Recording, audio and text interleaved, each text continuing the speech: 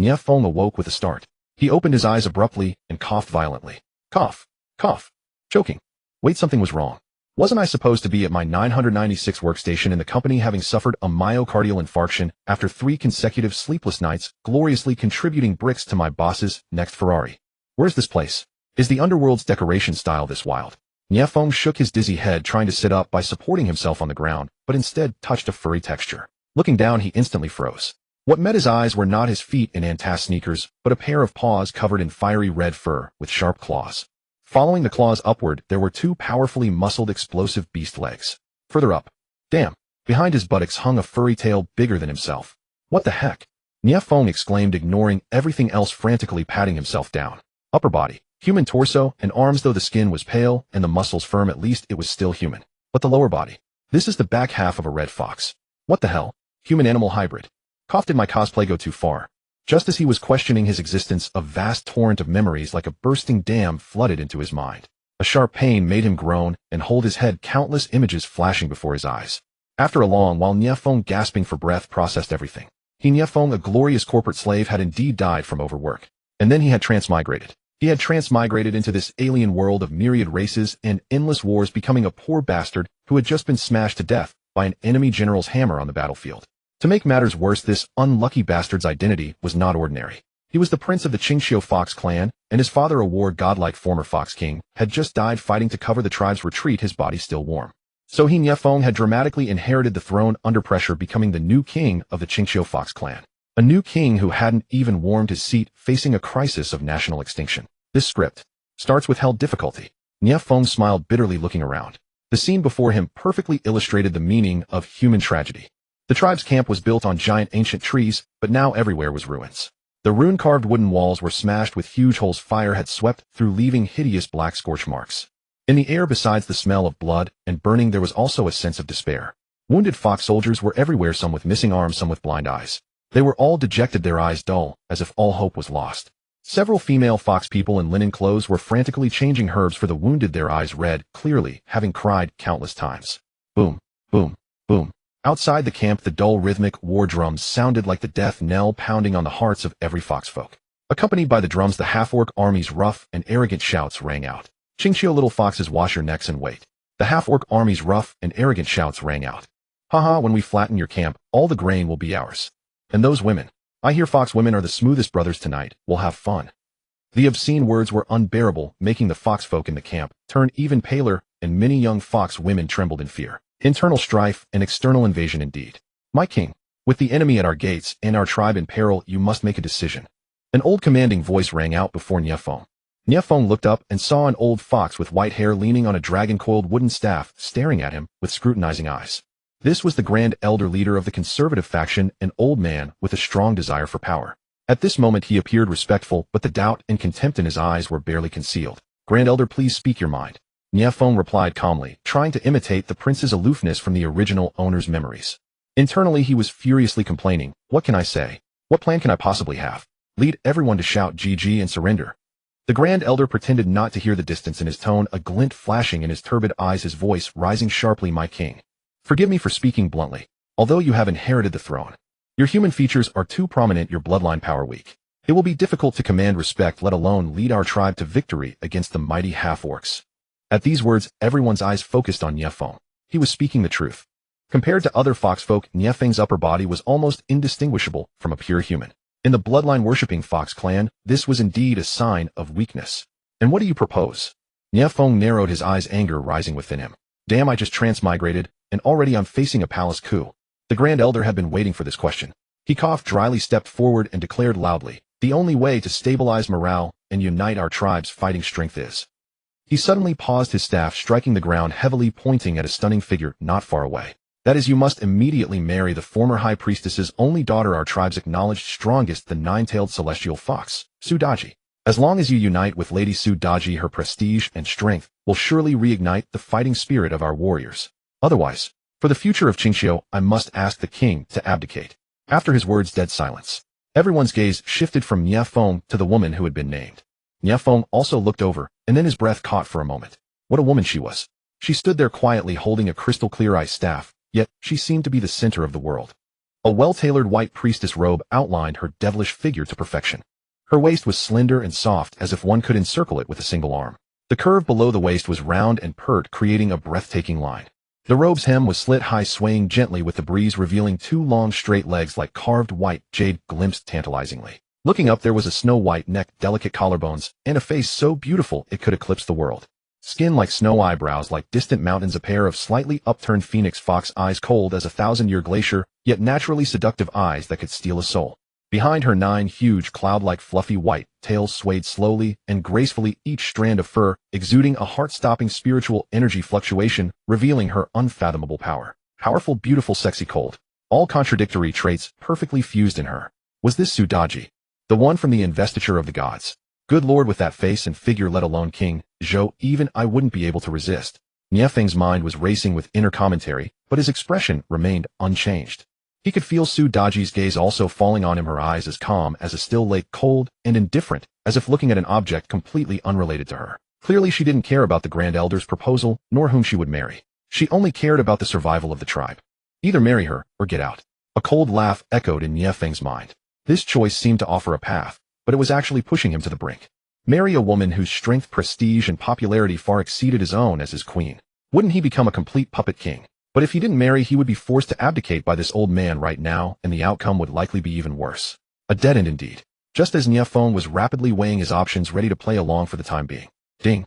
A crisp, pleasant mechanical beep sounded without warning in his mind. Detected that the host faces a life or death choice, binding conditions met. The king of all races, many children, many blessings system is officially activated. Newbie gift pack has been delivered. Newbie mission released. Unite with the 9-tailed celestial fox, Daji, SS grade potential, and successfully bear offspring. Mission reward: activate the host's divine talent, bloodline atavism.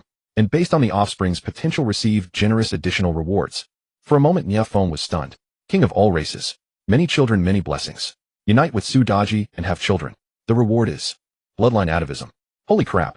Nie Feng looked at the virtual panel before him, every word shining with golden light, then at the cold, beautiful, stunning 9-tailed fox woman not far away. A moment ago it was a dead end, and the next it became a great fortune. Who cares about being a puppet? As long as he could activate bloodline atavism, the problem of his weak bloodline would be solved. This system is like a pillow when you're sleepy, and it's a top-quality Daji branded memory foam pillow.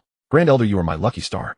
Nie Feng was ecstatic inside. His previously tense face instantly broke into a meaningful smile. He slowly straightened his body.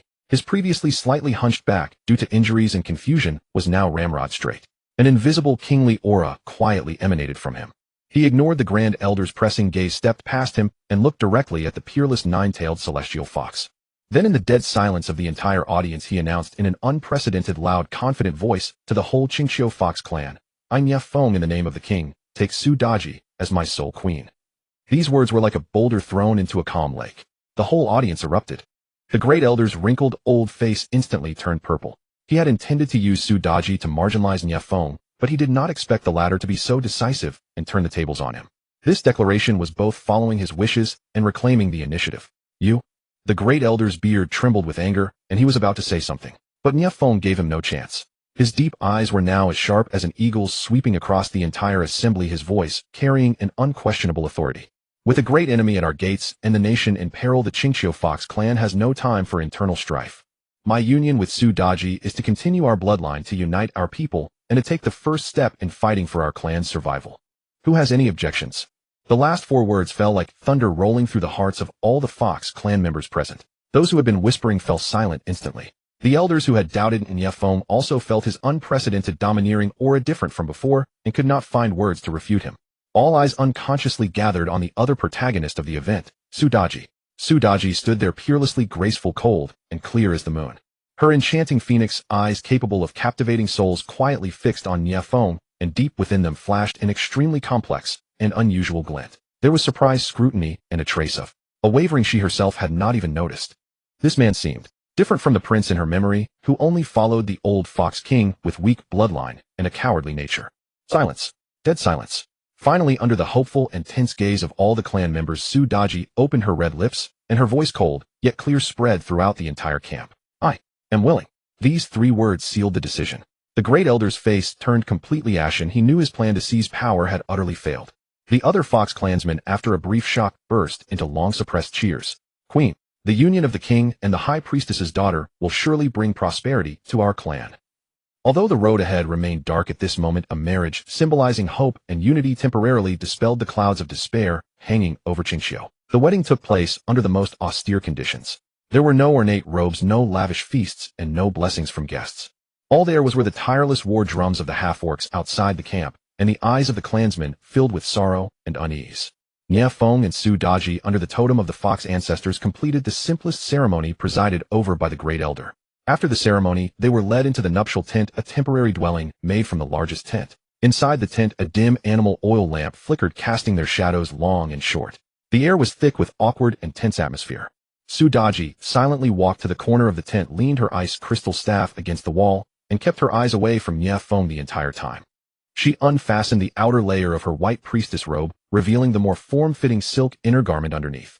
The breathtaking curves were faintly visible in the firelight, enough to drive any male creature wild. But her voice was colder than the wind outside. This is just a transaction for the continuation of the tribe. Between you and me, that's all. You'd better not have any unrealistic fantasies. Her words were like a bucket of ice water, enough to extinguish any enthusiasm. However, Nie Feng just looked at her calmly, a faint smile even curling at the corners of his mouth. Contrary to his authoritative demeanor during the day, he appeared exceptionally composed, walking step by step toward her. Su Daji's body instantly tensed, a powerful spiritual energy surging within her, as if she was about to strike at any moment. A transaction. Nie Feng stopped 3 paces in front of her, asking softly, "Do you think that just the two of us sleeping together will scare away the tens of thousands of half-orcs outside the city?"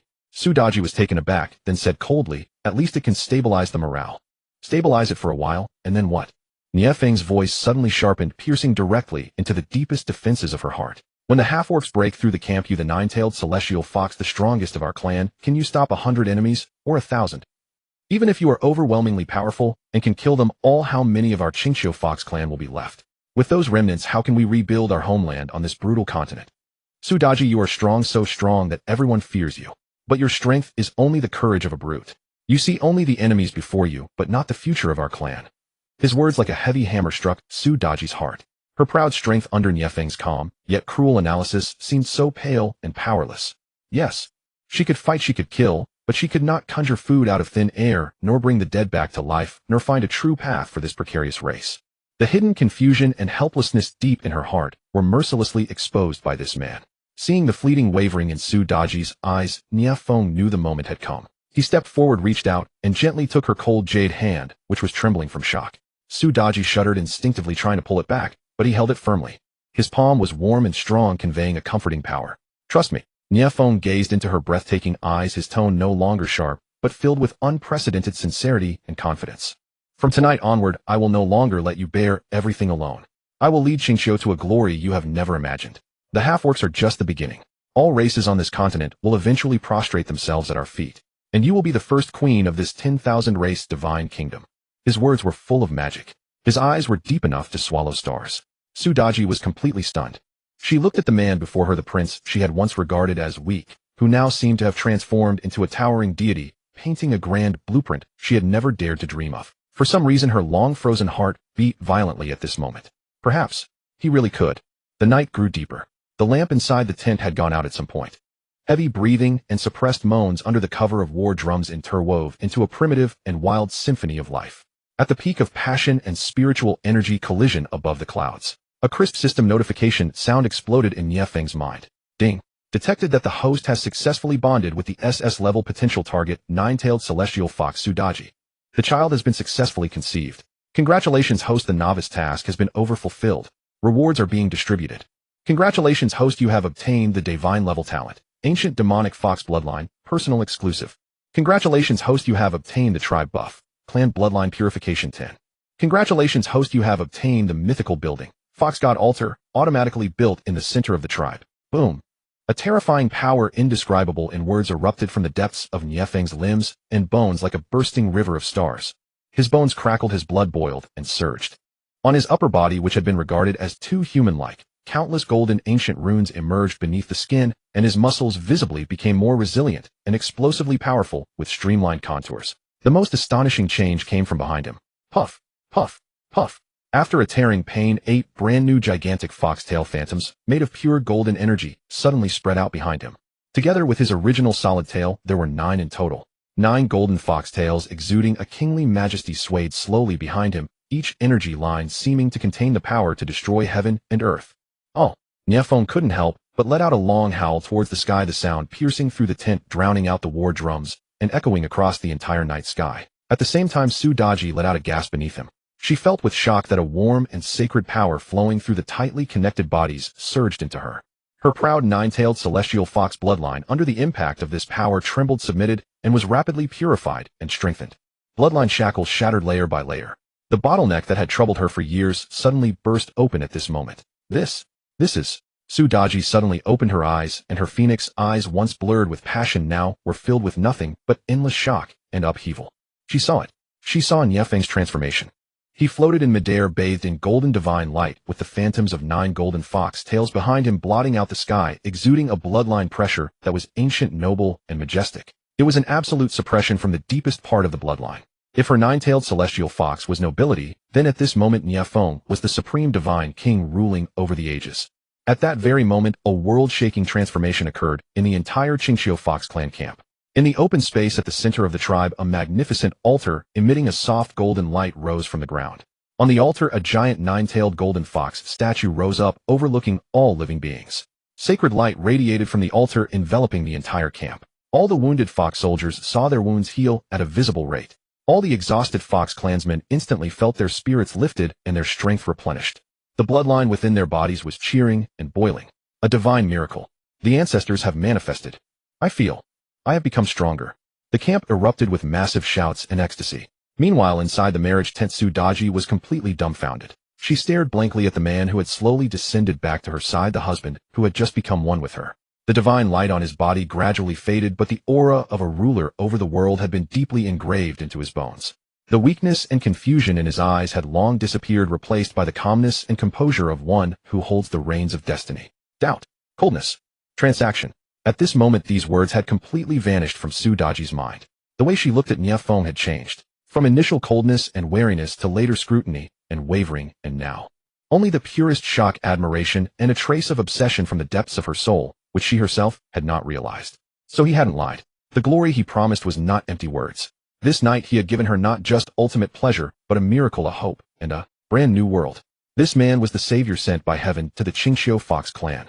Just then the half-orcs outside the city launched a general attack, thinking that the Fox clan would be even weaker after the night. Nie Feng stood on the city wall facing the charging half-orc vanguard, and only smiled disdainfully. He activated the Ancient Demon Fox Bloodline, moving at extreme speed, turning into a golden light that charged into the enemy formation. Under the astonished gaze of all the clansmen, he moved like a ghost, struck with his blade, and instantly killed the half-orc vanguard commander. Holding the enemy general's head, he stood on the corpse and roared to the outside, "Anyone who dares to attack our Fox clan shall die." Nie Feng turned around, looked at his queen Daji, and saw the new task on the system panel. Family expansion: marry 9 other S-level potential Fox maidens of the tribe to unlock the troop-building Fox Shadow Barracks. His gaze swept over those equally beautiful Fox maidens. The Imperial Dynasty's ambition begins tonight. The next morning, the first ray of dawn pierced through the clouds, gently cascading over the devastated Qingxiu camp. However, today's sunlight seemed entirely different from the past. It was no longer cold, but carried a reassuring, warm golden hue. The source of this light was not the blazing sun in the sky, but a magnificent structure in the very center of the tribe that had miraculously risen overnight, the Fox God Altar. Carved entirely from an unknown white jade, the altar radiated a soft, golden glow. The ancient runes etched upon it seemed to flow slowly, exuding an aura of sacredness and solemnity. At the apex of the altar, a lifelike statue of a 9-tailed golden fox stood, looking down upon its people. My hand! My hand! An exclamation filled with ecstasy and disbelief shattered the morning tranquility. A young fox warrior who just yesterday was wailing over his arm being severed by the beastmen was now raising his pristine, fully healed arm high, weeping tears of joy. Not only was his arm restored, but the skin was even smoother and tougher than before. A miracle. This is absolute proof of a miracle. On the other side, a veteran whose leg bone had been crushed by a war hammer, doomed to spend the rest of his life on crutches, flung his crutches aside and leaped vigorously on the spot. His legs were surging with explosive power. It is not just my injuries. I feel the bloodline within my body is burning. A middle-aged foxman who had been stuck in the 3-tailed realm for many years suddenly let out a long howl. The 3 fox tails behind him glowed with brilliant spiritual light, and at a speed visible to the naked eye, the phantom of a 4th tail slowly began to sprout. I broke through. I actually broke through. Such cheers erupted one after another, echoing in every corner of the camp. Every member of the Fox clan bathed in the golden light of the altar, regardless of age, gender, or the severity of their injuries, felt a profound transformation and sublimation from the depths of their bloodline. The dark clouds of despair and despondency were swept away by this sacred radiance, replaced by an unprecedented frenzy of fervor and worship. And the sole focus of their adoration was but one: the king. It is the king. It must be his union with the queen that has invoked the protection of our ancestors. It is the king who has brought us this miracle. Overnight, the tribe's morale was forcibly dragged from the abyss of near collapse to the very peak of fanatical faith. Amidst this mountain-shaking, ocean-roaring wave of voices, the Grand Elder, who just yesterday had plotted to force an abdication and seize power, now stood deathly pale, his body trembling like a leaf in the wind. Looking at the sacred altar and feeling the long-lost revitalized power surging within his body, his aged eyes filled with endless remorse and dread. He had been wrong. Utterly wrong. The new king, whom he had deemed to possess a weak bloodline and could be easily manipulated, was by no means an ordinary soul. He was the chosen sovereign capable of invoking ancestral power and bringing down miracles. I actually dared to question the gods. The Grand Elder's lips quivered, his legs giving way as he could no longer withstand the tempestuous shock in his heart. Prostrating himself with all his might toward the tent of Nie Feng, he slammed the head he had held high with pride his entire life heavily onto the cold earth. This old servant is guilty. This old servant deserves 10,000 deaths. Your Majesty's divine might is peerless, a sagely ruler the likes of which our Qingxiu has not seen in 10,000 years. This old servant is thoroughly, wholeheartedly convinced. His voice was hoarse and trembling, filled with the humblest repentance. This kneel marked the absolute end of the old faction. This kneel also served as the most flawless coronation for Nie Feng's royal authority. In a corner of the camp, where the altar's radiance reached, 9 figures, equally graceful in stature and breathtakingly beautiful, gazed from afar at the tent belonging to the king. Their expressions varied, yet the same profound shock flickered within their beautiful eyes. Aside from Su Daji, they were the 9 most outstanding females of the Qingxiu Fox clan, each possessing S-class bloodline potential. Among them, a woman clad in fiery red leather armor, holding a longbow, and exuding a valiant aura, was none other than the tribe's primary sharpshooter, Hu Ying. She murmured to herself, her voice trembling slightly. Did you feel it? Last night. The bloodline pressure that erupted from the king's tent. It was simply as if a slumbering ancient deity had awakened. Beside her, a woman of gentle temperament, wearing a green priestess robe, holding a rare herb in both hands, was the clan's most skilled healer, Hu Yu. She nodded, her beautiful face filled with disbelief. I felt it. Under that overwhelming pressure, I felt my very soul trembling. The moment the altar appeared, the power of all my healing spells increased by at least 30%. This is simply an incomprehensible miracle. It is far more than just spells. A woman with the most voluptuous figure and a natural allure at the corners of her eyes, Hu Meier lightly covered her red lips. Her gaze rippled with charm, and her voice was bone-meltingly sultry. I feel as though my charm powers are about to overflow uncontrollably. Right now, I am confident that with just a single glance, I could make the enemy beastman centurion drop his weapon and kneel to lick my toes. Though her words were bold, they garnered unanimous agreement from the sisters around her. They had all grown stronger. Merely due to the union of the new king and Su Daji, the entire clan had received a monumental blessing. In unison, their gazes turned once again toward that tent. Within their eyes, the previous doubt, hesitation, and even the slight trace of disdain had long vanished without a trace. In its place was a burning, unconcealed curiosity, awe, and a faint instinctual yearning of a female toward the ultimate male, a feeling they themselves had yet to realize. To make a woman as cold and proud as Su Daji yield willingly. To invoke a miracle overnight and alter the destiny of the entire clan. Such a king. Just how majestic and powerful must he be? Just then the curtain of the bridal tent, which symbolized supreme power, was slowly lifted. A tall, erect figure stepped out, bathed in the morning light and the golden glow of the altar. It was Nie Feng. He remained in that same form. A perfect human upper body paired with the robust, agile beast legs of the Fox clan. Yet everyone felt that he was different. Beneath his skin, a golden divine light seemed to flow, and his muscular contours harbored a terrifying strength capable of tearing the heavens and earth apart.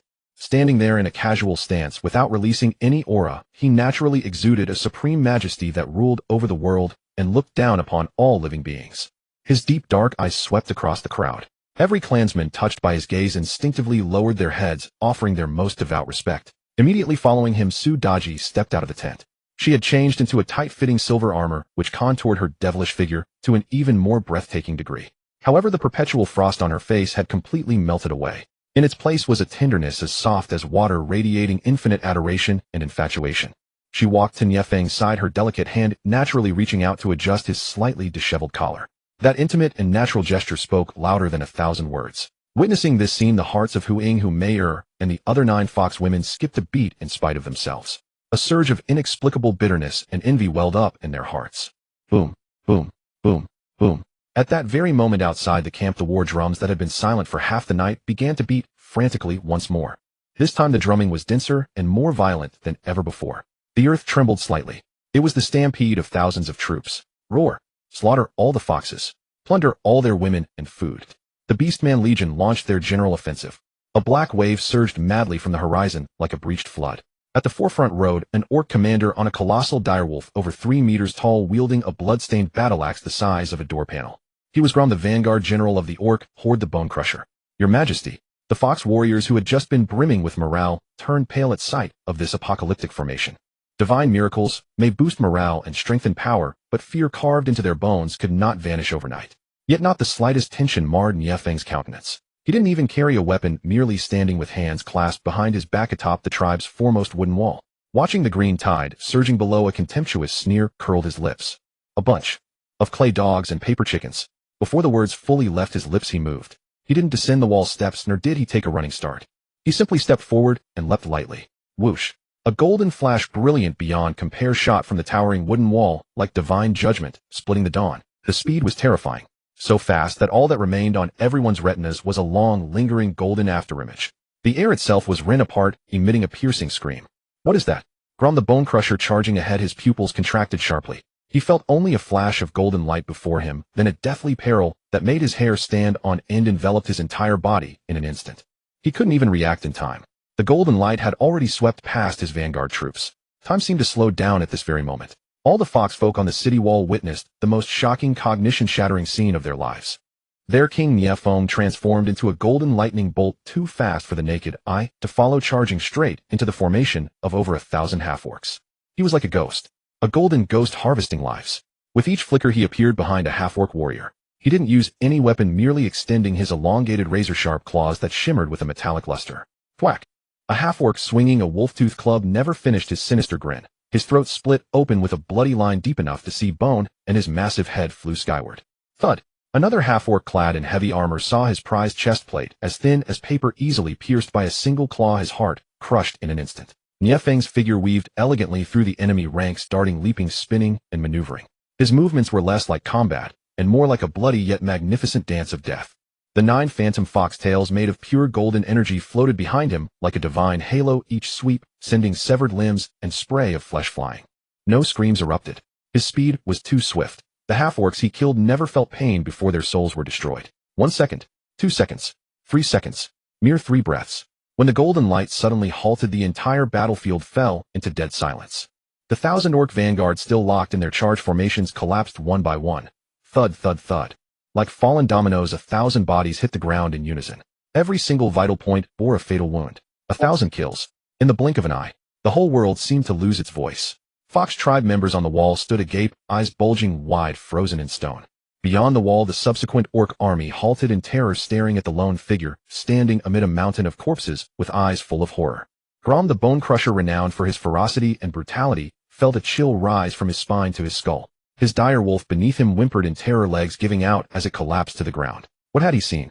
A deity. Nie Feng slowly turned around, his body spotless, not a single trace of blood upon him. His gaze fell calmly upon the paralyzed Grom. Only you remain, he said indifferently. Those 4 words were like a death sentence for Grom. No, don't come over, you monster. Grom screamed frantically, hurling the massive battle axe from his hands with all his strength toward Nie Feng. The axe infused with all his strength, and fear whistled through the air as it spun toward Nie Feng. Yet facing this strike capable of splitting stone, Nie Feng merely calmly extended one finger. His index finger. Ding. A crisp sound like metal striking jade rang out. That heavy, massive battle axe 1 inch from Nie Feng's brow was firmly held by a single finger. The axe blade struck his fingertip without even breaking his skin. The expression on Grom's face froze completely. His worldview shattered in that moment. Too weak. Nie Feng gently murmured, his fingertip bending slightly. A flick. Whoosh. The axe returned 10 times faster, streaking back like black lightning. Squelch. Grom's enormous, ugly head exploded like a punctured watermelon. Red and white sprayed everywhere.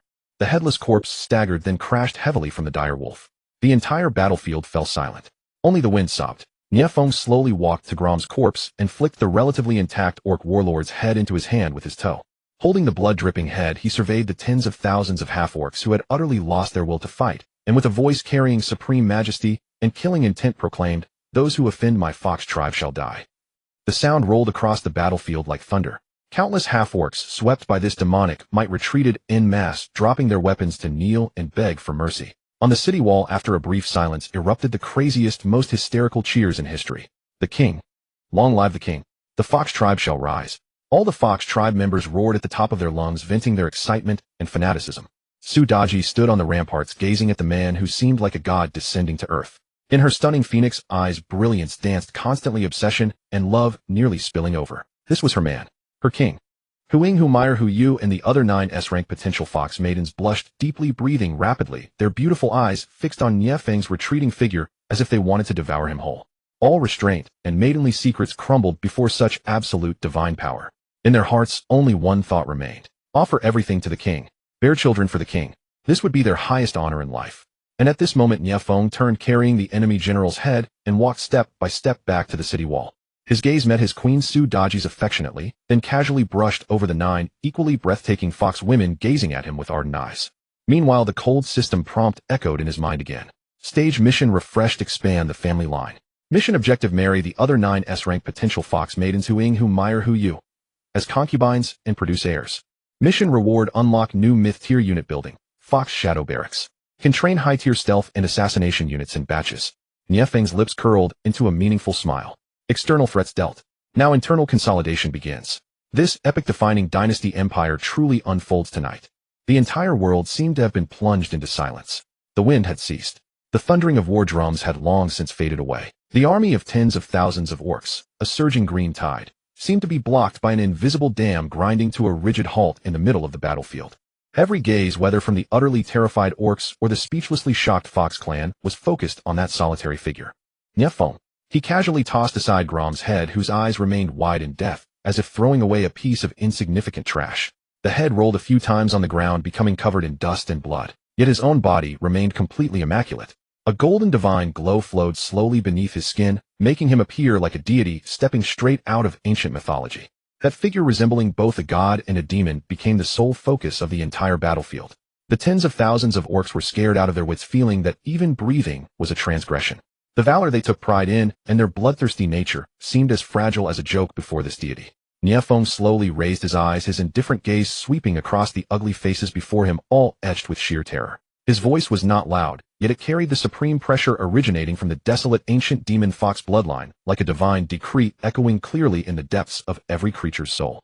Kneel or die. For simple words, yet they carried the unquestionable power of absolute law. Dead silence. Following the dead silence came a commotion. Several orc centurions who prided themselves on their bravery could not accept the humiliation of kneeling to their mortal enemies, the Fox clan. Their sanity snapped under the extreme terror, and a glint of madness flashed in their eyes. Run, scatter, and run. No matter how strong he is, he's only one person. Break out. One centurion roared, being the first to spin around in an attempt to organize the chaotic ranks for a retreat. With him leading the way, dozens of orc officers immediately responded, turning to flee in panic. Heh. Nie Feng let out a contemptuous sneer. He did not even take a single step. He merely narrowed his eyes slightly. Behind him, the phantom images of 9 golden fox tails composed of pure energy suddenly surged outward like whips of divine punishment, possessing a consciousness of their own. Swish, swish, swish. Several golden streaks of light sliced through the sky silently at supersonic speed. The bodies of those orc centurions who had just turned around suddenly stiffened. In the next second, splat.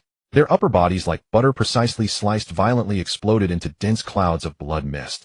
Before they could even utter a scream, both their bodies and souls were utterly annihilated, making an example of them. And it was the most efficient, bloody, and shocking way to do so.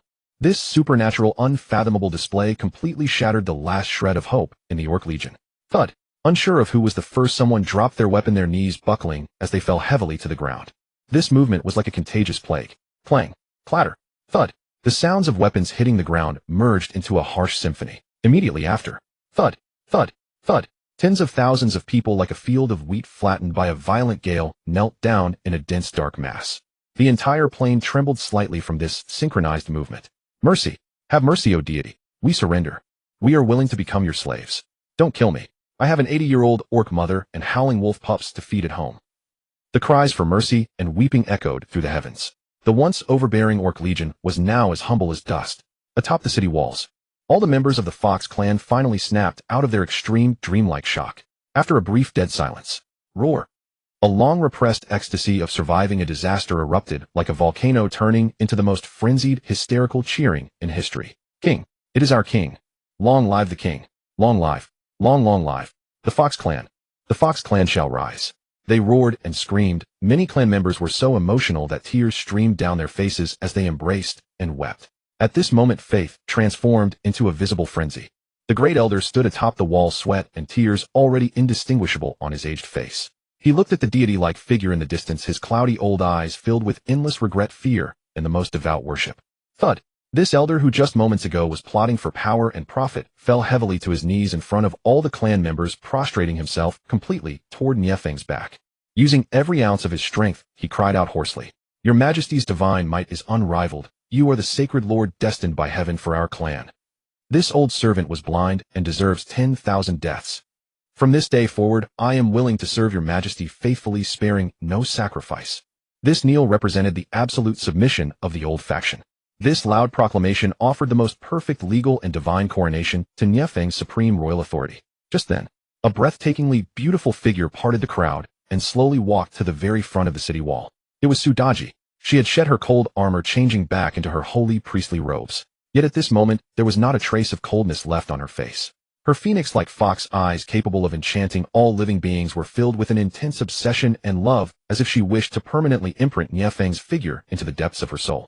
Holding a brand new royal robe woven from the most precious cloud brocade and embroidered with the totem of the nine-tailed golden fox, she walked behind Nie Feng under the watchful eyes of the crowd. She extended her slender, delicate hands gently and reverently, draping this robe, the symbol of supreme power, over her king. Standing on her tiptoes, her red lips brushed against Nie Feng's ear as she spoke infatuatedly in a bone-melting voice audible only to the two of them. "My king, from the moment you placed the queen's crown upon my head, Su Daji's life, this body, and this heart belongs solely to you. Tonight, I want even more." Her warm, orchid-scented breath caused Nie Feng's heart to flutter. He turned around, gently holding Su Daji's soft, boneless hand. Looking at her exquisite face flushed with passion, he smiled and nodded. Then, holding his queen's hand, he turned to face the entire clan. Su Daji leaned naturally against his side, and with the clearest and loudest voice declared to the entire Qingxiu Fox clan and to the whole world, "My king, from this day forth Qingxiu honors you above all." This scene deeply stung the hearts of the 9 exquisite fox maidens standing in another corner of the city wall. Their gazes, filled with jealousy and envy, were like a spilled jar of vinegar. "Damn it! That woman Su Daji beat us to it." Humayer, who possessed the most voluptuous figure and wore red leather armor that perfectly outlined her proud curves, bit her sexy red lips and stamped her foot in frustration. Her naturally seductive eyes, now watery, were locked onto Nie Feng. Her voice was incredibly soft and alluring. "Did you see that? The way His Majesty just looked. Oh my God, my legs have gone soft. Who could resist this? I so want to bear fox cubs for His Majesty." Beside her, hooing, the heroic and valiant top archer, holding a longbow, also had a face flushed with crimson. She was not as bold and direct as Humayer, but the hand holding her longbow trembled slightly with excitement. Her gaze was fixed on Nie Feng's upright back as she murmured to herself, "So strong, this is a true powerhouse, a true king. Only by following such a king does the arrow in my hand have meaning." Huye, the physician with the gentlest temperament, dressed in green priestess robes, also had eyes shining with brilliant light. She whispered to the sisters beside her, "Did you feel it? His Majesty, his aura is full of vitality, just like the legendary ancient tree of life. If we can mate with him, our bloodline, no, our entire level of existence, might be sublimated." "Sublimated? Sister Yue, you're being too subtle." Kiki, a fox maiden with twin ponytails who looked the most charming and adorable, waved her small fists excitedly. "This is simply the ultimate. When one person attains the Tao, even their dogs and chickens ascend to heaven. No, in this case, the foxes ascend. Look at Sister Su Daji, her whole body is glowing. Her skin is so supple, it could practically drip water, clearly nurtured by the king's god-grade bloodline. Oh, I'm so envious. I want to be nurtured by the king too." The 9 stunning fox maidens with S-class potential chattered away, their beautiful eyes showing no attempt to hide their burning primal desire and adoration. Any sense of reservation or maidenly shyness was utterly crushed before Nie Feng's godlike absolute power. In their hearts, only one thought remained: to offer everything to the king, to bear offspring for the king. This would be the highest honor of their lives. Their subtle movements and burning gazes naturally did not escape Nie Feng's eyes. He laughed inwardly, but his face maintained that indifferent expression of a sovereign ruling the world. He slowly raised his hand. In an instant, all the cheering and chatter above and below the city wall ground to a halt. A dead silence fell. Everyone held their breath waiting for their new king's first royal decree. Nie Feng's gaze swept past the city wall, landing on the tens of thousands of orcs kneeling and begging for mercy. In a cold and unquestionable tone, he issued his command. Hear my royal decree. Confiscate all orc weapons and incorporate them entirely. From this day forth they shall be named the First Slave Legion of Qingxiu. For short, the Greenskin Army. Send them to clear mountains, mine ores, until the fields. Let them use their sweat and labor to atone for their crimes. This command left all the Fox clan members stunned. Incorporation. Forcing these mortal enemies to serve as slaves. This what grandeur and breadth of mind. Just then the system prompt that only Nie Feng could hear arrived as expected. Ding. Congratulations, host, for successfully conquering a low-level intelligent race. The orcs scale large tribe. Dynasty destiny has slightly increased. All resource production efficiency in your territory has been permanently increased by 5. You have initially formed the prototype of a sovereign, unlocking the dynasty panel. The corner of Nie Feng's mouth curled into a satisfied arc. Conquest was indeed the most exhilarating part of a lord's struggle for hegemony. And this was merely the beginning. He turned around, his gaze lingering for a brief moment on Su Daji's tender face before meaningfully sweeping across Huing Hu Mayer, Hu Yue, and the 9 stunning fox maidens who were looking at him with burning eyes. In his mind, the brand new quest was crystal clear. Phase quest: expanding the clan. Quest objective: marry the other 9 fox maidens of S-class potential in the tribe as consorts and sire offspring. Quest reward: unlock the new mythical grade troop building, Fox Shadow Barracks. External peace has been achieved. Next it is time to settle internal affairs.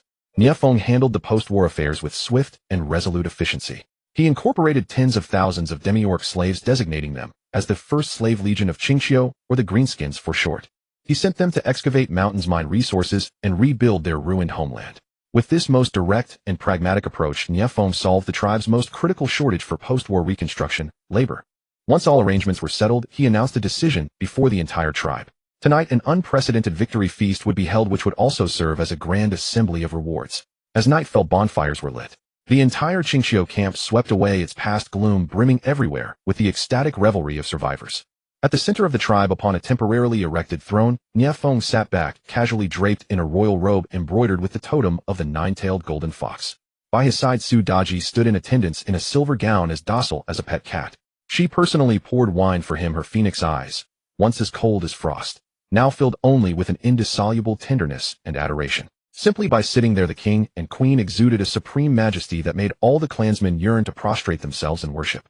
During the feast, Nie Feng publicly commended all the warriors who had distinguished themselves in the defense battle. Gold, food, and superior weaponry. Rewards flowed out like water, drawing waves of cheers from below. Yet this was merely the appetizer. Nie Feng's gaze fell upon several old veterans leaning on crutches, their auras frail and decaying. They were the decorated heroes of the tribe, having bled dry for Qingxiu. Now, with their potential exhausted, they could only await the end of their lives in pain. You have dedicated your entire lives to Qingxiu. Nie Feng's voice resonated slowly, carrying clearly into everyone's ears. And Qingxiu shall never forget you.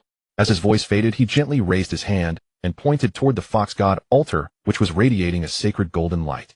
The altar shuddered violently as several visible, incredibly pure streams of golden divine power shot out, like spiritual serpents, instantly merging into the bodies of the veterans. In the next moment, a miracle occurred that left everyone in attendance dumbfounded. The veterans' snow-white hair turned black at a speed visible to the naked eye.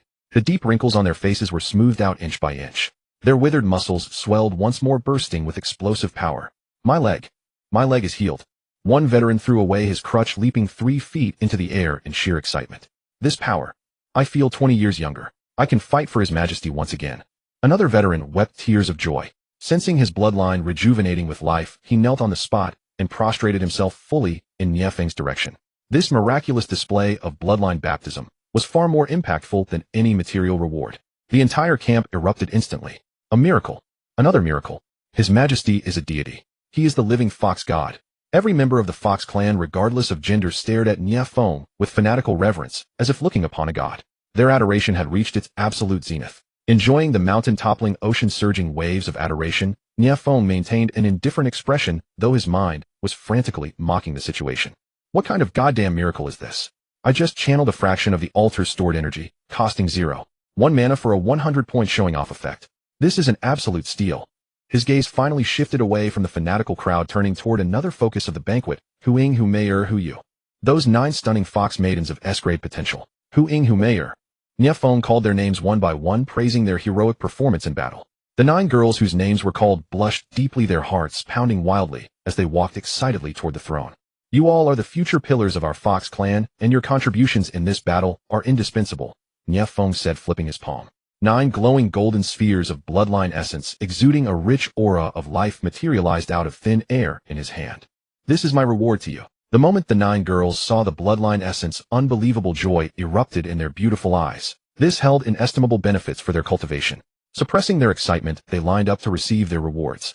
Feeling up close Nie Feng's domineering sovereign aura and his intense male hormones that made their legs weak, the 9 maidens all felt somewhat lightheaded. When it was the turn of Humayr, who possessed the most voluptuous figure, her naturally seductive eyes were so watery they seemed about to overflow. An opportunity. This is a colossal opportunity. Humayr screamed in her heart. Whatever Daji can do, Humayr can do as well. And I know how to please him even better. Let's risk it. Taking a step forward the moment she received the bloodline essence, her slender jade-like fingers deliberately and boldly brushed against Nie Feng's broad palm. She looked up, casting a seductive glance capable of melting the hardest steel into soft silk, her voice incredibly sultry and bone-melting. Your Majesty, for such a monumental favor this humble maiden has no way to repay you except. The sentence remained unfinished, but the implication was unmistakable. Nie Feng smiled inwardly. My goodness, is she really being this direct? I was just wondering how to make my move, and here comes the assist from the system quest. Without showing any emotion, he naturally flipped his hand and grasped Humayr's soft boneless hand. Humayr trembled all over.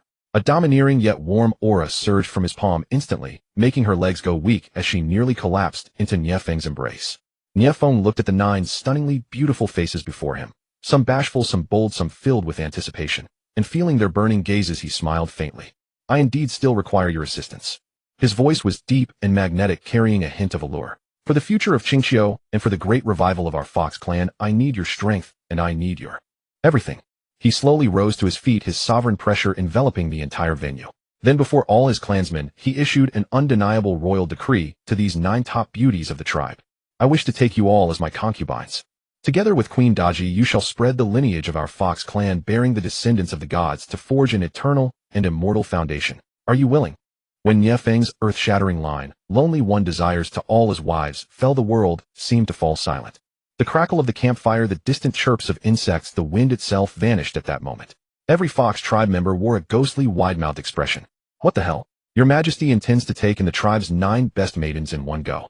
Damn, could he really pull this off? A momentary hush gave way to a collective gasp, then a crazier, more hysterical frenzy than ever before erupted in a roar. Roar. Your Majesty is wise. Your Majesty is mighty. Spread the branches and leaves. Revive our clan. Your Majesty's far-sighted schemes command our obedience. That's right. Only your Majesty with such god-blooded lineage is worthy of our tribe's finest women. The offspring will surely be divine heirs. Indeed, 9 is not enough. I think 90 wouldn't be too many. Offer the entire tribe's beauties to your Majesty. The tribe's cheers nearly toppled the night sky. The gaze they fixed on Nie Feng was no longer worship. It was the ecstasy of true believers seeing the only God walking among mortals. The privilege of the strong is a matter of heaven. Moreover, this mighty one was the savior who led them from despair and wrought miracles. If he takes a wife, it is for the Fox tribe's grand revival. This scale, this breadth, it is immense. Nie Feng sat on the throne, outwardly as steady as an old hound, while his inner smile bloomed. It's done. Behold what mass support looks like, what the people's will looks like. This move not only failed to provoke backlash, but raised personal worship to a new peak. Sure enough, as long as you are strong enough, any desire you have will be interpreted as a grand, far-reaching strategy. His gaze rested on the 9 stunning figures before the throne. Humayr, Hu Yu. These 9 S-rank, potently beautiful Fox women were utterly dumbfounded at this moment. Happiness arrived so suddenly. Like a windfall from the heavens, 9 at once landing squarely on each of their mouths. Each of them blushed deeply from the roots of their ears to their snow-white necks, and their uncooperative hearts thumped thumping, as if they would leap from their throats. The most scorching figure, Humayr, with wine-red wavy hair and provocative red leather armor, reacted first. Her naturally seductive eyes glassy and brimming with water fixed in a godlike stare on Nie Feng's handsome face. OMG. He really said it.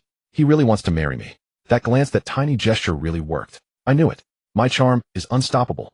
If Daji can do it, Humayr can too. And I promise to serve him better. Her heart screamed, but her body moved with the most honest reaction.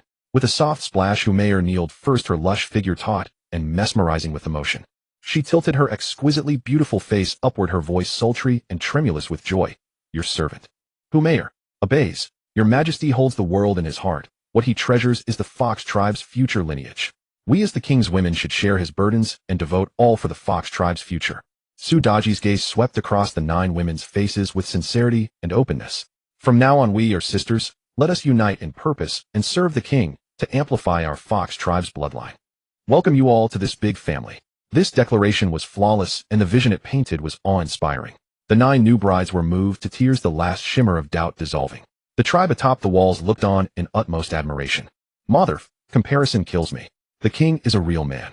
Nie Feng felt assured, and the system's mission progress bar flashed madly on his retina. Ding. Stage mission, family branching, progress updated 99. The task is nearly complete. The host must complete the final step to claim the mythic reward, Fox Shadow Battalion. Steady now. Nie Feng's lips curved into a satisfied smile. Yet at this moment a question everyone subconsciously cared about rose to the surface. Where is the queen? What would Queen Su Daji do? Her husband right in front of her intends to take 9 consorts at once. Could she accept it? Will she erupt on the spot?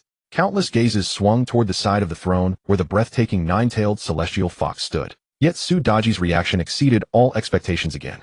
Not a hint of jealousy or anger, only a gentle warm smile. She rose slowly, a silver dress gleaming in the firelight like a goddess stepping down from the moon palace. She moved to the 9 anxious and hopeful sisters and extended a delicate hand, gently drawing up the nearest 2, Hu Meier and Hu Ying. Sisters, please rise quickly. Her voice was like heavenly music, clear and warm, carrying a convincing power. The king holds the world in his heart. What he cares for is the Fox tribe's eternal foundation. We as the king's women should share his burden and devote everything to the Fox tribe's future. Su Daji's gaze swept over the 9 faces with honest and open eyes. From now on we are sisters, let us work together serving the king and carrying forward the bloodline of our Fox tribe. Welcome, join this big family. The words were flawless and the grandeur was so moving it left people in awe. The 9 new brides welled with tears, the last trace of unease completely gone. Queen sister. Oh, Queen sister, you are so kind. They released their guard, deeply moved. The clans on the walls admired the queen even more. Queen, you are truly wise and noble. With such a queen, how could our Fox tribe fail to rise? Nie Feng watched, awarding Su Daji 1,000 praises in his heart. Damn, my wife is simply a divine teammate. This scale, this bearing, this EQ. It has crushed any chance of palace intrigue at the cradle. Marry Su Daji. It's a relief. It saves effort and can help me manage the harem. She's an SSR grade virtuous spouse. He rose, walked to Su Daji, and before everyone gently gathered her into his arms, placing a loving kiss on her smooth forehead. This action spoke louder than 1,000 words. It declared to all that Su Daji is Nie Feng's only queen, utterly unshakable. Su Daji's face flushed with happiness, nearly fainting. Nie Feng scanned the crowd. The kingly aura settled again, and all cheers and gossip fell silent once more. He announced loudly, I, the lonely king, decree. 3 days hence, before the Fox God altar, I shall hold the kingdom's grandest collective wedding with Queen Su Daji and the 9 consorts. The entire clan shall celebrate. This decision ignited the crowd again. Over the next 3 days, Qingxiu camp became a sea of joy. All Fox folks sprang into action, faces alight with genuine joy. They brought out their finest silks, gems, and flowers, decorating the camp as if it were a heavenly paradise. And the captured green-skinned army became the finest labor force. Under the whip of Fox overseers and Nie Feng's fearsome authority, tens of thousands of half-beast slaves were driven to build a pure white jade dais, grander and more splendid than the throne. One half-beast sobbed softly as they carried heavy white jade stones. Wah! Even the strongest chiefs of our tribe are marrying, and we only roasted a whole bull. Quiet. You want to die? Don't you see the overseer's eyes? They look at us like walking roasts. Sigh, this is the gap. See how priceless that dais is, more valuable than our entire tribe. 3 days sped by in the blink of an eye. On the wedding day, Qingxiu was transformed, lanterns hung high, joy everywhere. When the auspicious hour arrived, amid the crowd's gaze, 10 stunning figures emerged from the depths of the camp. Leading them, of course, was Queen Su Daji. She and the other 9 consorts wore identical lavish wedding gowns, the result of Nie Feng's instructions, crafted by the clan's finest tailors, outfits unseen in this world. Pure white sacred gowns, neatly cut, perfectly outlining each woman's devilishly hot figure. A delicate veil covered half of each face, adding a veil of mystique and temptation. 10. A full 10. Each possessed a beauty capable of toppling empires, each with a figure that could enthrall. Su Daji's sacred nobility, Hu Meier's seductive allure, Hu Ying's heroic aura, Hu Yu's gentle charm. 10 kinds of ultimate beauty converged, forming a visual storm that could eclipse the sun and dim the world. My heavens. So beautiful. Are these our queen and consorts? I feel like I'm suffocating. All the Fox folk were spellbound, even forgetting to breathe for fear of disturbing this sacred, beautiful moment. And beneath the Fox God altar on the newly erected white jade dais, Nie Feng wore a specially crafted dark gold 9-tailed totem king robe, tall and striking, handsome and regal, like a heavenly emperor surveying the mortal realm. He watched the 10 brides approach, a satisfied smile crossing his face. He opened his arms, and with the witness and fervent blessing of the entire clan, he drew his 10 exquisite brides into his embrace, completing a ceremony that was simple yet grand. Ding! Congratulations, you have completed the grand wedding and formed bonds with 10 high-potential female characters. The dynasty's fortune rises dramatically. A string of system prompts filled Nie Feng with delight. After the ceremony night fell, the reveling clan gradually dispersed, leaving Nie Feng alone with his 10 beautiful brides in the vast bridal tent. Candlelight flickered fragrance hovered in the air. The 10 peerless beauties had shed their wedding gowns and donned delicate translucent silk sleepwear. Some stood, some sat. Each face blushed, eyes shining with spring, nervous yet expectant as they gazed at their soul king, their husband. The blazing, unabashed love and desire could almost ignite the air. Nie Feng drank in the sight of these living visions enough to drive any emperor to madness, and drew a deep breath. His gaze swept over every face, each beauty capable of making hearts tremble. In the end, he wore a meaningful smile. To quell external threats and ensure internal peace, the tasks were complete. What followed was to secure the Fox tribe's future, to claim the system's rewards, and to lay the strongest foundation for a dynasty that would resound through ages. He spoke softly, but with imperial majesty, stirring a tidal wave in each bride's heart. Tonight, let the Fox bloodline grow mighty once more. The night had grown deep. Within the most colossal and luxurious royal tent in the history of the Qingqiu tribe, flickering candlelight illuminated faces of unparalleled beauty, casting them in a mesmerizing glow of 1,000 charms. The air was thick with an intoxicating fragrance, a blend of 10 distinct, exquisite bodily scents potent enough to shatter the sanity of any male creature. To describe this scene as boundlessly sensual would be an understatement. It was as if the legendary bedchamber of the Heavenly Emperor had been replicated directly in the mortal realm. Queen Daji, along with the 9 newly anointed consorts, had shed their elaborate wedding gowns, dressing instead in an assortment of silk nightgowns as thin as cicada wings. Some sat while others stood, some lowered their heads in bashful modesty, while others gazed forward with bold anticipation. Without exception, their beautiful eyes brimmed with nervousness and expectation for what was to come, alongside a burning, almost tangible affection. These 10 were the most elite beauties of the entire Qingqiu Fox clan, the brightest pearls, possessing the highest bloodline potential. And tonight they would all belong to the same man, their king Nie Feng. With a soft creak, the tent doors were pushed open. Clad in a dark gold royal robe, Nie Feng walked in with measured, deliberate steps, the supreme pressure emanating from him, having just undergone the baptism of divine might and merged with the destiny of the dynasty, swept through the entire royal tent like a tangible tidal wave.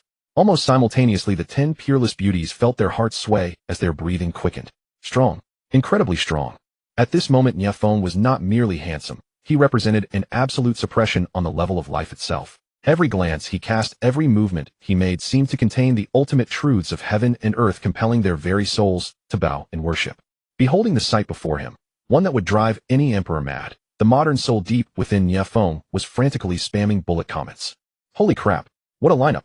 Even Emperor Zhu Yuanzhang would have to say, brother, this fortune of yours is a bit too much.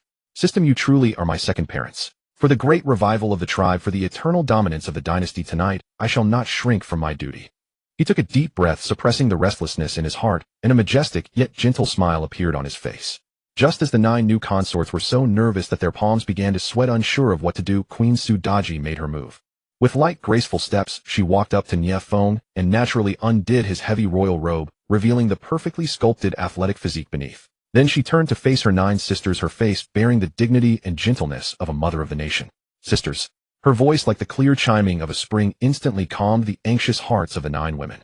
The king carries the foundation of our Fox clan for 10,000 generations. The nobility of his bloodline is comparable to that of a deity. To have the honor of serving the king, spreading his lineage, and giving birth to divine descendants is a supreme glory that we could not hope to obtain in this lifetime, nor even through 100 cycles of reincarnation. Daji's gaze swept over the faces of the 9 women, her eyes sincere and open. Tonight we are not competing for favor, but performing the most sacred ceremony. To dedicate our purest bloodlines, our everything, to the king, and to merge with his divine bloodline. This is not just for ourselves, but for the future of Qingqiu. Therefore, sisters, there is no need to be nervous, much less shy. Present your most beautiful selves, and with your most devout hearts welcome the king's grace. Her words brought tears to the eyes of the 9 new consorts, completely dispelling the last traces of hesitation and shyness in their hearts. Sister Queen, we understand. To bear offspring for the king is our glory. Listening from the side, Nie Feng was completely dumbfounded. Damn, my wife's emotional intelligence and vision. This is a god-tier assist. She just elevated what could have been a chaotic harem drama into a strategic ceremony for the survival of the species. For this move I give her 10,000 points. Having arranged everything, Daji turned back and gave Nie Feng a playful wink, her eyes seemingly saying, "Husband, I have warmed up the stage for you. Now it is up to you." Nie Feng laughed heartily, his heart swelling with pride. He stepped forward, his gaze landing on Mei, who possessed the most voluptuous figure and a pair of seductive eyes that seemed capable of stealing one's soul. Mei's S-rank potential talent, ultimate charm. Mei. Nie Feng's voice was full of masculine allure. Mei trembled all over, feeling half of her body go weak. Summoning her courage, she proudly flaunted her most striking assets and met Nie Feng's gaze. "Hey, King." She had wanted to say a few more teasing, provocative words, but the moment she met Nie Feng's golden eyes, which seemed to pierce through her very soul, she was instantly defeated. Nie Feng gently took her soft, boneless hand and pulled her into his embrace. Boom. The moment they touched, Mei felt an incomparably domineering, majestic aura originating from the Ancient Demon Fox Bloodline crash over her like a bursting dam, instantly demolishing all her defenses. The power of charm she took pride in was as insignificant as a firefly before the bright moon in the presence of this aura. Heavens! I thought I was here to seduce him, but why does it feel like I am the prey that was captured in an instant? Mei's mind went completely blank, but her body honestly melted like water, letting Nie Feng do as he pleased. The moment their bloodlines merged, in Nie Feng's mind the system notification rang out. Ding! System detected that the host has achieved ultimate life harmony with the S-rank potential target, Mei. Offspring conceiving. Expected birth in 3 months. Congratulations, host, on receiving the reward God tier talent, Fatal Temptation. Fatal Temptation, your charm is permanently increased by 1,000.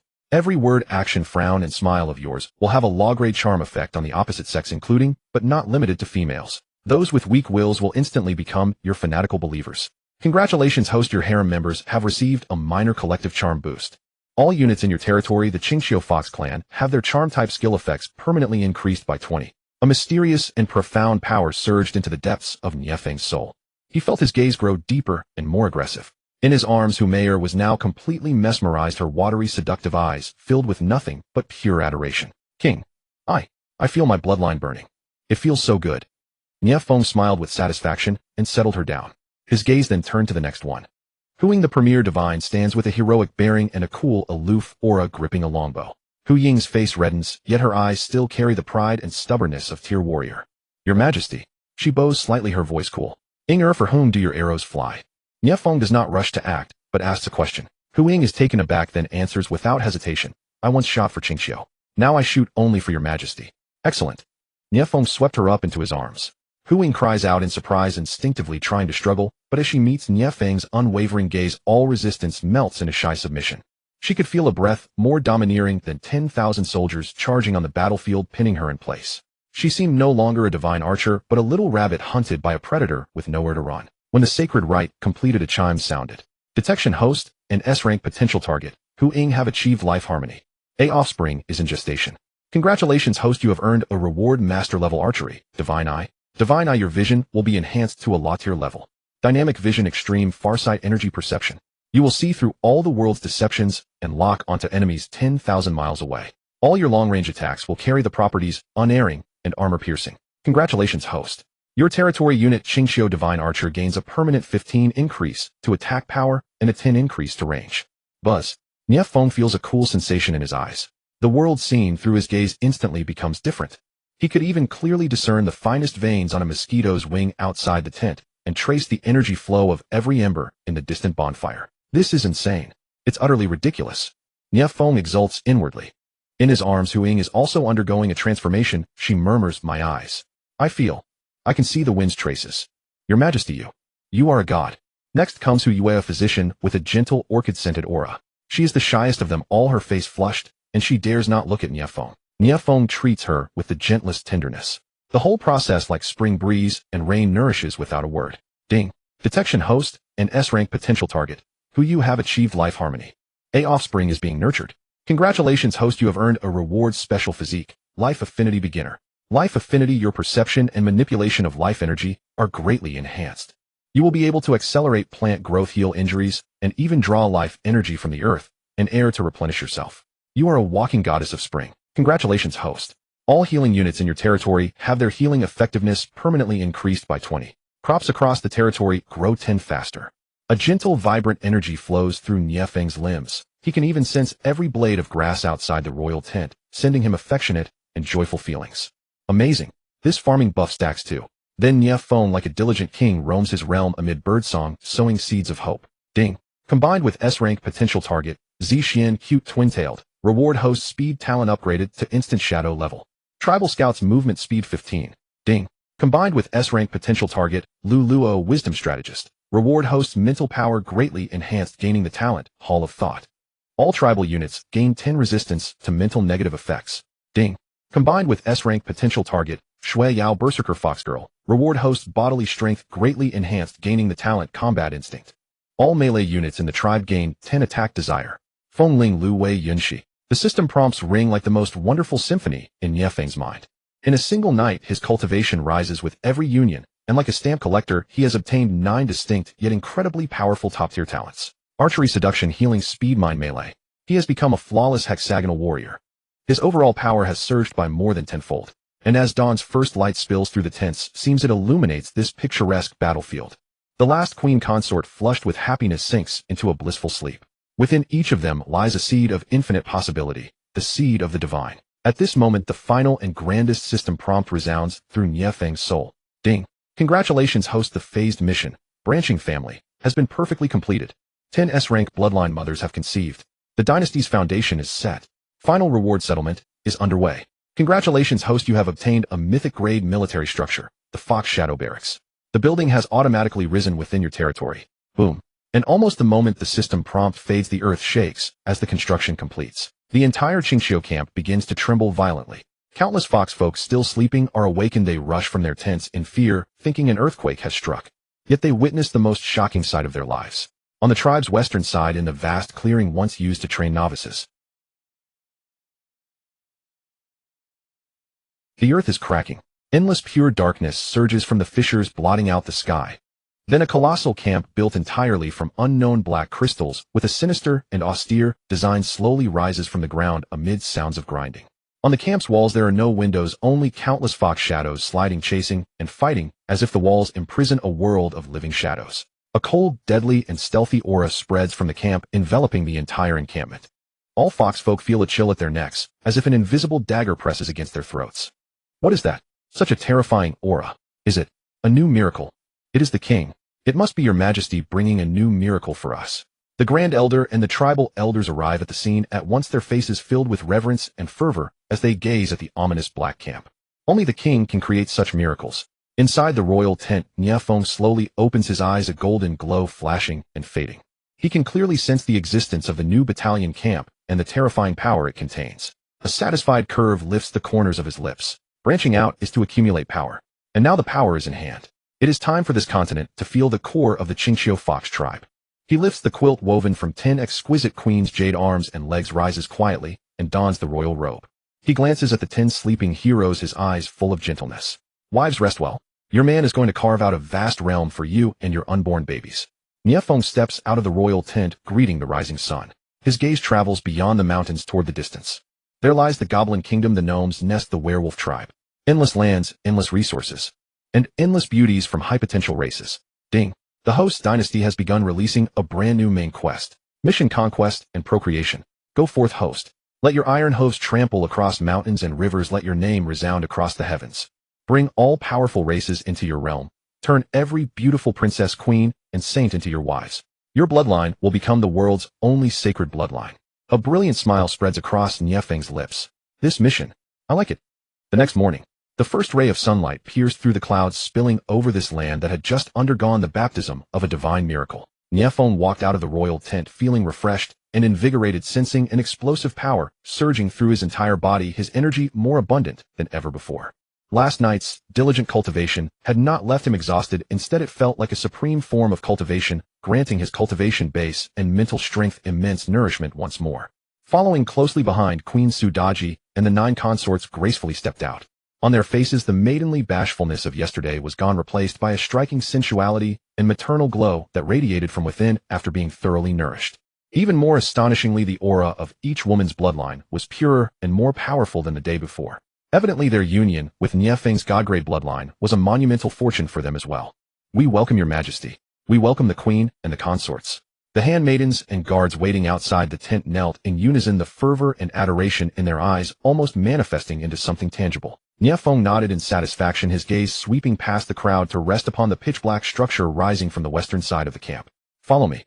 Without another word, he led the consorts straight toward the Fox Shadow barracks, which exuded an aura of ominousness and slaughter. As Nie Feng stood before the barracks entrance, in his mind a system panel that only he could see suddenly popped up. Building name Fox Shadow Barracks Mythical Grade. Function can convert Qingqiu Fox race warriors into the unique special unit, Fox Shadow Assassins. Conversion requirement, each warrior consumes 10 units of magic crystals, as well as the warrior's own devout faith. Unit details Fox Shadow Assassin. Rank High-Tier Assassination Unit. Traits Absolute Stealth, Lethal Backstab, High-Speed Movement. Skills Shadow Step, merge into shadows to perform short-distance teleportation, lethal poison blade attacks, inflict high-intensity paralysis, and bleeding effects. The information was simple and brutal, yet every word exuded sheer terror. This was simply the perfect unit born for assassination and infiltration. Men, Nie Feng commanded in a deep voice. A Fox race centurion immediately stepped forward, dropping to one knee. My king. Select 100 of the most elite and loyal warriors from the entire tribe to assemble here. Understood. With the order issued, the entire camp immediately sprang into efficient operation. Before long, 100 robust Fox race elites with sharp gazes stood in perfect formation before the barracks. Looking at the eerie structure before them, though there was confusion in their eyes, their trust in Nie Feng overrode everything. Enter. Nie Feng pointed to the bottomless pitch-black gates. Yes, your majesty. Without a shred of hesitation, the 100 warriors marched with firm steps into the barracks. As the silhouette of the final warrior vanished, the massive black stone gates slammed shut with a resounding crash. Arg. In the next instant, waves of shrill, agonizing screams like the wailing of ghosts and howling of wolves echoed from within the barracks, as if they were undergoing some unimaginable horrific transformation. Even on the faces of Su Daji, Hu Ying, and the other consorts, a trace of worry appeared. Only Nie Feng remained perfectly calm. He could sense that although those 100 life auras were fluctuating violently, they were not fading, rather they were undergoing a metamorphosis to a higher level. A moment later, the agonizing screams abruptly stopped. With a grating, ear-piercing screech, the massive stone gates slowly ground open. 100 figures emerged from within. Instantly, a dead silence fell over the entire area. Those who walked out were no longer the Fox race warriors from before. Instead, they were 100 terrifying assassins clad in tight-fitting black leather armor that seemed woven from shadows, wearing ferocious masks that concealed half their faces, and wielding twin poison daggers that gleamed with an eerie green light. No breath of life emanated from their bodies. There was only coldness, dead silence, and endless killing intent. Merely standing there silently, they resembled 100 shadows merged into the air, exuding an overwhelming sense of oppression. Greetings, my king. The 100 assassins knelt on one knee, their voices raspy and perfectly synchronized, devoid of any emotion. Excellent. Magnificent. Nie Feng was ecstatic. This was exactly the blade of the knight he desired. He needed to test the mettle of this force. Nie Feng turned his gaze toward the distant camp of the Beastman slave army, who were currently confined and performing hard labor. I need you to infiltrate the Beastman camp, and without alerting anyone, retrieve the earrings of those 3 Beastman centurions. By your command. The moment the words fell, swoosh. The figures of the 100 Fox Shadow assassins instantly dissolved into faint afterimages, vanishing from the spot. It was incredibly fast. Even Hu Ying, a master archer, only managed to catch a fleeting glimpse of an afterimage. In less than 5 minutes. Just as everyone was still reeling in shock from their method of disappearance, the 100 afterimages materialized out of thin air, once more kneeling before Nie Feng in perfect unison, as if they had never left. One of the assassin leaders took a step forward, presenting with both hands 3 pairs of crude beastbone earrings still stained with traces of fresh blood. Mission accomplished. Meanwhile, in the Beastman camp miles away, 3 Beastman centurions who were overseeing the labor suddenly felt a chill on their ears and instinctively reached up to feel them. They were completely empty. They looked around in utter bewilderment, having no idea what had just occurred. Staring at the trophies in his hand, a cold arc curved at the corner of Nie Feng's lips. He was satisfied to the absolute limit with the strength of these Fox Shadow assassins. With this absolute force hidden in the darkness, his subsequent plans would be foolproof. The temporary war hall of the Qingqiu tribe was less of a hall and more of an immense tent that had been expanded several times over. At its center lay a crude sand table sculpted from damp clay, yet it meticulously depicted the mountains and terrain spanning hundreds of miles around. Nie Feng stood before the sand table with his hands clasped behind his back. His broad royal robes fluttered even in the absence of wind, naturally exuding an aura of supreme majesty, as if he ruled the world. Behind him stood the core of the Qingqiu tribe's current power structure. Leading them was none other than Queen Su Daji, a woman of peerless charm and innate enchanting allure. Today she wore a fiery red, form-fitting battle dress that perfectly accentuated her voluptuous, mature figure. Behind her, 9 fluffy fox tails swayed slowly, as if possessed of their own life, exuding a heart-palpitating pressure and fatal temptation. At this moment, her soul-captivating fox eyes were fixed unblinkingly on her man's back, filled to the brim with adoration and obsession. Beside Su Daji stood the 9 newly elevated consorts lined up side by side. The valiant and heroic master archer Hu Ying was dressed in sleek form-fitting attire with a longbow slung across her back. Her long straight legs encased in leather trousers exuded a sense of power and wild beauty. The gentle water-like physician Hu Yue wore an elegant green gown. Her full ample bosom radiated a sacred maternal glow that brought instant peace of mind to anyone who looked upon her. There was also the cute twin-tailed Hu Kiki and the wise calm strategist Hu Ling. These 10 exquisite fox women, each with her own unique charm and physical perfection, together formed a breathtaking sight that would drive any man mad with desire. Further back stood the tribal elders and high-ranking officials led by the Grand Elder. They stood with lowered eyes and submissive postures, their expressions filled with a fanatical fervor as they gazed upon Nie Feng as if he were a living god walking among mortals. Damn, isn't this just a massive project kickoff meeting? On the surface, Nie Feng remained as steady as an old dog, but internally, he was roasting the situation. Except for other people's project kickoffs, the KPI is sales performance. For my project kickoff, the KPI is wiping out a few nations, plundering resources, and cough cough. High-quality breeding partners. Talk about a massive step up in scale. Clearing his throat, Nie Feng's deep magnetic voice echoed through the hall, instantly capturing everyone's attention. Everyone. He tapped his finger heavily on the sand table. We have won the war against the beastmen, but that is merely the beginning. Look here, here, and here. His finger swept across various regions, each marked with small flags representing different races. Goblins, gnomes, gnolls.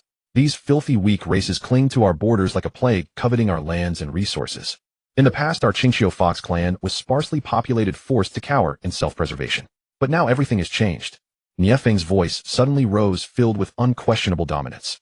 I have decided that from this day forth the Qingxiu tribe shall endure no longer.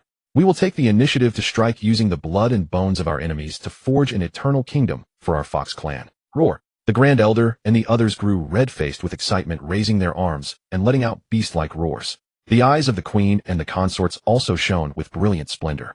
This was their king. Next I shall announce our battle plan. Nie Feng's aura instantly became as sharp as a blade. He looked toward the tall, cold-natured Hu Ying. Hu Ying, your servant is here.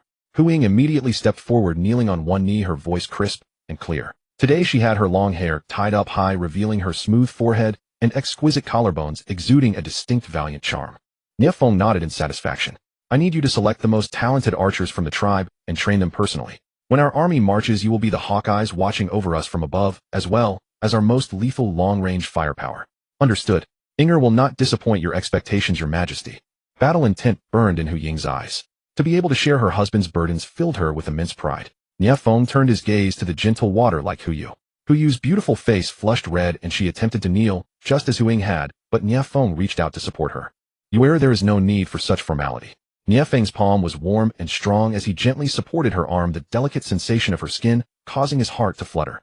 Hu Yu was so embarrassed that she almost buried her face in her own magnificent bosom, letting out a soft Your task is to integrate all the physicians and herbs of our tribe to establish a field medical unit. You are the lifeline of all our warriors and my strongest support, Nie Feng said softly. He with a walking superhealer wife like her around, my sense of security is absolutely off the charts. He chuckled inwardly. Your servant.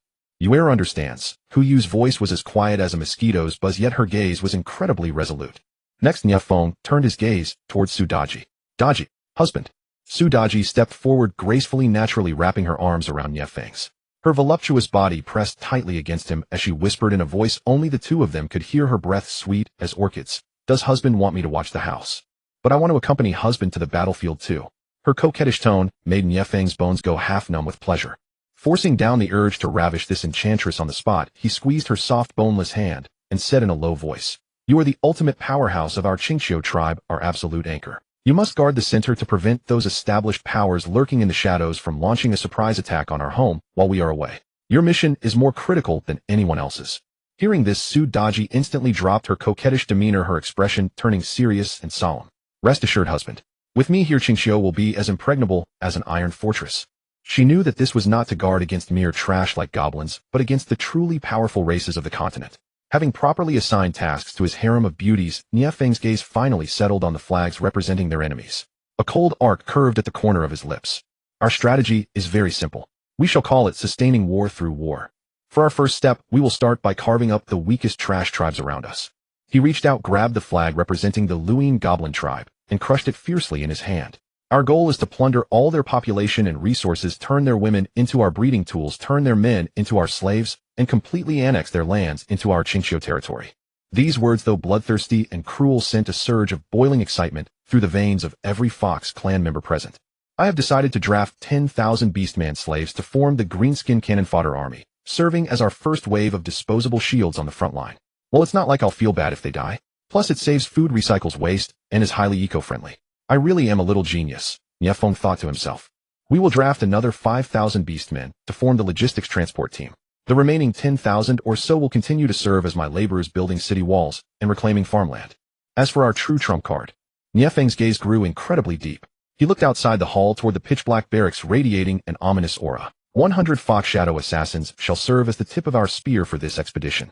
They will be responsible for pre-battle reconnaissance, decapitating enemy leaders, disrupting their supply lines, and sowing terror into the hearts of all our foes. Everyone's blood boiled with excitement as the blueprint of a grand kingdom seemed to slowly unfold before their eyes. Grand Elder, your old servant is here. You will be responsible for guarding the rear, allocating resources, and reassuring the populace. Your servant obeys. I am willing to shed my last drop of blood for my king. The Grand Elder knelt on the ground in deep emotion. Very well. With a wave of Nie Feng's hand, his royal robes rustled loudly. Assemble the army. In half an hour, I will personally lead the charge to flatten the goblin tribe. Qingqiu's first proactive war of expansion now officially begins. Half an hour later, outside the Qingqiu tribe, the army assembled. 10,000 Beastman slaves clutching crude weapons and clad in tattered leather armor were driven to stand at the very front. Their eyes were filled with numbness and fear, yet under the whips of the Fox clan overseers they dared not make a single unauthorized move. Behind them stood 3,000 high-spirited, well-equipped Fox clan warriors, the core force of this expedition. Surrounding the army, countless shadows seemed to flow through the air. These were the Fox Shadow assassins who had already blended into the environment, acting as harbingers of death lurking in the darkness.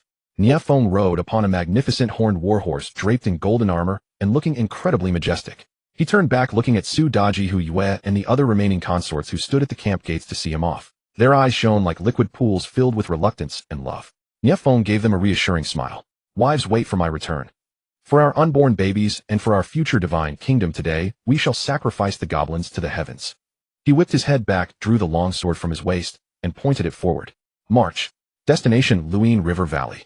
Let the entire continent tremble beneath the iron hooves of our Qingqiu Fox clan. The army set forth, billowing dust rising like a dragon. Barely half a day's march from the verdant and serene territories of the Qingqiu Fox clan, an indescribable stench assaulted their senses. It was a compound odor of rotting vegetation, the fetid smell of silt, and some creature's excrement, so potent that even a 3,000-year-old ancient corpse would pinch its nose and deter. Ahead lay a vast expanse of swamp where murky green bubbles occasionally churned and burst within the muck, releasing even more acrid, poisonous miasma. This was the lair of the Rotmire goblins. Nie Feng rode atop his magnificent single-horned warhorse, gazing at the scene before him without so much as a frown, only silently activating his inner monologue. Good heavens, this ecological environment is even more exhilarating than that garbage transfer station next to my rental apartment back in my past life.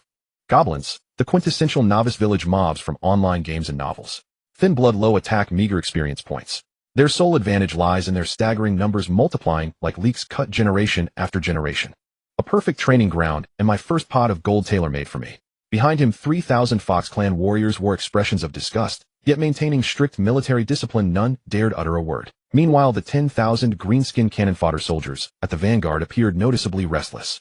These half-beastmen slaves, though physically imposing, betrayed instinctive fear in their eyes when confronted with such an unknown and squalid environment. Your Majesty, goblins are inherently cunning and excel at setting traps. If the main army advances directly, military strategist Hu Linger rode her steed close to Nie Feng and offered a calm reminder. Nie Feng waved his hand dismissively, a knowing smile curling at the corners of his lips. Of course we cannot simply charge in headlong. His gaze sharpened, and an invisible spiritual pressure radiated outward. The blade's edge must move now. Hardly had the words left his mouth when ripples, as if 100 nearly imperceptible disturbances, seemed to emanate from the air surrounding the army. 100 Fox Shadow assassins silently detached from the ranks, dissolving into phantoms beyond mortal sight, gliding through the swamp like specters toward the goblin tribe deep within. Not a sound, not a trace. They merged seamlessly into the filthy mire as though they had never existed. Nie Feng lounged leisurely atop his horse, even finding the leisure to converse with Huing beside him. Ingner, do you see those tallest mud-choked trees? I see them, Your Majesty. Clad in combat attire and radiating heroic vigor, Huing immediately unslung the longbow from her back upon hearing this. In a moment, I want your people to shoot down every living thing moving on those trees. As you command. Confidence gleamed in Hu Ying's eyes. Approximately 10 minutes passed. Deep within the swamp, the once cacophonous goblin chatter was suddenly replaced by screams of utter terror. Instantly, the entire goblin tribe erupted like a disturbed hornet's nest in chaos. Confusion, panic, and scattering. Nie Feng knew his Fox Shadow assassins had executed their mission flawlessly. Within the goblin tribe, the sole able-bodied shamans and tribal leaders, those few who could read, write, and organize effective resistance, likely already lay decapitated. Enough, the appetizer is concluded.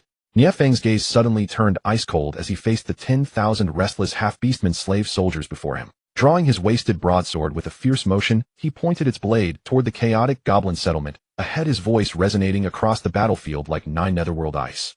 Greenskin forces advance. Slaughter every goblin before your eyes. I permit you to plunder without restraint. 10 gene of meat as a reward for the first to breach the tribe's center. The 100-man unit with the most goblin kills shall enjoy a special feast tonight. Simple commands, crude bounties. Yet to these half-beastman slaves famished and uncertain of tomorrow, these words were as sweet as heavenly music. Roar!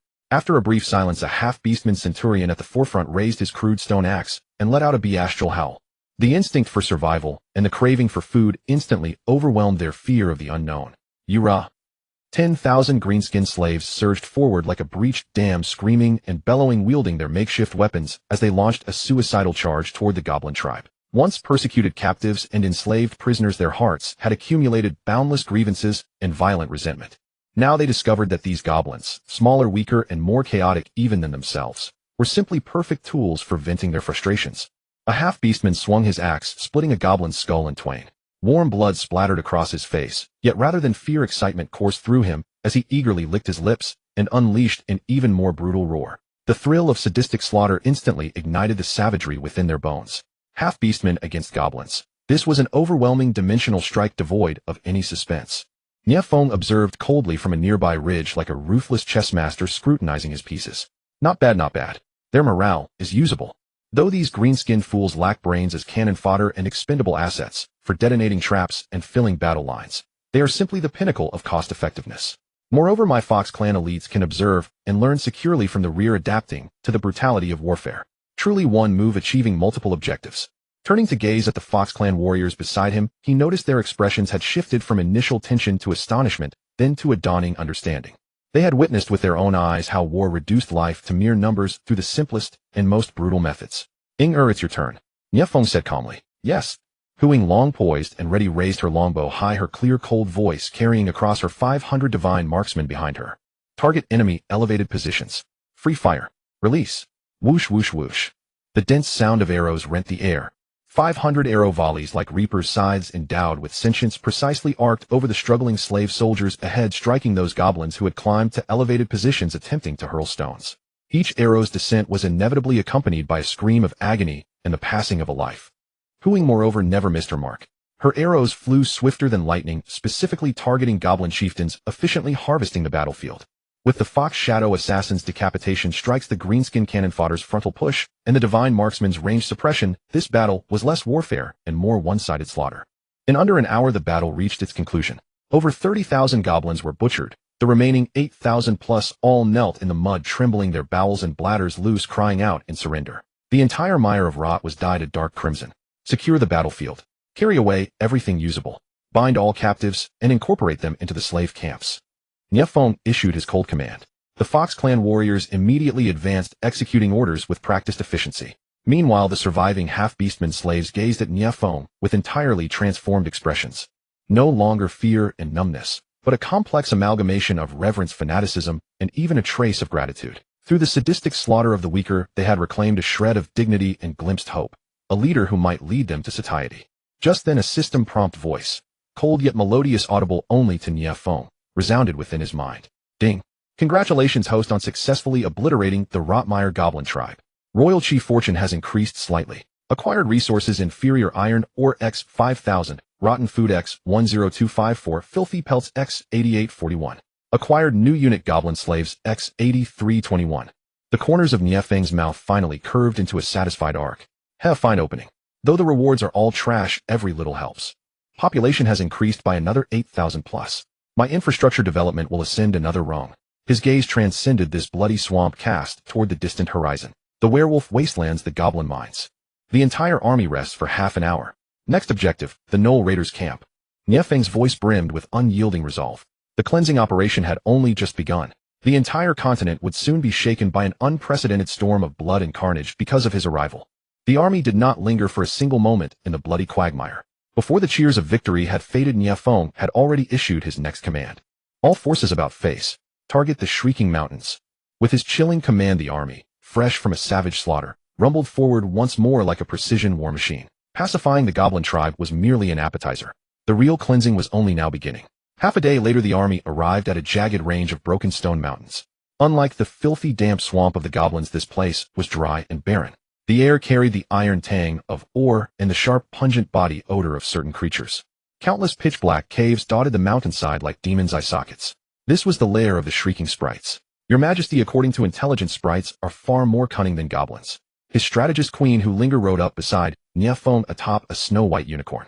A hint of gravity flickered in her wise, knowing eyes. Though individually weak in combat, they excel at digging tunnels, setting traps, and constructing crude catapults and crossbow carts. They must not be underestimated. Hearing this, Nie Feng merely chuckled softly. Cunning. In the face of overwhelming power and even more ruthless tactics. That's called self-important folly. He thought to himself, his mind racing. Lots of traps, perfect. My disposable sappers aren't used up yet.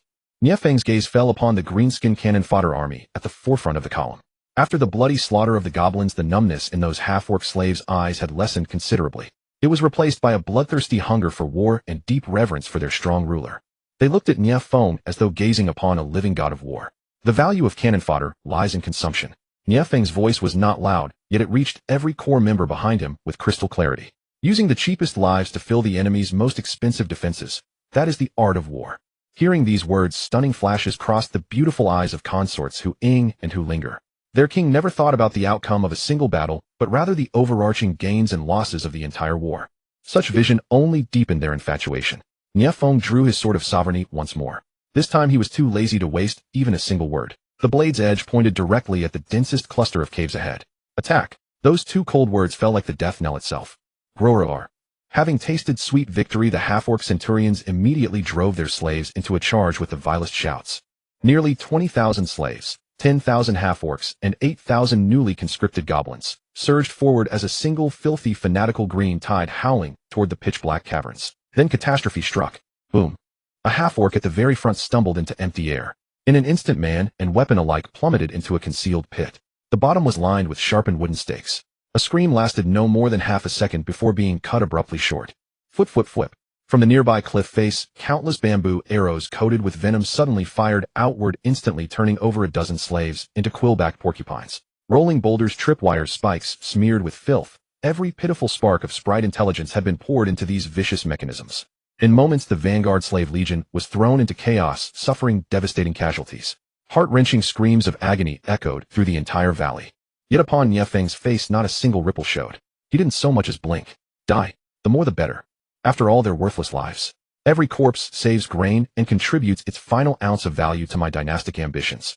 I truly am a frugal and industrious ruler. Behind him, the Fox clan warriors watched the carnage with pallid faces, yet their grips on their weapons tightened ever so slightly.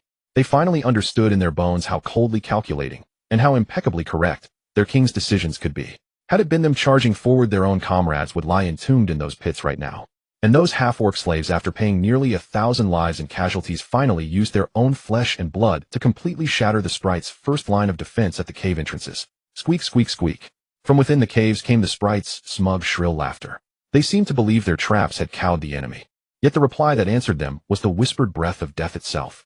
Hu Ying, Nie Feng spoke calmly. My lady awaits. Goddess archer consort Hu Ying could contain herself no longer.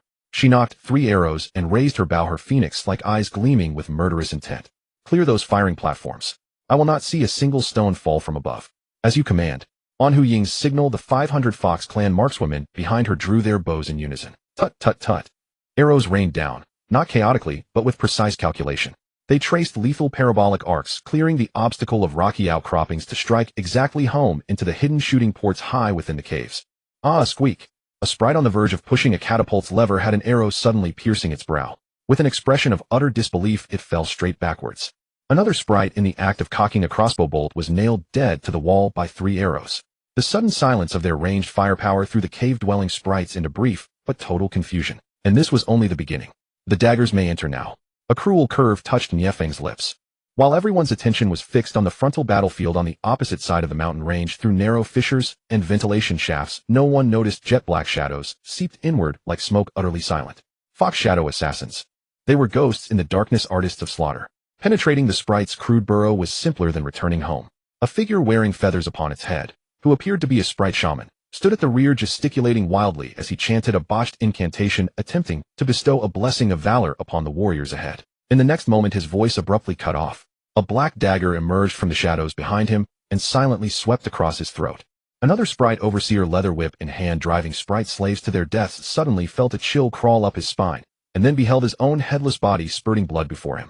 Chaos erupted from within. Panic spread like plague, as commanders and shamans fell dead in succession, as flames suddenly broke out in the rear, as friendly forces began trampling one another. The already fragile morale of the sprites collapsed entirely. Fox Clan. Full assault. Nie Feng seized this fleeting opportunity and issued the order for the general offensive. 3,000 elite Fox Clan warriors descended like tigers from the mountains, trampling the corpses of cannon fodder. With earth-shaking war cries they charged into the cave network. This battle had devolved into a one-sided chase and massacre. 1 hour later, the shrieking mountains fell utterly silent. Only the metallic clangs of Fox Clan warriors conducting post-battle salvage remained audible. Surrounded by his consorts, Nie Feng entered the largest cavern of the sprite settlement. This was the sprite chieftain's treasure vault. The air hung heavy with the copper stench of gold coins and the alluring gleam of gemstones. Piles of gold coins, various colored gemstones, and crates of inferior ore and metal were scattered haphazardly into corners, dazzling the eye. We've hit the jackpot. Your Majesty, our haul from this raid exceeds what we took from the goblins by at least tenfold. An Fox Clan officer in charge of counting the spoils turned crimson with excitement. Nie Feng merely glanced at it idly, his heart completely unmoved. TCH, that trash over there. What am I supposed to do with it? It wouldn't even cover a set of pure gold undergarments for each of my wives. His gaze, however, was caught by an old wooden chest at the very back of the vault, locked tightly shut. Open it. A Fox Clan warrior stepped forward immediately and split the lock open with a single axe stroke. The lid opened. Inside were neither gold nor jewels, only a pile of tattered beast parchment scrolls. What's this? Humayer picked one up, curiously discovering strange symbols and lines she couldn't fathom at all. Others shook their heads in turn, claiming they couldn't identify it either. Just then a cold yet pleasing chime echoed inside Nie Feng's mind. Ding. Detected special item damaged dwarf blast furnace blueprints fragment 13. Description: a blueprint recording the construction method of an ancient dwarf forge. Severely damaged. Upon gathering all fragments and restoration, it will unlock the mythical tier structure, Black Iron Forge. Structure function unlocks foundational forging technology, enabling mass production of standardized weapons and armor for your forces. Boom. Nie Feng's mind exploded in an instant. His breathing grew rapid. Weapons. Armor. These were the very core of military combat effectiveness. His current troops, both Fox Clan and half-orcs, were still armed with stone axes, wooden bows, and tattered leather armor. They might handle goblins and sprites, but face those true powerhouse factions of the continent, such as Human Kingdom heavy infantry or dwarf rune warriors. They'd be sending themselves to certain death. And this blueprint solved the most fundamental problem. Ha. Nie Feng could no longer restrain his inner jubilation and burst into unrestrained laughter. His laughter echoed through the vast cavern, brimming with boundless ambition and domineering flair. The consorts and surrounding warriors stood utterly stunned. They could not understand why a pile of decrepit beast parchment scrolls could provoke such a loss of composure from their king. But they knew beyond doubt this must be some divine oracle or heaven-sent treasure beyond their comprehension. Nie Feng clutched that tattered scroll tightly, as though gripping the very future of the world itself. He finally understood conquering these seemingly weak and filthy tribes yielded far more than mere population and resources. Hidden within those forgotten corners of history lay ancient technologies and secrets capable of reshaping the world's geopolitical landscape. By my command. Nie Feng's eyes flashed brilliantly. Classify this blueprint under the highest secrecy. No soul may leak its existence. Additionally, interrogate all sprite prisoners.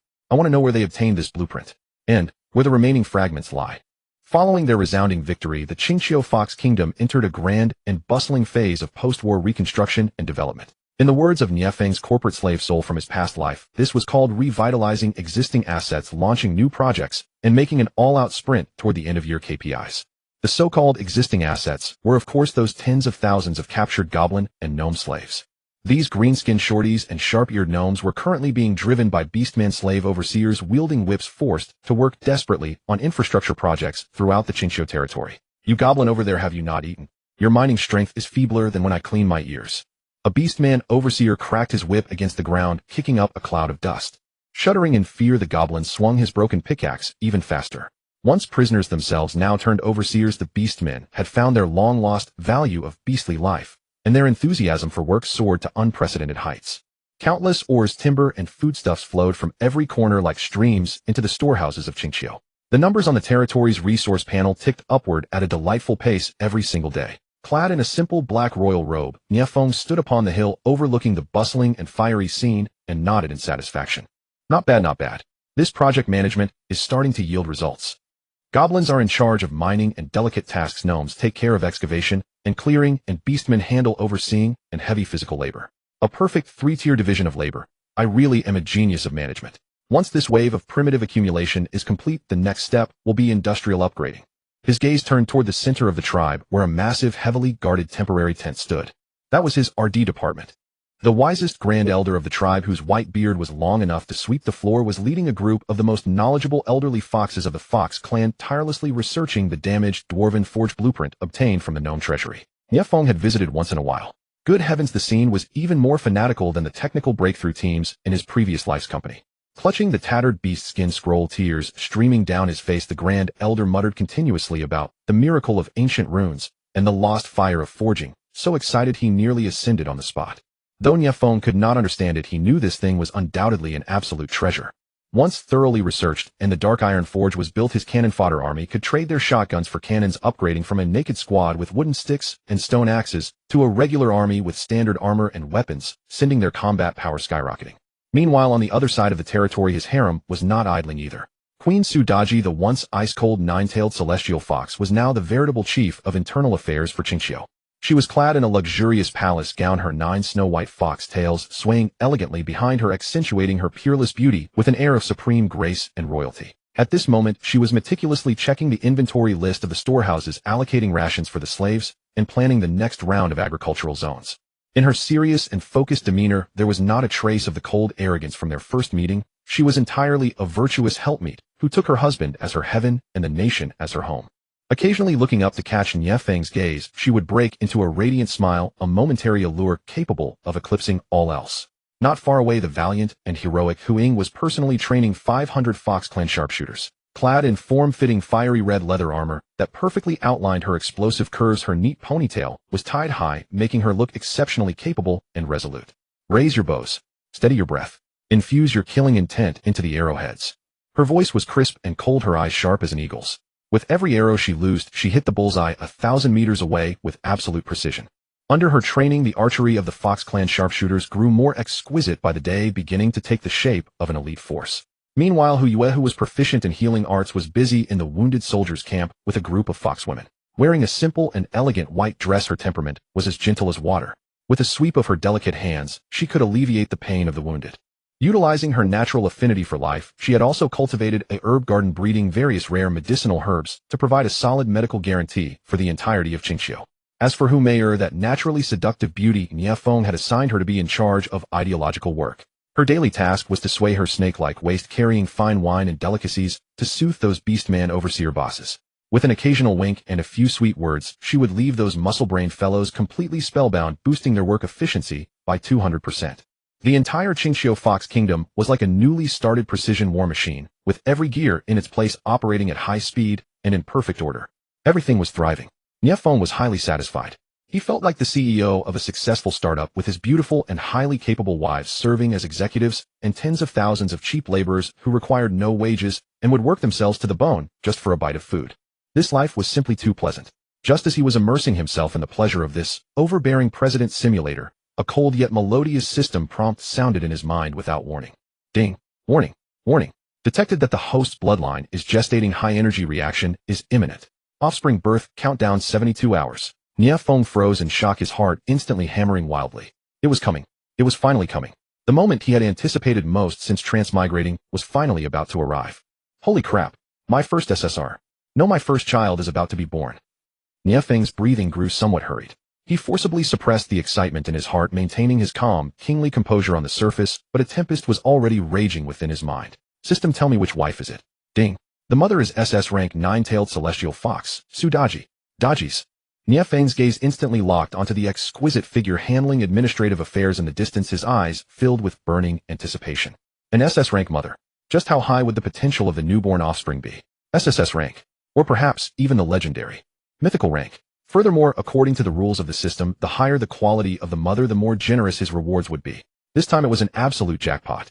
The prosperity of his family and the spreading of his lineage. This was the core and most powerful trump card of his many children, many blessings system. World conquest and dynastic hegemony all had to start with the birth of his first child. These 3 days were tense, yet filled with anticipation for the entire Qingqiu Fox Kingdom. The news of the queen's imminent labor swept through every corner of the territory like a spring breeze. All the Fox clan members laid down their work, gathering spontaneously around the royal tent, their faces brimming with excitement and joy. This was, after all, the first child of their great sovereign. It was the future hope of the Qingqiu Fox clan, the continuation of the divine bloodline. What was about to be born was their future prince or princess.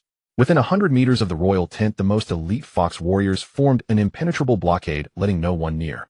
Nie Feng stood outside the tent with his hands behind his back, his face as calm as water, appearing completely composed. Yet only he knew that his hands tucked inside his sleeves were clenched tightly, his palms drenched in sweat. Holy hell, why am I so nervous? I didn't even have a girlfriend in my past life, and in this life I've skipped all the steps to become a father. I'm a bit rusty at this. My child, you've got to perform well. Get your father a god-tier talent, and I'll lead you to crush everything in our path, sweeping all before us. Inside the royal tent, the lights blazed brilliantly. Queen Huyue, the royal physician, led several tribes' finest female physicians to the birth of Su Daji. The remaining 8 nearby, their beautiful eyes filled with concern and a subtle mix of envy and competition. Their bellies swelled day by day. Watching Su Daji pull ahead, they felt happy for her, yet secretly resolved that the children they bore would not be inferior to the elder sisters. Time passed second by second. At the height of the tense atmosphere, a sudden transformation erupted. Boom! A visibly dazzling pillar of golden light shot straight up from the royal tent, piercing the clouds. Within that pillar, it seemed countless ancient fox totems were flashing, and a pure sacred aura instantly enveloped Qingqiu. It is the fox god. The fox god has descended. A miracle indeed. The king's child has summoned a miracle. All the fox folk were stunned by the spectacle. They knelt on the ground, bowing wildly toward the royal tent, their eyes filled with fervent worship. However, that is not all. Just as the golden pillar gleamed at its brightest, a faint supreme dragon's roar suddenly echoed across heaven and earth. Roar! A faint yet incredibly solid dragon-shaped silhouette appeared from nowhere, barging into the golden pillar, entwining, spiraling, and merging with the sky full of fox god totems. For a moment, the dragon silhouette danced within the golden light. The sacred aura gained a domineering, unparalleled majesty. Everyone stood stupefied. What is happening? The fox god descends, yet a dragon intrudes. Just as doubt rose, a clear celestial baby's cry rang out from the royal tent. Wow! In that instant, a torrent of system prompts flooded Nie Feng's mind like a nuclear blast. Ding! Congratulations, the host. You and the SS grade bloodline Jiawei Tianhu Su Daji have successfully born your first offspring. Offspring potential evaluation is in progress. Evaluation complete. Congratulations, the host, you have obtained an SSS grade potential offspring. Offspring talent: Ancient Dragon Fox Bloodline, a fusion of the host's Ancient Demon Fox Bloodline, with a trace of the unknown Supreme Dragon Bloodline. Limitless potential. Maternal quality rewards are being calculated. Congratulations, the host has received rewards: Dragon Bloodline Beginner and Dragon Language Magic Basic. Congratulations, the host, you have successfully unlocked a special unit, Dragonborn Fox Guard. Boom! A searing force like it came from the primeval ages suddenly exploded from Nie Feng's limbs. He felt his blood burn. Within the originally pure Ancient Demon Fox Bloodline, it seemed poured with scorching magma. That was the dragon's arrogance and majesty. His bones cracked, his muscles swelled rapidly, and the skin even bore a fine dragon scale-like luster. Power! His strength at this moment surged once more in a leap forward. Your Majesty! The surrounding guards were startled by the sudden surge of aura. But Nie Feng had no time to spare for them. He strode into the royal tent in a single bound. Inside, a scent of blood and newborn breath washed over him.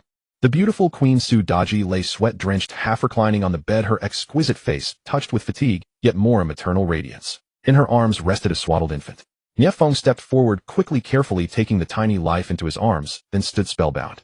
He was a delicately sculpted baby boy, skin as white as jade and features exquisitely carved.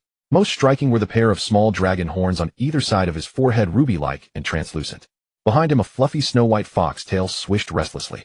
This was the perfect fusion of fox and dragon. He could clearly feel that within this newborn there lurked a fearsome power that even he found startling.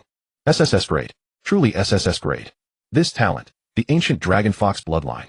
It sounds incredibly mighty. Nie Feng held his son close, joy roaring inside him, yet a tender fatherly smile showed on his face. He leaned down and pressed a gentle kiss to Su Daji's forehead. You have endured much, my queen. Su Daji's eyes reddened as she gazed at Nie Feng and softly whispered that raising for the king is her honor. Nie Feng laughed softly, then turned his gaze back to his son and said with steely resolve, my eldest son shall bear an immortal name. From today you shall be named Nie Chongqing, a name that signifies enduring life and a dynasty that remains unshaken. This birth is only the beginning of the advantages it will bring. Ding. The dynasty's SSS grade bloodline offspring detected. Dynasty fortune system activated. Dynasty fortune greatly increased. Current fortune bonuses: all territorial resource outputs 20, all unit upgrade speeds 10. Post cultivation speed 10. The whole Qingqiu territory seemed imbued with a hidden vitality. In distant mines or quality seemed to improve slightly. In the fields crops grew more vigorously. Even the air grew fresher, filled with thick energy. At the tribe's center the fox god altar blazed with light, brighter by many times than before. This is the power of the dynasty's fortune. The fate of the nation is my fate. At that moment Huang, Meyer, and the other 9 queens strode in with joyous expressions. Seeing Su Daji cradling the extraordinary infant with dragon horns on the forehead and a fox tail behind each of them covered their mouths in astonishment, their eyes gleaming. What a sight! This is the king's eldest son. Such an immense bloodline aura. What great fortune for the eldest sister to have borne such a child for the king. Huang looked at Nie Chongqing, a combat-ready light flashing in her eyes. She touched her own swollen belly and whispered that her child will surely be a legendary archer. Meyer gazed at Nie Feng with a sultry glance, coquettishly saying that her child would not be far behind the elder sister. The other queens stirred with competitive zeal as well. Su Daji, riding on her maternal advantage, had gained great glory and the king's favor, and they would not be left behind. A palace-wide inter-harem competition to bear even stronger offspring quietly began. Nie Feng watched this harmonious scene with great satisfaction, his attention shifting to the new unit unlocked by the system. Dragonborn Fox Guard. Unit introduction: forged from the souls of Fox Clan elites infused with the base dragon bloodline. Unit traits: retains the Fox Clan's agility and stealth while gaining the dragon's formidable defense and strength. Clad in dragon blood-soaked heavy armor, wielding dragon bone blades, the perfect heavy assault infantry on the battlefield. Transformation requirements: 1 Fox Elite, 1 Dragon Blood Essence, and some territory resources. Heavy infantry. This is exactly the unit Nie Feng lacks at present. His Fox Shadow Assassin excels at stealth, Fox Ranger excels at long range, but on the front lines they have always relied on orc cannon fodder to fill. Now he finally has his own ace that can face the front lines head-on. Nie Feng, holding his son, issued the bold order beside the Fox God altar, immediately established the Dragonborn altar. Select the bravest 100 warriors from the tribes to undergo the dragon blood baptism. With the order issued, Qingqiu's operations sprang into efficient motion once more. Night fell. Nie Feng handed the sleeping Nie Chongqing to the wet nurse and stayed by Su Daji's side. Having gone through childbirth, the queen had lost some of her regal authority, but gained a touch of tender warmth. She nestled in Nie Feng's embrace, feeling the powerful aura on him, both familiar and strange, interwoven with the majesty of dragon energy. Her heart was filled with an unprecedented sense of peace and love. Their bond, once rooted in political arrangement and forceful conquest, had long since deepened into the genuine warmth of a family bound by blood. Nie Feng held his beloved close, feeling the life that connected him to both her and their child beyond the tent. His soul, once burdened by the cynicism and schemes of modern office life, finally found a true sense of belonging and responsibility in this unfamiliar world. This is my wife. That is my son. And this land, this is my kingdom. This is no longer just a game. He realized that having many descendants was far more than a cold mechanism for strengthening himself. It was the very foundation upon which he could build a powerful dynasty that would endure for 10,000 generations, truly his own. His ambition broke free from its constraints at that moment, swelling with reckless intensity. Clearing out the nearby goblins and gnomes. Those were merely beginner tasks. His gaze had already turned toward more distant horizons. The truly powerful races, the proud elves, the dragons dwelling within volcanoes, the merfolk of the deep sea. Will your queens, your princesses, your finest bloodlines be ready to welcome the arrival of your new master? Over the following month, the Qingqiu royal camp became the most blessed place on the entire continent, and good tidings kept coming one after another. Half a month later, consort Huang, the divine archer, gave birth to a daughter. On the day she was born, a miraculous omen appeared. A phantom arrow of piercing sharpness slashed across the sky.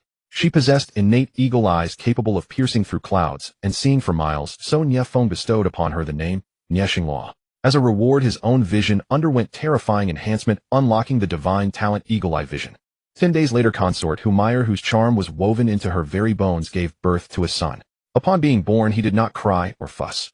only let out a soft giggle that left the surrounding maidens momentarily breathless. With innate charm embedded in his very bones, every glance and smile carried the power to captivate souls. Nie Feng named him Nie Shaoan. The divine talent, divine charm underwent another upgrade, reaching an incredible realm. Within 3 months, all 10 consorts gave birth in succession. 10 children, 5 sons and 5 daughters, each a genius of S rank or above. They flawlessly inherited and fused the strengths of both parents, forming the first generation of divine descendants in the Qingxiu Fox Kingdom. Nie Feng's personal strength and talents, amplified through 10 consecutive high-quality maternal rewards, had swollen to a terrifying level that even he found staggering. When the 10th consort, the gentle and water-like Hu safely delivered a daughter born with exceptional affinity for life, forced the long-awaited system notification finally sounded once more. Ding! Congratulations, host, on achieving the milestone. 10 sons at the door. Settling achievement rewards. Congratulations, host, on receiving the mythic milestone prize, the mythical tier construction blueprint. Seed of the Tree of Life. Nie Feng's breath caught in an instant. Seed of the Tree of Life type, mythical tier, strategic structure, seed form description, a seed containing the primal life essence from the dawn of the world. After planting, it grows into a towering ancient tree, the Tree of Life. Function 1, terrain transformation. The Tree of Life continuously emanates life energy, slowly converting surrounding land into fertile woodland teeming with vitality. Function 2, blessing of life. Dramatically increases the concentration of life energy within the territory, accelerating growth and recovery rates for all living beings, including crops, descendants, and soldiers. Function 3, unit gestation. Once the Tree of Life reaches a certain stage, it can spawn powerful natural units from its heart, Treant Guardians. Nie Feng read the description and nearly leaped with ecstasy. If the Fox Shadow Barracks represented specialized forces and the Black Iron Furnace served as industrial foundation, then this Tree of Life was the very cornerstone of his entire dynasty. A strategic level, logistical, and developmental guarantee. With it, his territory would become a true paradise. His descendants would grow stronger faster, his soldiers would recover quicker, and his grain stores would overflow beyond measure. Ha! Nie Feng could no longer contain himself and laughed aloud to the heavens. Holding his youngest daughter and surrounded by his 10 extraordinarily beautiful consorts, he walked to the center of the territory, to an open space beside the Fox God altar and the Dragonborn altar. Before the reverent and fervent gaze of all his people, Nie Feng carefully placed that emerald glowing seed, which pulsed like a living heart, into the soil with his own hands. The seed took root in the earth. A visible wave of green life energy radiated outward from the seed's center. The ground trembled slightly. A crystal clear sapling glowing with soft jade light burst through the soil. It grew at a visible rate, soaring toward the sky. 1 meter, 10 meters, 50 meters. In just a few minutes, a towering ancient tree reached 100 meters in height, its crown spread like a royal canopy, flowing with emerald light as it rose from the earth to stand proudly at the heart of Qingqiu. An intense, almost tangible aura of life cascaded across the entire territory like sweet rain. Everyone felt enveloped in warm energy, as though all their exhaustion had been swept away and replenished with boundless vitality. Before Nie Feng's eyes, a new future brimming with infinite vitality slowly unfolded. He gazed at the divine tree before him, his beloved wife beside him, and his young daughter cradled in his arms. His gaze drifted past it all toward the endless horizon. It was time for the sweeping operations to enter their second phase. Was this continent prepared to face a man blessed with 10 divine descendants and countless hidden advantages? Ever since the seed of the life tree took root, the Qingqiu Lingdi, as if a super beauty filter had been turned on day by day. The once barren bloodstreak is now blanketed in a fresh, tender carpet of green.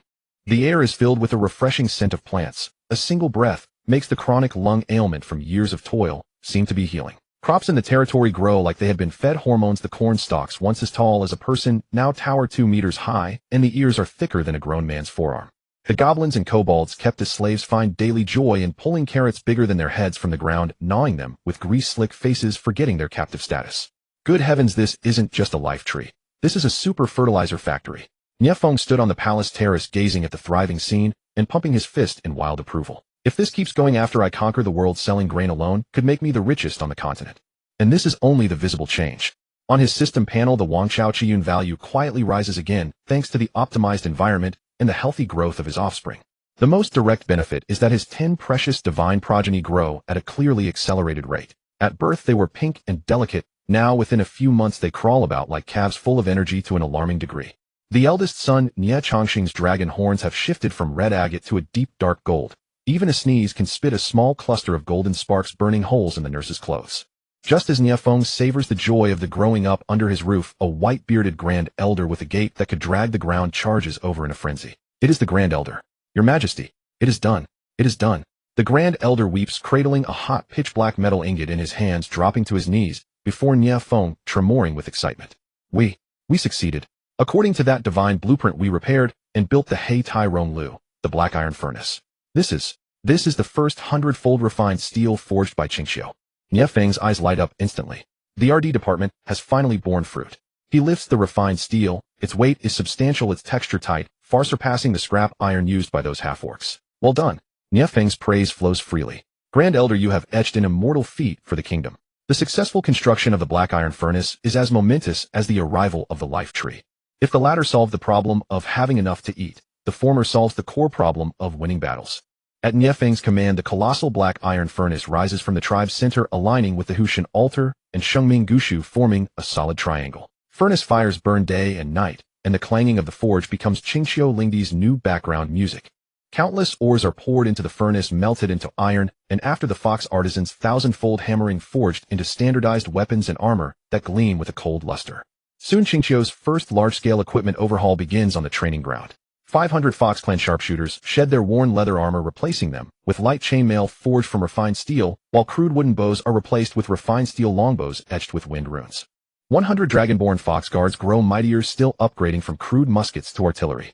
They don heavy dragon scale-etched full-plate armor-wield dragonbone blades capable of cleaving stone. Simply standing there, they resemble 100 unmoving steel fortresses. Even the fox regular army now has chain mail and steel blades. When this fresh army gathers before Nie Feng, the air of ruthless discipline is light years from what it was before. The former tribal warriors finally look like a proper army. King is mighty. Qingxiu is invincible. The soldiers raise their new weapons, unleashing roars that shake the mountains and seas. Every face is bright with confidence and zeal. Nie Feng surveys his creation with satisfaction. Not bad, not bad. The feeling of a pay-to-win player is exhilarating.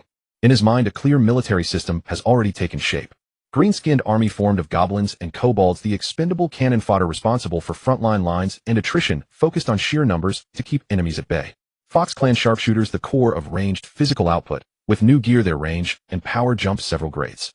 Dragonborn Fox guards, heavy infantry, the anvil of the front line, specialized for breaking through and holding the line. Fox Shadow Assassins, special forces, masters of stealth and assassination, the ace of decapitation, forever the Shadow's blade. Treeborn Guardians, defense units born of the life tree. Though few in number now, they are rugged and tenacious, the best keepers of home. Offense, defense, ranged melee, and special forces. Everything is covered.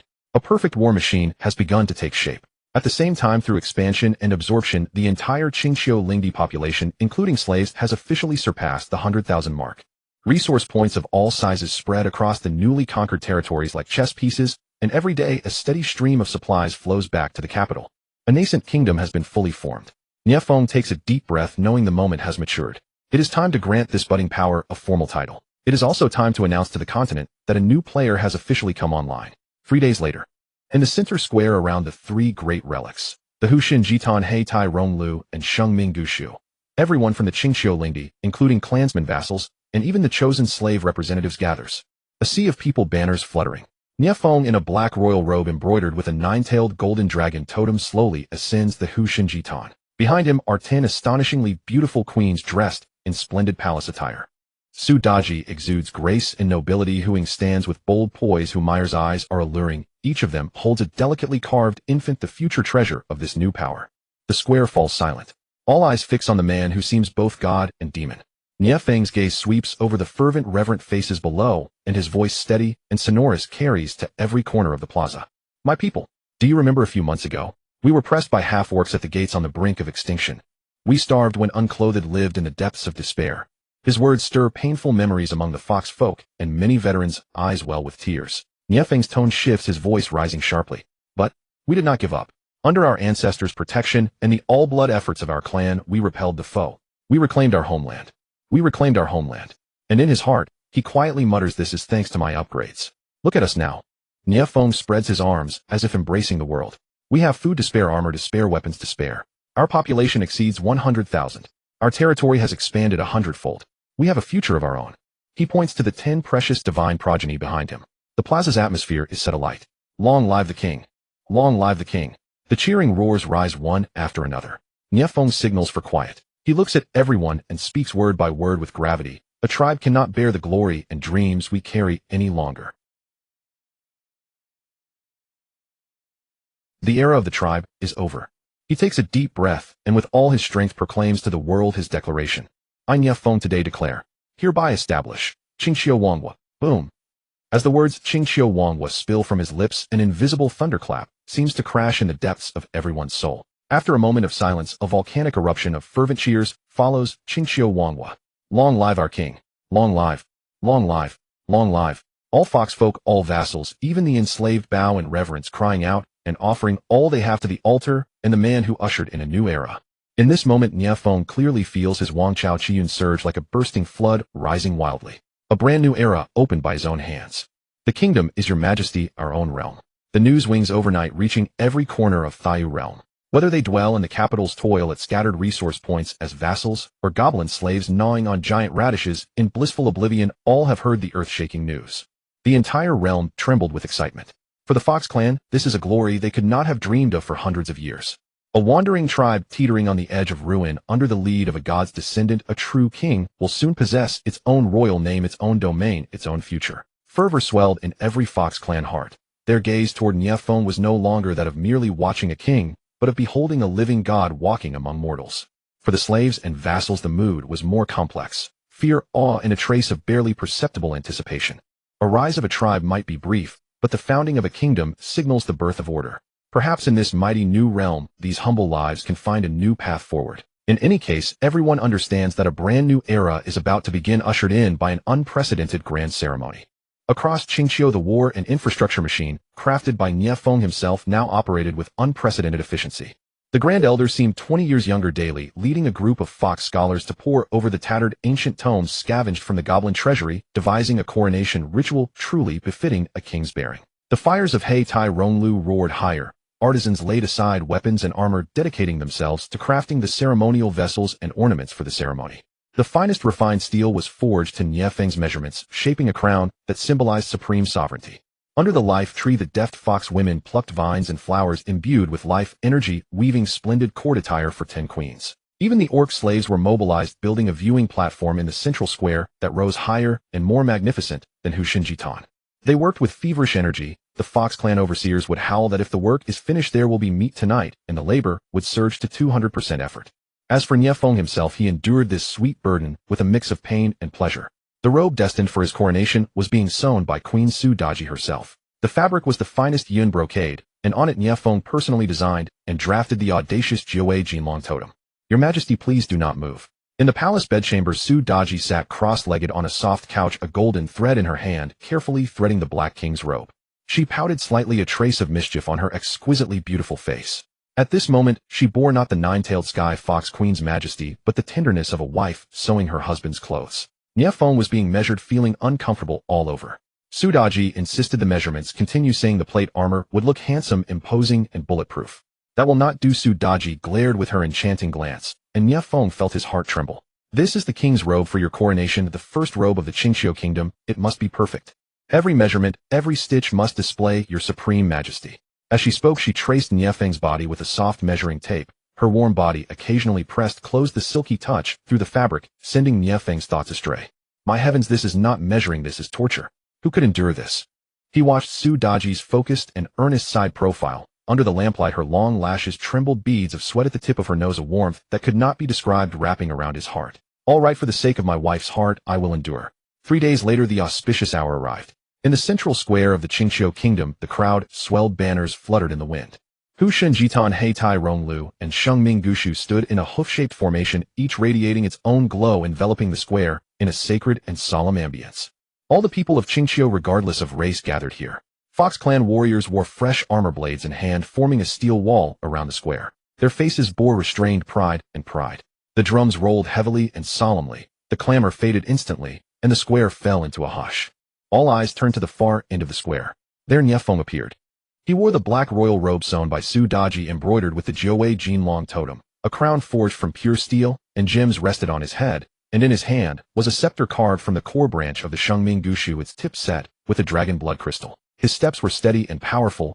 Each stride seemed to pound upon every heartbeat. His too handsome face bore no expression, only abyssal calm and majesty. Behind him stood 10 consorts, all dressed in luxurious court attire. They varied in appearance and bearing, graceful, heroic, bewitching, gentle. but at this moment their faces bore the same reverence and adoration as if the stars themselves crowned their sole king. Even more striking, each of them held a delicately carved infant in her arms. Some children bore dragon horns on their foreheads, some had eyes that sparkled with starlight, some were born with captivating charm. They are the newborn kingdom's strongest bloodlines, its most precious future. This moment was etched deep into every soul. This is their king, their queen, and consorts, their prince and princess. Nie Feng stepped onto the makeshift 100-meter-tall altar, looking down at the ardent, reverent faces below. The realm's fortune and destiny seemed to converge on him alone. The Grand Elder wore a robe of unprecedented solemnity, and in a tremulous voice declared the prepared edict. Heaven's mandate returns, a divine omen reveals itself. Your king, Nie Feng bloodline's supreme virtue equal to heaven and earth achievements spanning the ages. Now in accordance with heaven and the people's will, the Qingqiu kingdom is established. The Queen Su Daji is crowned the mother figure of the world leader of the harem. Su Daji cradled her eldest son. Nie Chongqing stepped forward gracefully and bowed to Nie Feng with a smile of happiness and pride. Enshrine Hu Ying as Wu noble consort, Hu Meyer as Mei noble consort, Hu Yu as Ci noble consort. The 9 consorts advanced one by one to receive their titles, each title reflecting her nature, eyes sparkling with delight. Name the eldest son, Nie Chongsheng, as crown prince. The other offspring shall be titled princes and princesses, sharing in the kingdom's fortune. When the word crown prince left Su Daji's lips, Nie Chongqing in her arms seemed to sense it. The dark gold dragon horns atop his head faintly glowed. With all rites complete, Nie Feng raised the royal scepter high. I, Nie Feng, his voice blessed by the realm's chief, thundered to every corner. From today, I am known as the Qingqiu Fox King. After a moment of stillness, cheers erupted like a volcanic eruption. Long live the king! Long live forever! Qingqiu Kingdom, eternal, undying. Tens of thousands of subjects prostrated themselves, offering their humblest and yet most fervent loyalty to the godlike and demonic figure atop the altar. At this very moment, a series of system prompts exploded in Nie Feng's mind. Ding. Congratulations, host. You have successfully established the initial kingdom Qingqiu. The dynastic fortune system is now active and fully upgraded. The dynastic fortune is converging. Boom. An invisible golden flood existing only as a concept gathered from all directions above the Qingqiu kingdom and suddenly coalesced into shape. Roar. A dragon's cry, one that chills the soul, resounded through the skies. A 1,000-meter-long golden dragon formed from pure fortune energy circled above the kingdom. Its scales shimmered, its dragon eyes exuded majesty, and its presence proclaimed a declaration in itself. All witnessed this miracle astonished into silence before erupting into wilder bows. The dynastic fortune condensed into the nation-guarding golden dragon. Kingdom traits unlocked. 1. Dynastic domain within the Qingqiu kingdom's territory. The host, all offspring, and all kingdom subjects gain a 10 increase to all attributes. Morale and loyalty permanently maxed. 2. Royal decree. The host may spend dynastic fortune to issue decrees with partial law-like power. When a decree is issued, words command power and law follows. Example, spending fortune may forcibly enhance a military unit or accelerate the progress of a project. Nie Feng felt another surge of power within, a sense of belonging to the kingdom's bloodline, as if he were the ruler of all creation, and a smile curled at his lips. From today, I am also part of the system. The king sounds far cooler than a project manager. He opened his arms to embrace his kingdom, his people, and the surging hunger of his ambition. The era of farming and development is over. Now let this continent hear Qingqiu's dragon roar. Before the feverish aftermath of the coronation ceremony could even dissipate, the core of power in the Qingqiu kingdom had already begun operating at high speed. Within the royal palace, a brand new council hall rose majestically from the ground. The hall style was minimalist and solemn, devoid of unnecessary adornments, with only a massive sand table map placed at its center, densely marked with the distribution of the Qingqiu kingdom and its surrounding factions. Nie Feng sat high upon a throne forged from dragon bone and dark iron, his gaze sweeping across the kingdom's first core leadership team below. Founding the nation is merely the beginning, not the end. Nie Feng's voice was not loud, yet it echoed clearly in everyone's ears. If a nation wishes to survive and thrive, it must possess both a skeleton and flesh. He looked toward the great elder, whose face was flushed with excitement and whose beard seemed to gleam with light. Great elder, this old minister is present. The great elder took a step forward, bowing respectfully. I hereby announce the establishment of the cabinet. You shall serve as the first grand secretary of the cabinet, selecting several wise and experienced elders to jointly oversee the kingdom's daily administration, livelihood, laws, and construction. I do not wish to worry about trivial matters like whether there is enough food or if the roads are well paved. I only care about results. The great elder trembled, an unprecedented brilliance bursting from his eyes. He had thought that in his advanced age he would be nothing more than a figurehead at best, never expecting the king to entrust him with such a momentous responsibility. What immense trust this was. This old minister obeys. I shall dedicate my life and soul to your majesty, serving until my last breath. Nie Feng nodded, turning his gaze toward his queen and consorts. I hereby announce the establishment of the Bureau of Military Affairs. At these words, everyone pricked up their ears. With administrative affairs handed over to the cabinet, how would the king arrange military power, the absolute core of the kingdom's authority? The Bureau of Military Affairs shall be led by me personally. Queen Su Daji shall serve as the deputy military commissioner overseeing the overall situation. Holding Crown Prince Nie Chongqing in her arms, Su Daji flashed a sweet smile at Nie Feng, her expression filled with absolute trust and tacit understanding. Noble consort Wu Huing, Nie Feng continued to call out. You shall be responsible for the training and command of all the kingdom's ranged units. The Fox Marksman Division will report directly to you. Huing stepped forward with heroic grace, her eyes blazing with battle intent. By your command. Noble consort Mei Hu Mei, your talent is highly unique. Nie Feng's gaze grew deeply meaningful. Under the Bureau of Military Affairs we shall establish the Ministry of Supervision, which you will command. You will be responsible for interrogating captives, instigating enemy defections, and dealing with disobedient internal personnel. Hu Mei licked her crimson lips, casting a sultry, seductive glance his way. Rest assured, your majesty. I guarantee they will confess everything down to their ancestors of 18 generations. Noble consort Ci Hu Yue, you shall be responsible for establishing the logistics and medical department. The treatment of all wounded soldiers and the cultivation of medicinal herbs in the kingdom will be under your charge. In one breath, Nie Feng appointed several of his highly capable consorts to the Bureau of Military Affairs, each commanding a portion of the military power. This was not only a way to make the best use of talent, but also a means to bind the kingdom's entire state apparatus tightly to his own household. Perfect. Nie Feng felt a surge of secret satisfaction. Turning a mom-and-pop shop into a military conglomerate. This management model is both highly efficient and stable. If anyone dares to rebel, they will have to answer to my wives first. Having finalized the high-level architecture, Nie Feng traced his finger across the sand table extending from the main city area to the newly conquered Goblin Swamps and Gnomish Mountains. These newly conquered lands can no longer be managed haphazardly. Effective today, we shall establish the Green Swamp Province and the Screaming Province and dispatch officials to govern them. While the officials will primarily be drawn from our Fox clan, we can promote a few loyal and clever demi-human slaves to serve as their deputies. This command left the Great Elder and the others momentarily stunned. Promoting slaves. Sensing their confusion, Nie Feng sneered. If we do not offer them a glimmer of hope, why would they willingly risk their lives for us? What we need is not a pack of lifeless slaves, but a pack of rabid dogs eager to alter their destinies through merit. Immediately after, he introduced an even more groundbreaking policy. Proclaim my royal decree, starting today we shall implement the slave promotion system. Any slave of the kingdom, whether by achieving great deeds on the battlefield or making outstanding contributions to production and construction, shall receive merits upon verification. Once their merits accumulate to a certain level, they may redeem their freedom and even that of their families to become official commoners of our Qingqiu kingdom. As soon as this decree was announced, the entire assembly was shocked. This was akin to shaking the very foundation of the continent's lineage-based class system. Yet Nie Feng was entirely unbothered. This was precisely the effect he desired. He currently held tens of thousands of slaves under his command, a formidable force, yet also a massive hidden danger. Relying solely on high-pressure oppression would inevitably lead to disaster sooner or later. Only by offering them a visible, tangible path for upward mobility could this power be fully harnessed for his own use. Of course, Nie Feng added, reproduction is also a monumental contribution. Especially within our Fox clan, this must be vigorously encouraged. The cabinet must devise a proposal as soon as possible. The more offspring one has, the greater the reward. If the children possess higher lineage potential, the rewards will be even grander. The future of our kingdom lies in population and the continuation of our powerful lineage. As he spoke, he playfully winked at his 10 consorts, eliciting a chorus of coquettish eye rolls. KPIs must be clearly defined. My efforts alone are not enough, but we need a total mobilization of the entire populace. Finally, Nie Feng's gaze settled upon the leader of the 100 Fox Shadow Assassins. Only by lurking in the darkness can we safeguard the light. Effective today, the most elite members of the Fox Shadow Assassins shall be selected to form the kingdom's intelligence organization codenamed Shadow Fox. The duties of the Shadow Fox are twofold: internally to monitor the officials and prevent rebellion, out externally to gather intelligence and clear obstacles for the kingdom's expansion. It shall be my eyes, my ears, and a sharp blade suspended over the heads of all my enemies.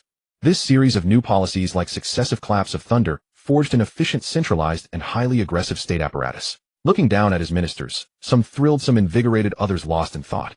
Nie Feng stood up and walked over to the massive sand table map. His voice was charged with a captivating, persuasive power. Everyone, look at this map. What we possess now is merely an insignificant corner of this vast continent. He pointed to other regions on the map.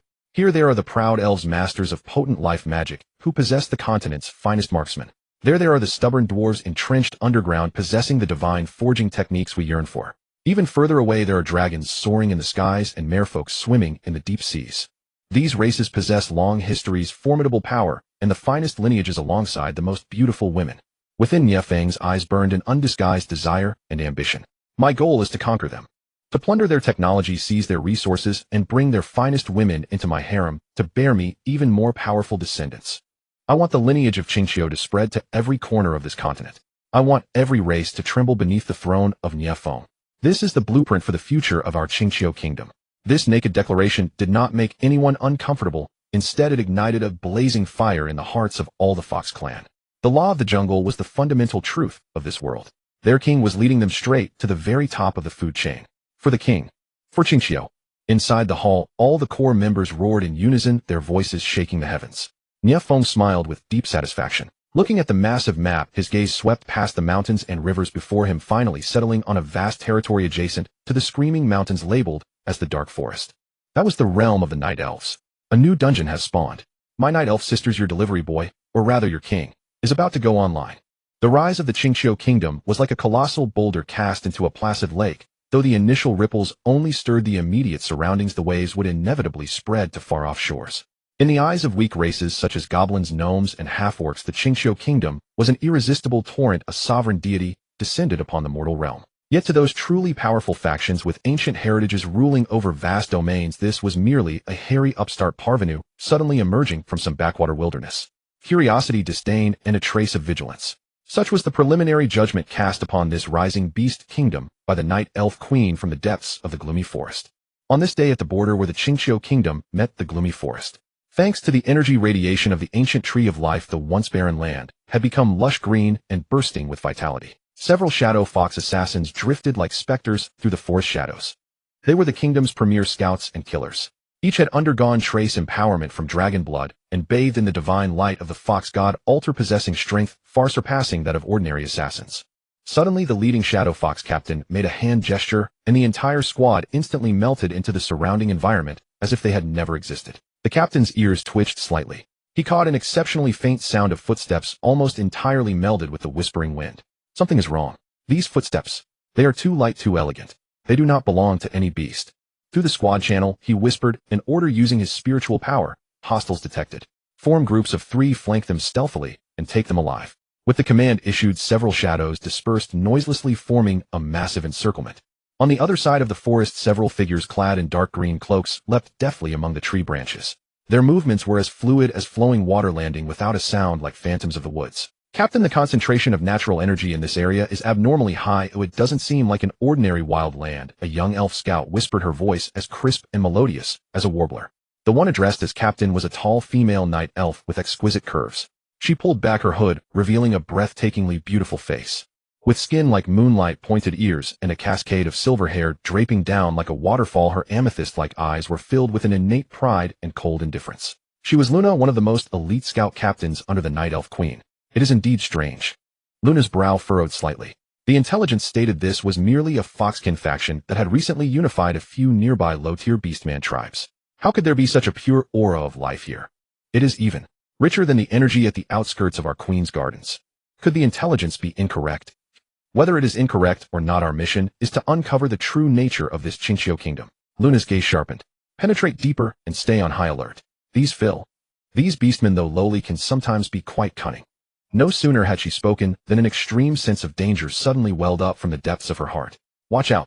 Uft, uft. 2 muffled thuds sounded.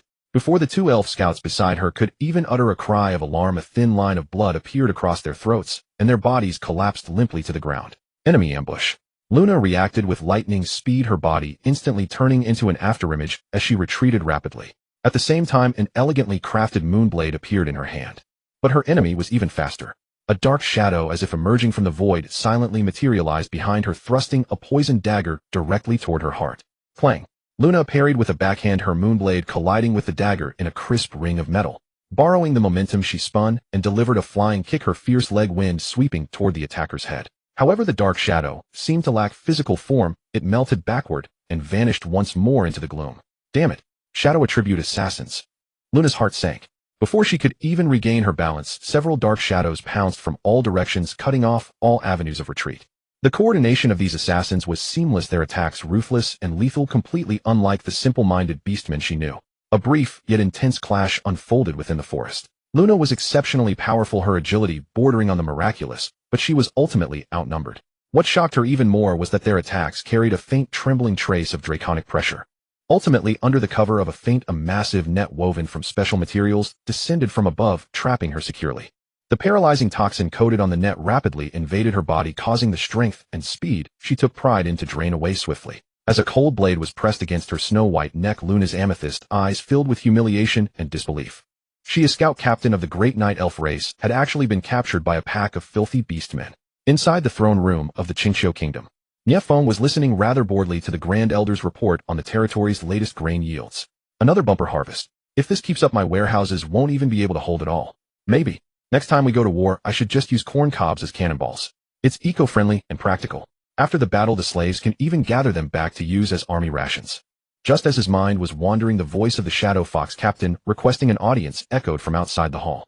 Grand entry. The Shadow Fox captain strode quickly into the hall and knelt on one knee. Your Majesty, we have captured a suspicious captive alive at the border. Oh, Nie Feng's interest was piqued. Bring them in for a look. Soon Luna, bound tightly and gagged with a cloth, was roughly escorted in by two foxskin warriors. When she was brought to the center of the hall, and the black cloth over her head was ripped away, the entire hall instantly fell into a dead silence. Everyone was struck speechless by the captive's stunning beauty. It was a noble, frigid beauty, completely distinct from that of the foxkin. Her pointed ears, skin that seemed spun from moonlight, and stubborn, proud amethyst eyes did not lose a fraction of their splendor, even though she was a prisoner. The elegant aura belonging to a highborn race left many of the foxkin present who were seeing an elf for the first time utterly dazed. Even Nie Feng, who was well accustomed to peerless beauties of the caliber of Su Daji, and who Mayer felt a flash of amazement in his eyes. Holy crap. A live one. A real living elf. This face, this figure, this aura. She looks like she stepped straight out of a game cinematic. A perfect score. She absolutely gets a perfect score. As for Su Daji and the other consorts, after their initial awe, a trace of scrutiny and hostility crept into their eyes, especially when they noticed the gleam in Nie Feng's eyes. Remove the gag from her mouth, Nie Feng commanded. A warrior yanked the cloth out. Luna immediately coughed violently a few times, then lifted her proud head, sweeping her gaze over Nie Feng on the throne and the surrounding foxkin as if they were mere insects. A pack of filthy, furry beasts, she spat out in the common tongue, her voice icy and dripping with disdain. To dare call yourselves a kingdom. What an absolute joke. With those words, the atmosphere in the hall instantly plummeted to freezing point. Anger flared across the faces of all the foxkin. Impudent. Huing was the first to lose her temper, shouting sharply. A mere prisoner, yet you dare speak so arrogantly. Luna merely spared her a contemptuous glance. A lowly race, unable to even perceive the power of nature, is unworthy of speaking to me. You. Huing was so enraged, she reached to draw an arrow. Wait. Nie Feng raised his hand, staying her. He looked at the proud elven beauty with great amusement. Far from being angry, he actually smiled. Interesting. Tell me, what is your name, where are you from, and what are you doing in my territory? Luna snorted coldly and turned her head away, adopting an attitude of unyielding defiance. Nie Feng did not mind, he simply snapped his fingers. Humayer caught his drift instantly. Swaying her slender snake-like waist, she walked up to Luna with a sweet smile. Oh my, what a beautiful little sister. Having such a fiery temper is not good, you know. Humayer extended her finger, gently tilting Luna's chin upward as a pink glow flashed in her eyes. Look into my eyes and tell me the secrets in your heart, won't you? An irresistible force of charm instantly enveloped Luna. Luna's body stiffened and intense struggle flickered within her purple eyes. As an elf, her mental resistance was extremely high. However, after Humayer had been nurtured numerous times by Nie Feng's bloodline essence, her divine charm was no longer what it used to be. I am Scout Captain Luna, under Her Majesty the Night Elf Queen. Her voice began to falter and her gaze grew hazy. I was ordered by the Queen to scout this suddenly rising Beast Kingdom. Under Humayer's charm, the proud elven captain ultimately revealed everything. Right at this moment, the long-awaited system notification sounded in Nie Feng's mind. Right on cue. Ding. High potential SS rank target detected. Night Elf Scout Captain Luna. This target possesses pure Night Elf royal blood with exceptionally high affinity for life magic and archery talent. Side quest issued. Heart of Conquest. Quest requirement: conquer the proud elven Captain Luna, win her absolute devotion, and have her bear offspring carrying elven blood for you. Quest reward: unlock the elf-related technology tree, life magic, elven marksman units, etc. And obtain the mythic grade building blueprint Moonwell. Looking at the bountiful rewards on the system panel, and then at the breathtaking elf in the center of the hall, who despite her blurred consciousness was still physically resisting, Nie Feng's lips curled into a meaningful smile. What was the best way to conquer a race? Was it war? Was it slaughter? No, that was too low class. True conquest began by conquering their finest and proudest women. When her body and her mind belonged entirely to you, could her race be far behind? Nie Feng's gaze grew burning and full of aggression. A new journey had begun. My king, a discovery, a monumental discovery. The Shadow Fox Scout captain practically scrambled into the royal council chamber on all fours. His usually stern face was now filled with uncontrollable excitement and a trace of lingering fear, as if he had just taken a stroll through the gates of hell and somehow brought back a mountain of gold. Nie Feng was currently being pestered by the Grand Elder, who also served as the Chief Grand Secretary of the Cabinet, to listen to a grueling 30,000-word document titled Preliminary Concept Report on the Agricultural Development Demographic Planning and New Provincial Tax Policies of the Qingxiu Kingdom for the next 500 years. Listening to it made his eyelids heavy, and his mind had already begun calculating whether he should allocate all the talents of his next generation of offspring into mathematics and administration, so that he as their father could escape this purgatory as soon as possible. Good heavens, when these old foxes handle domestic affairs, they breed reports faster than goblins breed offspring. A single report is longer than a foot-binding strip. As the overpowered protagonist of a Lord Hegemony web novel, why on earth am I sitting here listening to a slideshow presentation? Where is my great broadsword? Where is my harem? The scout captain's sudden intrusion was nothing short of a godsend. Speak, Nie Feng commanded, instantly straightening his posture and assuming the majestic bearing of a visionary sovereign. My king, your subordinate, was ordered to lead an expedition westward.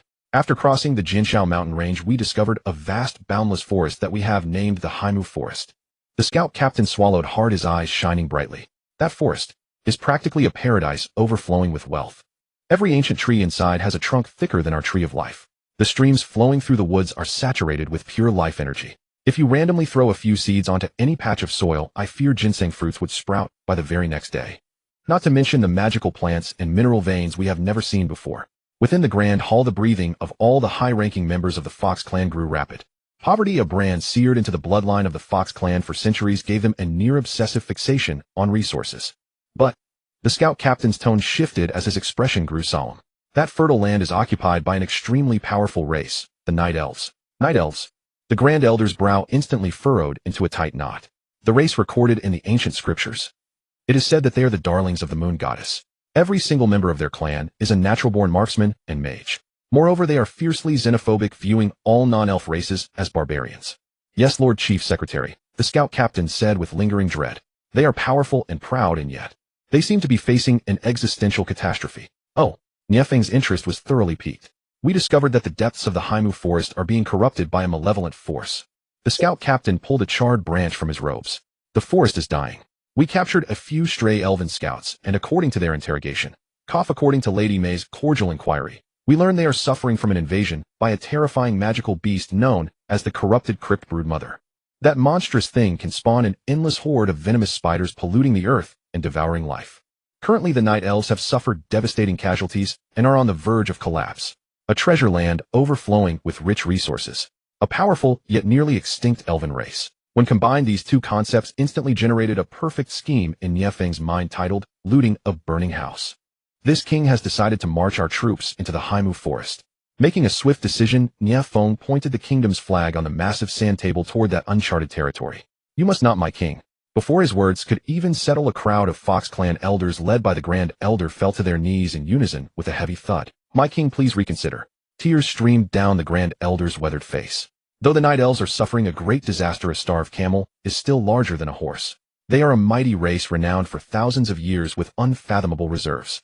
Our Qingxiu kingdom has only recently been established, and our foundation is not yet stable. To provoke them at this moment, what if we fail to defeat the broodmother and the elves catch their breath only to harbor a grudge against us? Would that not be playing with fire and courting our own destruction?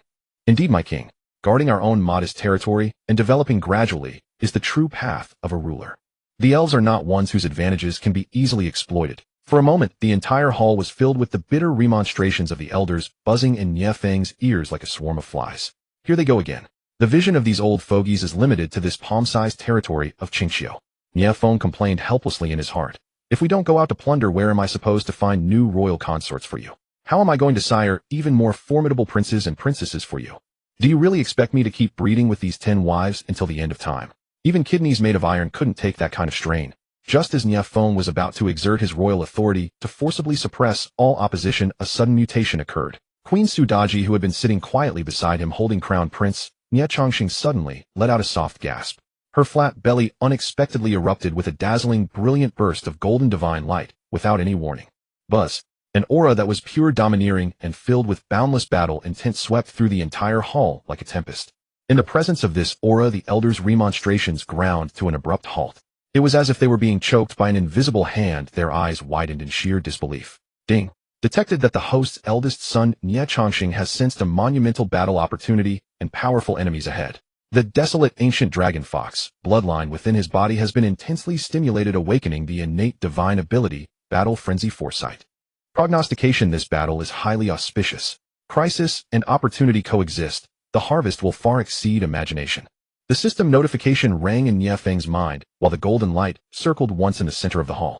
It finally transformed into a miniature nine-tailed golden dragon totem, branding itself onto the location of the Haimu forest on the sand table before slowly dissipating. The entire process took but a few brief breaths. A deathly silence blanketed the hall. All the elders, including the Grand Elder, were utterly dumbfounded. They stared blankly at the vanishing golden light, then at Daji's still tranquil belly, before finally focusing their gaze on Nie Feng, who sat smiling serenely upon his throne. Their gaze had changed. If it had been awe and loyalty before, now nothing remained but a fanatical extreme adoration. A divine oracle. This was an oracle from the unborn crown prince who possessed the bloodline of a god. Since the crown prince himself had spoken to foretell that this battle would be highly auspicious, how could they mere mortals dare to continue their senseless bickering? That was not merely questioning the king, that was questioning God himself. This old minister deserves 10,000 deaths. The Grand Elder was the first to snap back to reality, slamming his forehead heavily against the ground, his voice trembling. This old minister was blind and nearly hindered your majesty's eternal hegemony. Please punish this minister, my king. Please punish us, my king. The other elders also kowtowed, one after another, filled with deep regret. Splendid. Nie Feng gave his eldest son a massive thumbs up in his heart. Truly my own flesh and blood. He knows exactly how to support his father. Once you are born, I will buy you the most expensive formula. On the surface, however, he merely raised his hand slightly, and an invisible force lifted all the elders to their feet. Those who do not know are guiltless. Your concerns were for the sake of the kingdom, and this king is well aware of that. His voice was rich and authoritative. But you must remember, the future of our Qingqiu kingdom lies not in preservation, but in expansion. In conquest. He walked up to the sand table, pressing his finger heavily onto the golden dragon totem, his eyes burning with raging ambition. A mere broodmother is not even worth mentioning. What this king desires are the resources of the entire Haimu forest, the 1,000-year-old magic and technology of the night elves. And furthermore, he paused, his gaze sweeping over everyone present as he enunciated each word. Their aloof queen and the entire night elf race. Had these words been spoken before the divine oracle, they would have been dismissed as the delusional ravings of a madman. But now, bolstered by the oracle, it was the sheer charisma of a sovereign and a blueprint for a destiny-decreed empire. For the king, for Qingxi, everyone's blood was thoroughly set ablaze. Pass down my command. Nie Feng issued his first pre-war directive. The incorporated orcs, goblins, and goblin slaves shall be reorganized into the Greenskin Suicide Squad. They will be supervised by Hu Ying's ranged units and serve as the vanguard of this expedition, responsible for wearing down the broodmother's insect swarm.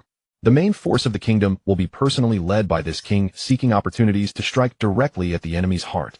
Furthermore, he looked at the captive Luna, who was equally stunned by the scene, just now, a playful smirk playing on his lips. Bring this elven chick along. Let her see with her own eyes how her proud race is rescued by us, filthy beasts. Just then another scout rushed in, presenting an object. My king, this was found on a dying elven scout.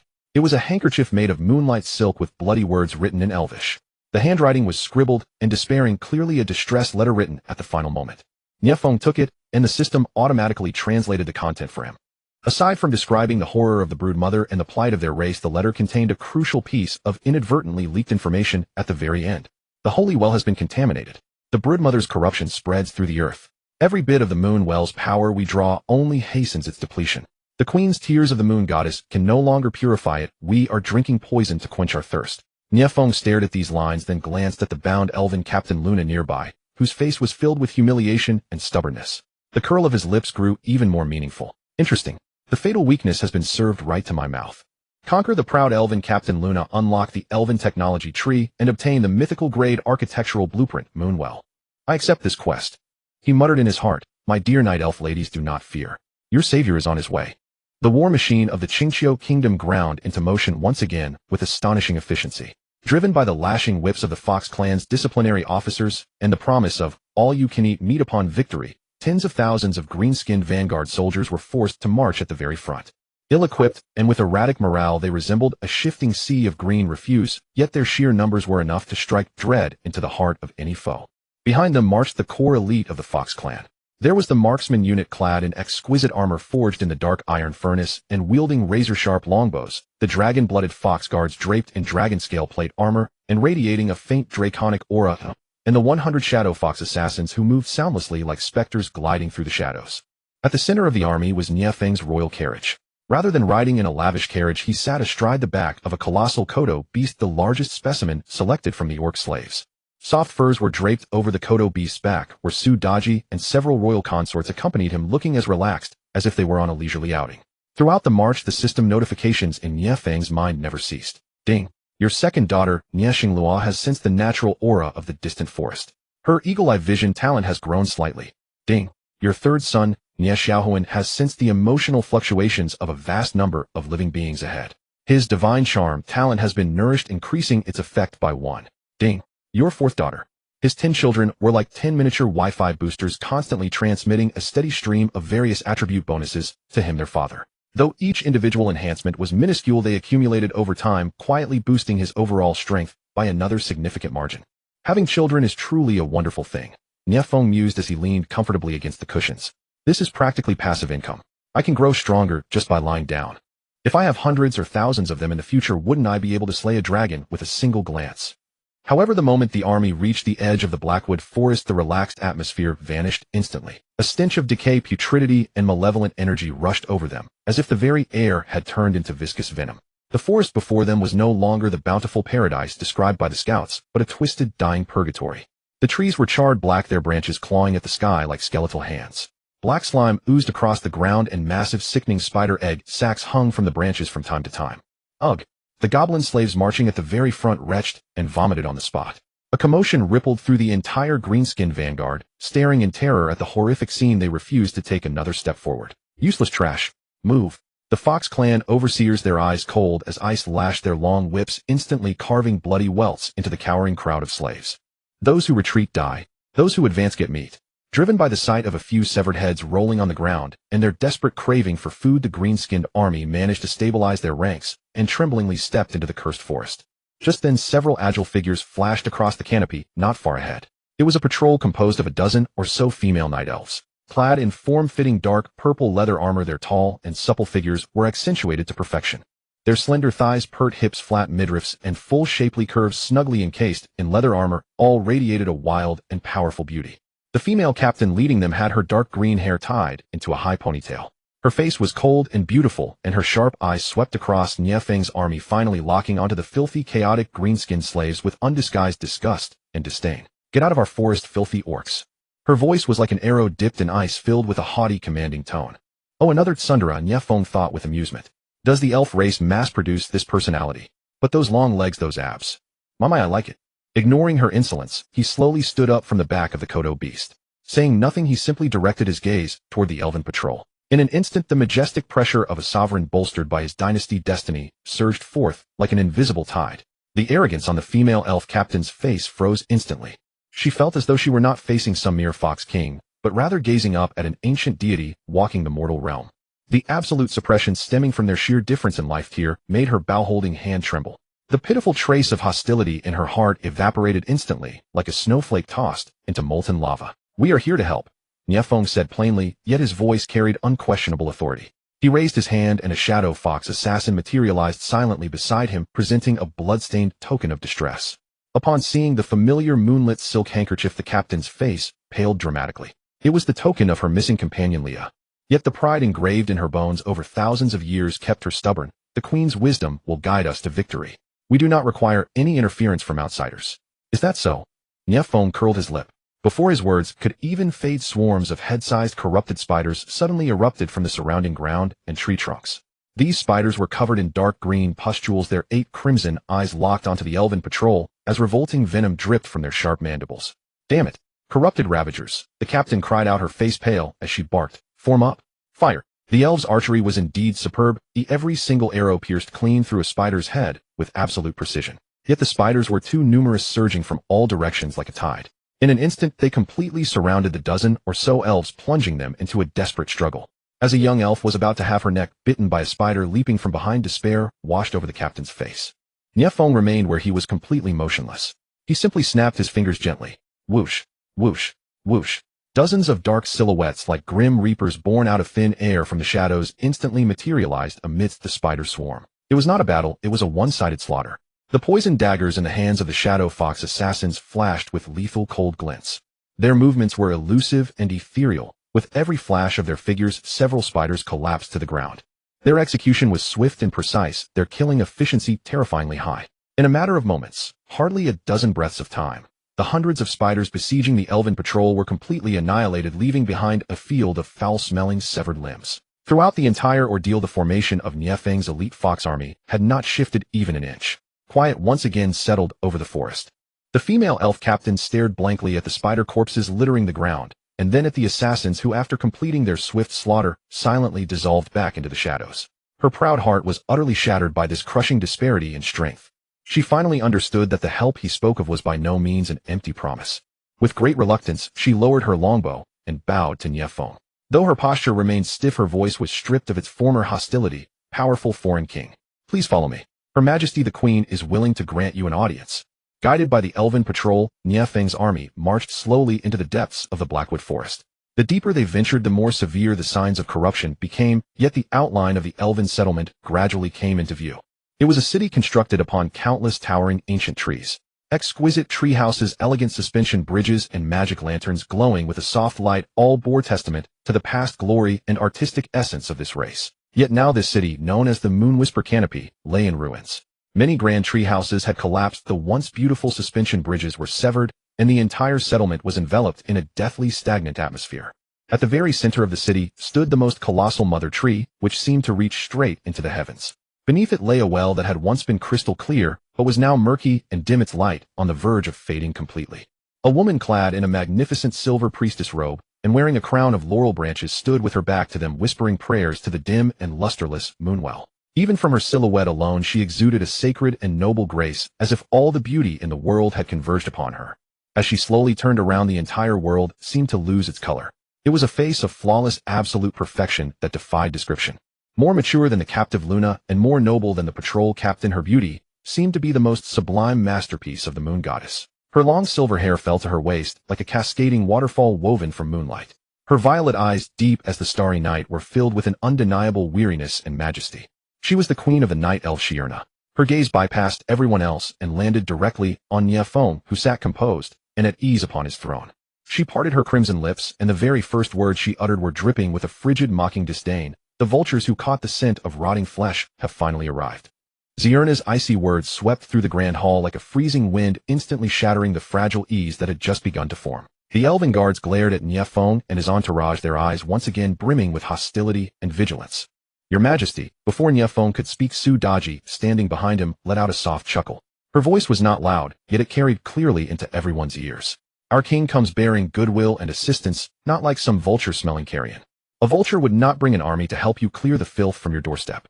Su Daji's words caused Xierna's brow to twitch almost imperceptibly. She glanced at Su Daji, a flicker of astonishment crossing her eyes. She could sense that this fox race woman, who was also breathtakingly beautiful, harbored a terrifying power within her that sent a shiver down her spine. Put away your ridiculous hypocrisy. Xierna's gaze returned to Nie Feng, her tone not softening in the slightest. State your purpose. The destiny of the elves does not require charity from a half-blooded fox king like you. Half-blooded. Nie Feng smiled. He rose from his throne atop the Kodo beast and walked towards Xierna step by step. With every stride, he took the oppressive pressure radiating from him. A fusion of dynastic providence and the desolate Ancient Demon Fox Bloodline grew progressively stronger. The elves felt as though an invisible mountain was slowly pressing down upon them, suffocating them under its weight. Your Majesty, you might have misunderstood one thing. Nie Feng stopped 10 meters away from her, staring straight into her proud purple eyes. Your pride is killing your people, and I am here to offer you a solution. He turned his head slightly, casting a glance at the dimming moonwell, a mocking curve playing at the corner of his lips. This moonwell is about to dry up, isn't it? These words struck Xierna's heart like a heavy hammer. A torrential wave of killing intent instantly erupted from her delicate body, causing the temperature of the entire space to plummet by more than 10 degrees. Presumptuous! How dare you desecrate our sacred relic? All the surrounding elven guards instantly drew their longbows to full draw. Hundreds of magic arrows gleaming with cold light aligned perfectly with Nie Feng's forehead, ready to turn him into a pincushion at a single command from their queen. You are desecrating our sacred relic. For the first time, Zirna's voice carried an uncontrollable rage. The state of the moon well was the ultimate core secret of their entire race. It was their final hope, yet also their greatest weakness. This outsider, this Fox King, how on earth did he know? Desecration. Nie Feng seemed not to notice the arrows capable of easily piercing steel plates. Instead, the smile on his face deepened. Utilizing the intelligence gathered from the distress letter, he spoke word by word in a flat, matter-of-fact tone. That broodmother, whose power is rooted in the earth, is violently poisoning the foundation of this forest. And your moonwell is precisely sustained by the natural energy deep within the earth. Every ounce of power you draw from the moonwell to resist the insect tide is equivalent to actively absorbing the broodmother's diluted toxins. You are drinking poison to quench your thirst. When those words left Nie Feng's mouth, Zirna's flawless face instantly turned deathly pale. This is impossible. This was the most despairing secret known only to her and a few of the highest-ranking high priests. This Fox King, how could he possibly know such details? The shock in her heart was beyond measure. Seeing her psychological defenses completely shattered, Nie Feng knew the time had come. Baring his fangs with no further concealment, he laid out his terms in a tone akin to a demon lord bargaining with a mortal. It is quite simple. I will slay the broodmother for you and purify this land. As the price, his gaze swept wantonly over Zirna's exquisite voluptuous curves wrapped in her priestess robe, full of aggression and possessiveness. Your tribe shall swear allegiance to my Qingxiu kingdom. And you, Zirna, the noble night elf queen. He grinned, revealing a flash of white teeth. Shall become my 11th consort. Dead silence. After several seconds of absolute silence, a volcanic eruption of fury broke out. Kill him, bastard. How dare you insult her majesty? Kill him. Wash away the disgrace of our sacred land with his blood. All the night elves went wild. Their eyes instantly turned bloodshot, their reason entirely shattered by this supreme insult. They could fight to the death, they could face extinction, but they could never tolerate their sacred and inviolable queen being so desecrated by an outsider. Zirna trembled with rage, her snow-white hands already condensing a longbow formed from pure moonlight energy. She would rather die in battle right here than ever agree to such humiliating terms. She would personally slay this demon king who dared to disgrace her and her entire race. It seems you have yet to understand your situation. Facing this apocalyptic killing intent, the smile on Nie Feng's face slowly faded. In its place came an endless coldness and indifference. Very well, let me show you clearly what is meant by the gap. Withholding nothing, he fully released the bloodline pressure of the sleeping, desolate ancient demon fox within him. 9 golden foxtail phantoms composed of pure energy soared into the sky behind him, blotting out the sun. A terrifying aura originating from the primeval wilderness ruling over all creation swept frantically in all directions like a tsunami in the spiritual realm. The hundreds of furious elven guards did not even have time to loose their arrows before they felt their souls being tightly gripped by an invisible colossal hand of a god or demon. The longbows slipped from their hands, and one by one their legs buckled as they fell to their knees, uncontrollably unable to even lift their heads. Even Zirna, who was preparing to strike, felt as though she had been struck by lightning. The moonlight longbow she had condensed instantly dissolved. That irresistible absolute suppression originating from the bloodline source shattered her proud strength in an instant. Exerting every ounce of her strength, she tried to stand straight to preserve her final dignity, but her long, shapely legs, after trembling violently, bent humiliatingly, and she knelt heavily onto the freezing ground. Within the core area of the elven capital, except for Nie Feng and his subordinates, every single elf, including their high and mighty queen, was pinned firmly to the ground by this unreasonable absolute power, unable to move a muscle. Their pride and dignity were crushed to pieces at this moment. Nie Feng slowly walked over to Zirna, who knelt before him with a face full of humiliation and disbelief, and looked down upon her from above. Look closely, his voice was as cold and devoid of emotion as a freezing wind from the 9 netherworlds. This is not a deal, much less a negotiation. This is the only path of survival for you and your people. Zirna bit her lip, fiercely, blood trickling from the corner of her mouth. Her beautiful purple eyes were filled with resentment, anger, and a trace of unconcealable despair. Just then a world-shaking shriek filled with malice and brutality suddenly echoed from the depths of the forest. Following closely, the entire earth began to shake violently, as if an ancient behemoth was awakening. A blood-soaked elven scout came scrambling and crawling from afar, her voice carrying a weeping tone of utter breakdown. Your Majesty. Disaster. The final barrier. The final barrier has been breached. The broodmother. The broodmother is leading an endless insect tide heading straight for the moonwell. Hearing this news, all color instantly drained from Zirna's face. She slowly lifted her head to look at the godlike, demon-like man before her. His still placid face seemed to bear the final destiny of herself and her entire race. She had no choice left. Rumble. The earth trembled violently, as if an ancient behemoth were turning over deep underground. The peace and tranquility that the Yuan forest once prided itself on were now torn to shreds by screams and panic. Countless night elves fled through the massive canopy city, their faces filled with unprecedented terror. Their proud magical barrier under the relentless onslaught of endless corrupted crypt spiders was already flickering like a candle in the wind. The moonwell at the center of the city grew dim, clearly pushed to its absolute limit. Your Majesty, the western wall has been breached. The 3rd and 7th Archer battalions have been completely wiped out. The east. A breach has appeared in the east as well. There are too many of those damn spiders. The moonwell's energy is nearly depleted. We cannot hold. Each desperate battle report was like a razor-sharp blade stabbing mercilessly into the heart of the night elf Queen Shirna. She stood upon the balcony of the highest treehouse palace, her silver moon hair fluttering wildly in the turbulent air. Her breathtakingly beautiful face, usually so noble and untouched by mortal dust, was now as pale as paper. She wore a silver battle skirt woven from moonlight, threads outlining her mature, voluptuous, and graceful curves. Her long, slender legs were half hidden beneath the hem, exuding a breathtaking allure. Yet now this proud queen had nothing but anxiety and helplessness left in her violet eyes. Her gaze was locked onto the man standing beside her, who maintained an aura of calm and indifference. This fellow, who styled himself the Qingxiu Fox King, had brought his army and grandly intruded upon her realm like a band of uninvited malevolent guests. Yet now he had become her sole lifeline. Fox King. Shirna's voice carried a barely perceptible tremor. She bit her plump red lips, harboring a complex mixture of humiliation and entreaty. If you can slay that broodmother, we can renegotiate your terms. Hearing this, Nie Feng's lips curled upward into a playful arc. This was precisely the response he had been waiting for. Ding. Detected the Night Elf Queen's plea for help. Triggered temporary quest savior. Quest objective: resolve the crisis of the corrupted crypt broodmother and save Yuyu City. Quest rewards Night Elf faction favorability 50, Queen Shirna's personal favorability 30, a priority negotiation rights. Only increasing favorability by this much. This queen is indeed quite proud, Nie Feng grumbled inwardly. On the outside, however, he instantly shifted into the persona of a masterful monarch commanding the battlefield. Renegotiate. He let out a soft chuckle, his gaze sweeping over the chaotic battlefield below. His tone carried an unquestionable dominance. Your Majesty, you are in no position to negotiate with me right now. You can only accept. Shirna's delicate body trembled, a flush of shame and anger rising on her beautiful face. But as she watched her people below being devoured by the tide of spiders, she ultimately lowered her noble head in defeat. Yes, I accept. Very well. Nie Feng nodded with satisfaction. In the next instant, he seemed to transform into an entirely different person. An aura of a battle-hardened, awe-inspiring commander erupted from him, his voice echoing across the entire battlefield like a resonant bell. All Night Elf marksmen abandon the ground defense line immediately. All forces retreat to the canopy layer above 50 meters. Form small squads, fire at will, and prioritize eliminating those elite monsters spitting webs. His orders were clear, decisive, and filled with professional military expertise.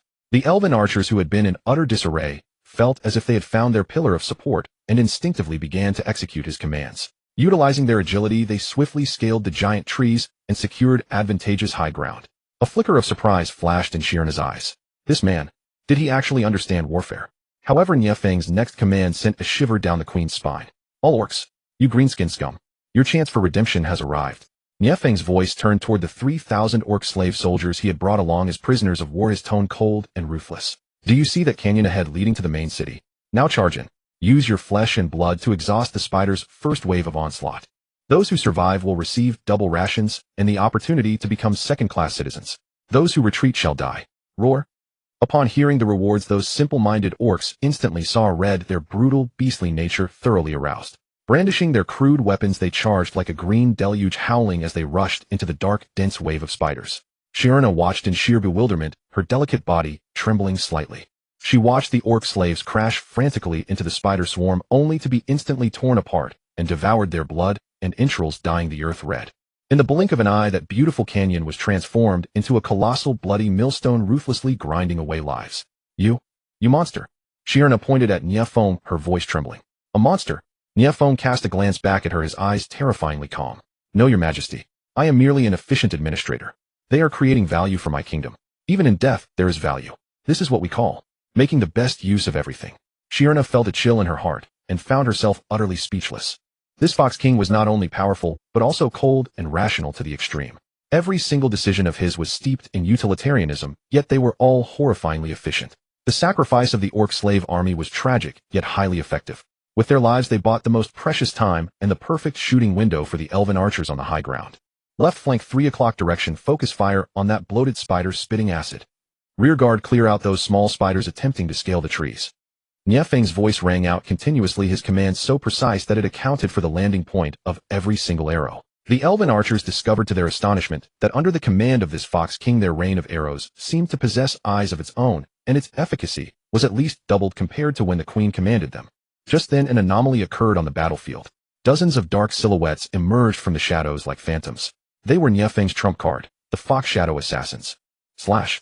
A flash of cold light gleamed, and the colossal head of an elite spider demon warlord directing the small spider swarms soared into the sky. Hiss!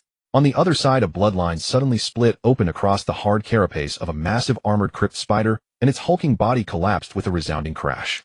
Its 8 eyes still held a look of bewilderment and confusion. The Fox Shadow Assassins were like reapers of the battlefield, each strike precisely claiming the life of an elite spider. The onslaught of the spider swarm fell into chaos multiple times due to their commanding units being instantly assassinated. Shirna had become completely numb. She stared at the man who stood with his hands behind his back, calmly issuing orders, as if taking a leisurely stroll through the tragic battlefield, her heart churning with tempestuous waves. Unit composition, tactical application, real-time command. This Fox King was simply a natural master of war. His presence had single-handedly turned what should have been a slaughter into a stalemate. Could we really be saved? A ridiculous thought rose from the depths of Shirna's heart. However, right at that moment, boom. The earth split open with a massive fissure, and a sickening foul stench of evil soared into the sky. A hill-sized behemoth slowly crawled out from the underground. It was the culprit behind all of this, the corrupted crypt brood mother. It was truly colossal, its 8 giant legs like pillars supporting the heavens. Its body was covered in a dark green carapace dripping with slime, and the countless crimson compound eyes on its abdomen flashed with madness and greed. Roar! The brood mother opened its massive maw, unleashing a shriek that was not produced by vocal cords, but acted directly upon the soul. Up!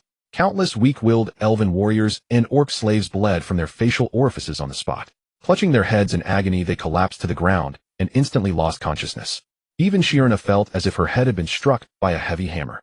Her vision spun, and she nearly tumbled from the balcony. Yet this terrifying brood mother completely ignored the ant-like soldiers on the battlefield.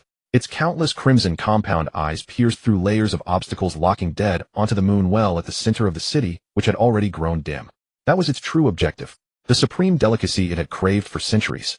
Thud, thud, thud. The brood mother strode forward with its giant legs, ignoring all attacks like an out-of-control siege beast charging headlong toward the moon well. The giant trees and buildings along its path were as fragile as biscuits before it. Staring at that peerless figure of destruction, utter despair finally surfaced on Shirna's beautiful face. No, it's too late. The moonwell will be destroyed by it, she shrieked in agony. Looking at the massive figure rushing toward the moonwell, Nie Feng, far from panicking, revealed a cold smile of a successful scheme. No, Your Majesty. He spoke slowly. His voice was not loud, yet it entered Shirna's ears with absolute clarity. It has arrived at the perfect moment. Is this the right moment? Shirna had misheard. She snapped, looked at Nie Feng, her violet eyes brimming with disbelief. Is this man insane? That is the corrupted Spider Queen destroying everything. It is rushing toward the elves' lifeblood, the moonwell. In Shirna and the surviving elves' bosoms, the Fox King, who had shown such formidable power, should now stride forth, become a golden beam, and wage a world-shaking battle with that dreadful behemoth in epic of the hero saving the realm, not a maiden. Yet Nie Feng's next move utterly overturned their understanding. A shadow of his figure lingered as an afterimage, and he transformed into a streak of light. His target was indeed the moonwell. But he wasn't there to intercept the Spider Queen. He had beaten it to the punch. What is he going to do? An elf elder cried out in astonishment. Before Shirna and all the elves, astonished, horrified, utterly incomprehending gaze, Nie Feng's figure drifted like a feather and landed beside the moonwell, its light already dim. He did not even glance at the approaching Spider Queen, growing ever closer and capable of grinding him to pulp. He did not draw his weapon. He simply stretched out his right hand, and then ruthlessly plunged it into the moonwell's central energy core, soft and beating like a heart. Hum. The world seemed to halt at this moment. Shirna's pupils shrank to the size of pinpricks, and her mind went blank. Stop. In the next moment, a heart-wrenching scream burst from her throat, its cry piercingly pitiful as a cuckoo crying blood. You shameless thief. Robber. That is the lifeblood of our Dark Knight elves. Take your filthy hands off. She charged to rush forward in madness, but Nie Feng's terrifying aura pressed down upon her, pinning her in place, unable to move. Nie Feng paid no heed to her roars, a look of extreme pleasure spreading across his face. Ding. Detected a high-purity life and moon energy blended energy source. Divine grade talent, bloodline plunder, activated. Engulfing energy. Boom. The moonwell, once a pale glow, now seemed to have its arteries pierced. Thousands of years of vast energy coalesced into a visible emerald green and silver white spiral, madly pouring into Nie Feng's body. The moonwell's radiance no longer nourishes this forest and its people, but at an unprecedented speed becomes Nie Feng's personal refill.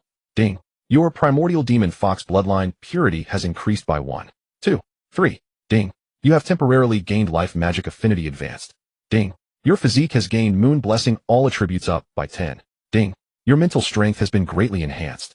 A torrent of system prompts flooded Nie Feng's mind, and he felt every cell in his body rejoicing. Power. An unprecedented power surged through his limbs and bones like a flood breaking a dam. So good. So exhilarating. Nie Feng laughed in his heart. What is this thing called high-level corporate warfare? This is what they call high-end warfare. Strike while the iron is hot, drain your core assets, turn them into mine. Shier na, you are still too young. The corrupted Spider Queen had also surged forward. She came to feast only to discover that the luxurious banquet she had booked had been boxed up by a passing foe. Roar. The robbed Spider Queen issued a thunderous roar. Its massive limbs rose high, tearing the air with a howl as it slammed down toward Nie Feng, who was feasting. This strike could smash a small mountain to powder. Shier na closed her eyes in despair, as if she could already see that shameless thief and their elves' sacred relic crushed to pieces. Yet the anticipated roar did not come. She trembled, opened her eyes, and witnessed a moment that would haunt her for life. Nie Feng did not even turn his head. While absorbing energy, he swept his hand backward. Behind him rose a 100-meter-tall phantom of a 9-tailed demon fox. That phantom glowed with golden light, its majesty fearsome, 9 tails stretched like heavenly punishment blotting out the sky. The fox phantom also swiped with a claw. Clang! The golden fox claw collided with the Spider Queen's emerald green giant foot, in midair producing a resounding clash of metal and iron. The Spider Queen's mighty foot, which had been unbeatable and able to tear elf magic barriers with ease, was stubbornly blocked. This is not the end. Crack! A crisp crack sounded. A horrifying bone-deep fissure appeared on the Spider Queen's impregnable shell. Emerald green, fetid blood sprayed forth like a waterfall. Hiss! The Spider Queen wailed in pain. Its colossal form staggered backward, toppling countless houses. The world fell into another deathly silence. All the surviving Dark Knight elves, whether Queen Elder or ordinary soldier, stood as if petrified, staring at the scene before them. Their minds had completely crashed. What had happened? That man, that shameless thief, he stole the lifeblood of our race's sacred relic, and then with the relic's power struck down a nightmare we could never defeat. What is this? Their faith, their pride, their 1,000-year worldview, at this moment shattered and shattered again by Nie Feng's bizarre manipulation. Roar! The Spider Queen roared in pain and anger, plunging it into complete madness. It opened its maw full of fangs, countless eyes on its abdomen lit with evil red light. A concentrated corrosive beam capable of dissolving everything was madly charging in its mouth. Terrifying energy fluctuations began to distort space. Its target fixed on the moonwell drained of energy, and its radiance extinguished, and Nie Feng standing at the edge of the well. It intends to erase this thief and that desecrated dish from the world entirely. An aura of destruction swept over, blotting out the heavens. The highly concentrated beam of corrosive light, resembling a dark green thread of death, tore through space. Wherever it passed, whether millennial giant trees or solid boulders, everything disintegrated into ash in an instant, leaving not a single trace of existence. Shirana's face turned as pale as snow. Though her heart was filled with resentment and fury toward Nie Feng, her instinct for survival and her duty as queen compelled her to reflexively raise her staff, seeking to exhaust her final shred of power to erect a barrier before the city. She knew it was futile, yet she had to try. However, a calm voice tinged with a hint of contempt echoed in her ear. Step back. Nie Feng did not even spare her a glance, merely raising his left hand nonchalantly. In the next second, an unbelievable sight unfolded. A jade-green barrier woven from the purest life energy materialized out of thin air before him. Upon the barrier flowed silvery patterns of moonlight, exuding an aura of sanctity and serenity. It was the very power he had just plundered from the moonwell. With a sharp sizzle, the corrosive beam capable of annihilating all things slammed violently against the jade-green barrier. There was no earth-shattering explosion, only a grating, teeth-aching sound of corrosion. The dark green death energy and the jade-green life energy clashed frantically, annihilating each other. Ultimately, that destructive beam was effortlessly deflected aside by the seemingly fragile barrier, blasting into the distant cliffside and leaving a bottomless crater. Applying what he had just learned on the spot, Nie Feng used his actions to teach all the night elves a vivid and brutal lesson. Their sacred relic was far more potent in his hands than in theirs. The game is over, he whispered. With a flash of his figure utilizing his surging speed, he instantly appeared atop the broodmother's mountain-like head. The broodmother seemed not to have expected her ultimate strike to be defused so effortlessly, her massive body freezing in a momentary stiffness. And Nie Feng seized that split second. He channeled all the newly absorbed yet to be fully digested moon well energy into his right fist. His fist was no longer golden but enveloped in a silver-green, rapidly spinning vortex of energy. It was the ultimate compression of life and lunar power. His gaze locked precisely onto the massive fissure he had previously torn open with his fox claws. Then he struck. No sound followed. There was no explosion. There was not even any violent energy fluctuation. It was as if the world had been muted. The broodmother's colossal body simply froze in place. In the next second, centering on Nie Feng's fist, countless fine cracks spread from within its body like a spiderweb covering its entire form. Hiss. It seemed to want to let out a final wail, but managed only a faint, weak syllable. Then in a silent breeze, this terrifying beast that had ravaged the gloomy forest for centuries, leaving the night elves utterly powerless, simply dissolved into a flurry of drifting dust. As the breeze swept by, the dust dispersed as though it had never existed. Nie Feng's figure landed lightly beside the moon well, which had now completely dried up, reduced to an ordinary stone pit. He brushed off non-existent dust from his clothes as if he had merely performed an insignificant trifle.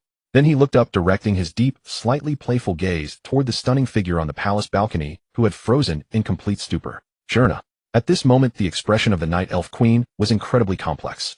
Fear, despair, bewilderment, humiliation, shock. A myriad of emotions intertwined on her breathtakingly beautiful face, ultimately leaving only a blank void. I said I would kill it. Nie Feng's voice was chillingly calm, yet it struck like a heavy sledgehammer against the hearts of every surviving elf. Now it is your turn to fulfill your promise. He paused, a wicked smile playing on his lips as he said word by word. My dear queen.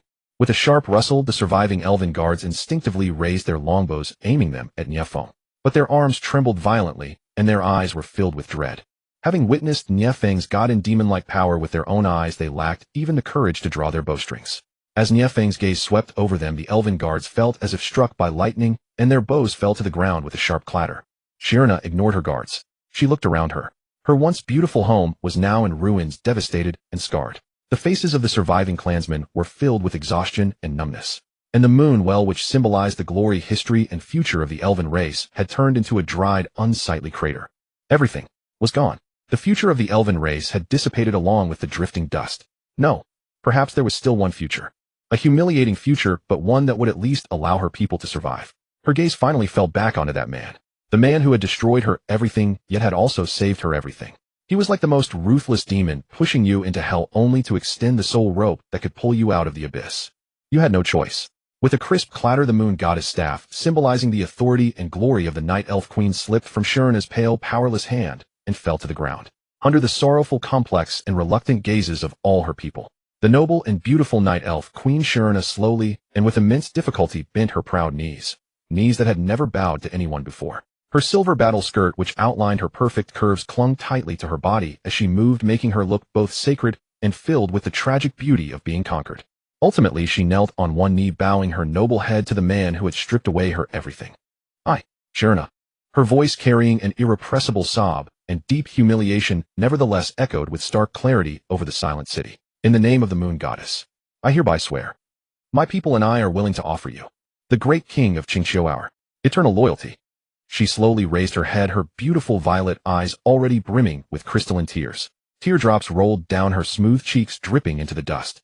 This scene, this image of the noble queen kneeling in humiliation, was like the deepest brand etched forever into the minds of everyone present. Watching this touching scene, Nie Feng felt no ripples in his heart, and even found it somewhat amusing. Excellent. Phase 1 of the Elven Conquest plan has been successfully completed. His inner monologue echoed. Next up, it is time for an in-depth one-on-one onboarding training for the new employee, especially this newly appointed regional director. However, Nie Feng helped her up, pulling her mature, voluptuous body, which exuded a faint, delicate fragrance, into his embrace. This sudden gesture caused Shirna's entire body to stiffen. She instinctively tried to struggle, but was bound by an irresistible force. Ignoring her struggles, Nie Feng held her and turned to face all the elves, his voice reverberating through the entire Moon Whisper City like rolling thunder. Listen, all night elves. From this day forth you shall receive the protection of my Qingqiu kingdom.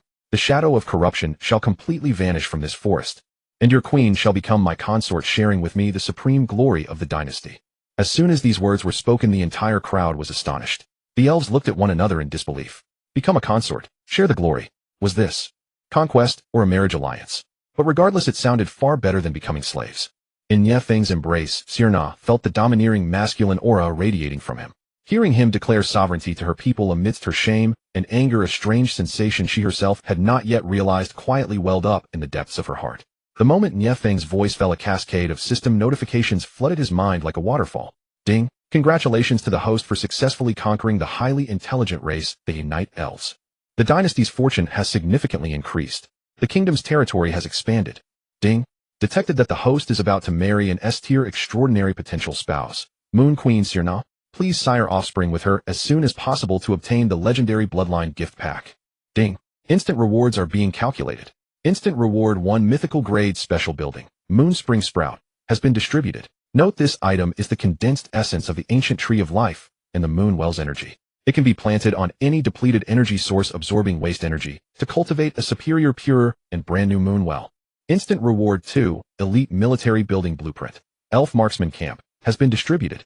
Note once constructed outstanding night elf archers can be trained into T4, grade ranged ace units, the Moonshadow Marksman. They will receive the blessing of moonlight, and their arrows will carry armor-piercing silence and homing effects. Instant reward 3, the host permanently obtains the passive talent, Life Affinity Advanced. Note you are now a friend of the forest and life. All plants will grow rapidly for you, all animals will harbor goodwill toward you, and you can even conduct simple communication with ancient trees. With such a barrage of explosive rewards, Nie Feng could barely suppress the smile on his face. What a massive profit. This wave was an absolute windfall.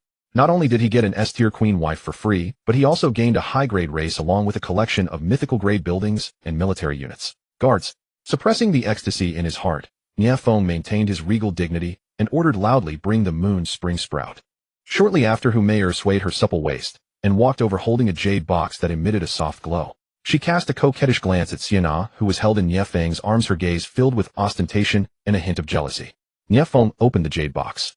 A sprout seemingly carved from moonlight and emerald lay quietly inside, radiating a majestic life force that brought comfort to the very soul. Is this Hope? Sienna muttered to herself as she stared at the sprout. No. Nie Feng smiled faintly. Holding her, he took large strides toward the moon well, which had long dried up and was left in dead silence. This is not hope. This is a miracle. And I am the one who bestows this miracle upon you. Under the incredulous gazes of all the elves, including Luna, Nie Feng gently placed the Moon Spring Sprout into the center of the dried-up well. A miracle occurred. The moment the sprout touched the parched earth, it took root instantly. Countless emerald rootlets spread out like living creatures, completely absorbing the remaining polluted and murky energy at the bottom of the well. The sprout grew at a speed visible to the naked eye, sprouting branches budding and spiraling upward. A pillar of moon-white energy, purer and more powerful than even the moon well in its prime, soared into the sky, completely dispersing the final haze looming over the forest. Rich life energy swept through Moon Whisper City like a tidal wave. The wounds of all the injured elves healed rapidly. The trees that had withered due to energy depletion regained their vitality. Even the air became unprecedentedly fresh and sweet. By the moon goddess. This is a true miracle. Her Majesty did not lie to us. We are truly saved. All the elves went wild, staring at the brand new moon spring, radiating divine splendor, and then looking at the man who had single-handedly created all of this. The awe in their eyes completely transformed into fanatical worship. What humiliation of a fallen nation. What forced submission. In the face of such a tangible miracle, everything seemed so insignificant.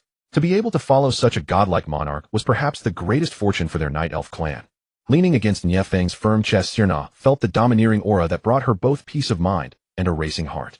Sensing her people's heartfelt joy and worship, the final line of defense in her heart began to quietly crumble.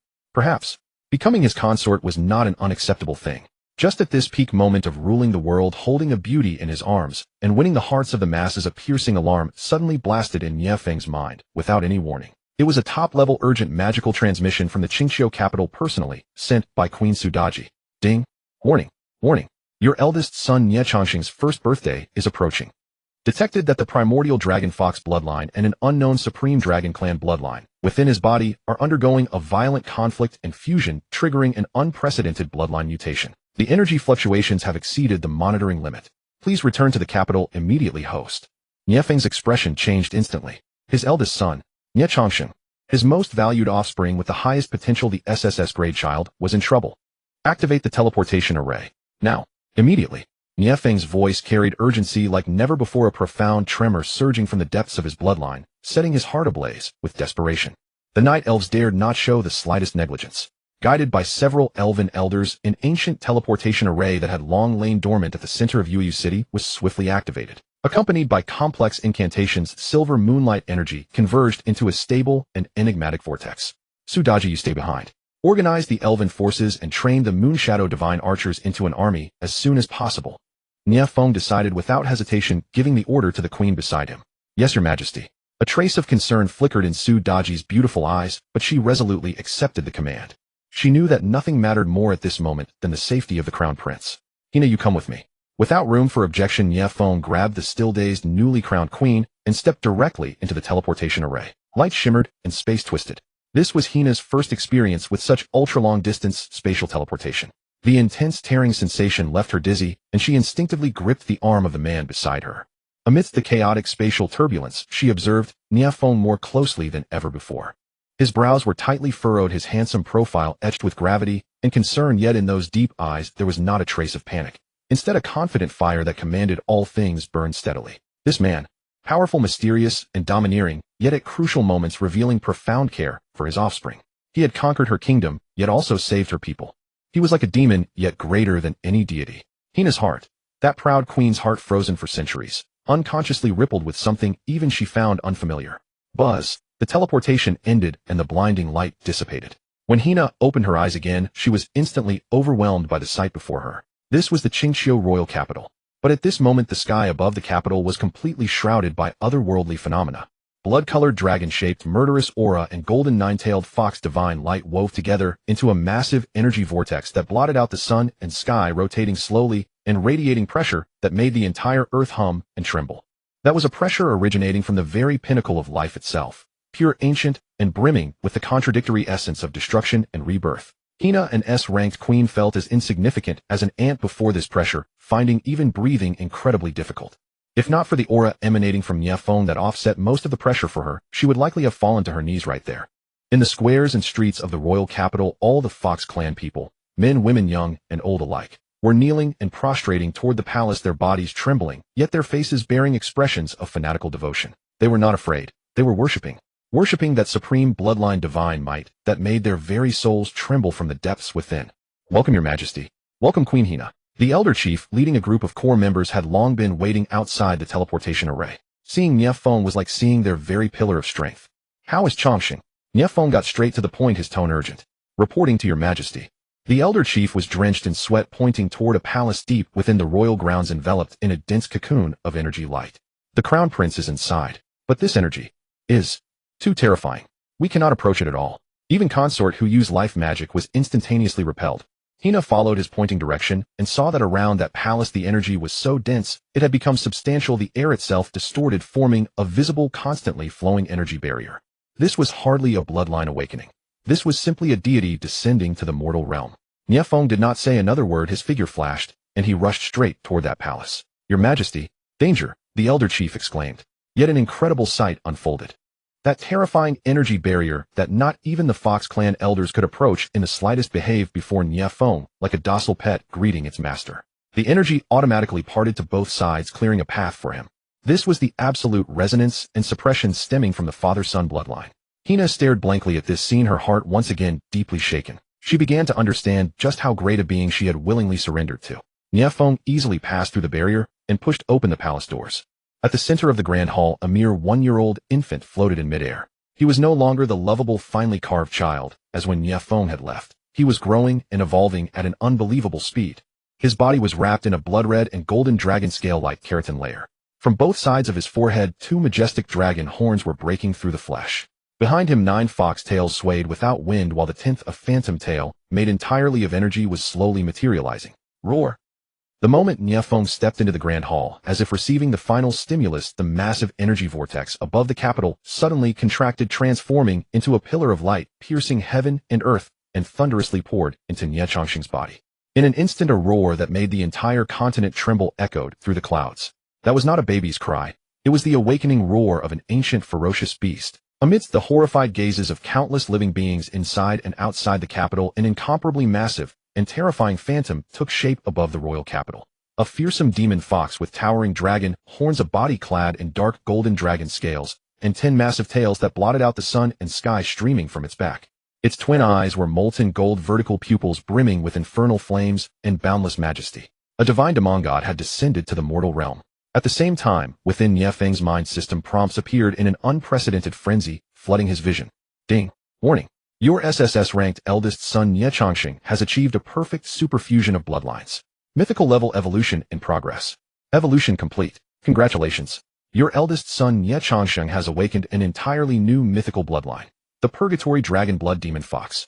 Ding. Detected that your offspring's bloodline has completed an epic leap, triggering the father ennobled by son superchain reward. Super reward 1 bloodline feedback. Your primordial demon fox bloodline has been stimulated by advanced dragon blood and successfully evolved into a legendary bloodline, the primordial void dragon fox. You have obtained partial space control abilities. Super reward 2 Dynasty's gift, rewarding a unique legendary structure, the Dynasty Dragon Vein Altar. Note: after placement, it can condense and sublimate the kingdom's fortune, transform into a tangible dragon vein to stabilize the nation's destiny and significantly boost resource production across the territory, cultivation speed of citizens, and offspring growth rate. Super reward 3 Equal favor. Due to the host's bloodline evolution, all existing consorts will receive a baptism of your bloodline essence, and their potential ratings will be permanently elevated. Please engage in meaningful interaction with them as soon as possible to complete the baptism. Nie Feng felt the earth-shaking changes within his body, an unprecedented surge of power flooding every limb and bone. He could even clearly perceive the spatial nodes around him, as if with just a single thought, he could perform brief teleports. The light at the center of the grand hall slowly dissipated. That 1-year-old infant, Nie Chongqing, slowly descended back onto his cradle. The abnormalities on his body had vanished, returning to his chubby, adorable form, except for those delicate dark golden dragon horns on his forehead, and the fluffy 10 tails behind him, 1 large and 9 small, which proved that everything that had just occurred was no illusion. Nie Feng stepped forward and carefully picked up his eldest son. The little one opened his eyes. What kind of eyes those were! No longer possessing the innocence of an infant, they were a pair of majestic, cold, golden dragon pupils that seemed to contain the stars of the cosmos. He looked at Nie Feng, neither crying nor smiling. The next moment, a clear, resonant thought, even carrying a hint of unmistakable authority, resounded directly in Nie Feng's mind through their bloodline connection. Father King. I'm hungry. I want to eat. Iron. Eating iron. Nie Feng, cradling his own son, found himself at once speechless. Other people's divine offspring upon awakening either raise the heavens or master the laws. Why his mind turned out so plain, unadorned, and down to earth? An SSS tier, mythical airborne, a demigod with portions of bloodline memory and basic consciousness embedded in the soul. The bloodline of the Purgatory Dragon Blood Demon Fox requires devouring high-quality metallic energy and soul energy to grow. The system's explanation rang out in time, clearing Nie Feng's doubts. So it wasn't hunger, but a rare gift. Come forth, people. Nie Feng, cradling Nie Chongqing, stepped from the palace. The queen consort Su Daji and Hu Meyer, who had long awaited outside, immediately crowded around. Seeing Nie Feng's safe son now with dragon horns and a tail, they finally breathed a sigh of relief. Fetch the finest steel longsword from the royal armory, Nie Feng ordered. The guards, not daring to delay, quickly brought forth a sword gleaming with a cold light, forged from black iron in the furnace. This blade could easily cut through 3 layers of armor, the standard weapon of the Fox tribe warriors. Nie Feng accepted the sword and tentatively offered it to Nie Chongqing. In the astonished eyes of Su Daji, Zierna, and the others, Nie Chongqing extended his pink tiny hand and touched the blade. A strange scene unfolded. The sturdy steel longsword touched Nie Chongqing's small hand, and as if ice meeting hot iron, silently began to melt away. It did not shatter or break. Instead, it dissolved into strands of visible silver-gray metal energy, all absorbed by Nie Chongqing's palm. In under 10 seconds, a complete longsword had vanished into thin air. Burp. Nie Chongqing belched contentedly. A trace of lingering appetite flashed in his golden dragon eyes. Then with a munch, he turned his gaze toward the guard's suit of steel armor. The chief guard jolted in fright, his face turning pale, instinctively stepping back. Ha ha ha. Nie Feng burst into loud laughter. How interesting, truly fascinating. He shifted his gaze from his precious son to survey his own changes. The ancient void dragon fox bloodline brings more than mere power surges. He could feel his senses, reflexes, and energy recovery speeds have multiplied manyfold. More importantly, a strange affinity with space blossomed within him. With a thought, he tried to marshal the space power within his bloodline. Whoosh! His figure vanished from the spot, and in the next moment reappeared behind Zierna, gently encircling her slender waist. Up! Zierna cried out in surprise, completely taken aback. The other queens wore astonished expressions. This wasn't the Fox clan's illusionary step, it was real spatial movement, with no energy fluctuations. My liege. Su Daji's eyes shimmered with astonishment. Your power has grown again. Nie Feng said with nonchalance, though inwardly he was full of delight. This teleportation ability would be the ultimate technique for ambushes, escapes, and even night assaults. Then he produced the legendary construction, the dynastic dragon vein altar. It was a palm-sized altar model carved entirely from purple gold crystals atop, which coiled a lifelike little dragon. Nie Feng placed it in the very center of the capital at the heart of the fox god altar, the life tree, and the black iron furnace. The moment the altar touched the ground, the land veins of the entire Qingxiu kingdom trembled. Roar! A high-pitched dragon roar resounded from underground. The small altar rapidly expanded into a grand edifice spanning about 100 meters. A visible golden dragon formed from the realm's fate. Energy rose from the altar, circled the capital, once then sank back underground after a roar that shook the heavens and the earth. In an instant, all inhabitants within Qingxiu kingdom felt a warmth surge through their bodies. Ding! The dynastic dragon vein altar has been activated. All across the Qingxiu kingdom, resource output efficiency rose by 30. Across the realm, all citizens and soldiers' training and growth speeds improved by 30. Across the Qingxiu kingdom, all buildings' work efficiency rose by 30%. This is not mere addition, but a terrifying multiplier affecting the entire kingdom. This means the Qingxiu kingdom's development speed will crush any power on this continent. Yet new problems also arise. Nie Feng looked at his son in his arms, who again fixated on the guard's armor, and fell into thought. Nie Chongqing's growth requires devouring vast quantities of high-quality metals. Ordinary steel to him is like dry bread, barely enough to fill his stomach and completely unable to provide the nourishment his growth requires. To let this mythic crown prince rapidly grow into true combat power, one must find higher-grade metal ores. This is far harder than finding baby formula. Just as Nie Feng fretted nearby Zerna after witnessing these miracles, and the kingdom's changes, felt the last resistance within her vanish completely. She understood that she was likely submitting to a deity walking among mortals, and as this deity's queen she was bound to this rising dynasty. Rather than passively accepting, she chose to actively integrate. The once proud queen revealed her astonishing wisdom and ambition. She stepped forward, bowing slightly toward Nie Feng, and spoke softly, "My liege, if you are troubled by finding high-quality metal ores, perhaps I know of a place." "Oh, do tell." Nie Feng's eyes brightened. Zerna gathered her thoughts and spoke slowly. "According to our night elf oldest scriptures, the world's finest metal veins and the strongest forges belong to the same race, the Ironbeard dwarves who dwell in the western realm's Lanya mountain range. They say their mountains yield mithril orichalcum and even the exceedingly rare star steel." Nie Feng's mouth watered at the thought. If this could feed Chongqing, he'd be off flying in no time. Yet Zerna's following words poured cold water on him. But, she frowned, bringing bad news. The dwarves are notoriously stubborn and xenophobic. They are small in stature, yet strong as iron, with tempers as hard as the rocks of their mountains. They despise all surface races, especially us elves and the Fox clan. Their mountain fortress is famed as the never-fallen city, never conquered by any foe for thousands of years. Never fall. Nie Feng consoled Su Daji, who had just given birth and whose breath had grown longer and stronger with a gleam of determination in his eyes. "That's only because they haven't met me yet. A stubborn race with top resources. This is basically a courier delivered to your doorstep." "Mayor," Nie Feng ordered. "I am here." Humayr slinked forward, hips swaying. "Your inspection department, immediately gather all intelligence on the Ironbeard dwarves, including their forces, defenses, chief's temperament, and internal conflicts. I want a complete report within 3 days." "Understood, my king. I will ensure they know, even if they have hidden a few undergarments." Humayr licked her lips and departed. "Huing, at your command, my king." The valiant Huing stepped forward in her armor. "Proceed to Yueyu City at once, and bring our newly trained 500 Moonshadow sharpshooters to the capital.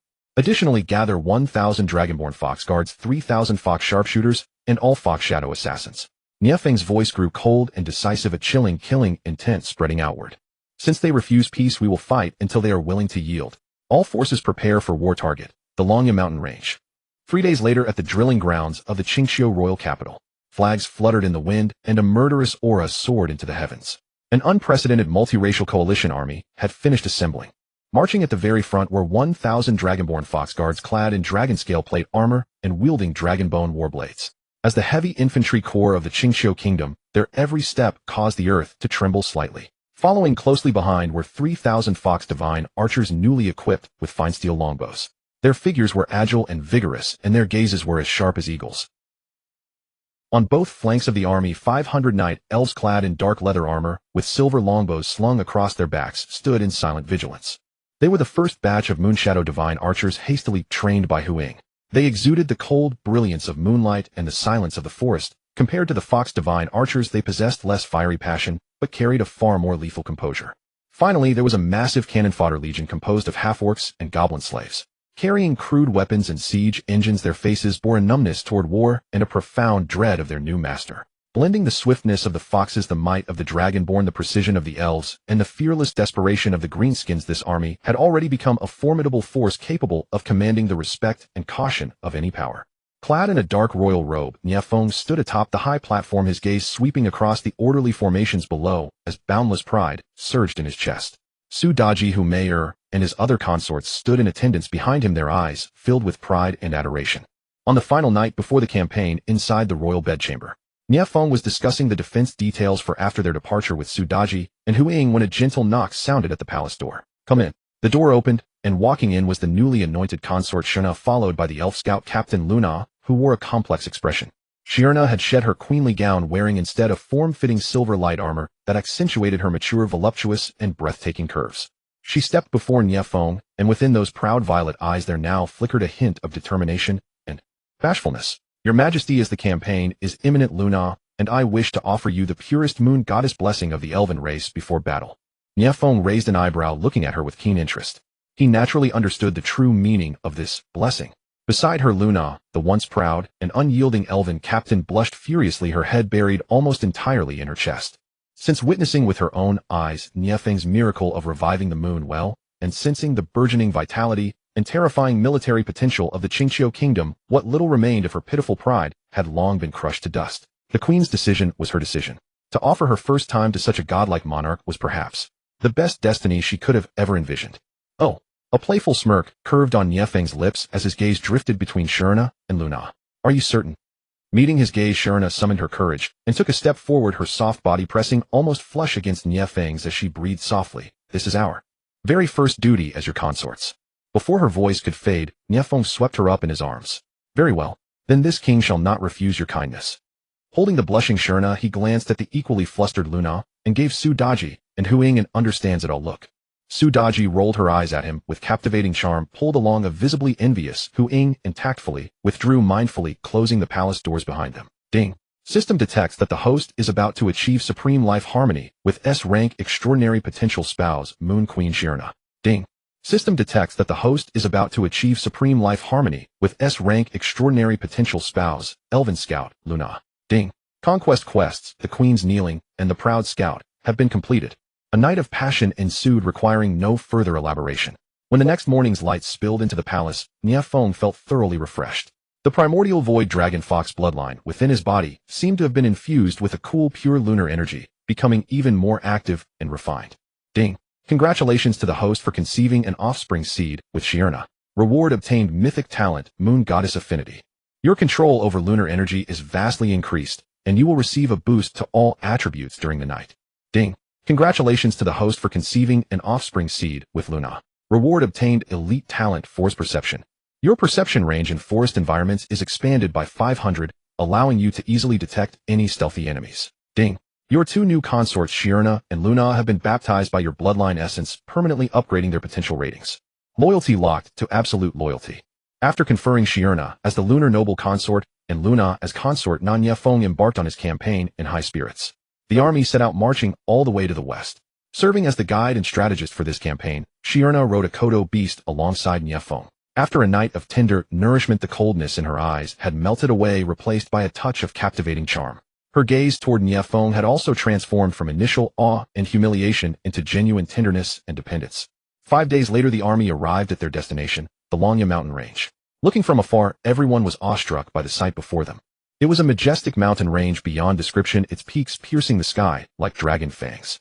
At the very core of the range, an unimaginably colossal fortress was seamlessly integrated with the mountain itself. Grayish-black stone formed the main body of the city walls, which were covered in visible shimmering runes. Countless massive ballistas and catapults stood atop the walls like a forest of steel. Merely gazing at it from a distance instilled a suffocating sense of dread. "That is Tilubeo." Shirna's tone carried a hint of gravity. "The crystallization of thousands of years of dwarven labor, the legendary city that never falls." Even Nie Feng, who was accustomed to grand spectacles, could not help but nod in silent admiration. This divinely crafted marvel was far more breathtaking than any fantasy castle he had seen in movies in his past life. "Send an envoy over, and make sure he is polite," Nie Feng commanded. "Say that the lord of the Qingqiu kingdom wishes to trade our elven specialty, the spring of life water and magical fabrics, for their ores." A fox envoy fluent in the continent's common tongue held high a white flag of peace and cautiously approached the colossal iron gate. He loudly repeated Nie Feng's proposal 3 times. What answered him was not words but a dense volley of whistling sounds. Dozens of thick ballista bolts tore through the air with ear-piercing screeches, slamming violently into the ground before the envoy. The closest bolt was barely a finger's breadth from his toes. Terrified out of his wits, the envoy scrambled and crawled all the way back. From atop the walls came a burst of crude, boisterous laughter. A loud-mouthed dwarven guard roared in broken common tongue. Go back to your wood's long ears and furry tails. Talubeo does not welcome you. Want to trade for ore? Bring your queen's head to exchange for it. Ha ha ha. A commotion broke out in the Fox army, their anger boiling over. Shirna sighed helplessly. Your Majesty, I told you long ago that the stubbornness and xenophobia of the dwarves are beyond your imagination. They despise all surface races. Launching an assault on this fortress would be like throwing eggs against a stone. Yet Nie Feng's expression remained exceptionally calm. He showed no trace of anger. Instead, he looked as though he had spotted something intriguing. He neither ordered an attack nor retreated, but commanded the army to set up camp at a safe distance. Afterward, he rode a Kodo beast alone, slowly surveying the perimeter of Talubeo. His gaze did not linger on the indestructible walls, but fell instead on the earth and rocks surrounding the fortress. Soon he keenly noticed a bizarre rust-like gray fungus spreading near the foundation of Talubeo. This fungus clung tightly to the rocks and metal, exuding a faint, barely perceptible scent of decaying metal. They seemed to be slowly consuming the metallic components within the rocks. Though the process was agonizingly slow, it was unwavering. A daring plan quietly took shape in Nie Feng's mind. He recalled a core function of the system, the Bloodline Crucible.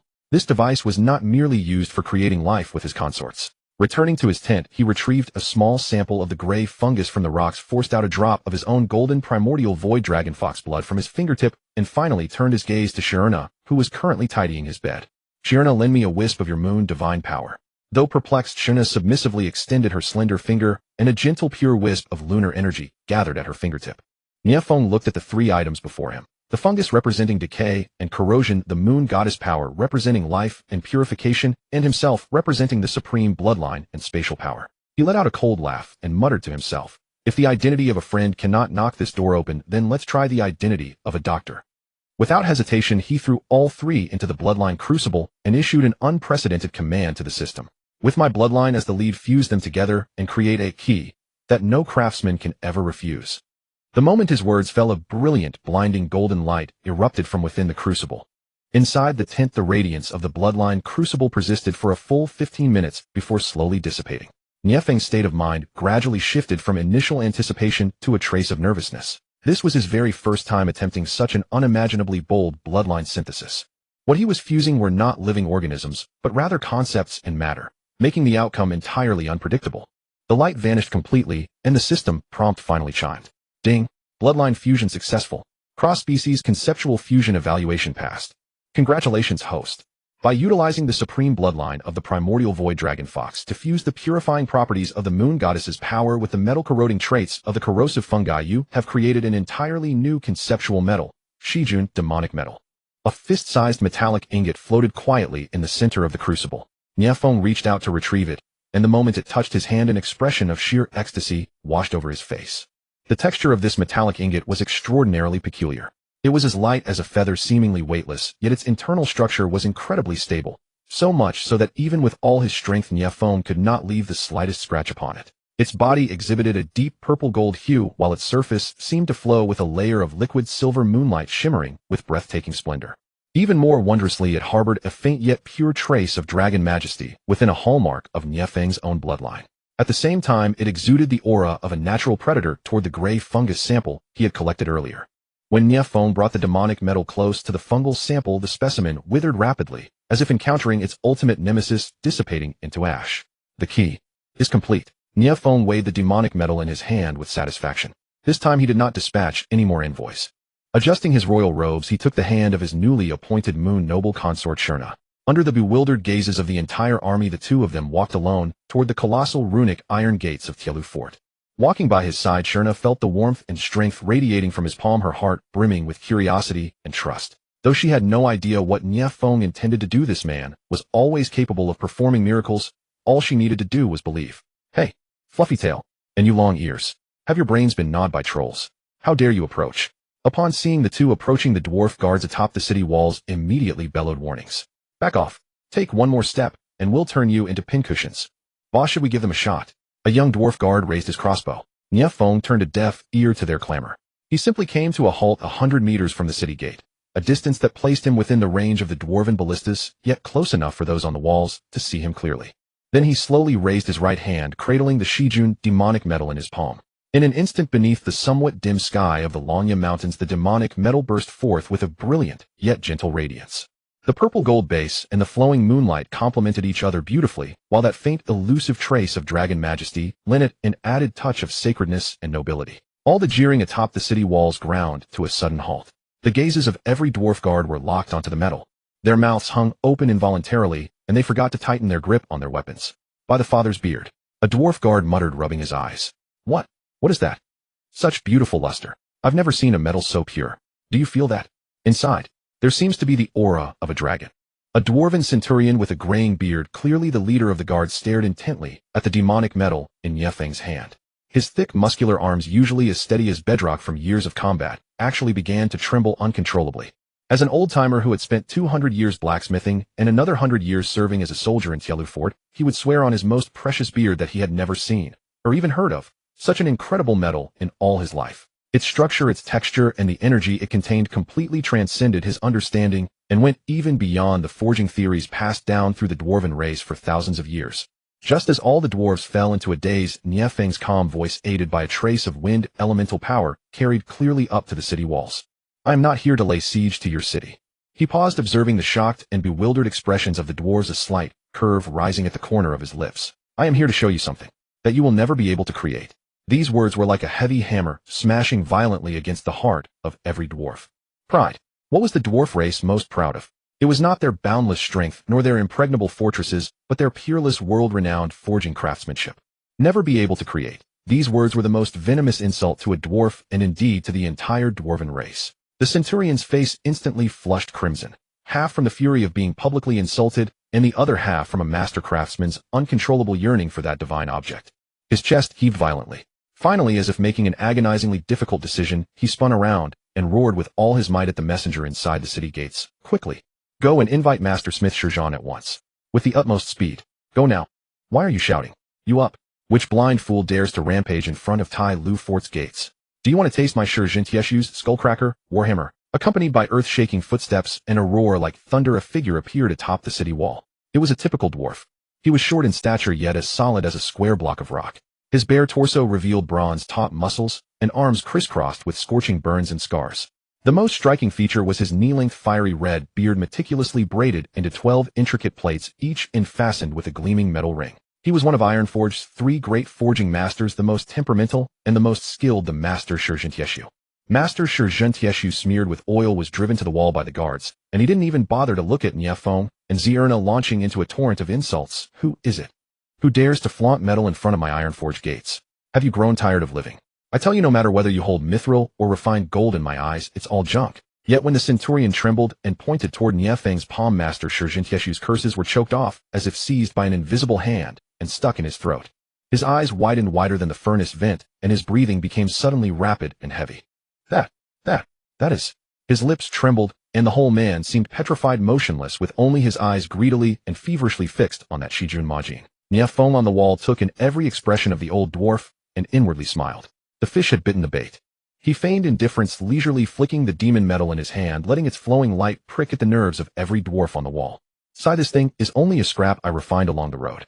Nie Feng's voice was soft yet clear to Master Shurjan Tieshu. "The material is too complex. Handling it is too troublesome. I was thinking of discarding it somewhere." Edge, corner, material. These 3 words seemed to light the fuse of a powder keg, and Master Shurjan Tieshu instantly thawed from his petrified state. He felt as if he had heard the most venomous, most irrational insult in the world.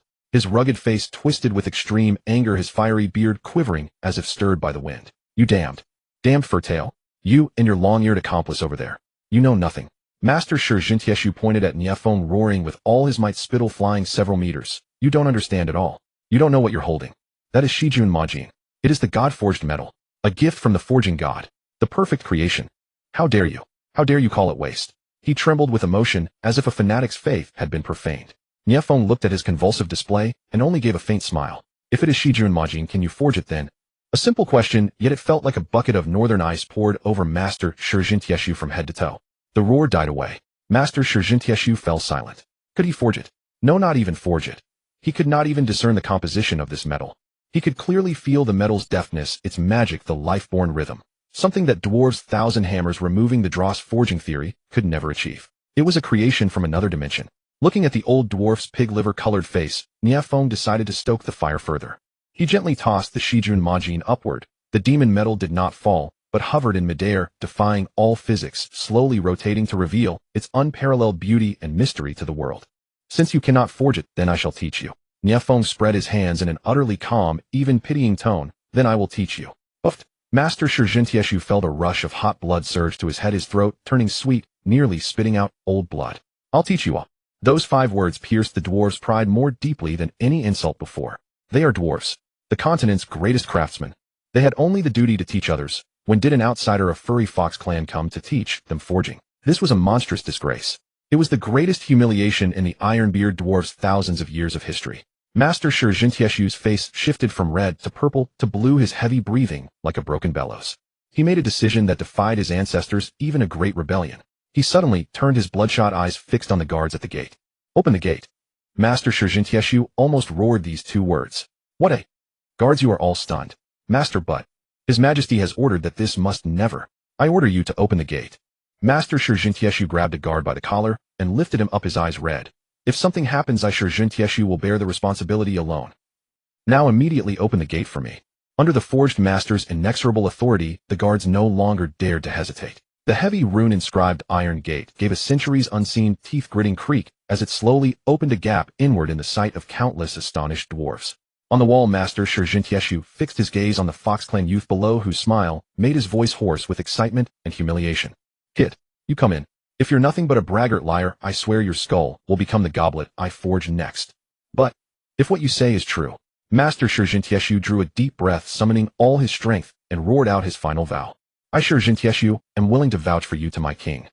The heavy runic iron gates slowly creaked open with a thunderous rumble unheard of for 1,000 years, like an awakening ancient beast revealing its deep yawning throat. Behind the gates lay a massive corridor wide enough for 10 war chariots to ride abreast. Embedded in the walls on either side, every 10 meters were magic crystals emitting a soft white glow, illuminating the entire passageway, as bright as day. The air was thick with a unique scent of stone fire and metal, radiating a palpable sense of raw power. Holding Zera in his hand, Nie Feng stepped into this legendary underground kingdom, guided by the complex and anxious gaze of the master smith Shijun. The sight inside Tulubeo was 100 times more breathtaking than looking at it from the outside. This was no crude cavern, but a magnificent city carved out of an entire hollowed-out mountain. Countless colossal stone pillars supported a dome, so high its top was lost to sight, carved with the epics and myths of the dwarf race spanning thousands of years. Wide intersecting streets were lined with rugged, sturdy stone buildings. Molten lava surging from the depths of the earth was ingeniously channeled to flow through various districts of the city, providing warmth, while driving countless massive forging machines that clanged and roared rhythmically. Countless dwarves poked their heads out of their workshops and dwellings, watching Nie Feng, this uninvited guest, with curiosity, wariness, and even undisguised hostility. Most of them were bare-chested, muscular, and heavily bearded, their eyes reflecting the steadfastness of mountain stone and the stubbornness of fire. Look at that fellow. He's as thin as a bean sprout, a gust of wind would blow him over. The elf beside him is quite beautiful, but what a shame about her eyesight. How could she mingle with a furry-tailed one? Don't underestimate him. I saw it from the city wall earlier. Master Shijun was completely astounded by that piece of metal in his hand. Whispers rose and fell, yet none dared to step forward and block their path. After all, the one leading them was Shijun, one of the 3 master smiths. Passing through several main thoroughfares, they finally arrived before an even more grand palace. The palace gates were fashioned from a single polished slab of obsidian, devoid of any superfluous decoration, exuding nothing but an overwhelming sense of gravity and majesty. The throne room. Vast and solemn, it was spacious enough to hold thousands of people. At the far end of the hall, upon a throne of raw, uncarved obsidian, sat a solitary figure. He was the ruler of the Ironbeard dwarves, Tongchue Shifu. His stature was not particularly grand, even among dwarves, standing half a head shorter than the guards beside him. Yet simply by sitting there in silence, he seemed to merge with the entire Longya mountain range. His aura was as steady as a mountain, as deep as the ley lines, commanding respect without a hint of anger. However, Nie Feng's attention was immediately drawn to another figure standing below the throne. It was a dwarf woman unlike any other. She lacked the barrel-like waist typical of other dwarf women, possessing instead a tall, well-proportioned figure that exuded explosive power. Her fiery red hair was meticulously braided into a neat scorpion tail braid that draped down to her waist. She wore custom-fitted crimson runic armor that outlined her athletic curves and shouldered a colossal battle axe taller than herself, its blade gleaming with a fresh, bloody luster. Most striking of all were her eyes, which burned like fire, brimming with wild defiance. Sensing Nie Feng's gaze, she glared back, without hesitation, her lips curling into an undisguised sneer. "Humph, another fool bewitched by long ears," she said, her voice crisp, yet carrying a metallic rasp. "I despise two kinds of people, most pointy-eared elves and long-tailed foxes. And you happen to be both. Well, look at that, stacking debuffs on me right at the start. This hot-tempered girl must be a grandmaster of prejudice." Though Nie Feng complained inwardly, his expression remained perfectly calm, not even bothering to spare her another glance. He knew that arguing with this simple-minded, muscle-brained warrior was a complete waste of time. From beginning to end, he had only one goal. Ignoring the princess's provocation and the palpable hostility of the surrounding dwarven guards, he lightly flicked his wrist. The phage magic metal turned into a streak of light, flying precisely toward the dwarf king on the throne. King Tongque's eyes narrowed as his thick, heavy palm caught the metal steadily. The moment it touched his hand, the expression on his stone-carved face shifted dramatically. As the dwarf king, he had handled countless legendary metals, mithril and star iron, yet he had never felt a substance so extraordinary. It was light, yet possessed unparalleled resilience. That was cold to the touch, yet a pulse of life seemed to throb within. What startled him most was the faint dragon aura originating from its bloodline and a certain natural predator-like presence targeted at a specific existence. After examining it for only 3 seconds, he raised his head. For the first time, his deep eyes looked directly at Nie Feng, and he spoke in a low voice. "State your purpose, outsider. This metal is enough to exchange for any or you desire, including the rarest star iron in our treasury." His voice was not loud, but it carried an unquestionable authority, instantly silencing all murmurs in the hall. "I am not here for a trade." Meeting the dwarf king's gaze, Nie Feng spoke with a calm tone, yet his words were earth-shattering. "I want an alliance. And furthermore, it will be you begging me for this alliance." As soon as these words were uttered, the entire hall erupted. "Insolent." The fiery dwarf princess finally reached her limit. With a furious roar, she slammed her massive battle axe onto the ground with a resounding crash. The hard diamond floor cracked instantly, spiderweb-like fissures spreading several meters outward. "Who do you think you are? How dare someone like you speak of an alliance with our Ironbeard clan? And to make us beg you? You must be dreaming." Brunhild pointed her battle axe directly at Nie Feng, looking as if she would cleave him in two the next second. Nie Feng still paid her no mind. His gaze bypassed the enraged princess and settled once more on King Tongque, or more precisely on the obsidian throne beneath him. A meaningful curve appeared at the corner of his lips. "Your Majesty, I can cure your disease." "Disease?" King Tongque furrowed his brows. Nie Feng shifted the topic, his voice quiet, yet it struck like a sudden clap of thunder echoing through the dead-silent hall. "The gray fungus beneath your throne, has it not almost eroded its way to your heart?" In an instant, the air in the entire throne room seemed to be completely sucked out. The breath of every dwarf caught in their throat. The furious Brunhild froze mid-expression, her rage instantly replaced by endless shock and horror.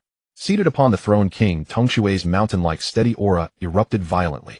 He stood up abruptly from his throne, and an incredibly terrifying, killing intent sharp as a physical blade instantly crossed the 100-meter distance to lock onto Nie Feng with a death grip. The greatest and most fatal secret of the dwarf race, the gray fungus plague, had been exposed in a single sentence by this mysterious outsider. The terrifying killing intent was like solidified magma, heavy, scorching, and suffocating. The temperature of the entire throne room seemed to plummet by several degrees. Shirana's face turned pale as she instinctively leaned closer to Nie Feng. She could sense that the murderous intent was not directed at her, yet the mere aftershocks sent a shiver of dread through the heart of this former elven queen. "Who on earth are you?" King Tongque's voice grew raspy and low, each word squeezed through his teeth, dripping with danger. "How do you know about the gray fungus plague?" This was the greatest taboo of the Tieshu dwarf clan. For centuries, this bizarre gray fungus, like maggots clinging to bone, had spread from the deepest depths of the Longya mountain range, slowly but resolutely eroding everything in its path. It could devour the spiritual essence of metals, rendering the sturdiest fortresses fragile and turning the sharpest weapons into ordinary iron. Even more terrifyingly, it could corrode the bodies of the dwarves, weakening the strongest warriors until they silently dissolved into gray stone statues. To preserve the survival of their race and the pride of the dwarves, successive dwarf kings had used the harshest means to seal away the secret. Any whistleblower would be subjected to the most brutal execution, the lava drenching. Here it comes, the classic trope. Once their sore spot is touched, they fly into a rage and try to silence the witness, right? Same old cliche. Can't we get something new for once? Facing the pressure that felt like a collapsing mountain and a raging tsunami, Nie Feng showed no fear. Instead, a confident smile played upon his lips. "Who I am is not important, Your Majesty." He shrugged easily, as if the murderous intent were nothing more than a gentle breeze. "What matters is that I have a way to eradicate it. And that piece of Shijun magic gold I just gave you is the first step of the solution. Utter nonsense. Brunhild snapped out of her initial shock. She could not accept that her clan's deepest secret had been so easily exposed by an outsider, leaving her with a sense of humiliation as if her armor had been stripped away. She would rather believe this was a meticulously planned conspiracy. This must be some rumor you heard somewhere, and now you want to use it to blackmail our Tielu fort. She took a step forward, her giant axe scraping against the ground to produce a blinding spark and a harsh screeching clatter. You want us to believe you? Fine. Her eyes blazed with a fierce desire for battle. Dwarves never believe in sweet talk. We only worship what is tangible. Strength and craftsmanship. Accept my challenge. Oh, Nie Feng looked at her with amusement. This little firecracker is quite lively. All the dwarves present, including the guards holding weapons, had their eyes light up. Nothing could ignite a dwarf's blood more than a duel with real weapons. The way they looked at Nie Feng was filled with both provocation and anticipation. The murderous intent in King Tongque's eyes slowly receded, and he sat back down on his throne without stopping her, signaling his tacit approval. He also wanted to see just what this Fox King who dared to make such wild claims and could produce a divine item like Shijun magic gold was truly capable of. Having received her father's tacit approval, Brunhild's fighting spirit soared. She sheathed her giant axe behind her back and unstrapped a massive kite shield from her shoulders. Behold, she slammed the shield heavily onto the ground with a dull thud. It was an exceptionally magnificent and heavy shield. The base of the shield was forged from the hardest dark iron rock, its edges wrapped in a thick layer of fine gold, and its surface engraved with dense, glowing defensive runes that flickered with fire. Most astonishingly, embedded right in the center of the shield was a fist-sized lava heart that was still slowly pulsing. Scorching energy radiated from the core, warping the surrounding air. This is the lava heart shield hand-forged by me, Brunhild Tieshu, over 10 years of painstaking effort. Her voice was filled with pride and glory. It is known as one of the sturdiest defenses in Tielu Fort. Even the charge of a siege troll wouldn't leave a single scratch on it. She raised the shield before her and took a deep breath, her body radiating a profound earthen power that instantly fused with the shield. At this moment, she seemed no longer a single person, but an immovable mountain. My challenge is simple. She gestured toward the shield with her chin. As long as you can leave a single scratch on it with your bare hands, I will admit that you have the right to sit down and negotiate with us. Dismantling a Gundam barehanded, is it? Quite amusing. However, little sister, times have changed. Going head-to-head is out of style, now it's all about technique. Nie Feng slowly stepped forward. All the dwarves held their breath, their eyes wide as they waited to see how this seemingly frail Fox King would respond. Would he use brute force? Or some powerful offensive magic? Brunhild channeled all her power into the shield, confident that she could withstand even the breath of a dragon. Yet Nie Feng's next move caught everyone completely off guard. He neither gathered magic nor took an offensive stance. He merely extended his right index finger unhurriedly, and a wisp of energy, so faint it was almost invisible to the naked eye, and tinged with a dark golden hue, emerged at his fingertip. That was a sliver of spatial power he had mastered after promoting to the primordial void dragon Fox. Hey, what on earth are you doing? Seeing his nonchalant attitude, Brunhild immediately flew into a rage. Are you trying to tickle my shield? This is an insult to a great craftsman. Nie Feng did not answer. He simply traced his finger, which was wrapped in void dragon power, gently and slowly across the indestructible surface of the lava heart shield. It was like the tender touch of a lover or the gentle stroke of a painter's brush on canvas. There was no earth-shattering boom. There were no dazzling light effects. There was not even a single superfluous sound. When Nie Feng withdrew his finger, took a step back, and calmly admired his masterpiece. Every dwarf present, including the arrogant Brunhild and the immovable King Tongque on his throne, felt as though they had been struck head-on by the majestic might of a dragon, collectively gasping a breath of cold air that could freeze magma. Their pupils shrank to the size of pinpricks from sheer shock. On that solid, heavy, and supposedly indestructible lava heart shield, a mark had been left. It was a smooth cut, as thin as a hair, yet deep to the core. The incision was as smooth as a mirror, perfectly and neatly bisecting the heavy dark iron rock, the tough fine gold, and the flowing runic energy. Through that tiny gap, one could even see Brunhild's face behind the shield, contorted in sheer horror. This was simply not something strength could achieve. This was a form of destruction on the level of laws. Something they completely could not comprehend or imagine. The forging skills and laws of solidity that the dwarf clan took such pride in were as fragile as paper before this single finger.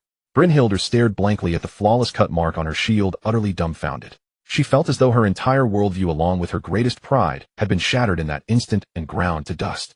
The strength she took such pride in, the skill she had forged with a decade of painstaking effort. Before this man, it was nothing more than the most laughable toy in a child's hand. What in the world is this? This has to be hacking. There's no other explanation. Where's the game master? I'm reporting this. Someone's using dimensional strikes to bully newbies. Her mind screamed in fury while her body remained frozen, unable to move. That single cut had done more than slice through her shield. It had pierced through her fortified defenses, cutting deep into her very soul. Clang. The lava heart shield slipped from her limp fingers and crashed heavily to the ground, emitting a dull, mournful sound. Upon the throne, King Copperhammer rose slowly and waved his hand, dismissing all the guards and Master Anvil. Soon the vast hall was empty except for Nie Feng, Zilna himself, and Brynhilde, who remained in a daze. He cast a long look at the Fox clan youth with a smile, finally laying aside all the dignity of a king. A heavy sigh escaped him, his voice carrying an unmistakable weariness and desolation. "Speak your terms." "It's simple," Nie Feng stated directly, knowing this was the perfect moment to take the initiative. "I want your entire Ironbeard tribe to pledge allegiance to my Qingqiu dynasty." "Impossible." Brynhilde sprang to her feet like a cat, with its tail stepped on, reacting with agitation. "Dwarves will never be slaves." "Not slavery, but an alliance." Deeper alliance." Nie Feng's tone left no room for objection. "I will completely eradicate the gray mold plague for you, and provide a simplified formula for bane metal, allowing your craftsmen to mass-produce it and fundamentally resolve the aftermath of the plague. As compensation, your forge workshops must prioritize serving my army." He paused, his gaze shifting toward the dwarf princess, whose stubborn expression remained unchanged. "Of course, to demonstrate my sincerity in this alliance, and to forge the most binding oath, I, the king of Qingqiu, intend to marry the noblest woman of your tribe." Nie Feng's gaze tangible as physical matters settled upon Brynhilde. "Let our bloodlines merge, and our offspring shall become the strongest bridge connecting our two races." You shameless bastard." "Row." Brynhilde's cheeks flushed crimson in an instant. A mixture of supreme anger, humiliation, and a trace of panic and shyness she hadn't even recognized in herself. She never imagined that she, the great dwarf princess and future war leader, would be proposed to in such a manner. And by a fluffy tail of all creatures, the one she despised most. "System, are you listening? An S-tier prospect just came to me willingly. This move deserves a perfect score. Having many children brings blessings. This really isn't deceiving me." Nie Feng was already calculating in his mind what talent bonuses the offspring with dwarf bloodline would bring him. Would it be forge mastery or earth power? Just thinking about it sent a thrill through him. However, contrary to Nie Feng and Brynhilde's expectations, King Copperhammer fell into a prolonged silence this time. He gazed at his daughter, his greatest pride and his biggest headache, while contemplating his people's hopeless future being slowly dragged toward extinction by the plague. His heart began a fierce struggle akin to a battle between heaven and humanity. Pride. Did it still matter in the face of his race's survival? Freedom. When every clansman was tormented by illness, transformed into mindless stone statues, what meaning could freedom hold? Perhaps this outsider truly was the only hope sent by the god of forging to save them. Brynhilde saw the wavering and pain in her father's eyes, and her heart sank suddenly. She knew. He was tempted. No. This must not happen. The fate of the Ironbeard dwarves could not be decided by an outsider. It certainly couldn't be bartered through her marriage. In an instant, a madness and stubbornness from deep within her dwarf blood surged into her mind. She clenched her teeth and made a decision that could only be described as madness. She violently drew the great axe beside her and slammed it firmly into the ground before her, the blade sinking more than half a foot deep into the earth. She raised her head and stared fixedly at Nie Feng with eyes blazing like flames. "Fine. I'll wager with you." Her voice trembled slightly with excitement, yet it was filled with determination. "Dwarves revere the strong and honor fair wagers. You wish to marry me? Then prove it. Show that you are stronger than me, more worthy than all of us dwarves to protect this race. If you can personally reach the very depths of Dragon Tooth Mountains and eradicate the source of that accursed gray mold plague, the rotting brood mother, then I will acknowledge your strength, and I will marry you willingly." She took a deep breath, then shifted her tone, her voice becoming cold and ruthless. "But if you fail or die in those damned mine depths, then according to the wager, your head will be crafted into a drinking cup by my hands. And your so-called elven queen will remain forever in Ironforge, keep becoming my female slave." The moment her words fell, a long-awaited system notification chimed in Nie Feng's mind. Ding. Detected a super potential spouse named Brynhilde with S-rank Earth Heart bloodline. She has initiated a bloodline wager with you. Wager: quest the Queen's War Axe. Quest content: accept the wager and successfully destroy the source of the gray mold plague, the rotting brood mother. Quest success rewards Brynhilde's complete submission, the eternal loyalty of the Ironbeard dwarves, elite rank. Mythical grade blueprint heart furnace fragment 30. Host will gain divine talent Earth Heart beginner. Special note, due to the unique nature of the bloodline wager, all rewards will be doubled upon task completion. Quest failure penalty: host death system unbinding and termination of this transmigration. High risk, high reward. Host, drink up this bowl of inspiration and go create a miracle. Nie Feng's smile deepened, the curve of his lips rising ever higher. Failure. Those two words simply did not exist in his dictionary. Facing Brynhilde's resolute gaze, he slowly extended his right hand. "It is agreed." When Nie Feng uttered those four words with utter nonchalance, Brynhilde felt as though an invisible forging hammer had struck her squarely on the forehead. She had envisioned countless possibilities. He might be deterred by this near-fatal wager, he might bargain, or he might even fly into a rage out of sheer humiliation. Yet never in her wildest dreams did she expect this man to accept so readily, as if he were merely taking a leisurely stroll through his own backyard garden. That tranquil gaze of his seemed to say, "Hurry up, I'm in a rush." Ding. Bloodline wager accepted. Host, the way you looked just now was exactly like someone who signed a life and death waiver to enter the arena only to find out his opponent is a kindergartner. Absolutely breathtakingly cool. Just a routine operation. Sit down, no need to overhype it. Nie Feng's heart remained completely unruffled. In fact, he found it somewhat amusing. Looking at the dwarf princess before him, whose face practically screamed, "I got swindled," he began to make his calculations. An S-grade heart of the Earth bloodline and doubled mission rewards. Tisk, if this succeeds, won't I be getting a massive upgrade, evolving straight from an ordinary earthling into a scion? Since it is my fiancé leading the way, shall we set off now? Nie Feng deliberately emphasized the word fiancé, successfully causing Brunhild's fair face to flush a few shades deeper, though this time it was purely out of sheer vexation. Keep up. Brunhild turned around, gnashing her teeth like an infuriated young she-bear. She led Nie Feng and Shurna toward the depths of Ironforge, heading for the mineral vein designated as the highest level forbidden zone. The Howling Abyss. This was the name the dwarves had given to this mining district, which was thoroughly contaminated by the plague. The moment they stepped into this area, a stench so thick it was nauseating assaulted their senses. It was the decaying, lifeless aura of metal that had completely lost its spiritual essence, mingled with the earthy musk unique to fungi and a faint lingering odor of rotting corpses. Shurna, the elegant elven queen, could not help but furrow her brow, instinctively covering her nose and mouth with her hand. The stone walls flanking the passage were no longer hard cold rock, but were instead blanketed by a thick squirming carpet of gray fungus. Upon the fungal carpet, dwarf miners could occasionally be seen frozen in the final postures of their lives. Their bodies had completely petrified into ash-gray statues that blended with the walls, their faces locked in expressions of endless agony and despair. This was once the most bountiful mithril vein of our Ironbeard tribe.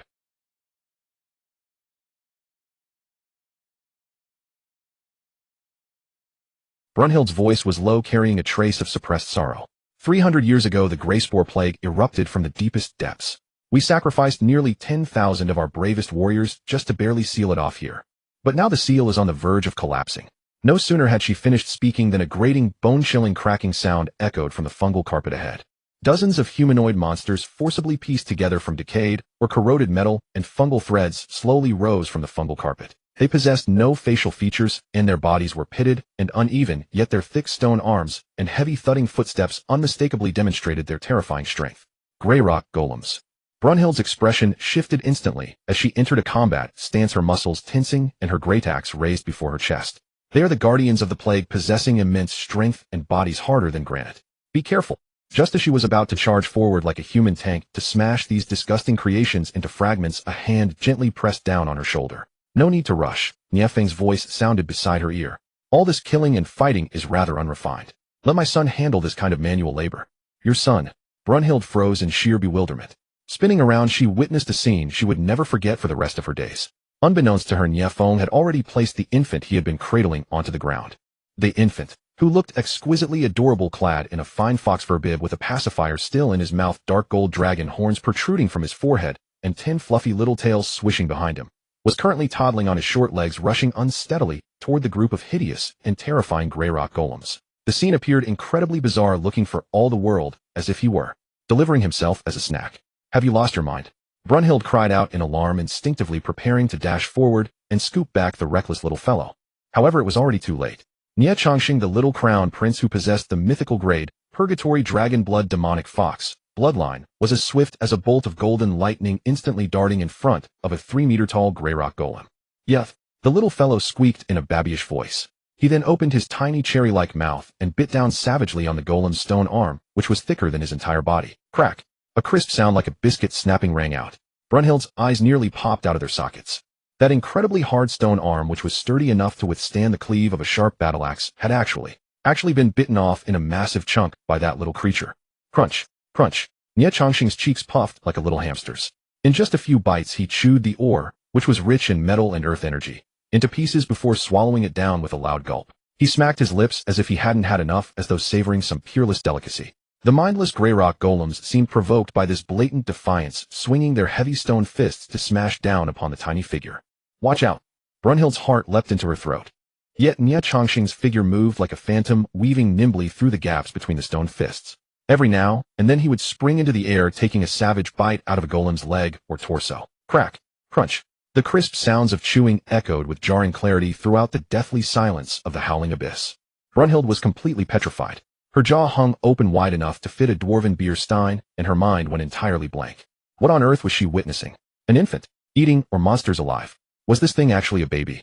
This was a primeval calamity beast cloaked in an infant's skin. Just what kind of creature did this fox named Nie give birth to?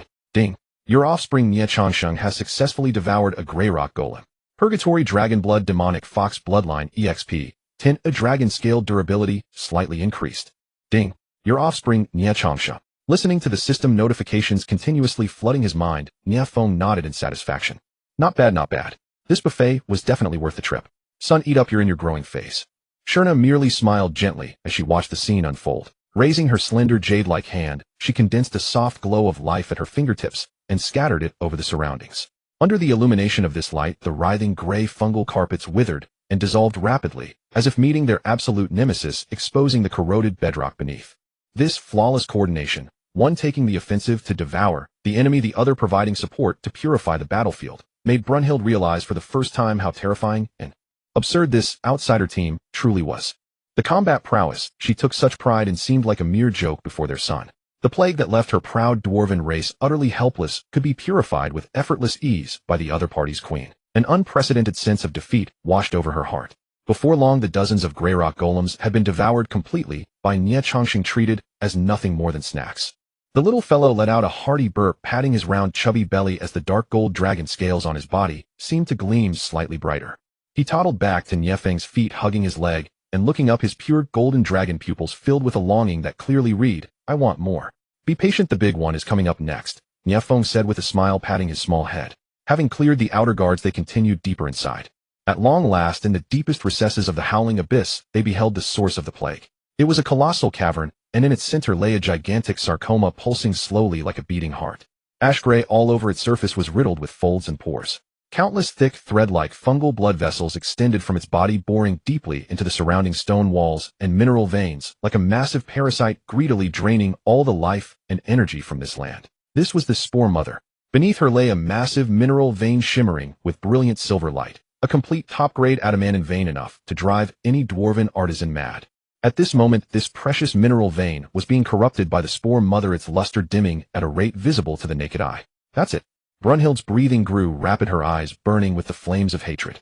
Yet at that very moment, roar, a low ancient roar, as if coming from the deepest depths of the earth, shattered the silence without warning. The entire cavern, no, the entire Dragonfang mountain range, shuddered violently. Brunhild's expression changed drastically. In sheer horror, she stared at the massive shadow beside the Spore Mother, which they had always assumed to be part of the cavern wall. Within the shadow, a pair of eyes as massive as lakes of molten lava burning with the flames of destruction slowly opened. That was an ancient creature that had slumbered for untold ages. Its body resembled a rolling mountain range covered in an incredibly thick rocky carapace, with scorching magma flowing through the crevices of its shell. The guardian of the mineral vein, a legendary magical beast, existing only in the oldest dwarven legends, the subterranean delver. It had been thoroughly awakened by the energy fluctuations of the Spore Mother and the commotion caused by Nie Feng's buffet just now. Tai Lu Bao, the throne hall. The air hung heavy as if a volcano was about to. A white-haired dwarf elder paced restlessly near the throne, his face etched with worry. Your Majesty, have you really, truly, princess, and the future of our Ironbeard clan, that outsider of unknown origin? What if he fails, then we? Balin Elder. The Copper Hammer King seated on the throne finally spoke, interrupting him. His voice, steady as ever, carried an undeniable authority. He lifted his eyes, his deep gaze sweeping the hall's worried elders as his voice echoed through the vast chamber. What I gamble on is not him. What I gamble on is our Ironbeards and that distant future. The Copper Hammer King rose, walking to the colossal forge at the hall's center, and with a light touch pressed a nondescript rune. With a rumble, the ground cracked open, and a pedestal of pure obsidian rose slowly. Upon it lay an ancient scroll bound by unknown metal plates. This is the prophecy left by the first Dwarven King. The Copper Hammer King gently touched the cold scroll, a trace of awe and desolation in his eyes. The scroll says that every heartbeat of the Dragonfang mountain range marks a cycle of the Grey Calamity. When the heart of the mountains is gnawed by greedy shadows, even the stoutest steel will turn to dust.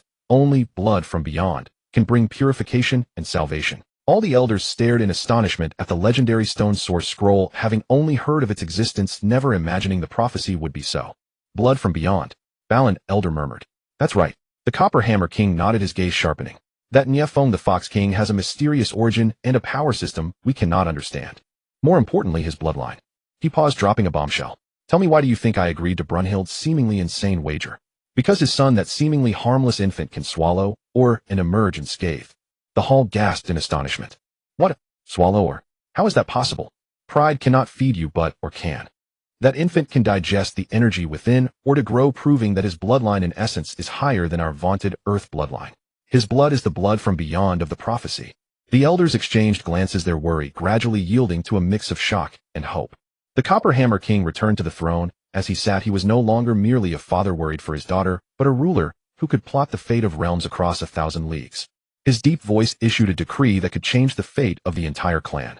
Deliver my orders. Stone Anvil. Stone Anvil Ironbeard, one of the 3 great forging masters, stepped forward, kneeling. Immediately summon all forging masters and unseal the one workshop beside the core furnace. If the Fox King returns, immediately activate the top contingency of the Bloodline Furnace plan.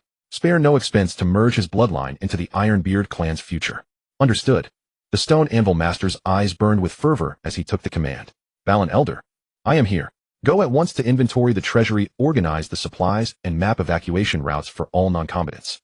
If the Copper Hammer King's eyes flashed with resolve. If the Fox King fails, immediately launch the Great Migration Plan. Abandon Tai Lu Bao, we will head west in search of a new homeland. All the elders cried out in astonishment. They had not expected His Majesty to have long prepared the worst contingency, even abandoning this homeland that had endured for millennia. What a display of resolve, what a tragedy in its own right. Meanwhile, deep within the wailing abyss, the awakening of the subterranean diggers brought a world-shattering coercion. The vast mine trembled violently, countless rocks rained from the ceiling, as if the end of the world itself had arrived. That legendary beast merely opened its eyes, and the aura it exuded thickened the air. With every breath, the cavern seemed to unleash a storm. Brunhild's face turned as pale as paper, and the hand squeezing her great axe began to tremble. It's over. It's over, her voice dry with despair. It's the subterranean diggers, the legendary creature that in legend even my father would gather the 3 great legendary smiths to clad in the Mountain King armor to barely drive away. How could it wake here? Zirna also wore a grave expression, knocking her bow, the moonwhite arrows gleaming with danger. She could sense that the colossal behemoth before them possessed a life force far beyond any beast she had seen. Yet in Nie Feng's presence his reaction was utterly different. Not only did he show no fear, but he studied it with relish, licking his lips. The golden eyes burned with an almost ravenous light. Legendary creature. Nie Feng's lips curled into a smile that sent Bulun, she aired his spine a tingle. Perfect, I'm a little hungry. Look at its size and aura. Surely the loot will include god-tier materials, the core and the flesh.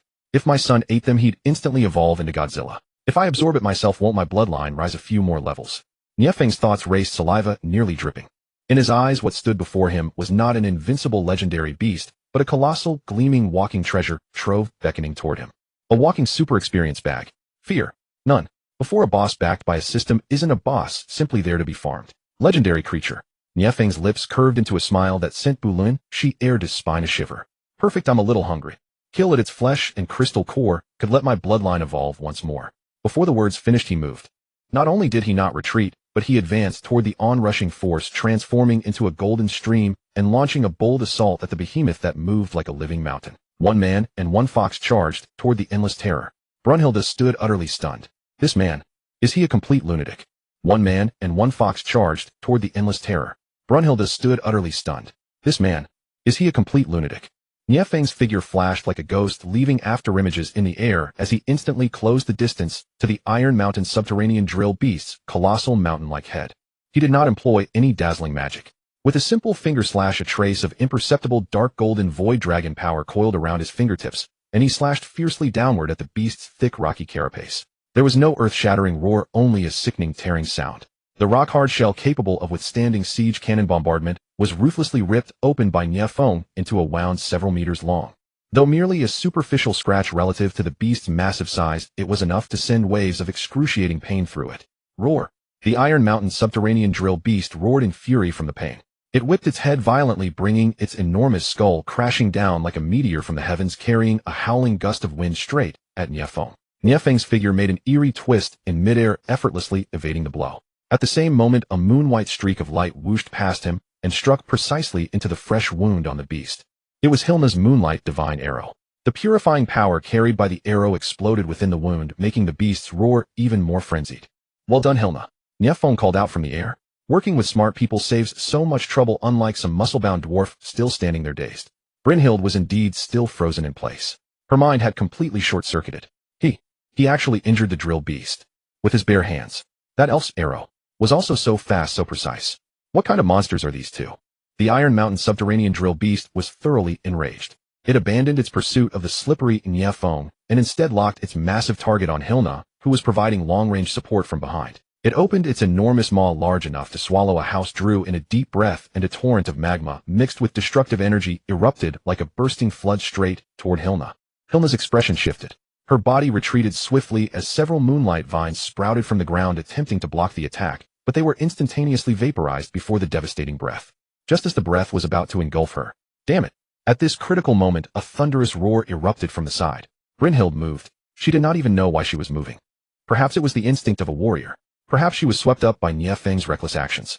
Or perhaps she simply could not bear to see the elf she had just been fighting alongside perish right before her eyes. Great Earth Mother, grant me strength. She let out a mighty roar, driving her giant axe deeply into the ground, her eyes blazing crimson as she unleashed her innate bloodline gift, the heart of the earth. A tremendous surge of earth power erupted from her body, instantly connecting with the entire floor of the mine. Rise! She forcefully raised both hands. Rumble! A colossal rock wall composed of the hardest stone over 10 meters thick and dozens of meters high erupted from the ground, like a divine shield barely positioning itself before Hilna. Boom! The destructive breath slammed violently against the rock wall, producing a deafening explosion. The wall trembled violently as countless cracks spiderwebbed across its surface, but it ultimately withstood this fatal strike. Good opening. Nie Feng's eyes instantly lit up. Seizing the beast's attack gap, his figure flashed. Activating the spatial ability granted by his ancient void dragon fox bloodline, he instantly reappeared atop the beast's head, precisely at the spot where Nie Changxing had previously gnawed a breach. Die! Nie Feng concentrated his entire strength along with that domineering void dragon power into his right fist and smashed it fiercely into the wound. Squelch. The fist sank into the beast's flesh without any resistance. At the same time, Brynhild, who had just summoned the rock wall, exerted herself once more. Rock lance. She manipulated the earth, and countless razor-sharp rock spires erupted from the ground like bamboo shoots after rain, piercing viciously into the Iron Mountain subterranean drill beast's soft underbelly. Roar! The Iron Mountain subterranean drill beast let out its final heart-wrenching wail of life.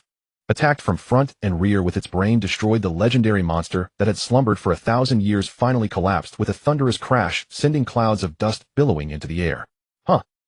Brynhild could no longer sustain herself. She collapsed onto the ground, completely drained, gasping for breath in ragged pants. That continuous burst of power had nearly drained every ounce of her strength. She watched Nie Feng help up the unharmed Hilna, asking her something with concern, then glanced at her own impulsive choice. Her heart swirled with conflicting emotions, a tangled mess, like a pot of dwarf stew. I actually saved an elf, and teamed up with a fox to slay a legendary monster. If word gets out about this, my father will surely pluck my beard off. Just as she was lost in thought, a black bottle was held out before her. Not bad, my comrade. Nie Feng's voice came. Brynhild looked up and saw his face, a slight smile gracing his features. Comrade. The word was like a small hammer gently tapping against her heart. She hesitated for a moment, then took the elven life potion radiating rich vitality and swallowed it in great gulps. A warm current surged through her body, rapidly restoring her depleted stamina. Thank you, she said awkwardly. Ding. Detected S-rank spouse, Brynhild's favorability toward host 10, current favorability friendly. Done. Nie Feng smiled inwardly. However, just as they thought the crisis was over and were preparing to claim their spoils, a sudden anomaly erupted. The fungal mother they had ignored suddenly began to pulse violently. The corpse of the slain legendary beast began dissolving at a speed visible to the naked eye. Its flesh, bones, and crystal cores, materials sufficient to forge divine artifacts, along with the energy from the entire top-grade adamantine or vein beneath it, all transformed into visible torrents and were madly absorbed by that pulsating fungal mother. Gulp, gulp. The sound of a giant beast drinking echoed. The fungal mother's volume was expanding at a horrifying rate. In the blink of an eye, it swelled from house size to a small mountain. An aura even more sinister and terrifying than the Iron Mountain subterranean drill beast exploded from the expanding fungal mother. That aura, like an ancient divine mountain dormant for 10,000 years, suddenly awakened. It was no longer legendary, but demigod. The entire Ihao abyss and even Tilibeo, situated far above it, trembled under this despair-inducing pressure. The air coagulated into a thick gel, every breath felt like swallowing razor blades, and the soul seemed on the verge of being ground into dust by this pure malice and decay. After absorbing all the energy of the subterranean burrowers and the entire adamantine vein, the mother fungus's size ballooned by more than 100-fold. It was no longer that disgusting sarcoma, but had transformed into a decayed titan, coiled in the center of the entire pit, its body grayish-black, and its surface covered with countless agonizingly wailing faces. We are utterly finished. Balungsirda slumped to the ground, what little strength she had just recovered instantly drained. Staring at the colossus that towered between heaven and earth, only gray despair remained in her eyes. How can we even fight this? Even my father would have to kneel. Shirna's expression was graver than ever before. She gripped her longbow tightly, moonlight energy flickering at her fingertips, yet she remained utterly unable to lock onto the monster. The opponent's life force echelon was too high, having already projected a force field akin to a divine domain that her attacks could not even approach. Damn, things have spiraled out of control. Nie Feng's expression also grew solemn, though his mind was frantically complaining. I thought we were just hunting an elite monster to farm some gear and materials, but instead I accidentally summoned a hidden world boss. Well, great. The buffet has turned into the Last Supper. System, isn't this quest difficulty a bit beyond the charts? Taking a deep breath, he said to the two women behind him, fall back, head to the entrance. Go as far as you can. And what about you? Balungsirda asked instinctively. Me. Nie Feng cracked his neck, his joints emitting a succession of popping sounds. Naturally. To collect this disobedient package. This was no longer a matter of a wager. This was the ultimate trial. If he won, he would claim the allegiance of the entire dwarf race. If he lost, they would all become nutrients for the fungal carpet here. There was no second option. Roar. The decayed titan also seemed to lock onto Nie Feng as the sole threat. Upon its face, composed of countless countenances, every mouth opened in unison, unleashing a deafening roar. The sound waves materialized into a gray shockwave. Wherever it passed, the stone walls fractured inch by inch, crumbling into powder. Retreat. With a low shout from Nie Feng, an invisible spatial force enveloped Shirna and Balungsirda, instantaneously teleporting them 100 meters away. Meanwhile, instead of retreating, he advanced, confronting the destructive sound wave as he completely unleashed his lineage. Roar. A dragon's roar seeming to originate from the primeval void mingled with a soul-piercing fox's howl violently erupted from within Nie Feng. Behind him, an unimaginably colossal phantom slowly manifested. It was a miraculous beast with the head of a fox and the body of a dragon, its form spanning the entire abyss. Profound void runes were branded upon its dark gold dragon scales, and its golden draconic eyes, resembling two burning suns, gazed indifferently at the decayed titan before it. Most striking of all were the 9 massive tails behind it, gleaming like a river of stars. The primeval void dragon fox. This was the true complete form of Nie Feng's lineage. The 9 giant tails were not physical, rather they were condensed from pure spatial laws. Like 9 divine chains piercing through dimensions, they bypassed the decayed titan's protective divine domain, silently coiling upward to tightly bind its massive form. Howlet. The decayed titan uttered a bewildered screech, realizing that the power it took pride in was like sinking into a quagmire before these void chains, completely stripped of leverage. Excellent, you were CC'd. Hovering in midair, Nie Feng synchronized with the colossal dragon fox phantom behind him. He slowly opened his mouth, aiming directly at the core where the decayed titan's countless faces converged. What he exhaled was neither a dragon's breath that could incinerate mountains and boil seas, nor the foxfire that bewitched all living things. It was a single point. A black singularity no larger than a fingernail, yet darker than the abyss and quieter than the void. This tiny black speck seemed to possess infinite gravitational pull. The moment it appeared, the surrounding light, air, and even sound were warped and devoured. Under Nie Feng's control, it drifted slowly toward the core of the mother fungus in a manner that transcended the very concept of speed. It bore no earth-shattering momentum, yet it carried an ultimate dread sufficient to make even gods tremble. This was Nie Feng's ultimate application of spatial power annihilation. The decayed titan instinctively sensed a fatal threat. It struggled frantically, attempting to break free from the shackles of the void chains, but all was in vain. The black singularity in the end gently touched its core. There was no explosion, no sound, not even a single ripple of energy. Before the horrified gazes of Shirna and Balungsirda, the gargantuan decayed titan, along with several dozen meters of space surrounding it, silently vanished. As if erased from a painting by an eraser. Completely erased from this world. In its place, only a fist-sized pure crystal remained, radiating a warm, earthy yellow glow, as if it had condensed the essence of the entire land. Earth source crystal. Absolute silence reigned. Nie Feng slowly descended to the ground, the dragon fox phantom behind him dispersing, as though that cataclysmic scene had never occurred. With a wave of his hand, the earth source crystal flew into his palm. Just then, a series of rapid and heavy footsteps echoed from the entrance of the passage.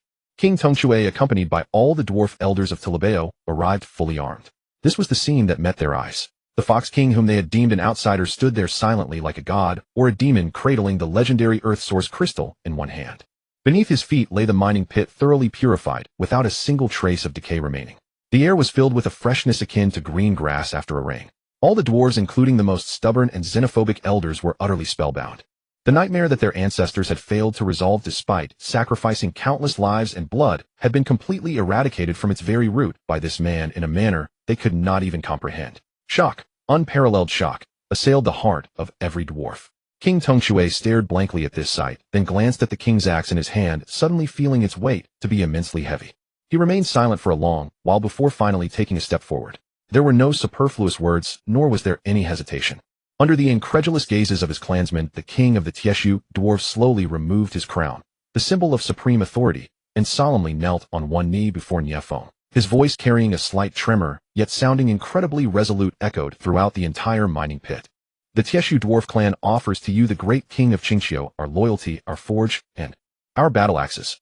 As his words fell, all the dwarf elders behind him lowered their weapons, and following their king's example knelt on one knee, bowing the heads they had held high in pride for thousands of years. Valenciurta watched this scene, then looked at the man who had single-handedly wrought this miracle, her heart pounding uncontrollably. A shock, humiliation, and a trace of admiration she herself had yet to realize intertwined within her heart. She knew she had lost utterly and completely.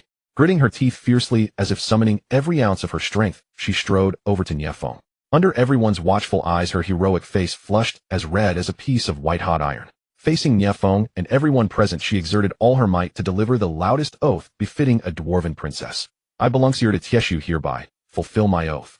From this day forth you are my husband. Bu Luan, she aired his roar, as if a millennial cold iron had been cast into a tranquil lava lake, instantly set the hall ablaze. All the dwarves looked up, first in astonishment, then erupting into thunderous cheers. Oh, Her Highness the Princess is mighty. Roar. This is the true daughter of the Tai Su clan. Hail the Forge God. We have a new son-in-law. 4 dwarves' oaths are above life. Bu Luan, she aired his public declaration, not only fulfilled the wager, but also in her own way marked this surrender with the most perfect ending. Nie Feng watched the red-cheeked princess, who still stood tall with a stubborn air like a proud little she-bear, and a smile tugged at the corners of her lips. Ding. Congratulations, the host has completed the bloodline betrothal, marrying an potential mate. Bu Luan, she aired to Tai Su. Mission verdict perfect. Rewards doubled. Ding. Beginning to dispense rewards. A cascade of system prompts sounded like the most exquisite symphony resonating in Nie Feng's mind. Reward 1: the mythic unique building. DX Rong Lu full version has been issued. Note, this furnace is connected to the Earth's core within the Long Yashan Mai, capable of awakening the fires of the Earth to forge legendary equipment. Reward 2: special occupation unlocked. AI Ren Fu Wen Gongjiang. It can grant various powerful rune effects to weapons, armor, and buildings. Reward 3: T5 Ace Unit unlocked. AI Ren Fu Wen Wei Dui. Clad in rune plate armor, wielding rune warhammers, a moving fortress on the battlefield. Reward for the host's bloodline begins to fuse with Heart of the Earth. Fusion complete. Congratulations, host, you have obtained the passive talent, Unbreakable. Your bodily defenses, resilience, and recovery gain epic enhancements. Feeling the thick, heavy earth power flowing within and the solidity transmitted through every limb, Nie Feng nods with satisfaction. How what a windfall. Not only did I gain a god-tier production facility for nothing, but I also turned my own frail mage into a Blood Bowl tank. From now on, if anyone dares say I am a ranged unit, I will smash their skull with a single punch. He stepped forward, gently lifting Bu Luan Xierda in the surprised gaze, then turned toward the Copperhammer King, who knelt on one knee. King, rise. Nie Feng's voice was gentle, yet carried an undeniable force. From today, Qing Xiu and Tai Lu Bao shall be family by blood and bond. Yes, my king. The Copperhammer King rose with reverence. His eyes, toward Nie Feng, overflowed with fevered devotion. Having conquered the dwarves, Nie Feng wasted no time and issued his first command. He ordered Master Forger Shizhan to immediately activate the DXN Rong Lu, summoning all Fuin Gongjiang to utilize the recently seized Earth Origin crystals and vast quantities of refined gold to comprehensively rearm his core troops. Thus Ironforge, a war machine that had slept for 1,000 years, sprang to life with unprecedented efficiency. 3 days later, a brand new army powerful enough to make any kingdom on the continent tremble stood before Nie Feng. Fox Shadow assassins donned silent leather armor forged from a blend of myth silver and spider silk etched with runes of shadow and swift. Their daggers were replaced with dragon blood tempered, refined gold blades, truly moving unseen and delivering lethal strikes. Elven marksmen wore longbows made from moonlight wood and dragon spine, the Feng Jiu Bao, and their arrows tipped with armor-piercing and tracking runes soared with greatly increased range and power. And the newly formed AI Ren Fu Wen Wei Dui were armed to the teeth, each wearing legendary rune plate armor whose thickness would daunt even the bold. the Nie Feng kingdom's military might underwent a radical transformation in a mere 3 days. To celebrate this great victory and the king's newlywed status, a grand banquet was held in Ironforge's grandest hall, Wan Fudating. Elves brought exquisite moonlight wine, the fox tribe offered graceful dances, and the dwarves contributed mountains of roasted meat and rivers of beer. The newly crowned Princess Buluin Shierda was without doubt the most radiant figure in the hall. She wore a white silk wedding dress enchanted by Sheer Na herself self-cleaning, yet it did nothing to dampen her bold spirit. With one hand, she gripped a goblet taller than herself, and with the other on her hip, she wandered the banquet hall challenging guests to drinks. Be they fox elders or elf captains, none refused, and she outdrank them all. Finally, her face flushed, she staggered to Nie Feng, slammed the goblet down with a loud belch, and cried out, You, my husband, come drink. Tonight if you don't drink me under the table, don't even think of sharing my bed. The crowd of dwarves erupted into good-natured laughter. Nie Feng couldn't help but laugh and shake his head at this mighty general, wife thinking to himself, what a guy. Others enter the harem for palace intrigue, I join a harem to raid dungeons apparently. Will the next one be a mermaid princess to test my swimming? He took the goblet about to say something. Then, boom. The thick obsidian doors of Wan Fu De Ting Hall, carved from a single obsidian block, were violently shoved open from the outside. A fox shadow scout, drenched and with seaweed clinging to his armor, tumbled into the hall, his face pale, filled with extreme fear and despair. The once boisterous banquet hall fell silent in an instant. All eyes fixed on this uninvited guest. The scout fell at Nie Feng's feet, sobbing, gathering all his strength, and cried out in terror, King, something terrible has happened. Our coastal territories have been flooded. Endless black tides surge from the sea, flooding our ports and villages. He breathed hard, tears and seawater mingling in his eyes. It is the Naga. Countless Naga witches are rising from the depths. They enslave the merfolk and are attacking everything of ours. My lord, our navy, our newly built fleet, all destroyed. The whole army has fallen. These 5 words, like a chill from the far northern ice fields, instantly extinguished the warmth and joy in the great 10,000 axes. The celebratory flames were quenched as if a basin of bone-chilling seawater had been poured over them. Buluin Shierda, who had been toasting moments before, sobered at once, her brow furrowed, and she gripped the battle axe beside her. Shirna also hid her smile, though a frost seemed to settle on her exquisite face. The hall fell into a deathly silence. Speak plainly, what happened? Nie Feng's voice was chillingly calm, but those who knew him could feel that beneath that calm lay a volcano about to erupt. The scout trembled and drew a memory crystal from his bosom. When activated, a brutal scene projected in the air. On the screen along the eastern shore of the Qingxiu Kingdom, the once bustling port city Wanghai City had now been swallowed by a black towering wave. Countless Naga sea witches, upper bodies of seductive women, lower bodies of serpents, rode fierce sea beasts and ravaged the flood. They wielded tridents and unleashed malignant shadow magic, razing the Fox clan's buildings and slaughtering its people. Even colder was the sight of a group of graceful merfolk, their faces sorrowful, being forced to sing mournful battle songs, raising great waves that struck at their own allies. The Qingxiu Kingdom's makeshift fleet, rebuilt from seized ships, stood before the ocean lords like paper toys, easily shredded and sunk to the depths. At last, a Naga commander noticed the recording scout. She flashed a cruel smile to the crystal, and through telepathic power, sent a cold and arrogant war proclamation: the land and the sea do not belong to you. Offer your wealth and your lives, or the black tide will drown everything. The scene cut off there, and the hall's atmosphere grew oppressively tense. Ridiculous. King Copperhammer slammed his fist on the stone table beside him and roared that the long worms living in sewer gutters dared to be so brazen. The newly arrived dwarven and elven elders clashed openly, their voices rising in sharp disagreement. A dwarf elder stepped forward and spoke in a grave tone: My lord, the Naga are the lords of the sea. We stride the land with unmatched prowess, but the sea is their home. According to this old servant, we should first reinforce the coastal defenses and secure the land. It would be unwise to hastily commit troops to the unknown deep sea. I oppose it. An elf elder immediately retorted: The Naga are an ancient evil race, greedy and cruel. Their desires are insatiable. If we show weakness, they will press on and erode our lands. We must strike before they gain a foothold. The dispute raged on, and the hall grew noisy again. Enough. Nie Feng's 2 simple words carried undeniable authority, and everyone fell silent at once. He rose slowly, his gaze sweeping over all present, finally resting on the image of the submerged lands. His voice carried a grim, killing intent. My people bleed. My territory is being encroached. There is no need to fortify the lines, no reason not to deploy. There can be no retreat. He waved his hand, the image shattered. Since the Naga have declared war on me, I will turn their king's city into my palace.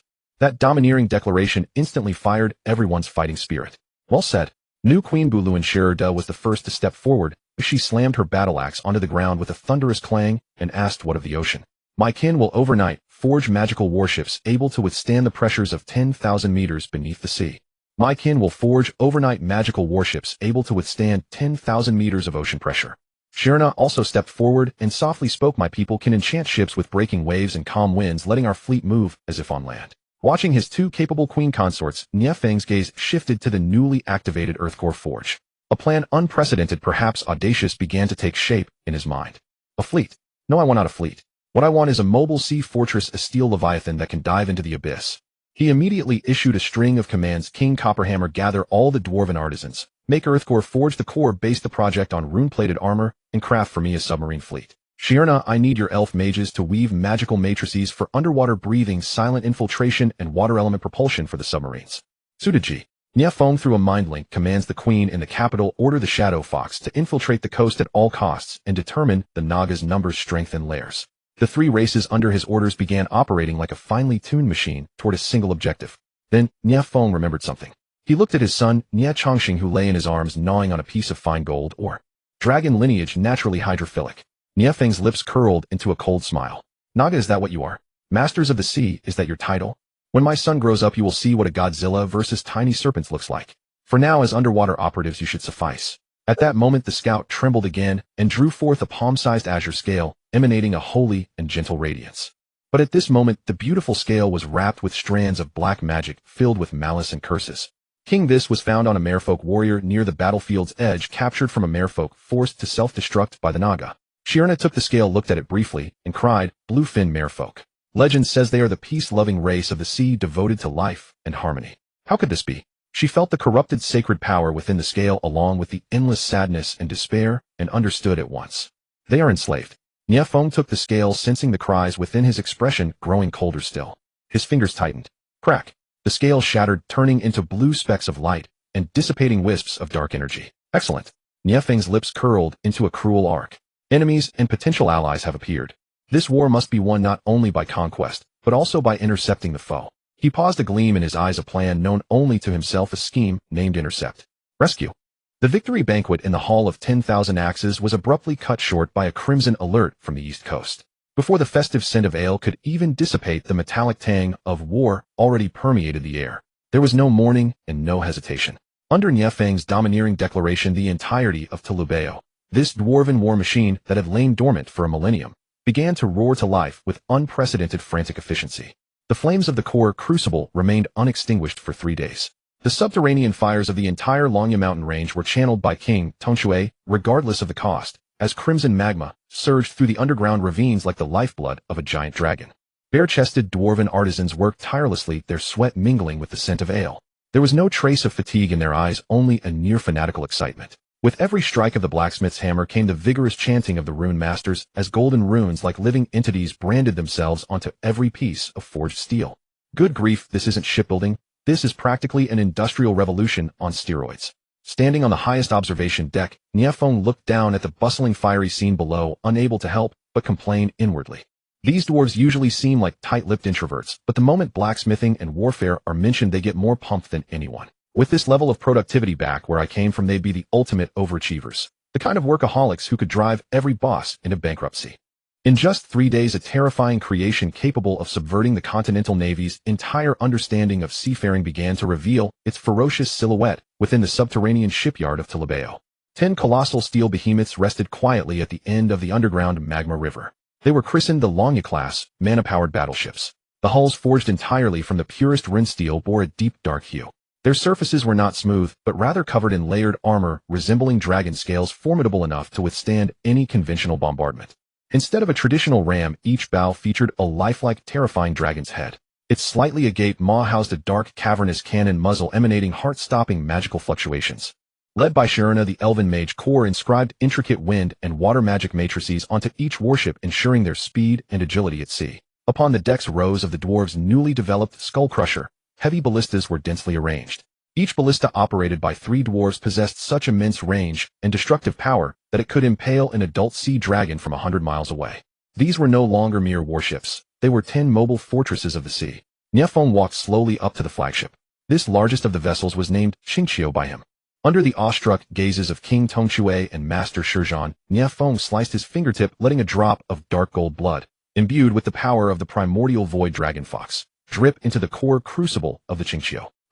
The entire warship emitted a low, resonant hum, as if a sleeping behemoth had been infused with a soul slowly waking to life. Between the gaps of the dragon-scale armor, countless golden lines lit up, intertwining with the blue magical glow of the elves, radiating a powerful and mysterious beauty. Ding. Flagship, Qingqiu, has obtained a special ability, Void Stealth Beginner. Can enter subspace for a short duration to perform stealth navigation. Nie Feng nodded in satisfaction. This was the trump card he desired. He turned around, and behind him stood the fully prepared, revitalized elites of various races. The dwarven rune guard, clad in heavy runic plate armor and wielding warhammers and greytaxes, would serve as an invincible meat grinder in boarding actions. The elven marksmen had equipped their Whisper of the Wind longbows, with each arrow infused with armor-piercing and tracking runes, making them the most precise reapers of death upon the sea. Meanwhile, the Fox Shadow assassins had donned silent leather armor crafted from mithril spider silk. Acting as an underwater infiltration force, they were bound to become the ultimate nightmare of the Nagas. My king, Brunhild walked to Nie Feng's side. She had changed into a custom-fitted female runic armor that perfectly accentuated her voluptuous figure, yet the runic battle axe in her hand, which stood taller than herself, still proclaimed her fierce nature. The warship's power core and weapon systems are on standby. Very well. Sherna also approached gracefully, her body bathed in a moonlight-like glow as she spoke softly. All magic matrices have been calibrated. We are ready to set sail at any time, my king.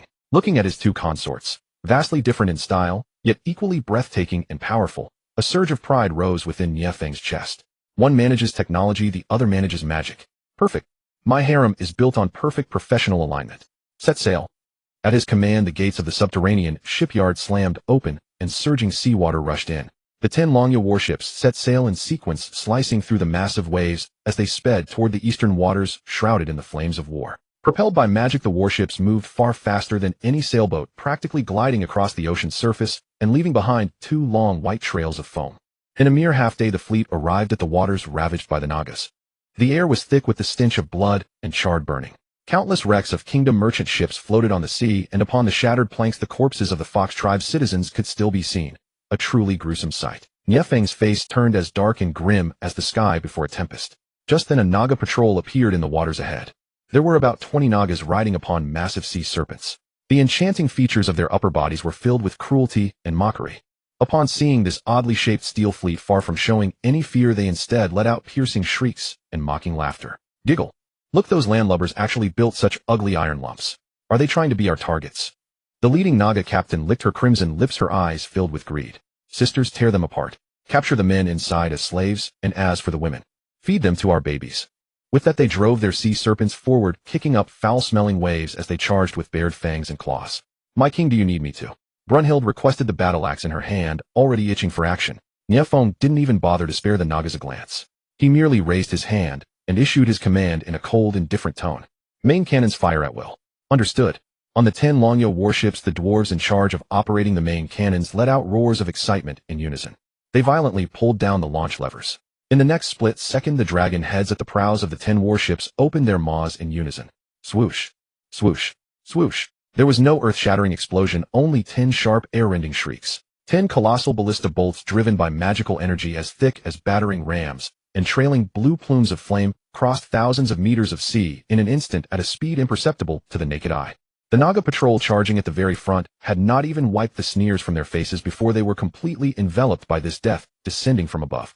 Puff. Puff, puff. The massive bolts were unstoppable, effortlessly piercing their proud scales and the sea serpent mounts beneath them. The immense impact carried their mangled remains and pinned them savagely onto the sea surface behind. With just a single volley, more than 20 Nagas along with their mounts were completely obliterated, unable to utter even a single scream. The entire sea instantly fell silent. Looking at this terrifying result, all the soldiers of the Dragon Feng fleet fell into a brief daze before bursting into earth-shaking cheers. This is what you call a dimensional strike. Nie Feng remained completely unperturbed. To engage in a bombardment duel with my fleet, what do you primitive savages who still rely on cold weapons have to fight with? Your head, sigh. Just as he was about to order the fleet to advance and sweep the area, a melodious, yet infinitely sorrowful song suddenly drifted up from the deep sea beneath the fleet. The singing was ethereal and pure, yet carried a heartbreaking melancholy, as if narrating the tragic fate of an entire race. Miraculously, as the song reached their ears, the bloodlust in the hearts of the Dragon Feng fleet warriors, the fatigue of their long voyage, and the negative emotions from witnessing their compatriots' tragic deaths melted away rapidly like snow under warm sunlight, completely swept clean. Everyone's state of mind became peaceful and serene. Even Brynhild lowered her battle axe, straining her ears to listen as she murmured, "What is this singing? It feels so comforting." A look of shock mingled with pity appeared on Shurna's face. "It is the siren's song. No, it is purer than that. This is the legendary soul requiem that only the royal mermaid lineage of the purest blood can sing." Nie Feng's brow twitched slightly. His primeval void dragon fox bloodline was exceptionally sensitive to this level of spiritual power. He could clearly sense that the singing was not voluntary, but was being forcibly coerced by a malevolent power. Deep within the melody lay the singer's boundless agony and despair. A super buff that provides AoE healing and dispels negative status effects. A gleam of interest flashed through Nie Feng's eyes. Interesting. It seems the main player is about to appear. The sorrowful song acted like an invisible thread pulling at the hearts and minds of everyone. Nie Feng closed his eyes. His massive spiritual power blended with his bloodline perception spread out like an invisible net, instantly enveloping the sea thousands of meters below. Soon he saw the source of the song.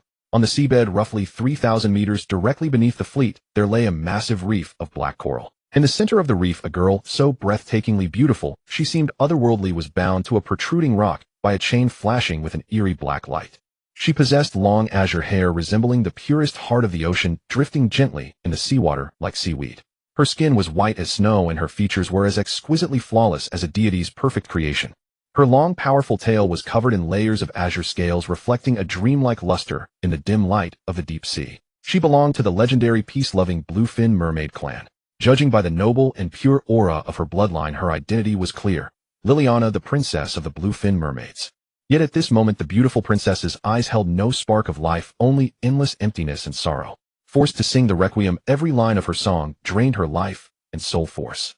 She was being used by the Nagas as a strategic tool, an AoE buff aura, forced to provide battlefield support to the enemies who were slaughtering her allies. Damn, this is brutal. Capturing the enemy princess to use as a mobile fountain and buff machine. These Naga serpents aren't just wicked, they really know how to play. Nie Feng's perception extended further. Around Liliana, he discovered an elite Naga guard.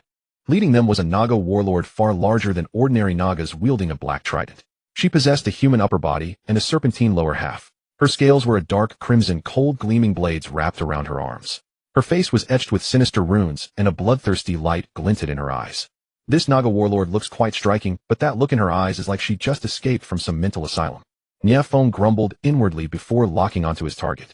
The Naga warlord had clearly discovered the presence of the Dragon Fong fleet as well. She barked a sharp command. The enslaved mermaid warriors around her, eyes filled with numbness and pain, involuntarily brandished their weapons and charged toward the Dragon Fong fleet. "Only drive them back, do not kill." Nie Feng's voice echoed through the fleet, his command clear and resolute.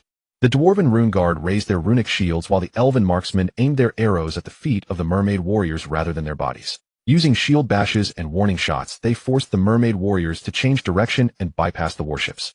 Seeing this, the Naga warlord let out an angry roar, realizing Nie Feng's intentions. Despicable land insects. Trying to play mind games. Don't even think about it. She brandished her trident, sending columns of black water erupting from the sea to crash down upon the Dragon Fong fleet. Nie Feng snorted coldly, gently lowering his eldest son, Nie Chongqing, from his arms into the sea. The little fellow seemed naturally attuned to the ocean. The moment he entered the water, he was like an unleashed golden dragon, transforming into a streak of brilliant gold light that instantly shot toward the Naga warlord. Roar! A youthful yet majestic dragon roar reverberated through the seabed. Nie Chongqing's dragon aura, which had not yet fully faded, was a lethal deterrent to the low-tier sea serpent mounts. Under the impact of the golden light, those fierce sea serpents actually whimpered in terror, their bodies turning stiff and unable to move. The Naga warlord was shocked. She had never seen such a young creature possessing such a powerful dragon aura. Nie Chongqing showed no mercy. Opening his small mouth, he took a bite out of the sea serpent beneath the Naga warlord, crunching loudly through its tough scales and flesh. "Bastard! You little brat!" Infuriated, the Naga warlord thrust her trident at Nie Chongqing. However, the little fellow was exceptionally agile, moving through the sea like a fish in water, making it impossible for her attacks to land. With Chongqing's appetite, it seems feeding him is going to be a major expense in the future. Nie Feng grumbled inwardly, but his face remained completely expressionless. He ignored the struggle between the Naga warlord and Nie Chongqing. He knew that although the little fellow was powerful, his true target was the imprisoned mermaid princess. With a flash of his figure, Nie Feng leaped straight from the deck into the sea without relying on any external force. The seawater was freezing cold, and the crushing pressure of the deep ocean was enough to instantly pulverize an ordinary human. However, Nie Feng's bloodline of the primordial void dragon fox had long since elevated him far beyond the realm of mortals. A faint golden halo emanated from his body, allowing him to disregard the resistance and pressure of the ocean. As if strolling on level ground, he walked step by step toward the imprisoned Liliana. Liliana's eyes were filled with desperate terror. She stared at this powerful man who walked through the seawater toward her like a deity, believing she was about to face a tragic fate, to be killed by a new conqueror after having already been tortured by the Naga. Her song grew even more mournful in her despair. Nie Feng walked up to Liliana without uttering a single word. He merely reached out a sliver of void dragon power condensing at his fingertip and gently touched the soul chain that bound Liliana. This chain, forged from the dark magic of the Naga, was impervious to ordinary steel, and even the power of the moon goddess could hardly destroy it. Yet under Nie Feng's seemingly gentle touch, with a crisp sound like shattering glass that echoed clearly through the deep sea, the black soul chain instantly fractured into countless shards, dissolving into the ocean water. Liliana's body shuddered violently, and her hollow eyes instantly regained their luster the moment the chain shattered. Freedom. It was the freedom she had yearned for even in her dreams. She stared blankly at the man before her. He had not harmed her, but had instead delivered her from captivity. His gaze was deep and serene, devoid of the Naga's cruelty and the greed of other terrestrial creatures. Feeling the pure power of the bluefin mermaid surging within her, once more tears welled up and streamed down her face. You? Who are you? She parted her lips, but could not find her voice. In the next second, the liberated Liliana, with tears in her eyes, sang the true siren's song to Nie Feng and the entire deep sea. This time the song was no longer sorrowful or filled with despair. It was imbued with pure gratitude and blessing, like the most sacred moonlight piercing through the darkness of the deep sea to cascade upon every warrior of the Longya fleet. A majestic wave of life energy surged from the song, instantly pouring into the bodies of all the fox dwarf and elven warriors. Their spirits became more invigorated than ever before, their strength seemingly boundless, as all their pain and fatigue were completely healed by this sacred song. Ding. Detected that the loyalty of bluefin mermaid Princess Liliana toward the host has risen to worship. Special buff unlocked. Siren's Chant. Siren's Chant. All allies enveloped by the song receive a 30 increase to all attributes, immunity to negative statuses, and accelerated recovery of injuries. A satisfied smile curved the corners of Nie Feng's lips. Tisk, this effect is stronger than any stimulant. It seems this deep-sea journey was indeed the right choice. He looked up toward the surface of the sea, where the battle was already undergoing an earth-shaking transformation due to the empowerment of the song. Empowered by Liliana's sacred and grateful song, the morale of the Qingqiu Kingdom's army soared, as if injected with boundless vigor. Under the purification of the song, the numbness and pain in the eyes of the mermaid warriors who had been enslaved by the Naga rapidly faded, replaced by clarity and fury. They felt the call of their kin and saw the true face of the Naga. Naga, you despicable enslavers! Furious roars echoed through the sea. The mermaid warriors turned their spears, mercilessly thrusting their tridents and casting their nets at their oppressors, the Naga sirens. The tide of battle turned instantly. The Naga commander was utterly overwhelmed by Nie Changxing, this little ancestor's dragon might, and his ability to bite chunk by chunk filled her with unprecedented frustration and dread. She desperately wanted to rid herself of this little devil, yet she was left in a wretched state by his agile movements and the golden sparks he spat out from time to time. Meanwhile, under the pincer attack of the mermaid warriors and the Longya fleet, her subordinates were quickly routed, wailing as they were torn to pieces or taken prisoner. Nie Feng gave the Naga commander no opportunity whatsoever. With a flash of his figure, he instantly materialized behind her, his slender fingers clamping onto her neck like iron pincers with absolute precision. Release me, you lowly land creature. The Naga commander struggled, desperately feeling the terrifying force in Nie Feng's grip and the bloodline pressure of the demon fox that made her very soul tremble. Noisy. Nie Feng sneered coldly, condensing a sliver of void power at his fingertip to directly brand an even more powerful soul chain into the depths of the Naga commander's soul. Far more resilient than any chain the Naga could forge themselves, it instantly shattered the Naga commander's will to resist. Her body went limp, her eyes filled with venomous malice, yet she could no longer offer any resistance. Ding. Congratulations to the host for successfully capturing the S-grade potential spouse, Naga Commander Valera. Received reward, Water Element Control Advanced Unlock Unit, Naga Siren Guard. Tisk, an S-grade potential only yields advanced water element control. If it were SS or SSS grade, would it directly grant me authority over the ocean? Nie Feng calculated in his mind. It seems the Naga queen must be captured. He carried Valera in his hand like a chick, floated to the surface, and tossed her onto the deck of the Qingqiu. Valera crashed onto the deck, her venomous eyes glaring death at Nie Feng, but her body was paralyzed, leaving her able to emit only low growls. Meanwhile, Liliana offered her gratitude to Nie Feng from within the sea, performing the oldest and most devout of rituals. Her flawless pure face was filled with gratitude and reverence. Great King, thank you for granting us freedom and hope. Liliana's voice was clear and melodious like the bubbling of a spring. Naga Queen Vashj. She is currently conducting a wicked ritual at the Abyssal Maw, intending to sacrifice the lives of tens of thousands of merfolk to the ancient deep-sea god in exchange for greater power. If she succeeds, the entire ocean and even parts of the land will plunge into eternal darkness. Her tone was filled with urgency. Clearly time was of the essence, and the ritual had to be stopped immediately. No light trench.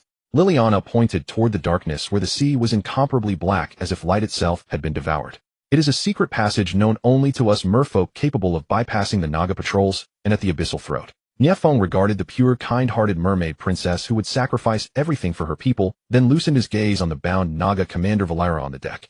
A look both venomous and alluring. An audacious, thrilling thought rising within him. Tisk, one pure and holy, the other wickedly seductive. This is a song of ice and fire indeed. A playful smile curved his lips as Nie Feng spoke to Liliana. Liliana, after saving your people, I will need you to become my queen. With your songs soothe my realm, and may my people forever bask in the light of peace and hope. Liliana's cheeks flushed with crimson, she had not expected Nie Feng to demand such a thing. But for the future of her people, for this hard-won freedom, she nodded shyly and whispered, I, Liliana, am willing to give everything for the king. Nie Feng smiled with satisfaction, then turned his gaze to the bound Valira on the deck. And you, Naga commander Valira, and your queen Waski, the voice of Nie Feng was cold and oppressive, you shall all become spoils in my conquest of the seas. Your capital city shall become my palace, and your race shall become slaves to my kingdom. Valira sneered, her serpentine eyes filled with scorned delusions. You land dwellers, do you think defeating me will let you conquer the entire Naga empire? The power of the queen is beyond your imagination. You will die in the abyssal throat. Nie Feng waved a hand dismissively. Then wait and see. Under Liliana's guidance, the Longya fleet traced graceful arcs across the sea, entering the no-light trench. The trench lay in still silence save for the muffled thrum of engines and the flow of seawater. The surrounding light grew ever dimmer until it finally plunged into absolute darkness. Yet Liliana's song grew clearer here, guiding the fleet steering clear of reefs and weaving through complex underwater canyons. Who knows how long they sailed, but at last the fleet emerged beyond the trenches, and before them a stunning sight unfolded. A grand underwater city built from colossal bones and black crystals stood at the abyss's floor. Countless black towers gleamed with an eerie light piercing the surface like demonic claws. At the city's center, a vast altar radiated unsettling evil energies. There lay the throne of the Naga Queen Waski. A battle that would decide the ocean's fate was about to begin. Beyond the no-light trench, the path opened wide. The city was a monument to grandeur and malice, like an ancient leviathan crouching at the seabed, silently looming before the Dragonfang fleet. The city's architecture seemed to be built from the bones of a colossal creature and crystals that glowed with a pale black light. Countless twisted towers stabbed the darkness, reaching upward, as if to rend the deep sea itself. In the city's heart stood a colossal altar. Above the altar, thousands upon thousands of faint life lights, like candles in the wind, were siphoned by an unseen force, converging into a pulsating black crystal at the altar's apex, beating like a heart. Those lights each represented a living mermaid. At the peak of the altar, on a throne carved from a great beast's skull, lounged a figure of deadly seduction. She possessed a beauty capable of enthralling any being, but her violet serpentine eyes held only cold cruelty and mockery. Unlike humans, she bore four slender, yet powerful arms, each adorned with different magical trinkets. Her lower half was a massive tail covered with dark purple scales. With each subtle sway, it seemed to churn the currents of this sea. Naga Queen Waski.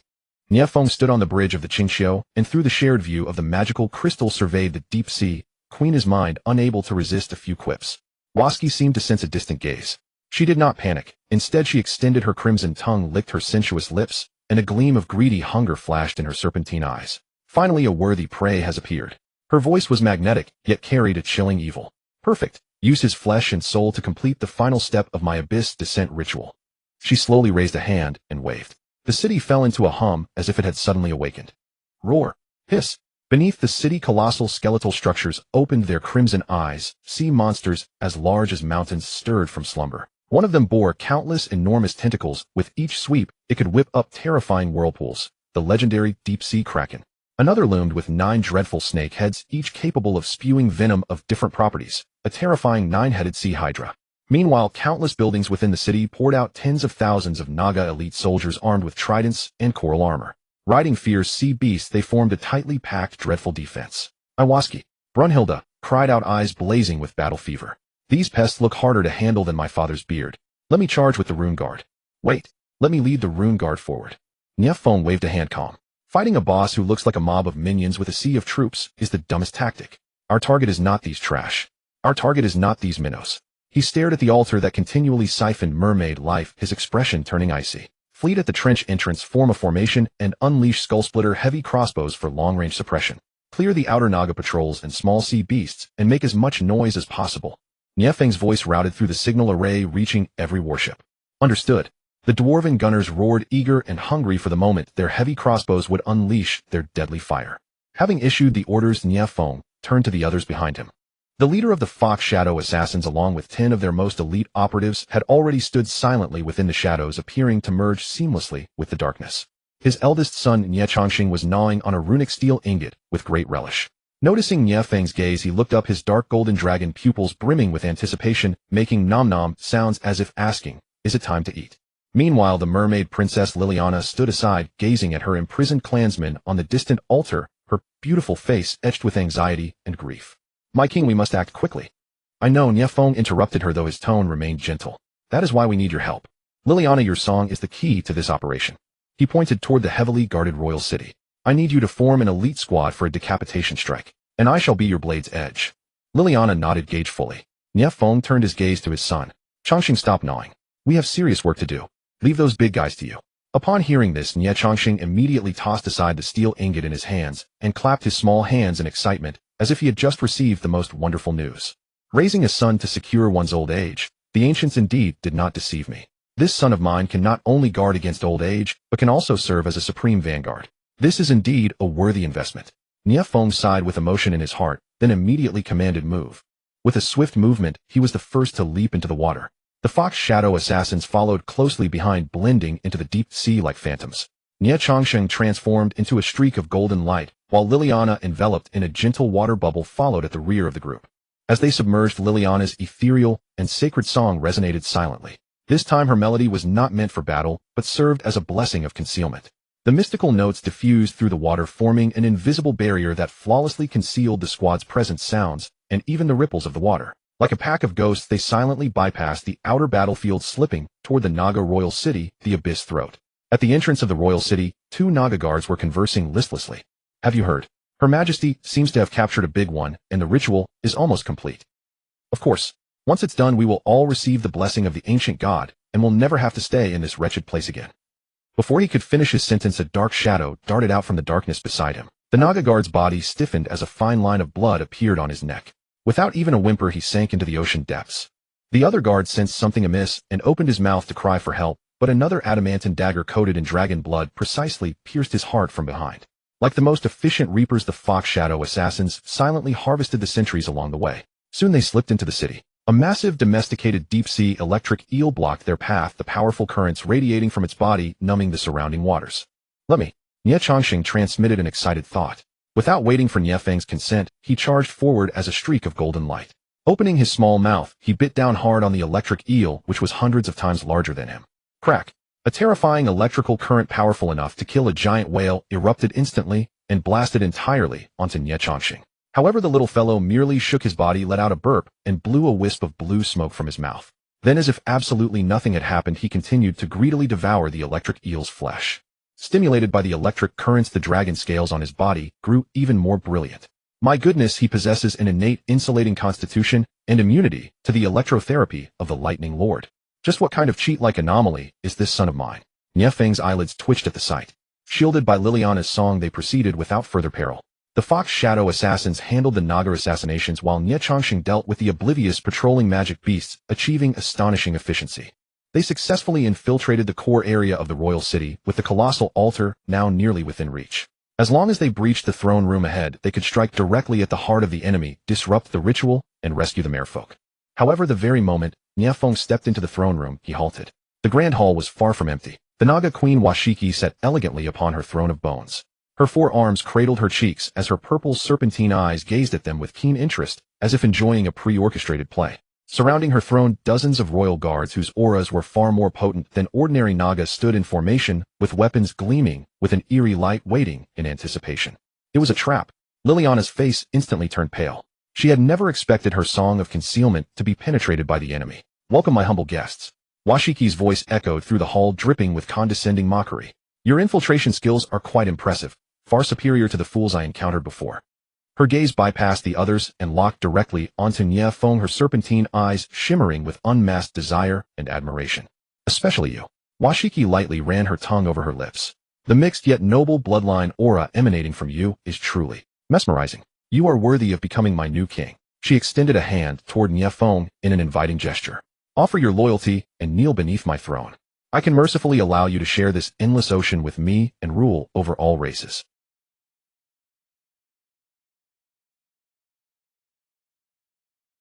Nie Feng looked at her, then raised his eyes to the ceiling of the hall where a black crystal heart was continuously siphoning the life force of the merfolk. He smiled. It was a smile both brilliant and freezing cold. Your throne is not bad. It looks quite comfortable to sit on. He flexed his wrists, producing a series of sharp popping cracks, and then said unhurriedly, but very soon it will have a new master. The moment the words fell, the battle was instantly ignited. Arrogant. The smile on Washiki's face vanished, instantly replaced by a freezing intent to kill born of offense. Without even rising, she merely waved her 4 arms languidly. Tear them to shreds. At her command, dozens of Naga royal guards surged toward Nie Feng's squad from all directions like arrows released from a bowstring. The strength of each guard was comparable to the previous Naga Myrmidon. With seamless coordination and vicious cunning attacks, they instantly transformed the entire hall into a vortex of death. Protect the princess, the leader of the Shadow Fox assassins growled. In an instant, the 10 assassins dispersed, lunging like specters toward enemies several times their number, locking the royal guard in a fierce struggle with their exquisite assassination skills. Nie Changsheng let out an ecstatic roar, his tiny body erupting with a terrifying power completely at odds with his size, as he crashed headlong into a squad of Naga guards. His dark gold draconic aura erupted violently, freezing the movements of the battle-hardened Naga warriors, as an uncontrollable dread welled up from the depths of their bloodlines. This kid fights even crazier than I do. Seems he takes after me. The thought flashed through Nie Feng's mind, but he no longer had the luxury of worrying about his son, for Wasiki's attack had already arrived. Manipulating the surrounding waters with her formidable magic, she instantly transformed the sea into thousands of ferocious serpents. With jaws agape, they lunged at Nie Feng from all directions. Meanwhile, her 4 arms were not idle. One arm brandished a scimitar forged from deep-sea cold iron, its blade shrouded in a soul-freezing frost. Another arm gripped a staff crafted from black coral, the gem atop it unleashing volleys of shadow bolts capable of corroding the mind. A third arm unfurled its palm, conjuring a massive net of water that cast down from above, intending to bind Nie Feng completely. Her final arm gracefully plucked an illusory harp. The decadent melody rippled through the water, striking directly at the soul to induce illusions and strip away all will to fight. The assault was magnificent, lethal, and entirely without blind spots. Faced with such an all-encompassing multidimensional onslaught, any other powerhouse would surely have been thrown into a frantic, desperate struggle. Yet Nie Feng's combat style had never possessed even a shred of magnificence. His approach was simple, brutal, and bordering on the absurd. Facing the overwhelming swarm of water serpents, he did not even deign to look. Instead, he directly activated the S-rank bloodline talent he had acquired from the dwarf princess Earthheart. A dense, heavy halo of earthy yellow light instantly enveloped his body. When the serpents crashed against it, they shattered like eggs against stone, unable to inflict even the slightest scratch. He would endure it head-on. Ignoring the dazzling array of magic, Nie Feng had but a single target, Wasiki upon her throne. Stomping his foot violently, he propelled himself forward like a cannonball, his body enveloped in visible pitch-black rifts of the void. The power of the primeval void dragon fox allowed him to tear through space with ease. The scimitar imbued with soul-freezing frost was effortlessly blocked by his bare palm, failing to leave even a faint white mark on his skin. The mind-corroding shadow bolts struck him but vanished like clay oxen into the sea, eliciting no reaction whatsoever. As for the massive water net, it was instantly torn to shreds by the void energy radiating from his body. As for that decadent melody, trying to launch a mental attack against a modern soul like mine who has grown accustomed to all kinds of viral hits and cheesy DJ tracks, my lady, have you targeted the wrong person? Nie Feng's heart remained utterly unmoved. In fact, he felt a sudden urge to laugh. Leaving a golden afterimage in the water, his figure instantly breached all of Wasiki's defenses and materialized right before the throne. How intriguing. Wasiki's serpentine pupils contracted slightly. She had not expected her assault to be dismantled in such a simple, brutal manner. Yet as a queen who had ruled the deep sea for ages, her combat experience was immensely vast. With a sudden whip of her serpentine tail, she lashed out toward Nie Feng's waist like a steel flail, carrying enough force to shatter a hill. Nie Feng neither dodged nor evaded, meeting the strike with a punch of his own. Fist and tail clashed violently in the water, producing a dull, thunderous roar. A visible shockwave rippled outward, displacing all surrounding seawater and instantly creating a brief vacuum. Nie Feng's figure swayed slightly, while Wasiki's massive serpentine tail was thrown backward by the impact, its scales shattered and blood flowing freely. In a contest of sheer physical strength, she had actually lost. Impossible. Wasiki shrieked, an expression of utter disbelief finally washing over her face. Failing to secure a quick victory, and instead falling into a disadvantage completely, enraged the proud queen. You forced my hand. A glint of madness flashed in her eyes. I shall let you witness the true wrath of the ocean. Feel the mighty power of the ancient gods. She abruptly raised her forearms, pointing them toward the altar's core above the throne room. In my name I offer this sacrifice. The black crystal heart atop the altar suddenly erupted with a blinding dark light. An irresistible suction surged from the crystal, instantly enveloping all the imprisoned merfolk outside. Countless merfolk let out agonizing screams as their life force was instantly drained, transforming into the purest energy that surged frantically into Wasiki's body. Wasiki's aura began to skyrocket at a terrifying speed, rising higher and higher. Behind her, the seawater surged and coalesced into a colossal, blurry phantom towering 100 meters high. The phantom possessed countless tentacles and eyes radiating a chaotic and malevolent aura from ancient times. The phantom of the ancient sea god. Liliana. Nie Feng called out in a low voice. I understand. Liliana replied, tears of blood streaming from her beautiful eyes as she watched countless of her kin perish in an instant. Grief and rage erupted into unprecedented power within her. Disregarding all consequences, she parted her lips and began to sing the most forbidden and powerful battle song of the merfolk, the Siren's Elegy. No longer holy, the song was filled with endless sorrow and curses. Every note was like a sharp blade stabbing ruthlessly into the souls of Wasiki and the sea god's phantom behind her. The sea god's phantom froze noticeably, and Wasiki let out a muffled groan, her face turning pale. Yet it was merely an interference. It is useless. Before absolute power, everything is futile. Wasiki sneered. Now fully merged with the sea god's phantom, she brought down a colossal tentacle, carrying enough destructive force to obliterate everything in its path toward Nie Feng. This strike had surpassed mortal limits, reaching the realm of a demigod. Watching the sky-blotting tentacle descend, Nie Feng's eyes remained terrifyingly calm. He knew he could delay no longer. Is that so? He whispered. Then he completely unleashed his bloodline. A draconic roar sounding as if it came from the primeval wilderness erupted from his body alongside a soul-penetrating fox cry. Golden light soared into the sky as a colossal phantom, far larger, more solid, and infinitely more noble than the sea god's phantom, slowly unfolded behind Nie Feng. It was a colossal beast whose magnificence and majesty defied description. It possessed the agile, powerful body of a divine dragon, yet was covered in the exquisite fur of a silver fox. Atop its head grew a pair of towering dark gold draconic horns, symbolizing supreme and absolute power. Behind it, 9 massive fox tails as radiant as the starry river swayed gently. The tip of each tail connected to a deep pitch-black void that seemed capable of swallowing all light. The moment the manifestation of the primeval void dragon fox appeared, the entire deep-sea royal city froze. It was not merely a pressure of raw power, but an absolute suppression originating from the very hierarchy of life and the source of bloodlines. The phantom of the ancient sea god behind Wasiki, conjured through the sacrifice of countless merman lives, resembled a crudely crafted clay figurine standing before a true sacred statue of divine gold when compared to the dragon fox avatar. The sea god's phantom even began to tremble uncontrollably. Its chaotic and malevolent aura appeared utterly minuscule and laughable before the supreme majesty of the dragon fox. What is this? The madness and ferocity on Washiki's face were completely replaced by a dread originating from the deepest recesses of her soul. She could clearly sense that the power of the ancient god, her ultimate trump card and pride, was as humble as dust before the bloodline avatar unleashed by this man. It was not a mere difference in strength, but a celestial chasm between the genuine and the false, the master and the servant. Nie Feng looked at the fierce-looking, yet cowardly phantom of the sea god, a smirk of utter disdain curling on his lips. A god, he spat out the word with contempt. Before me they are nothing more than stronger prey. Before his voice could fade, he made his move. There were no complex techniques, no dazzling magic. He simply threw a straightforward punch forward. Yet this single punch galvanized the colossal primeval void dragon fox avatar behind him to strike with its claws in unison.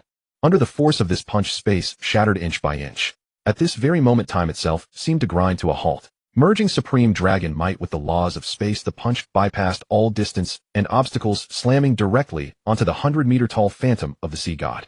Crack. Bang. There was no earth-shattering explosion. The terrifying phantom, condensed from demigod power and capable of obliterating an entire city, was like a cheap glass ornament struck by a sledgehammer. Countless cracks spiderwebbed from the point of impact before it shattered with a resounding crash. It dissolved into a shower of black specks of light, dispersing into the deep sea. With her strongest trump card shattered in a single blow, Washiki felt as if she had been struck by lightning. She violently spat out a massive mouthful of purple blood, her body thrown backward by the powerful backlash, crashing heavily against the bone thrown behind her with a resounding thud. Her faith, her source of power, and all of her pride were utterly smashed to pieces by this man's absurdly dominant punch. In her serpentine eyes nothing remained but endless shock and disbelief. Yet before she could react, the space before her eyes began to warp. Nie Feng's figure appeared silently before her, as if he had teleported. A slender yet powerful hand like an iron vice clamped precisely around her elegant neck, slamming her tall frame ruthlessly back onto the bone throne, which was already webbed with cracks. A cold, indifferent voice devoid of any emotion rang in her ear. Now tell me, who is the king of this ocean? The shadow of death like a cold current from the deep abyss instantly enveloped Washiki's entire body. She could clearly feel that the hand gripping her neck harbored a terrifying power capable of crushing her very soul. Her proud, powerful physical body and magic resistance were as fragile as paper before this hand. For the first time in hundreds of years she experienced such pure, irresistible terror. Her purple serpentine eyes, once filled with cruelty and mockery, now held only panic and trembling. Yet Nie Feng did not deliver the killing blow immediately. A living tame Naga queen was far more valuable than a corpse. With a cold snort and even more overbearing soul chain condensed from void energy at his fingertips, he drove it directly into the depths of Washiki's soul, completely sealing her power and her will to resist. Having done this, he did not even spare a glance at the limp, defeated Washiki on the throne, turning instead to walk toward the massive altar. Stepping into the center of the altar, he looked down at the black crystal heart that was still instinctively radiating a malevolent aura. Expressionless, he raised his hand and struck downward. Bang! The crystal heart shattered, instantly disintegrating into countless fragments. With it, the wicked power draining the life force of the merfolk vanished into thin air. The faint specks of life force on the surviving merfolk finally stopped draining away. We're saved. We're saved. The rescued merfolk cried out in tears of joy. Led by Liliana, all the surviving merfolk, including the merman warriors who had just escaped enslavement and regained their sanity, knelt devoutly in Nie Feng's direction. Great King, you are the savior of the ocean. Liliana's voice echoed through the water, filled with boundless gratitude and adoration. This deafening cheer stood in stark contrast to the deathly silence of the defeated ruler on the throne. Nie Feng slowly turned around, his gaze resting once more on Washiki. Though her power was sealed, her serpentine eyes still burned with unyielding, venomous, and deep-seated hatred. Am I quite stubborn? It seems a mere beating isn't enough if some attitude adjustment is in order. Nie Feng thought to himself, a playful curve rising on his lips. He walked slowly to the throne, ignoring Washiki's murderous glare, and reached out to gently lift her smooth chin with his finger. Then he forced out a drop of dark gold essence blood containing his source power from his fingertip. Under Washiki's horrified gaze, he pressed it forcefully into the center of her forehead. No! Washiki let out a shrill scream, her body beginning to tremble violently. A terrifying power, countless times more ancient and noble than her Naga bloodline, surged through her like a bursting dam, violently washing over and reshaping every inch of her flesh, every bone, and even her soul.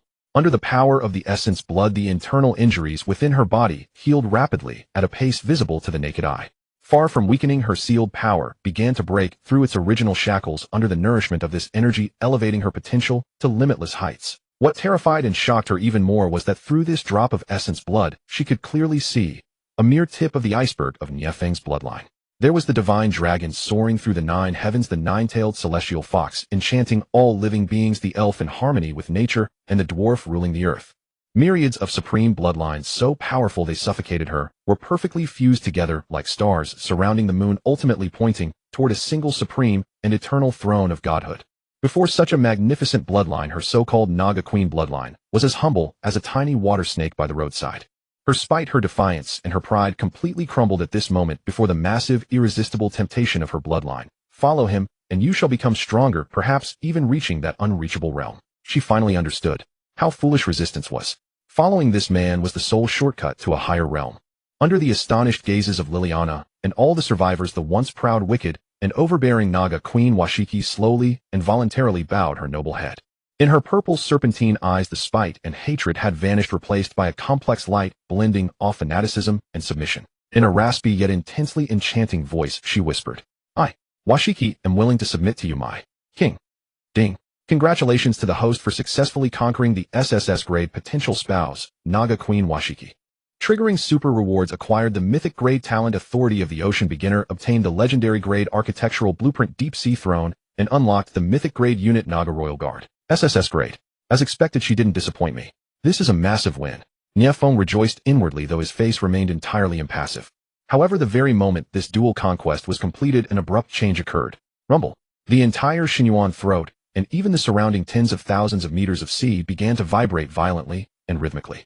This vibration did not stem from physical impact, but rather a more fundamental pulsation, as if the entire ocean itself was awakening. An ancient, majestic, and emotionless voice, sounding as if it were the very will of the ocean, boomed in everyone's minds. Mortal, you have disturbed the order of the ocean and taken that which does not belong to you. Lily Vasky's faces register an expression of fear before power's understanding. The seas will an ancient and pure primal force, no emotion, only a fidelity to the established order. Nie Feng's appearance shattered the fragile balance between the Naga and the merfolk, and he even forcibly claimed the Naga Queen Vasky for himself, a flagrant violation of the sea's rules. Are you prepared to welcome the sea's wrath? The voice echoed again, this time with unmistakable warning and threat. The waters within the abyssal throat churned violently, not ordinary currents, but as if countless unseen hands stirred the ancient waters from the ocean's depths. Nie Feng's lips curved into a cold smile. He could feel the anger rising from the sea's depths, a pure, undeniable pressure. But what of anger? He came not to seek the sea's approval, but to conquer. His aim was to make this sea part of his dynasty's domain. He snorted softly, his gaze sweeping over Liliana and Vasky. Tens of thousands of merfolk kneel in devout reverence. Their gratitude and faith in Nie Feng coalesce into streams of pure life energy that flow into his body. Upon the throne, Vasky forcibly pressed down, and still limp, her eyes still burning with unwillingness, yet the fear etched in her soul is transmuted into dark, yet powerful energies mercilessly drawn by Nie Feng. This is the fruit of his conquest, and the source of his power. A trace of a smile curled at his lips as he faced the void toward the invisible yet omnipresent will of the sea and issued his declaration, the order of the sea. A joke. From this day, I am the order of the sea. I am the new master of this sea. His voice, though soft, carried a surging majesty that pierced through the layers of seawater, reaching the core of that ancient will. Boom! The seas will grew utterly enraged, roaring with greater fury, as if the entire throat of the abyss would be torn apart. A terrifying force erupts from the depths, raising colossal waves like never before. These waves are no ordinary tides. They are formed from pure ocean energy, bearing a sense of annihilation, a doomsday tsunami roaring toward Nie Feng and the throat of the abyss. It seeks to crush the mortal who dared offend it, along with everything around him, grinding them to dust. Liliana Vasky and the surrounding Fox Shadow assassins feel the power capable of destroying worlds. Their faces turn pale and their bodies tremble instinctively. Even the seasoned Fox Shadow assassins have never witnessed such pure, terrifying natural might. Now you may command this sea. A low roar inside his heart as an unprecedented surge of power floods his body. It is the ultimate mastery of water elements and the initial touch of the laws of the sea. He hesitates not, facing the vast engulfing giant waves. He simply raises a hand and presses downward. This simple gesture seems to contain supreme power. A miracle occurs. The towering waves, capable of destroying all, halt as if pressed by an invisible hand, stopping a few meters from Nie Feng. Then the waves reverse, rapidly dissipate and dissolve into the gentlest seawater, flowing calmly, as if the earlier scene were just a dream. The throat of the abyss falls into silence once more. Liliana Vasky and the Fox Shadow assassins stare in astonishment. They witnessed Nie Feng by his own power pacify the sea's anger and tame the raging waves. This is no mere strength, it is a miracle. Nie Feng stands breath steady as a mountain. With deeds, he tells the seas, well, who the new master here is. The ancient voice finally relents, silencing itself, as if it concedes Nie Feng's rule over the sea. If you know your place. Nie Feng thought with a cold smile, for such a primal Gaia consciousness force is the most effective form of communication. He withdrew his hand and fixed his gaze on Liliana and Vasky again. Liliana's eyes are filled with fanatic devotion and affection. She has been completely won over by Nie Feng. She knows this man is the true savior who can lead the merfolk to a new life. Vasky's gaze grows more complex. Though restrained by Nie Feng's bloodline, witnessing him quell the sea's anger and wield the ocean's power leaves her in despair and awe in equal measure. It is a longing for power, a yearning for a higher existence. She finally understands that her proud title, King of the Sea, is laughable before this man. To follow him may lead to the true realm of kings. Nie Feng steps forward, pulling Liliana and Vasky into his arms. Liliana's body is soft and pure, bearing the sea's chill and the mermaid's fragrance. She shyly leans into Nie Feng's embrace, her body trembling. Vasky is as seductive as fire. Even with her power sealed, the Naga Queen's allure and wildness remain undiminished. She does not resist. Instead, she nests against Nie Feng's chest, her purple serpent eyes gleaming with submission and a hint of barely perceptible frenzy.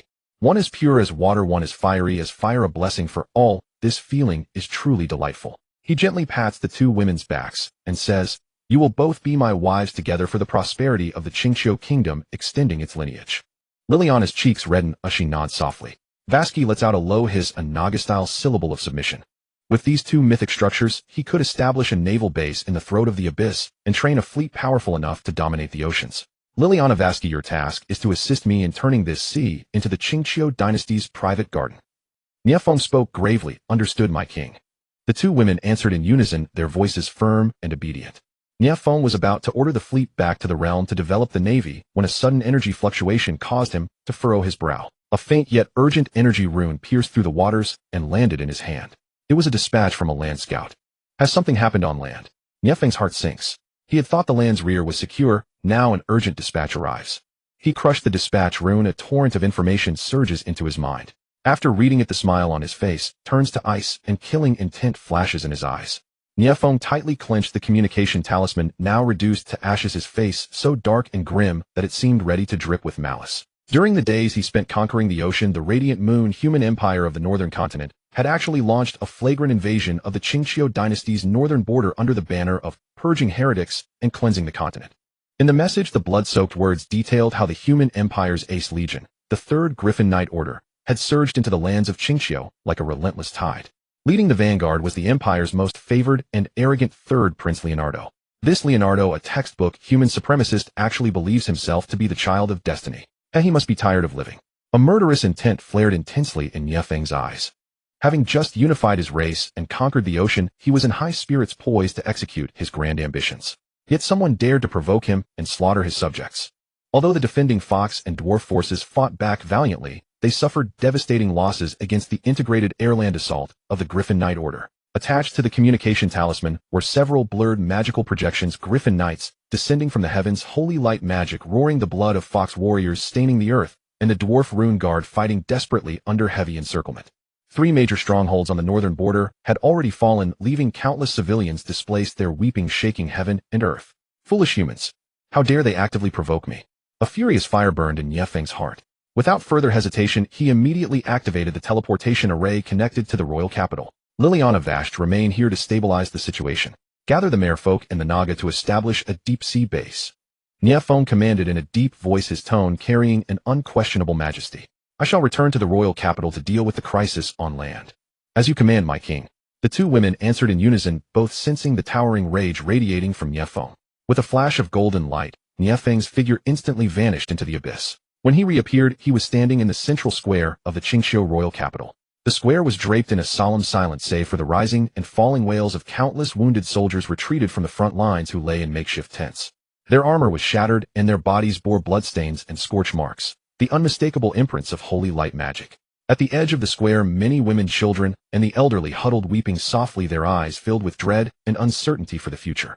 Great Elder Hu Yin and Queen Su Daji stood in the center of the square, their expressions equally grave. When they saw Nie Feng return, a glimmer of hope and relief flashed in their eyes. Your Majesty. The great elder stepped forward quickly, his voice choked with emotion. The northern border. The human empire has invaded. They are too powerful, and we have suffered devastating losses. I see. Nie Feng said, his voice low but carrying a suppressed fury. He looked around, taking in the agonizing wounded soldiers, the helpless civilians, and the homes ravaged by the flames of war. My subjects, my land. To be so trampled by these self-righteous fools. Nie Feng's chest heaved violently, consumed by the absolute fury of an insulted sovereign. Without another word, he stepped onto the high platform in the center of the square. Bathed in the golden glow of the fox god altar, his figure appeared exceptionally imposing. Every eye in the square was instantly drawn to the sudden appearance of their king.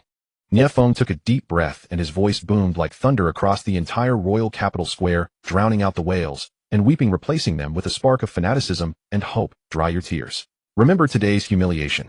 I will personally lead our armies to wash away this disgrace with the blood of the human empire. Their knights will become fodder for our beasts. Their prince will kneel at my feet in repentance. His voice was filled with power and unquestionable dominance, each word striking the hearts of his subjects like a warhammer. The wounded soldiers, once drowned in despair, felt the will to fight rekindle in their eyes. The weeping civilians ceased their wailing, replaced by an awakened fury and fanatical adoration. Long live the king! Fight for our king! The deafening roars instantly engulfed the entire royal capital. Driven by Nie Feng's wrath, the Qingqiu kingdom entered a state of total war. Clad in heavy rune plate armor and wielding giant axes and warhammers, the dwarf rune guard assembled like a torrent of steel. Their eyes burned with wrath toward the invaders and a fanatical loyalty to Nie Feng. The elf moonshade archers, agile and graceful, held the bow of the winds whisper, their quivers packed with poisoned rune arrows. Led by Shirna, they moved like ghosts of the forest, poised to deal a fatal blow to the enemy at any moment. The fox shadow assassins dissolved into the shadows, with only the cold gleam of their daggers heralding the arrival of death. The orc slaves of the Greenskin Legion, though still serving as cannon fodder, erupted with bestial savagery under Nie Feng's promises and the lashes of the discipline squad. An unprecedented multiracial coalition assembled in the royal capital, their murderous intent piercing the heavens. Standing on the high platform, Nie Feng swept his gaze across the gathering army, a complete plan already formed in his mind. He learned from intelligence reports that the third Prince Leonardo had a fiancée, a duke's daughter named Isabella, who possessed a rare affinity for the holy light and was a candidate for the empire's future saintess. A saintess? How ironic. These self-proclaimed righteous humans commit the filthiest deeds. Since you love to play with the holy light, I will make your holy light a plaything in my hands. The corner of Nie Feng's mouth curled into a cruel, mocking smile. He turned to Su Daji, the great elder, and several core consorts who had just returned, and issued a secret command in a low voice. Shadow Fox, infiltrate the human empire's military camp immediately and find a woman named Isabella. I want that noble prince to watch with his own eyes as his fiancée becomes my trophy. A look of understanding flashed in Su Daji's eyes, as she knew that Nie Feng's methods had always been ruthless. Hu Meier's charm magic would play a critical role in this operation. Leonardo, didn't you claim to be the child of destiny? Then I will let you taste what true despair is. Nie Feng sneered in his heart. He would make this man pay a bloody price and make the entire Radiant Moon Empire pay for their arrogance. Within the main camp of the 3rd Griffin Knight Order of the Huiyue Human Empire, the massive military tent was brightly lit. Inside, the 3rd Prince Leonardo, clad in a luxurious silk nightgown, was dining with his fiancée, Isabella. The table was laden with roasted meats and fine wine. Though the atmosphere seemed warm, it could not veil the deep-seated arrogance and conceit within Leonardo. My dear Isabella, look at these filthy beast-men. They are utterly defenseless. Leonardo set down his wine glass, boasting with high spirits. In just a few short days we have captured 3 of their major strongholds. Before long that so-called Qingxiu Fox King will have to kneel at my feet and beg for mercy. Isabella sat opposite him, smiling, though her dining knife merely toyed with the food on her plate. She possessed long golden hair and blue eyes clear as pristine lakes, her countenance radiating a wholly serene glow. Gentle and kind-hearted, she harbored no sympathy for this war of aggression. She could feel the suffering of the conquered foreign subjects and witness the devastation and death wrought by the conflict. May the holy light protect those innocent lives. Isabella prayed silently in her heart, feeling a trace of unease at her fiancé's hubris. She knew Leonardo craved military exploits and yearned to prove himself, but this glory, built upon bloody invasion, sent a shiver deep into her soul. Your Highness, war is always cruel. I hope those foreign races surrender quickly to minimize further casualties, she said softly, her tone gentle and diplomatic. Leonardo dismissed her words with a casual smile, reaching out to gently clasp Isabella's hand. My dear, you are far too kind-hearted. To these foreign races, mercy is a crime. They are wicked heretics, and only the purification of the holy light can guide them back to the righteous path. Once I trample their royal capital and flay the Fox King to make a rug for you, you will understand, he said, a fanatical fire burning in his eyes. Your Highness, you.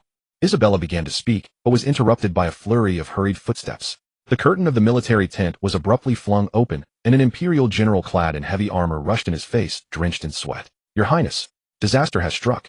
We have lost contact with our vanguard forces. The general's voice trembled slightly. Leonardo's smile froze on his face. He stood up abruptly, a flash of displeasure crossing his eyes. Lost contact? You must be joking. What capabilities could those beasts possibly possess? Did they lose their way, or were they frightened off by a few wild animals? He waved his hand, dismissively, seemingly unconcerned. Go dispatch a few scout squads, and bring them back to me. But Your Highness, the scouts we sent out have also lost contact. The general's voice trembled even more. Leonardo's expression finally shifted as he realized things might not be as simple as he had imagined. Could those beasts have some hidden trump card? Impossible. I have already thoroughly scouted their forces. They are nothing but a disorganized rabble. Though a flicker of anxiety crossed his mind, it was quickly suppressed by his own pride. Meanwhile, in a valley dozens of miles away from the human imperial camp, here a deathly silence reigned. The camp of the imperial vanguard was now nothing but ruined tents and bodies strewn in every direction. The air was thick with the stench of blood, along with a barely perceptible unique scent belonging to the void dragon fox. Nie Feng stood amidst the mountain of corpses and sea of blood like a phantom. Not a single drop of blood stained his clothes, making him look as though he were merely a bystander. Around him, dozens of fox shadow assassins silently cleared the battlefield. Moving with swift agility like ghosts of the dark night, they executed the remaining imperial soldiers with precise fatal strikes, leaving no survivors. These humans are truly foolish. Do they think they can run rampant just with a few griffins? Nie Feng sneered in his heart. He had learned of the Imperial Army's defenses and Leonardo's location through a survivor. This conceited prince had actually set up his main command tent so close to the front lines, practically walking into a trap. Yet Nie Feng chose not to engage in a direct head-on battle. Although the forces of the Qingxiu Kingdom had grown immensely in strength, the Griffin Knight Order was after all the trump card of the human empire. While a direct confrontation would result in victory, the casualties would not be light. Nie Feng could not bear to lose the elite forces he had painstakingly trained. He wanted to play a far more thrilling hunting game. He would make this prince who fancied himself the hunter taste what it was like to become the prey. Pass down the order. The elven archers and dwarven heavy infantry will launch a feint attack from the front to draw the imperial main force. Remember, only pin them down, do not engage in a fight to the death. Nie Feng's voice was cold and laden with killing intent. I will lead the Fox Shadow Assassin Squad to flank them from behind and strike directly at Leonardo's main command tent. I shall personally meet this arrogant prince. A dangerous light gleamed in Nie Feng's eyes. As night fell, the pitch-black darkness provided the perfect cover for his operation. Inside the human imperial camp, Leonardo was preparing to retire for the night, holding his beautiful fiancée, Isabella. Although he felt a lingering unease regarding the lost contact with the vanguard, after some self-reassurance, he convinced himself that those foreign races were merely making a final desperate struggle, entirely unworthy of concern. Don't worry, my dear. Those beasts won't be leaping around for much longer, he comforted Isabella softly, his hand already beginning to wander inappropriately toward her soft waist. However, at that very moment, a shrill, blood-curdling shriek pierced the air outside the tent, followed immediately by a succession of muffled groans. What is going on? Leonardo bolted upright, his face turning pale. Suddenly the tent's curtain was sliced clean down the middle by a sharp, fierce sword light. Ryup. Moonlight poured through the torn seam of the tent like a sharp blade. Bathed in the cold moonlight, Nie Feng's figure appeared before the panic-stricken couple like a god of death emerging from the depths of hell. His gaze swept with keen interest over the terrified Isabella, as if appreciating a piece of art that was about to fall into his hands. An affinity for the holy light. A future candidate for holy maiden. This is truly an unexpected pleasant surprise. A wicked, cruel smile curled at the corner of Nie Feng's lips. Looking at the man who had suddenly appeared before him and the ghostly dark figures looming behind, Leonardo's pupils contracted sharply. Who are you? He barked, though a barely perceptible tremor betrayed his voice. Nie Feng did not answer. He merely took a slow step forward. This single step, like the footfall of the Grim Reaper, struck heavily against the hearts of Leonardo and Isabella. The hunt had officially begun. The tent's silk curtains split as if cut by unseen scissors, silently sliding apart to either side. The cold moonlight mingled with the faint scent of blood outside the camp, surged in painting Nie Feng's silhouette as a demon, the nine hells.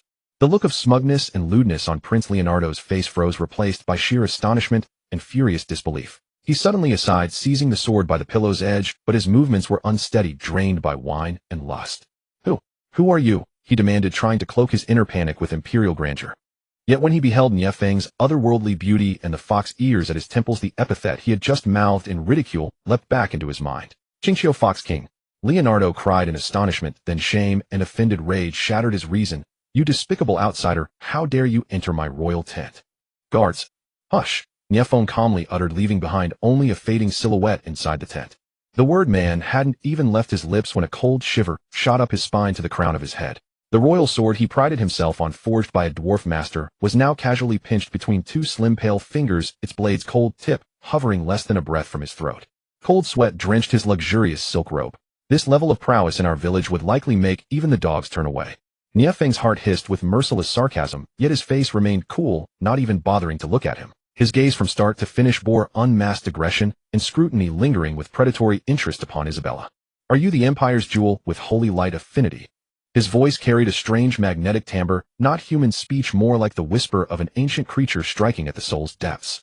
Isabella felt his gaze as if he could read her from the inside out, goose flesh rising on her pale skin. Yet being the daughter of a duke educated in the most orthodox noble etiquette, she did not scream like a common maiden. She drew a breath, steadied her courage, spread her arms, and stepped in front of her frightened fiancé. Please don't hurt him. He is the Empire's prince. Her voice trembled, but her gaze was unwavering. Well, you do show some backbone. Alas, you are barking up the wrong tree. A man like this, besides siring a good air, what use is there for him? Crack, crack. The crisp sounds of breaking echoed in the silent royal tent as the priceless royal sword shattered into pieces, crumbling into a field of metallic fragments. I won't kill him, Nie Feng said, casually tossing the remaining sword hilt to the ground with a soft clink, the sound like a hammer striking at Leonardo's fragile pride. He still has use. Before the words left his lips, his arm shot out, disregarding Isabella's frightened cry, drawing her soft body into his embrace. That was a wholly different sensation, warmth and fragrance, as gentle as jade bearing a holy sunlit scent. The feel is quite pleasant. Bloodline potential assessment. Starting at S. If she willingly bears offspring, they might well surge to the SSS level. What a tremendous haul. Nie Feng, satisfied, felt her held against him, then addressing Isabella and the pale Leonardo with a tone that proclaimed possession, said, "From now on your fiancé is my war prize." And you, his gaze shifted to Leonardo, a cruel curve at the corner of his mouth. "Well, as the sole witness, see with your own eyes how your ace core is ground to dust by my army." "No. You devil. Let her go." Leonardo, seized by fear, roared like a beast and lunged toward Nie Feng. Nie Feng did not look. With a casual wave of his hand, an invisible force pinned Leonardo in place, keeping him in the forward-leaning pose, immobile, his mouth sealed, only a muffled whine like a dog being throttled. "Up!" Isabella cried out a sharp breath as she was tightly held in Nie Feng's strong arms. She could clearly feel the lava-hot warmth radiating from his chest and the firm, powerful heartbeat beneath. Instead of the beast's stench, she had expected a strange aura pressed into her senses, soothing her soul. That aura was both domineering and gentle, as if it could calm any restlessness. Her fear wrapped in that aura inexplicably subsided, replaced by a strange, blush-inducing sensation. Holy light, what is happening to me? Why am I not afraid anymore? While Isabella wrestled with her thoughts, Nie Feng, holding her, vanished like a ghost into the tense shadows. Boom. Almost the moment they vanished, Imperial guards outside the camp finally reacted, charging in chaotically. What they saw was the prince, stunned and maddened, restrained by an unseen force, and the ground littered with sword fragments. Before they could understand what happened, earth-shaking cries of battle rose from all directions, almost simultaneously. Elves' war songs, dwarves' roars, orc snarls. The clamor of countless races' warfare converged into a torrent of steel, sweeping toward the brightly lit human empire's main stronghold from all directions. Nie Feng's total assault had begun. The night wind howled along the cliff as he placed Isabella on a smooth boulder, the best VIP viewing platform from which to overlook the battlefield. As for Leonardo, he was tossed aside like a dead dog. His mouth could move again, but his body remained immobile, and he could only watch with wide eyes as the hellish scene below unfolded. My Griffin Knight order. Charge. Tear apart those vile foreigners. Leonardo's eyes burned red, his voice hoarse with a roar, as if this could grant him a shred of illusory control. On the battlefield at his mental command, hundreds of the Huiyue Empire's most elite Griffin Knights descended from the heavens like a shroud of black clouds. They were the undisputed overlords of the sky, the invincible sword of the Empire's foreign conquests. In the past, any foreign army faced with their holy light-infused lances had met with nothing but being pierced and slaughtered. However, this time what awaited them was no longer panicked beasts, but a net of death woven from countless streaks of emerald light. Fire! The cold, clear voice of the elven Queen Zerna echoed from the rear of the battlefield. Thousands of elven moonshadow archers released their bowstrings in unison. Swish, swish, swish. The sound of arrows tearing through the air coalesced into a scalp-numbing shriek. The tip of every arrow was engraved with armor-piercing runes blessed by dwarven rune smiths, gleaming with a cold, eerie light under the moon. The steel armor that the Griffin Knights took immense pride in was as flimsy as window paper before these arrows, which were forged specifically to pierce armor. The incessant sound of blades tearing into flesh echoed as bursts of blood erupted in the sky. Both the knights and their griffins were pierced from all manner of treacherous angles by those precise, lethal arrows. For a moment the sky seemed to rain bodies as the corpses of men and griffins plummeted to the earth. The once majestic overlords of the sky had turned into piles of worthless, mangled flesh before even hitting the ground. No. Impossible. Leonardo stared at the scene, his eyes nearly popping out of his skull. My Griffin Knights. How could this be? Didn't the intelligence report say those elves only hide in trees and shoot squirrels? Shoot squirrels? My friend, your intelligence is severely outdated. My wife's elven archers can pierce dragon scales. Now your tin cans of armor don't mean a damn thing. Nie Feng stood with his arms crossed, watching at his leisure with a mocking curl to his lips. Isabella was also rooted to the spot in a daze. She had witnessed the Griffin Knights' drills from afar and knew exactly how formidable they were. Yet now this elite of elites had been nearly decimated in a single exchange.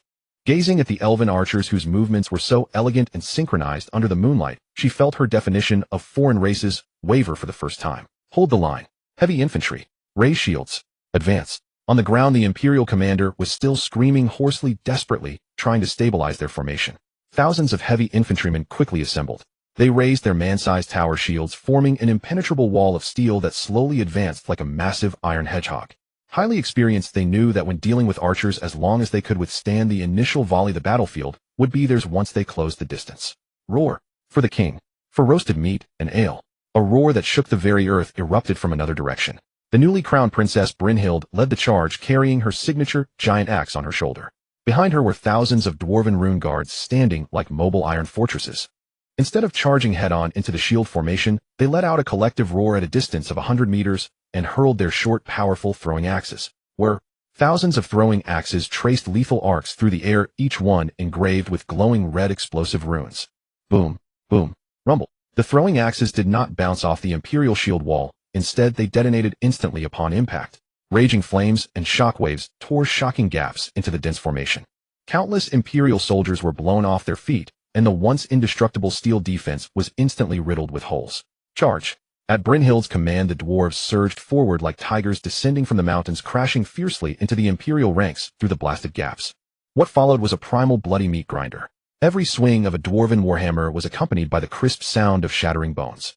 Every cleave of their giant axes sliced through both man and shield. The strength and armor that the Imperial infantry took pride in became a joke before these naturally powerful, superiorly equipped dwarves. My heavy infantry. Leonardo's voice trembled on the verge of tears. Isabella covered her mouth, her face pale. The archery of the elves, the ferocity of the dwarves. How was this anything like the backward, divided, and barbaric tribe described in her intelligence reports? This was clearly a highly trained, well-equipped, and tactically precise elite force of 100 battles. Mage Corps. Prepare. Flame Tempest. The last hope of the Empire, those hundreds of noble mages finally began chanting a massive spell of destruction. Scorching fire elements coalesced before them, and a forbidden spell capable of turning the tide of battle was on the verge of taking shape. A flicker of hope rekindled in Leonardo's eyes. However, Nie Feng merely let out a contemptuous laugh. Only thinking of using your mages now. Too late. Did you think my assassins were just for show? Just a second before the spell could form. At the very moment when the mages were utterly focused on chanting, their mental energy concentrated and their defenses at their weakest, a sudden drastic change occurred. Dozens of dark shadows materialized without warning from the shadows beneath the mages' feet and the empty air behind them. They were the Fox Shadow assassins led by Humayer, who had long been lurking beside their prey, like true predators waiting for the fatal blow. Uft, uft, uft. Countless adamantine daggers laced with deadly poison thrust out from unimaginable angles. With no wasted motion, they precisely and elegantly slit the vulnerable throats of every single mage. The chanting came to an abrupt halt. Bereft of guidance, the nearly formed flame tempest collapsed with a roar, dispersing into a sky of harmless sparks that drifted through the night, like a final elegy for these foolish mages. Silence, a deathly silence. Leonardo stared blankly as his three proudest elite forces were dismantled and slaughtered one by one in less than 15 minutes, executed in a manner that was almost artistic. The air force was suppressed by range, the infantry crushed by superior equipment, and the mages assassinated through tactical precision. Each step was perfectly linked, precise, and lethal.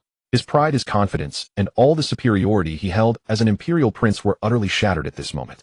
Isabella's gaze drifted involuntarily from the brutal battlefield to the profile of the man standing beside her. He remained as calm and unbothered as ever, as though this grand war unfolding before them was merely a simulation on his chessboard. Within those deep eyes flickered a cold wisdom that saw through everything. An absurd yet terrifying thought clearly surfaced in Isabella's mind for the first time. Perhaps this war's outcome had been preordained from the very start, and they, the Hui Empire, were the ones foolishly overestimating their own strength. With the annihilation of the Imperial Mage Corps, the command structure of the entire human army was completely severed, plunging them into chaotic, isolated struggles. The scales of victory had tilted toward Nie Feng beyond any doubt. General offensive. Nie Feng uttered the two words as if stating an established fact. Woo! The deep low blare of a horn resounded. On the front line of the battlefield, tens of thousands of half-orc slave soldiers who had remained motionless for so long roared like beasts under the lash of the Fox clan's supervision team and the promise of fresh flesh. Red-eyed, they surged toward the remnants of the Imperial Army's positions like a green tide. They were mere cannon fodder, tools designed to drain the enemy's final reserves of strength and will. Leonardo watched as the green-skinned beings he once deemed the lowest of creatures now savagely tore apart his noble Imperial soldiers, and his spirit had already begun to numb. However, this was not the end. Nie Feng's true trump card, his nascent, most prized legion of divine-born offspring, the so-called second-generation gods, finally flanked from the wings. Roar! A deafening dragon's roar and tiger's bellow split the air as Nie Feng's eldest son, Nie Tsong, charged at the forefront. This monster, appearing no older than a few years old, was draped in fine dark gold dragon scales, with 9 small fox tails flicking behind him like burning flames. He charged straight into a group of Imperial knights attempting to reform their ranks. Facing a wounded griffin that lunged at him in frenzied rage, he neither dodged nor flinched. His tiny frame slammed directly into the beast. Ryup! In the horrified gaze of Leonardo and Isabella, Nie Tsong seized the griffin's upper and lower jaws with his bare hands. With an ecstatic roar, he tore the massive magical beast cleanly in two. Scalding blood and viscera drenched his body, yet made him appear all the more frenzied and ferocious. This was merely the beginning. More than a dozen daughters inheriting elven bloodline and possessing delicate faces like porcelain dolls wielded specially crafted petite longbows. Their figures leaped agilely across the battlefield, and every arrow released found its mark. An Imperial officer attempting to flee would inevitably collapse, each shaft piercing precisely through their eye sockets without exception. On the other flank, dozens of sons with dwarf heritage stout and cute in appearance wore miniature rune-etched plate armor and brandished small battle hammers, forming an unbreakable vanguard squadron. Chanting incoherently of "for father" and "for candy," they effortlessly sent Imperial heavy infantry flying with their shields intact. Not bad, not bad. These little rascals haven't wasted my day and night diligent irrigation. The combat results are exceptional. Must treat them to extra chicken legs when we return. Nie Feng surveyed his creations, a satisfied smile spreading across the old father's face. Meanwhile, Leonardo on the cliff gazed upon these young monsters, whose combat prowess far exceeded their years, resembling descendants of gods and demons. He finally grasped what made the Qingqiu dynasty truly terrifying. It was not their formidable armies, nor their superior weaponry. It was this terrifying reproductive capacity that could mass-produce such overpowering warriors. The light in his eyes flickered out completely, leaving only boundless terror and despair.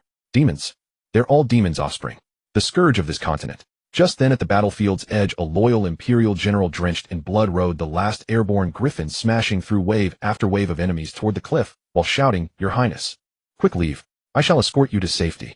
Oho still playing the part of the loyal subject rescuing his lord. Noble intentions unfortunately misapplied. My friend, that maneuver of yours was essentially delivering yourself to your doom across 1,000 miles. Such a generous offering of your life.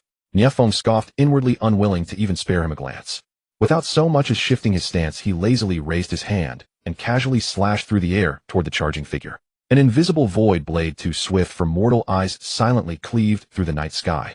In the next instant, the devoted general and his magnificent griffin, frozen mid-leap with expressions of desperate resolve, were effortlessly severed in two, their bodies splitting cleanly through the air without a sound. No explosion, no sound. Only blood and entrails rained down from above. This casually devastating strike, delivered with divine indifference, became the final straw that shattered Leonardo's already fragile psychological defenses. Plopped. The proud Imperial prince's legs buckled, and he collapsed straight onto his knees. Voila! He broke down completely, sobbing uncontrollably like a child, with snot and tears streaming down his face, utterly stripped of any royal dignity. He crawled desperately toward Nie Feng on hands and knees, pounding his head against the ground until blood stained the earth. "Don't kill me.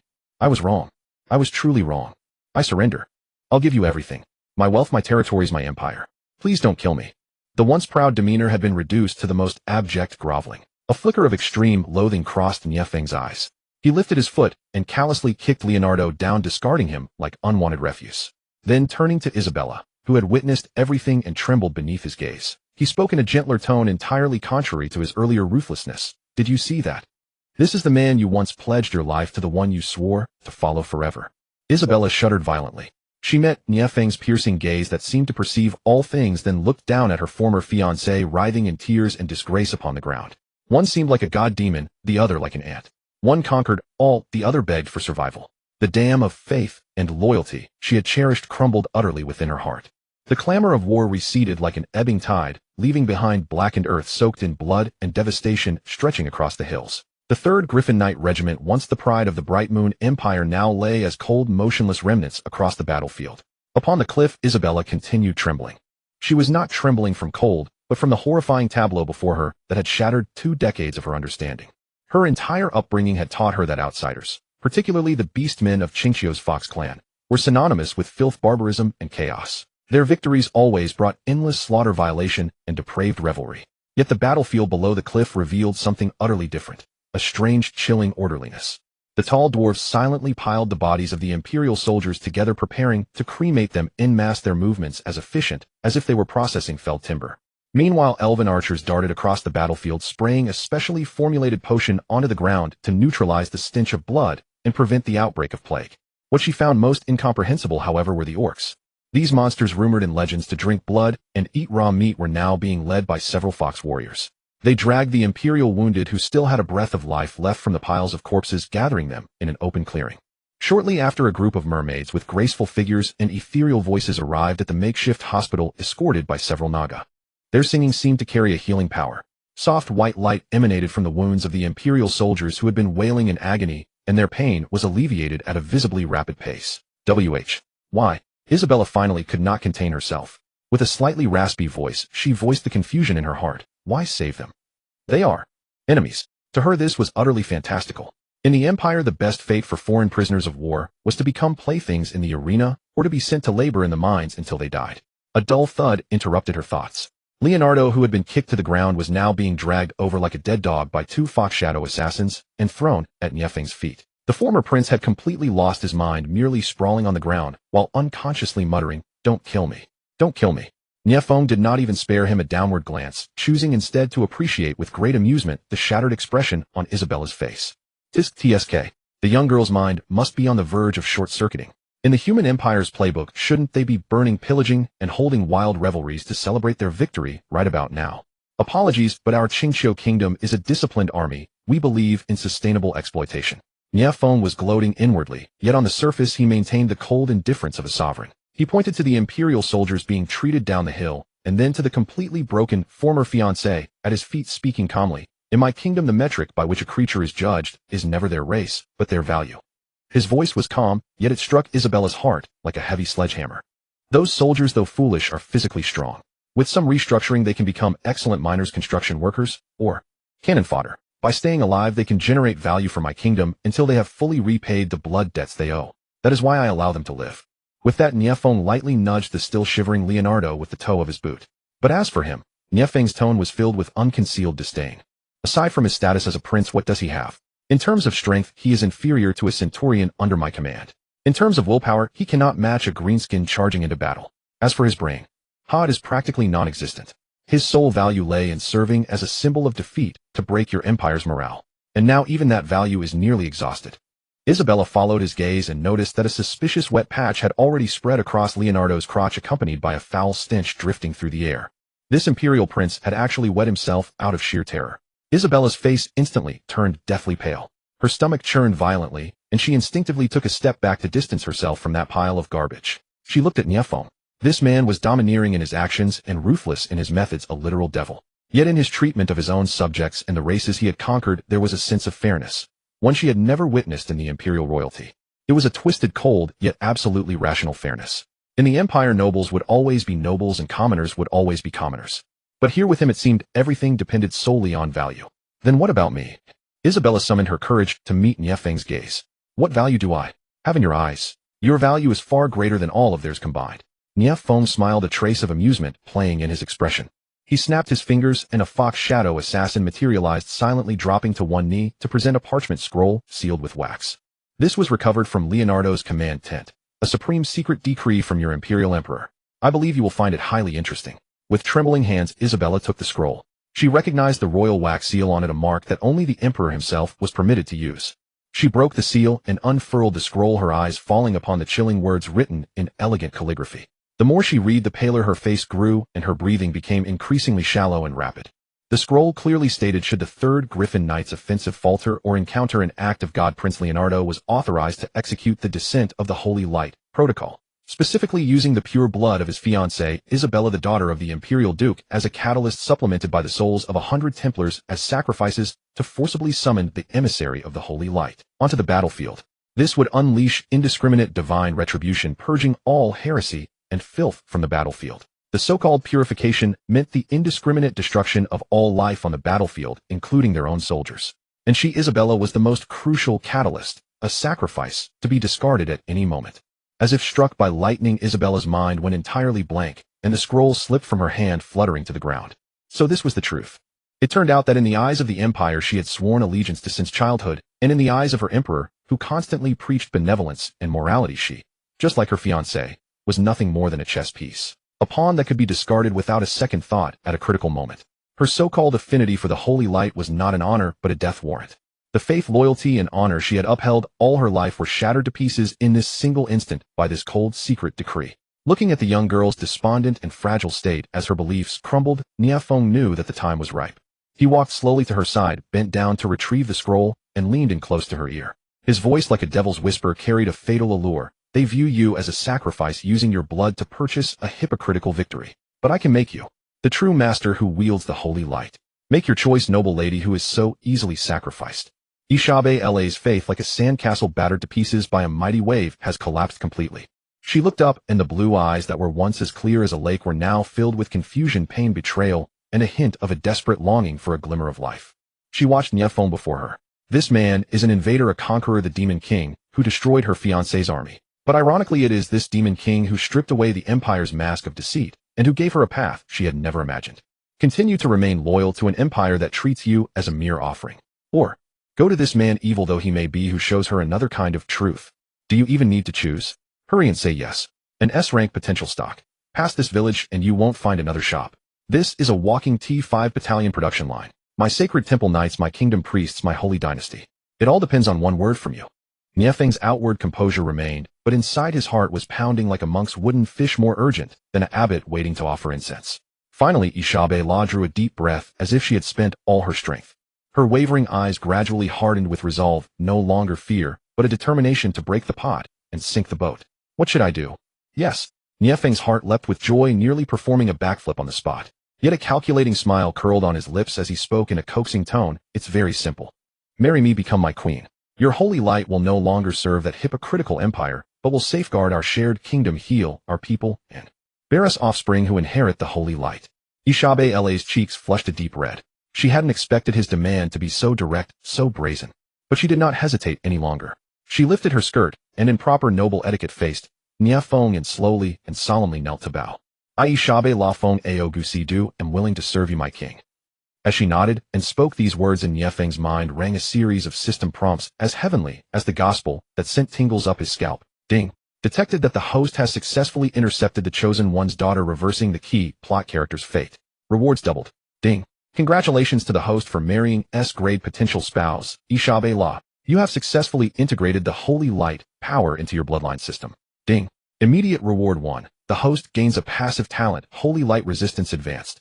You will immune to most negative holy type spells, e.g. Confession, Judgment, Exile, and you will receive substantial damage reduction against holy type attack spells. Ding. Immediate reward 2. Elite Profession unlocked, Kingdom Priests. You can now train T3 level healers and support units, Kingdom Priests, in your domain. They will be the core of your army's logistics. Ding. Immediate reward 3.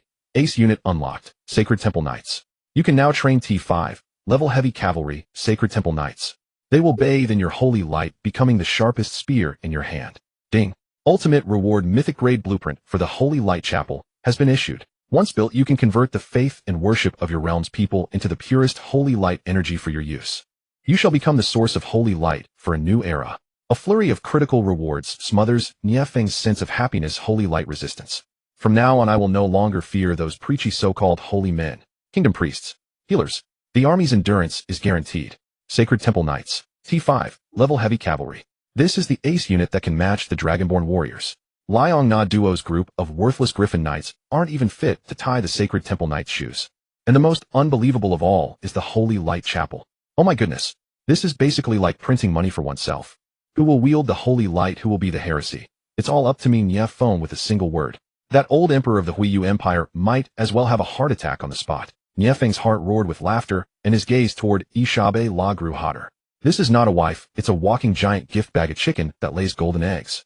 He stepped forward, gently lifting Ishabe-La to her feet before everyone, pulling her into his embrace, then raised her hand high, and in a magical voice proclaimed to the entire battlefield, from this day forward, Ishabe-La will be the new queen of the Qingqiu Kingdom.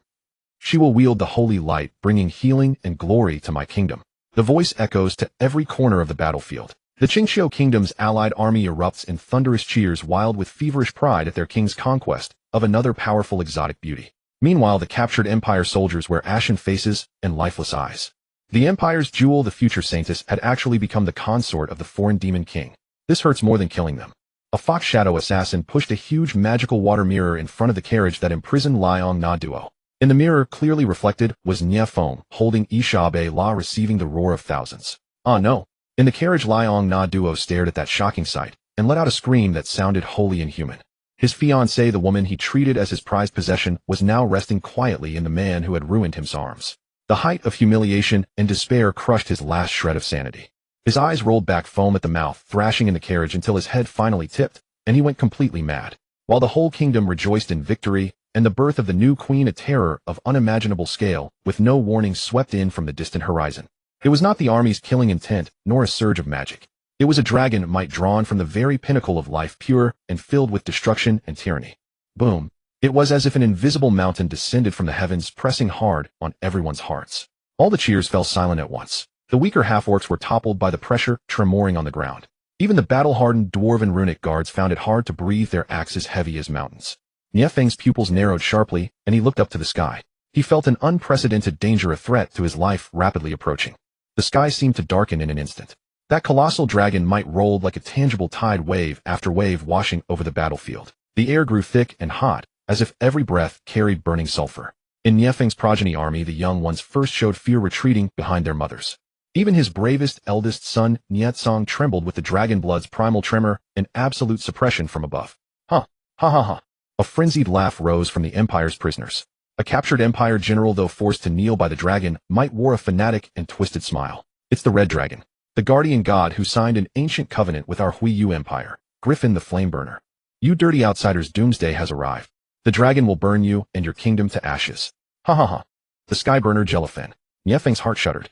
Only now did he realize that the Huiyu Empire still possessed such a formidable trump card.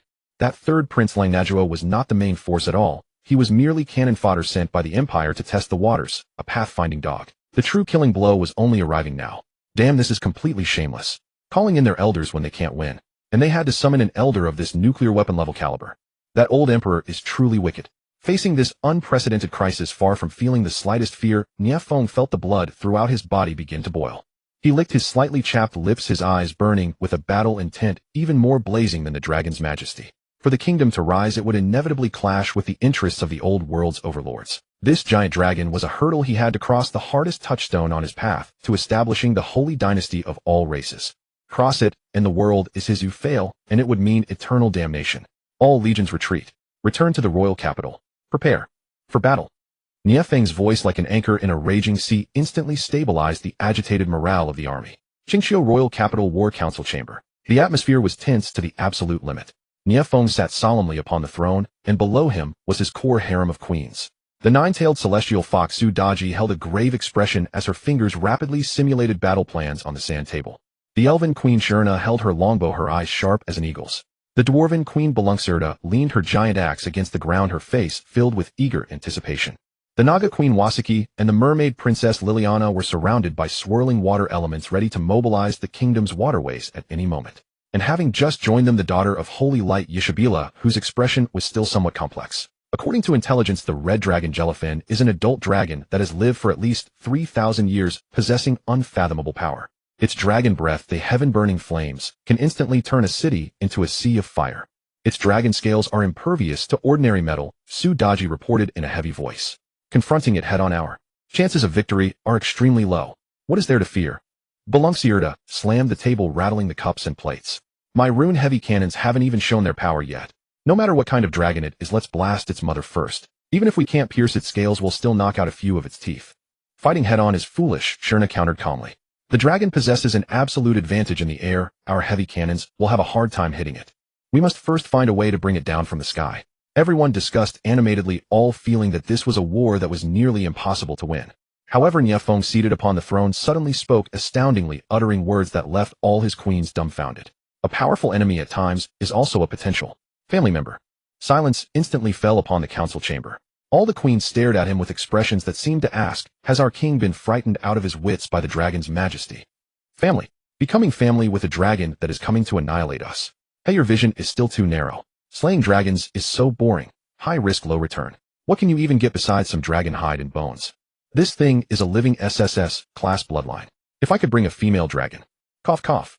If I could bring a dragon into my bloodline reproduction system, how heavenly defying would the offspring be? A dragon-winged, nine-tailed fox. A fire-breathing elven archer. A dragon-scaled dwarven berserker. Damn, just thinking about it is thrilling. A smile curled at the corner of Nie Feng's mouth, sending a shiver down the spines of all his queens. My point is, we need to change our approach. Our ultimate goal is not to kill it, but to capture it alive. Operation Dragon Capture begins now. Nie Feng stood up, his gaze sweeping over each of his peerlessly beautiful queens as he began to issue commands that could only be described as insane. Belunxerda, present, the dwarven queen responded loudly. I don't care what method you use, within 3 days forge 100 specially made dragon binding bolts for me. The arrowheads must be made of the toughest obsidian gold and the shafts must be fully engraved with 3 types of runes: slow paralysis and spell break. I want them to pierce and stick to the dragon's scales upon firing, continuously weakening it. No problem. Leave it to me. Balunxiurda's eyes gleamed as she loved this kind of work. Shirna, please command my king. Lead all the elven archers to lay down the largest scale myriad wood entanglement array in the valley surrounding the royal capital. I want every single tree and vine there to become chains binding the dragon. Once it is lured to the ground, ensure it can never fly again. As you command, Shirna nodded elegantly. Wasaki, Liliana, present my king. The 2 oceanic queens responded in unison. You will be responsible for contaminating all surface water sources within the kingdom. Mix the Naga's strongest neurotoxin and the mermaid's mind-disrupting siren's tears into the water. When the dragon gets thirsty, a single sip will force it to collapse. A glint of excited cruelty flashed in Wasaki's serpentine pupils, while Liliana hesitated slightly before nodding. Daji, your concubine is here. You will oversee the entire operation and prepare your grand illusion array. At the critical moment, I want you to bewilder its perception so it can no longer distinguish reality from illusion. Your concubine understands. Finally, Nie Feng's gaze landed on Yishabila. Yishabila, you have the most crucial task. Yishabila looked at him nervously. The dragon's greatest strength is its breath, the essence of which is the ultimate fire element. Your power of holy light is a force of purification and protection and the natural bane of fire. I need you to lead all the newly trained kingdom priests and prepare the strongest holy light veil. When the dragon breath is unleashed, you will be the final and sturdiest shield of the entire kingdom. Looking at the unquestionable trust in Nie Feng's eyes, a surge of unprecedented pride rose within Yishabila's heart. She was no longer the sacrificed offering, but the key link in defending the kingdom. I swear in the name of the holy light that I will not allow the dragon's breath to cross the city walls by even a single step, she said firmly. This was the first time Nie Feng's harem queens joined forces to prepare for battle toward a common goal. Each of them would play an irreplaceable role in this crazy dragon capture grand plan. 3 days later, on the city walls of the Qingxiu royal capital, Nie Feng stood with his hands behind his back, his queens standing behind him. All preparations were complete. On the horizon, a massive red dot trailing a long tail of flames was rapidly approaching. The terrifying heat wave had already begun to warp the air, making even the bricks of the city walls burning hot to the touch. Nie Feng narrowed his eyes watching that world-destroying figure, yet the corners of his mouth slowly curled upward. This would be the hardest, yet most critical battle since the founding of Qingxiu, and even more so, a grand matchmaking event for him to select his next family member. Boom. The sky was torn apart. That was not a figure of speech, but a literal physical fact. The crimson dragon griffin, the skyburner, descended upon the skies of the Qingxiu capital like a meteor peeled from the sun, dragging billowing plumes of thick smoke and the stench of sulfur. Its colossal mountain-like body cast a shadow vast enough to shroud half the capital, instantly plunging the sky from broad daylight into a dusky twilight. Its mere presence caused the air to warp and shimmer with scorching heat. On the city walls, countless soldiers found it difficult to breathe, as if their lungs were filled with red-hot iron sand. Ants, for your arrogance, offer up your city and your lives. The deafening dragon tongue did not travel through the air, but detonated directly within the depths of everyone's soul. Griffin wasted no words. His maw, resembling a colossal cavern of molten lava, snapped open, and a blinding light, as radiant as the sun, flared deep within his throat. In the next instant, a devastating breath of dragon fire capable of evaporating rivers and melting cities surged toward the Qingxiu capital like the wrath of the gods. That was no mere fire, it was a pure liquefied torrent of destruction. Holy crap! Unleashing an ultimate right at the start. No build-up at all. As expected of a 3,000-year-old monster, his fighting style is remarkably simple and brutal, starting off by blasting us right in the face with heavy artillery. Alarm bells rang wildly in Nie Feng's heart, yet not a trace of panic showed on his face. He even had the leisure to glance at his side. Before this apocalyptic scene, Isabella stepped forward. This former pearl of the empire no longer showed any hint of weakness on her face. Instead, it was replaced by a sacred resolve and determination born of being pushed to the brink. Raising her hands high, she closed her eyes and chanted with devout urgency. In the name of the holy light, I pray for a barrier of protection. Purify all evil and ward off all impurity. Her voice was not loud, yet it carried an unquestionable authority. Beams of pure white holy light poured from her body, converging before her. Immediately after, all the newly ordained priests of the kingdom channeled their power to her, without reservation. A colossal barrier of light composed of the purest holy light energy, and spanning the entire front of the city wall, rose from the ground. Upon the barrier, countless divine runes flowed as if a miracle had descended. Rumble. The world-destroying dragon breath slammed violently against the curtain of holy light. The entire world seemed to lose all sound, leaving only the ultimate clash of red and white. The torrent of dragon breath was resolutely blocked by the barrier. The violent energy spilled out to both sides, instantly igniting the forest outside the capital and turning it into a charred sea of fire. The curtain of holy light trembled violently, countless ripples washing over its surface as fine cracks began to spiderweb across it. Yet in the end it stubbornly held its ground. On the city walls, everyone stared in utter shock. The captured Imperial soldiers in particular looked on with eyes wide enough to pop out. They had never imagined that the power of the holy light, which was only used for support and healing in the Empire, could unleash such a terrifying defensive force. Isabella's body swayed, her face instantly turning pale as a trickle of blood seeped from the corner of her mouth. Clearly withstanding the breath of an adult dragon was by no means easy for her. Nie Feng quickly supported her slender waist, transferring a stream of pure life energy into her, which restored a touch of color to her pale cheeks. Beautifully done, my princess. Not bad, wife. I'd rate this performance a 9 out of 10, holding back 1 point just so you don't get too proud. This is perfect. Now the entire kingdom knows how sharp my eye is. Even a wife I picked up randomly turns out to be an SSR tier defense tower. Roar. Failing to break through with a single strike felt like an absolute humiliation to Griffin. His molten gold dragon eyes locked onto the petite figure on the city wall. A mere human dared to obstruct his divine might.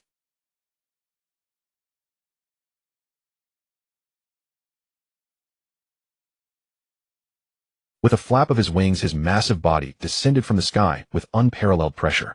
His giant claws gleaming with a cold light prepared to crush the entire wall and every living creature upon it into a pulp. Just then the cold, clear voice of the elven queen Shierna rang out. She raised the horn of nature in her hand and blew it with all her might. Woo! The ancient and desolate sound of the horn awakened the sleeping earth.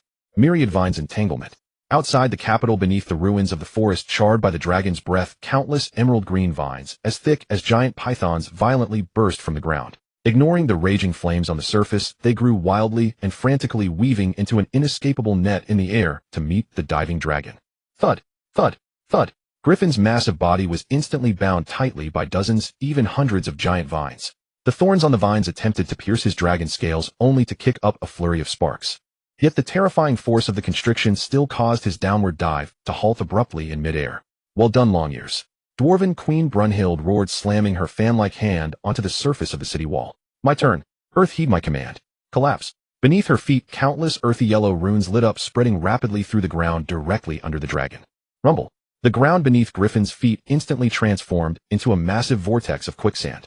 His limbs, strong enough to support mountains, suddenly sank deep, plunging more than half of his body into the sand. His balance, already compromised by the vines, was completely shattered, prompting an angry and rather frustrated roar. He had never imagined that he would one day find himself trapped in such a muddy quagmire. Before he could exert his strength to break free, 2 entirely different forces acted upon him simultaneously from 2 other directions.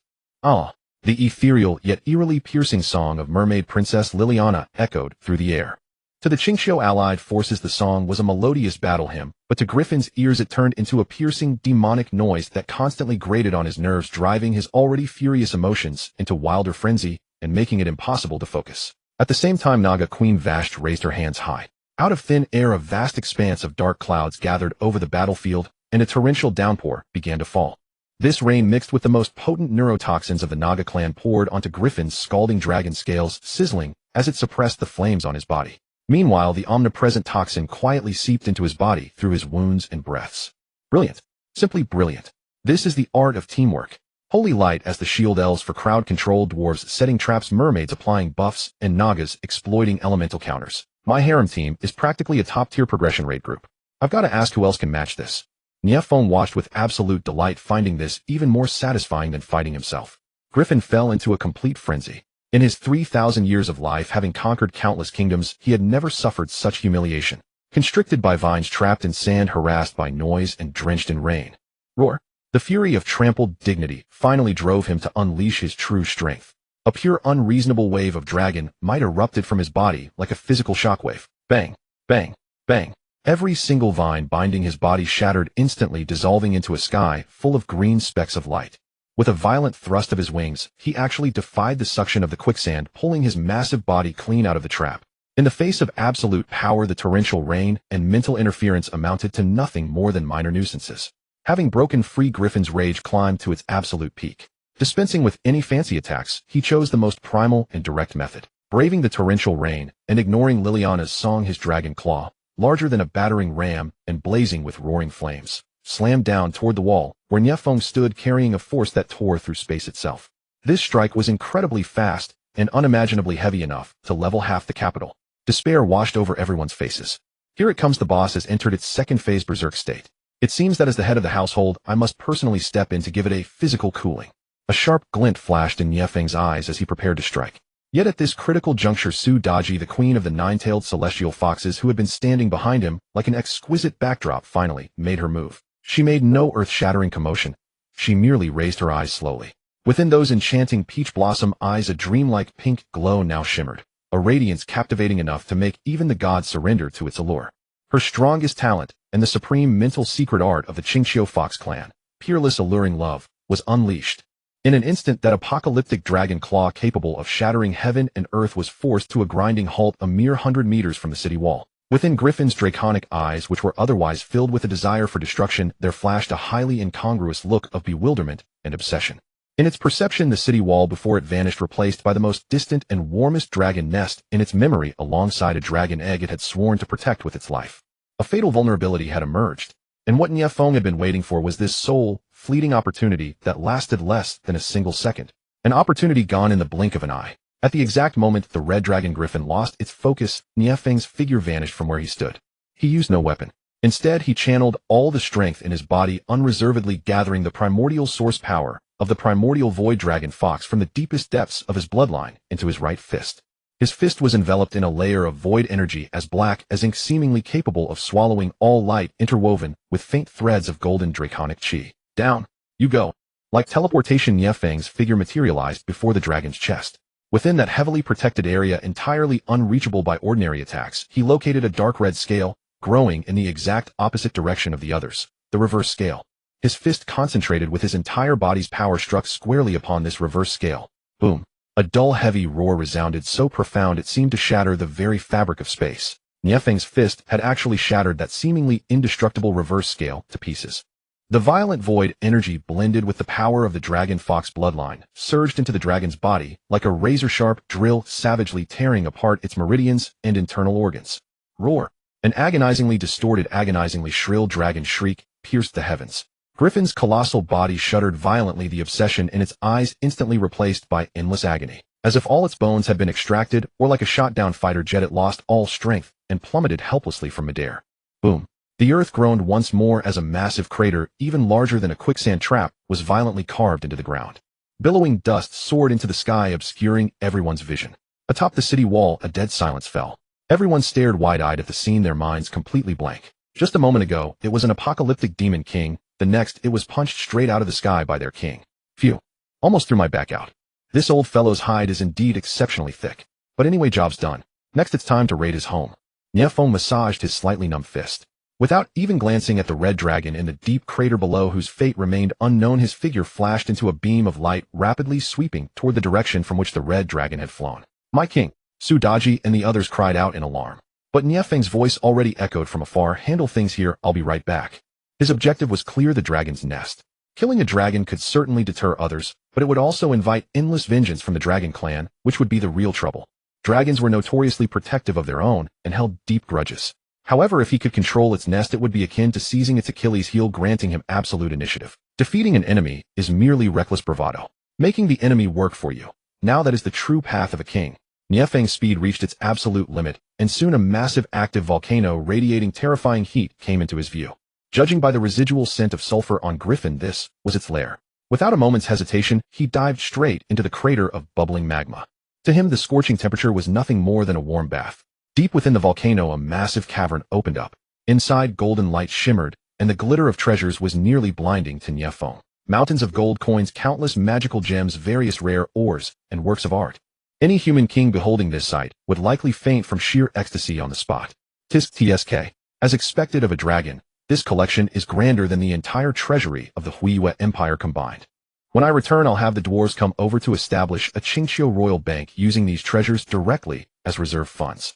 I'll be the central bank governor of another world. As Nie Feng calculated in his mind, his gaze was drawn to something at the very center of the treasure pile. There lay no gold or silver, but a colossal dragon egg taller than a man, covered in flame-like patterns. The egg pulsated rhythmically, emitting a powerful aura of life, clearly on the verge of hatching. However, what made his pupils contract sharply was what lay right beside the dragon egg. A young girl lay curled up, sleeping naked upon the warm pile of treasures. She possessed a cascading waterfall of crimson hair, skin as fair as the finest mutton fat, jade, and facial features so exquisite they seemed otherworldly. Most peculiar of all, a pair of delicate coral-like dragon horns grew on either side of her forehead, and tucked against her back was a pair of equally petite dragon wings covered in fine scales. Without a doubt, this was also a dragon, one capable of taking human form. Holy crap, what on earth is going on here? Buy one get one free. No, this is like opening a blind box and pulling a hidden limited edition SSR. So that old dragon outside didn't come to fight, he was out earning milk money for the kid. No, looking at this setup, he's just a bodyguard and a butler. Nie Feng could clearly sense that the auras of the sleeping girl and the dragon egg were almost completely identical in origin. Furthermore, the purity and nobility of their bloodlines far surpassed that of the adult red dragon griffin outside. This girl was highly likely a genuine dragon princess. A plan far wilder, bolder, and more flawless than the dragon capture initiative instantly materialized in Nie Feng's mind. Subduing an adult dragon to act as a thug, that is thinking too small. If I directly intercept the dragon princess, have her bear me a brood of dragon-blooded divine descendants, and then adopt this future dragon king as my stepson, won't my dynasty essentially command the entire dragon clan? This is what you call a bloodline investment, precise poverty alleviation. Suppressing the wild joy in his heart, he approached with utmost caution, then gently reached out to cradle the warm, life-radiating colossal dragon egg in his arms. The moment the dragon egg left the pile of treasures, the sleeping girl seemed to sense it. Her long eyelashes fluttered slightly, and slowly she opened her eyes. What a pair of eyes they were. Like the purest molten lava, like the most brilliant gold, innocent, proud, and filled with an innate majesty. When her gaze fell upon Nie Feng and the egg belonging to her in his arms, the girl was momentarily stunned. Then a terrifying draconic majesty, 10 times more violent and 100 times purer than that of the sky burner griffin, exploded from her petite and delicate body. The entire volcano trembled under the weight of her fury. Boom. A terrifying dragon pressure erupted like a tsunami within the cramped dragon nest. Gold coins and gems were swept into a wild dance through the air, and deep cracks spiderwebbed across the solid stone walls. This pressure was not like Griffin's brutal aura of tyranny and slaughter, but a sacred, proud, and inviolable sovereign majesty originating from the very pinnacle of the bloodline. Had any other legendary powerhouse been here, their soul would likely have been crushed by this immense pressure, forcing them to their knees in submission. Yet Nie Feng merely raised an eyebrow slightly. Oh, quite a temper on this little girl. But trying to suppress me with an aura. You're still a bit too green. Far from retreating, he instead released the bloodline pressure of the primordial void dragon fox from within his own body. An equally domineering ancient aura, one that even carried a hint of void devouring, surged from his body, violently clashing with the young girl's draconic pressure in the very center of the nest. Bzzz. The air trembled as the two supreme bloodline auras refused to yield, actually warping the space between them into a visible force field. The dragon girl Ignis was utterly shocked. For the first time, a look of sheer disbelief flickered within her molten gold dragon eyes. This two-legged beast before her, this despicable egg thief, could actually stand tall under her sovereign pressure and even match her power on equal terms. What on earth was his bloodline? Return the egg to me, Ignis uttered in the dragon tongue, her voice slightly tender, yet carrying immense majesty in every syllable. Nie Feng acted as if he hadn't heard a thing. Instead, he leisurely caressed the warm dragon egg in his arms, a playful smile playing on his lips. Very well, he said calmly. His voice was not loud, yet it reached Ignis's ears with absolute clarity. However, I have 2 conditions. He raised a finger. First, that oversized lizard outside must submit to me from this moment on and become the guardian beast of my Qingxiu kingdom. Next, he raised a second finger, his gaze burning as he looked upon Ignis's flawless, exquisite figure. Second, you along with this egg shall become my property.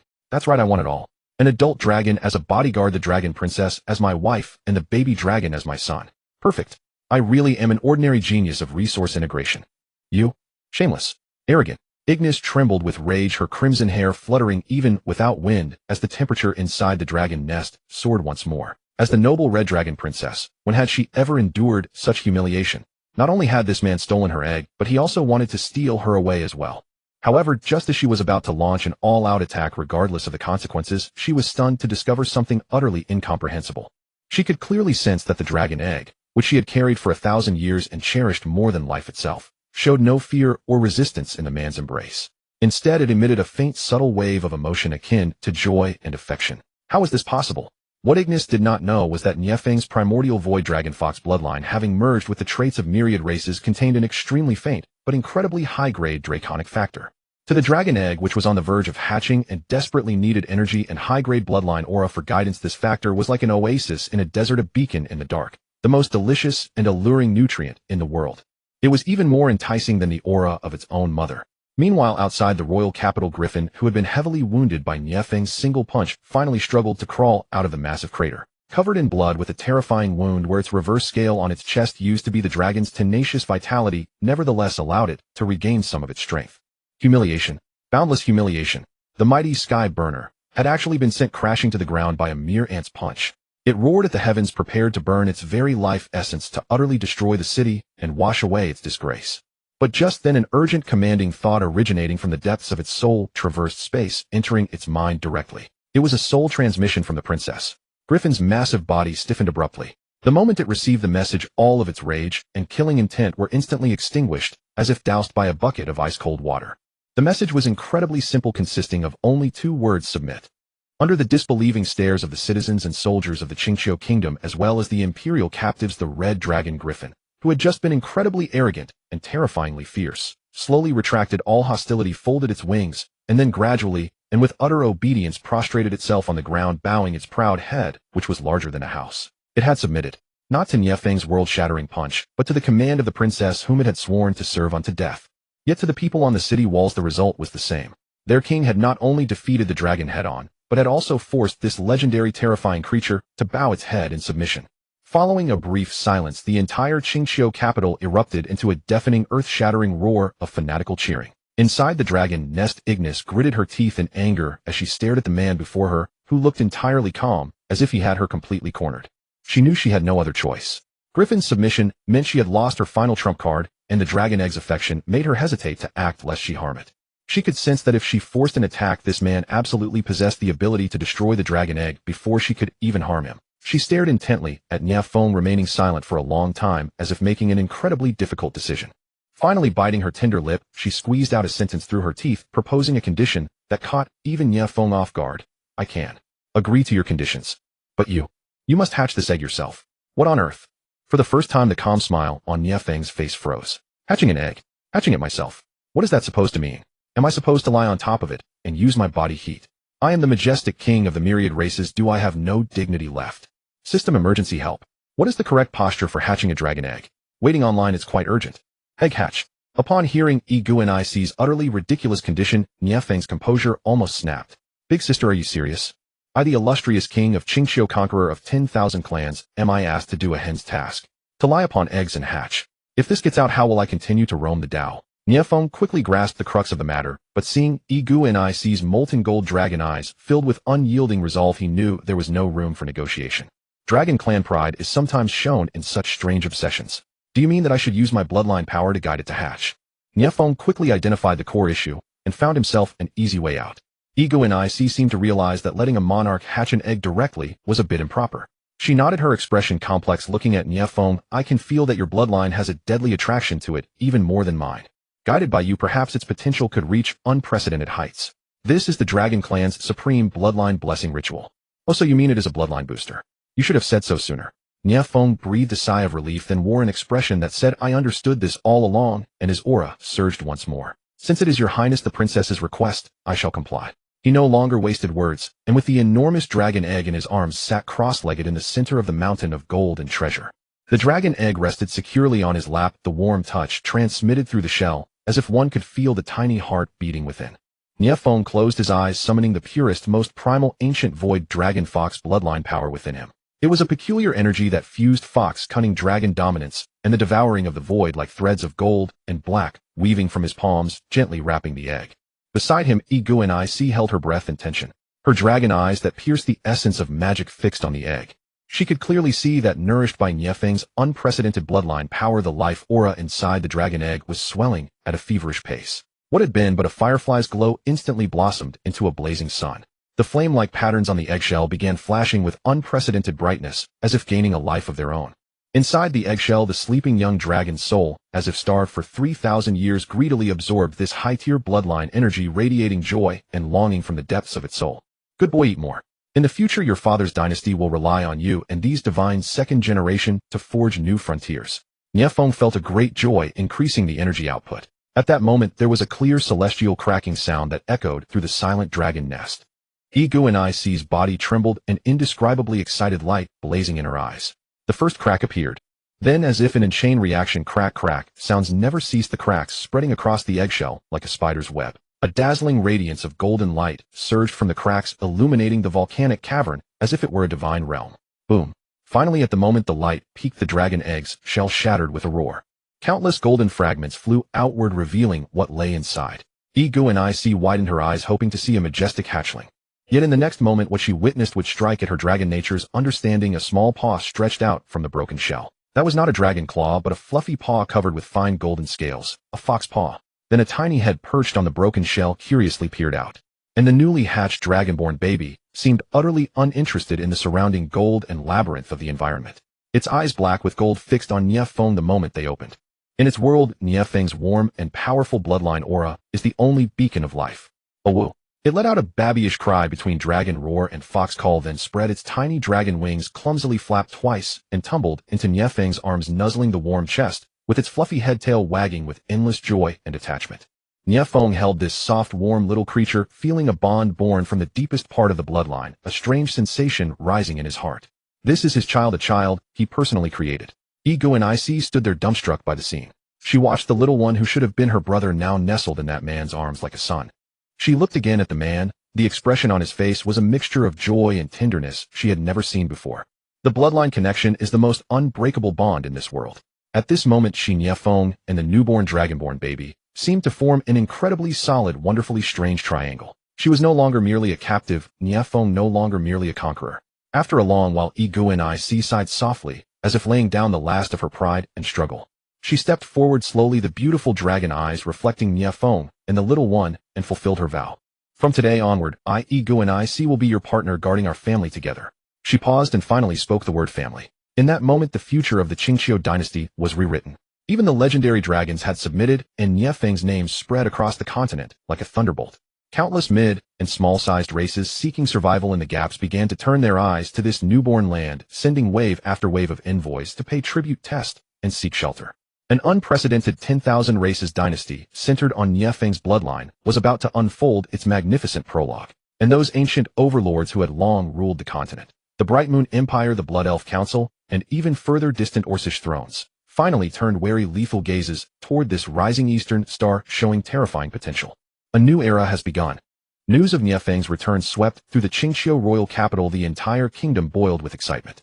But as the people surged into the streets toward the central square to hail their triumphant king, the sight in the sky froze the crowd's cheers, turning them into a chilling hiss. Their king had returned, but he did not come alone.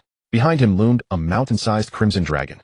That was the ember burner Griffin, the dragon that had brought apocalyptic oppression to the realm 3 days ago.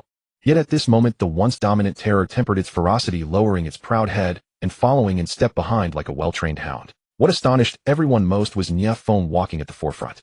In his arms lay a peculiar infant, pink porcelain-like, with dragon horns and wings and fox ears and tail. The little fellow curiously surveyed the dense crowd below, occasionally yawning and revealing a few grain-sized fangs. Beside Nie Feng walked a breathtakingly beautiful woman with scarlet hair. She bore an innate nobility and majesty, and her molten gold eyes swept the assembled troops, causing countless battle-hardened soldiers to lower their heads instinctively. She was neither human, nor elf, nor foxfolk. She was a dragon in human form, a true dragon princess. Roar. As this magical retinue descended slowly onto the central square of the Qingqiu capital, the brief hush gave way to a roar more fevered and deranged than any victory before. Long live the king! Long live Qingqiu! Whether fox warriors, elf archers, dwarven craftsmen, or newly allied half-orcs, every one of them fell into a worship that bordered on madness. Not only had their king defeated the dragon, he had even dragged the dragon back. He had also brought back a dragon princess as queen and a dragon-blooded infant. Unheard of in the realm. What majesty is this? What feat is this? This is no mortal deed. This is a god, a true deity walking the earth. Countless subjects knelt, prostrating themselves with the deepest devotion to their king. This breathtaking sight transmitted through magical crystals and memory scrolls carried by the capital's diverse caravans, and hidden scouts swept outward across the surrounding regions in a mere half-day like a violent storm. Extra! Extra! Qingqiu's king, Nie Feng, has subdued the adult crimson dragon, the Emberburner Griffin. Dragon Princess Iguani has become his queen. The latest combat assessment: the Qingqiu kingdom now wields world-destroying power. Its strength is unfathomable. Such reports. enough to alarm any sovereign, rapidly circulate to the desks of various powers. Nie Feng, the king of Qingqiu, is no longer a rising star. He has become an unblinking noon sun. To the noble dragon princess, Yi Guanyi, the capital's feverish atmosphere feels novel, yet somewhat unsettling. She is like a traveler who wandered into a zoo observing the various races around her. When Nie Feng led her into the palace and introduced her to Su Dajing'erna Brunhild and the others, the atmosphere grew even more delicate. Yi Guanyi can sense that these women are far from simple. The nine-tailed celestial fox smiling hides depths of wisdom and schemes. The elf queen, cold as moonlight, bears a blade-like edge. The dwarven queen is a powder keg waiting to explode. Ah, the scent of a battlefield. Not a problem, I want them all and none shall escape. A harmonious harem is the fundamental craft of a head of a household. Nie Feng hid a wry smile within, while outwardly he wore a warm, all-embracing demeanor that dissolved the initial awkwardness in a few words. But as the realm reveled in the dragon's arrival, a fox shadow scout responsible for border watch burst into the hall with a grave expression. Report. The border has sent urgent news. A vast envoy is approaching, over 1,000 in number, banners bearing the sigil of the Wind Mane Centaurs, a tribe that once clashed with our kin. With that, the hall's festive mood stalls. Centaurs. This warlike race roaming the eastern plains has always been headstrong, not a great foe, but in the past they clashed with the foxfolk over grazing lands and prey. Why would they send an envoy now, to seize the moment in the chaos? Nie Feng gently handed the dragon-blooded infant in his arms to Yi Guanyi beside him. He sank back onto the throne carved from the bones of giant beasts and obsidian, and his gaze flipped from a gentle father to a ruthless, decisive king. He gave a faint wave. Let them enter. I want to see whether they come bearing gifts or bearing heads.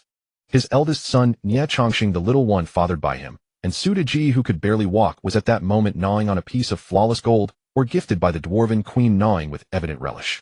The little fellow seemed to sense the aura of the red dragon griffin beneath the throne, wrinkling his tiny snout in displeasure, and let out a low growl at the dragon thousands of times larger than him, exuding the ancient dragon fox might. Oh whoa! That sound was not loud, yet it caused the mighty ember-burner griffin to flinch, its head lowering even further like a child who had done something wrong. This scene sent the centaur envoy leader, who had just stepped into the hall, into a wild-eyed tremor. Everyone knew the old era had come to an end. A new era ruled by Nie Feng and his bloodline was unfolding with an unstoppable momentum. Before the envoy group reached the capital, Nie Feng had already instructed the intelligence department to leak the magical image of his return with the dragon to all nearby races through discreet channels. This was a naked display of muscle, a silent proclamation, and the effect was immediate. When the centaur envoy leader, a tribe chief famed for his valor on the plains, rode through Qingqiu's gates and laid eyes on the dragon griffin coiled like a mountain on the square, and as gentle as a dog, his arrogance froze into sheer horror. His legs went weak, his body wavered, and with a thud he toppled from his horse onto the ground. The centaur chieftain tumbled to the ground, dazed and disoriented, yet he could not bring himself to care about the pain in his body or the humiliation of falling before an audience. Scrambling to his feet on hands and knees, he rolled and stumbled into the magnificent royal palace. Behind him, the centaur elite cavalry dismounted and followed with trembling hesitation. The moment he entered the great hall, a crushing pressure, the amalgamation of dragon majesty, fox charm, holy light, and natural aura, slammed into him like an ocean wave, nearly stealing his breath. He glanced up at the extraordinarily youthful monarch upon the throne, and at the crimson dragon below it, whose mere presence made his soul tremble. Unable to withstand it any longer, his knees buckled, and he prostrated himself before Nie Feng in a perfect whole body bow, his posture reduced to dust-level humility. O great and merciful king of Qingqiu, who has conquered the mighty dragons, have mercy upon us and save our Wind Mane tribe. The chieftain sobbed through tears, and not any trace of the proud steppe warlord utterly vanished. With voice breaking and tears flowing, he recounted his tribe's plight. It appeared that most recently a massive horde of harpies dwelling within the Death Mountains to the north had suddenly become extraordinarily aggressive, for reasons unknown. Swarming out of their nests in droves, they descended upon the centaur grasslands like a plague of locusts. These harpies not only devoured their cattle and sheep, but showed no mercy even to the women and children among the centaurs. Their piercing songs bewitched the mind, while their razor-sharp talons could rend leather asunder. Though the centaurs were warriors born, they were ill-suited for aerial combat, and found themselves completely countered by these skyborn foes, forced into a relentless defensive struggle. In merely a month, their people had suffered heavy casualties. Vast stretches of grazing land were corrupted, their living space continuously compressed until the tribe stood on the very brink of annihilation. Harpy. These creatures should be low-level mobs. How could they corner a centaur tribe to such desperation?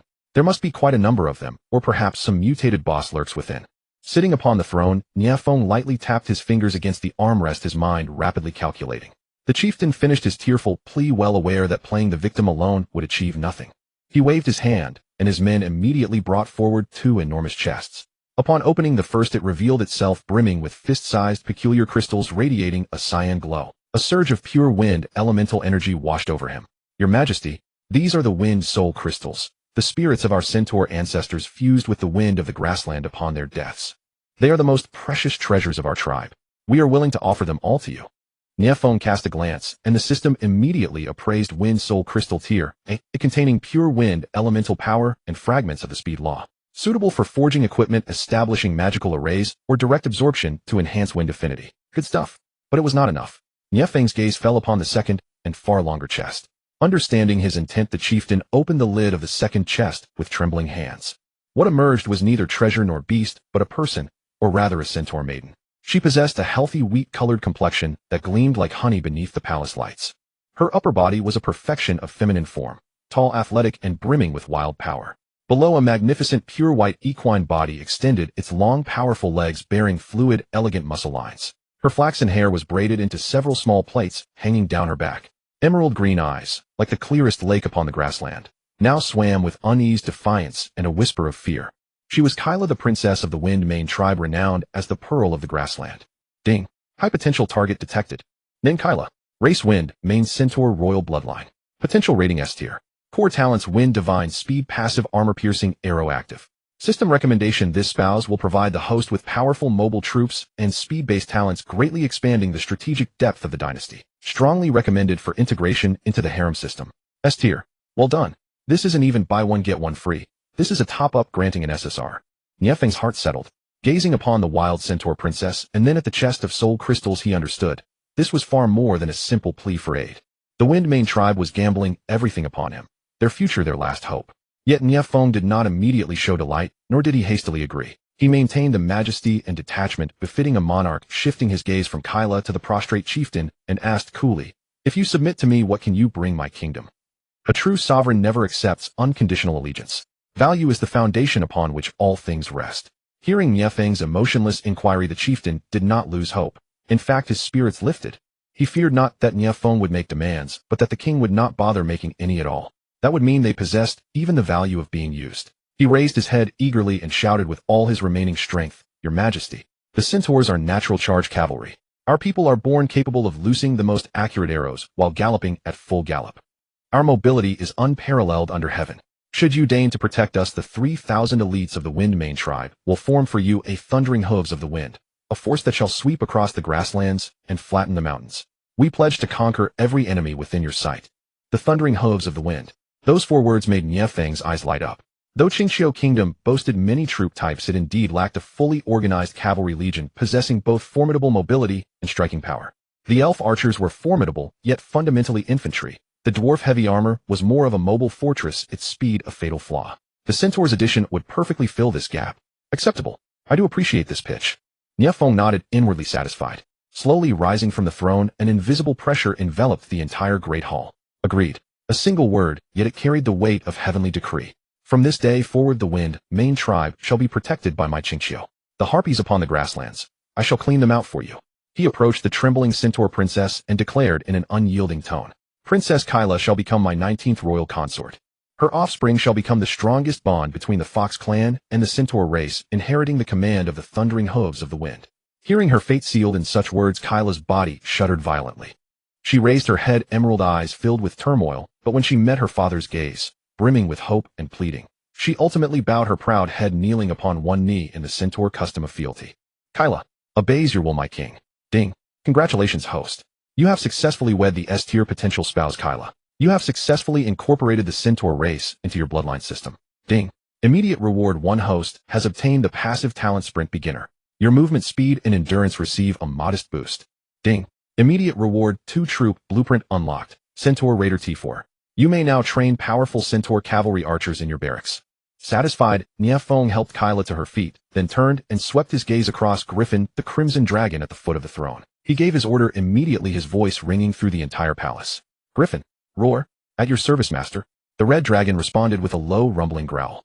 "I command you to lead a squadron of elven divine archers and set out immediately for the northern grasslands. Centaur chieftain, you shall guide the way." Nie Feng's gaze turned cold and sharp.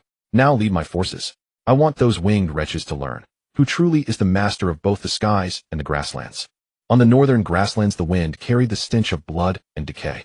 The final camp of the Windmane centaurs was besieged beneath a low hill where thousands of centaur warriors formed a desperate circle, shielding the women, children, and wounded in the center. Their faces were etched with exhaustion and tragic resolve. Having long exhausted their arrows, they could only grip their scimitars, staring deathly at the sky. In the heavens above lay their living nightmare. A dense swarm of harpies blotted out the sun. Possessing the upper bodies of women and the lower bodies of vultures, every flap of their wings stirred up a sickening stench-filled gale. They unleashed piercing shriek after shriek, screams that seemed to scrape against the very soul, leaving the centaur warriors below with splitting headaches. From time to time, harpies would dive down to hurl bone spears polished from animal bones and dipped in a dark green lethal venom. With the descent of every bone spear, another centaur warrior collapsed in agony. At the very rear of the Harpy Legion, standing atop a protruding boulder, was a starkly different existence. She possessed a face of bewitching beauty with skin as pale as snow, yet her eyes were as black as ink, utterly devoid of emotion. Behind her unfolded a pair of massive wings as pure and dark as the night itself, each feather gleaming with a metallic luster. She was the queen of this Harpy tribe, Freya. Freya watched the slaughter below with cold indifference, as if appreciating a pleasing theatrical performance. The wails of the centaurs were the most beautiful music to her ears. She relished this sensation, the thrill of holding an entire race in the palm of her hand, watching them transition from resistance to struggle and finally to absolute despair. Your Majesty, these stubborn four-legged creatures won't hold out much longer. A sycophantic harpy flew to her side, speaking obsequiously. Soon this grassland will become our most bountiful hunting ground. A cruel smile curled on Freya's lips, and she was about to speak, when suddenly every sound in heaven and earth vanished. The harpies' piercing shrieks, the centaurs' desperate roars, the howling of the wind, the sound of flesh being torn. Everything was instantly devoured by an invisible dread emanating from the deepest recesses of the soul. It was a tremor born of bloodline instinct, like a rabbit encountering a tiger, a fish colliding with a giant whale, or any avian creature facing the true sovereign of the sky. It was an irresistible, bone-deep terror. The movements of all the airborne harpies stiffened. It was as if they were suspended by invisible threads. Flapping their wings became agonizingly difficult, and many even plummeted straight out of the sky. The smile on Freya's face instantly froze. She snapped her head up and stared toward the east. At the edge of the horizon, a colossal crimson silhouette was piercing through the clouds, approaching with a momentum that seemed to crush the very fabric of space. The figure was so immense that even the sky dimmed in its presence. The shadow it cast, like a moving storm cloud, rapidly enveloped the entire battlefield. A dragon. It's a dragon. Freya's lips trembled, her pitch-black pupils filled for the very first time with an emotion called terror. This was no ordinary subdragon or wyvern. This was a true legendary creature standing at the absolute pinnacle of the food chain, an adult dragon. Griffin the Skyburner did not even deign to glance at these mere ants. It had simply arrived at the battlefield in accordance with its master's command. It did not unleash its dragon breath. That would be a waste of effort. It merely performed the simplest of actions, a dive. Boom. Its colossal body, bearing an unparalleled pressure, swept across the battlefield from thousands of meters in the air. The mere gale whipped up by its dive transformed into the most terrifying weapon.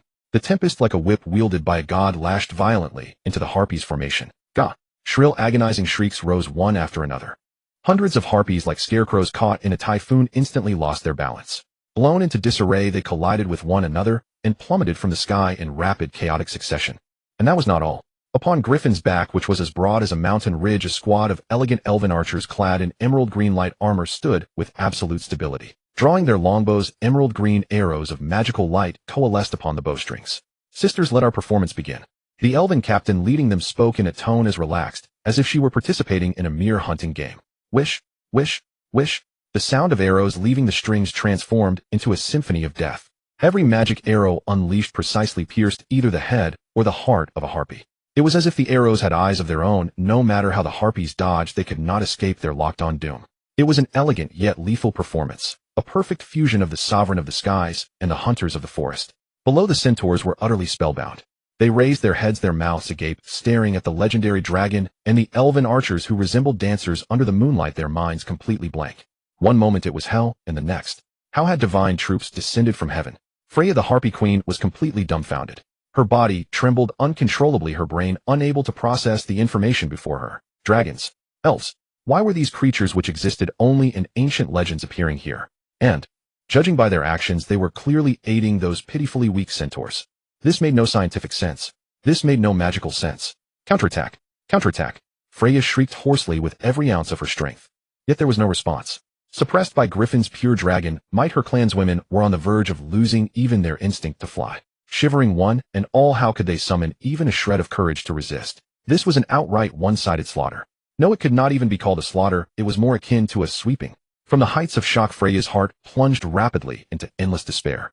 She finally noticed that upon the dragon's back alongside the elves fluttered a banner she had never seen before, a black flag with gold trim embroidered in the center with the totem of a nine-tailed dragon fox. The Qingqiu Kingdom. So that was it. This was where the centaurs got their confidence. They had actually aligned themselves with a terrifying power that commanded both dragons and elves. Regret, boundless regret, overwhelmed Freya. Why did she have to provoke these centaurs? Wouldn't it have been better to remain a ruler in her own mountain range? Griffin did not annihilate them completely. Controlling its power with precision like a sheepdog herding sheep, it used its dragon might and fierce winds to drive Freya and her terrified, defeated remnants all the way toward the location designated by Nie Feng. Half an hour later, in an open valley, Freya landed in a wretched state. Her wings were disheveled, her face pale, and her former pride and coldness had long been replaced by fear and despair. She saw the man. He sat casually on a boulder, a playful smile on his face, as if he had been waiting there for a long time. Behind him stood the centaur Grand Patriarch, who had returned, looking at her with pity, as if gazing upon a dead person. Oh, you've arrived. A potential not bad. Quite beautiful actually, though those bird legs are a bit of a distraction. But no matter, my bloodline crucible specializes in taming the rebellious. If we have a child, perhaps we'll produce an angelic species. Nie Feng muttered to himself, while maintaining an air of calm control on the surface. Looking at the captured wretched harpy queen, he spoke with a smile, his voice not loud, yet clearly reaching the ears of every single harpy. Submit or face extinction. I will give you 3 seconds to consider. Freya's body shuddered violently. 3, 2. Nie Feng's tone was as flat, as if he were merely counting, yet that unquestionable will was heavier than the pressure of the dragon behind him. Before he could count to 1, Freya summoned her last ounce of strength to drop to one knee, bowing her once proud head. I, Freya, am willing to submit. Nie Feng nodded in satisfaction, stood up, and walked over to her. Very well. A wise choice. He paused, adding a sentence, as if announcing an utterly trivial matter. Furthermore, my air force happens to lack a commander for our reconnaissance unit.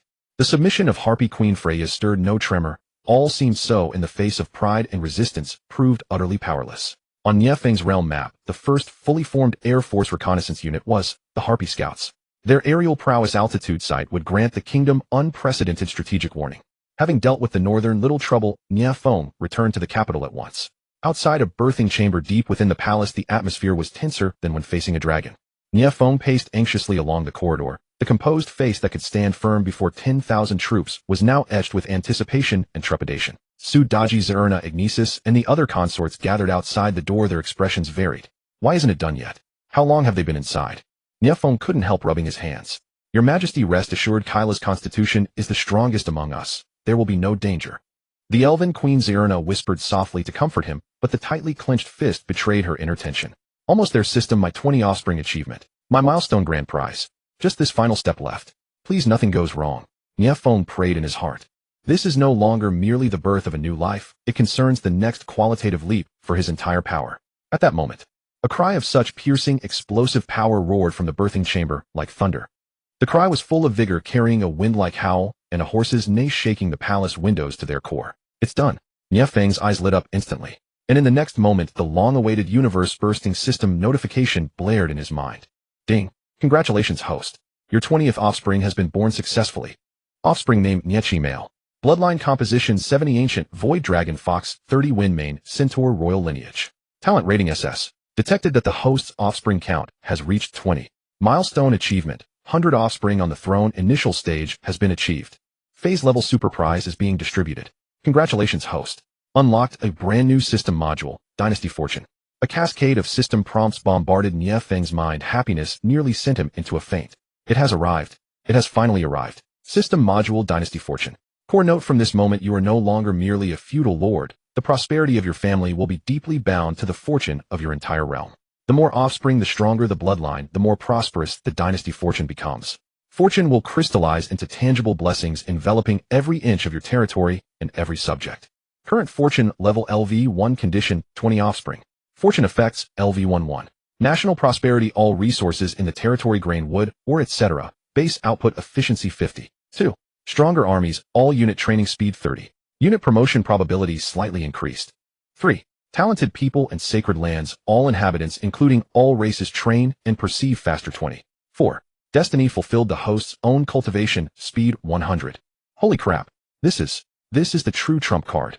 Nie Feng trembled with excitement at such godlike bonuses. This is no longer a simple golden finger, it is a full map cheat. Farming and mass deployment pale in comparison before the dynasty fortune. This means the growth speed of his entire power has been multiplied by a terrifying factor. The system notification just fell. A mutation occurred. The Qingxiu kingdom's skies shifted. The formerly clear heavens suddenly welled with endless brilliant golden clouds from nowhere. These clouds gathered, roiled, and condensed into a gigantic golden dragon thousands of meters long, forged from the purest fortune power visible to the naked eye.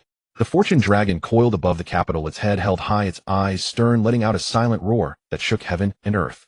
Then billions of golden rain droplets scattered from the dragon's body, like sacred dew, blessing every inch of the Qingxiu kingdom. Miracles unfolded across the lands. In the eastern wheat fields of the kingdom, an elderly Fox clan farmer fretted over this year's harvest. Golden rain fell, and he watched the budding wheat swell at an impossible pace, finally turning into a golden sea. A miracle brought by the king. The old farmer, tears streaming, knelt and worshipped toward the capital. Deep in the western dwarven mines, a group of dwarven miners sighed over a barren iron vein.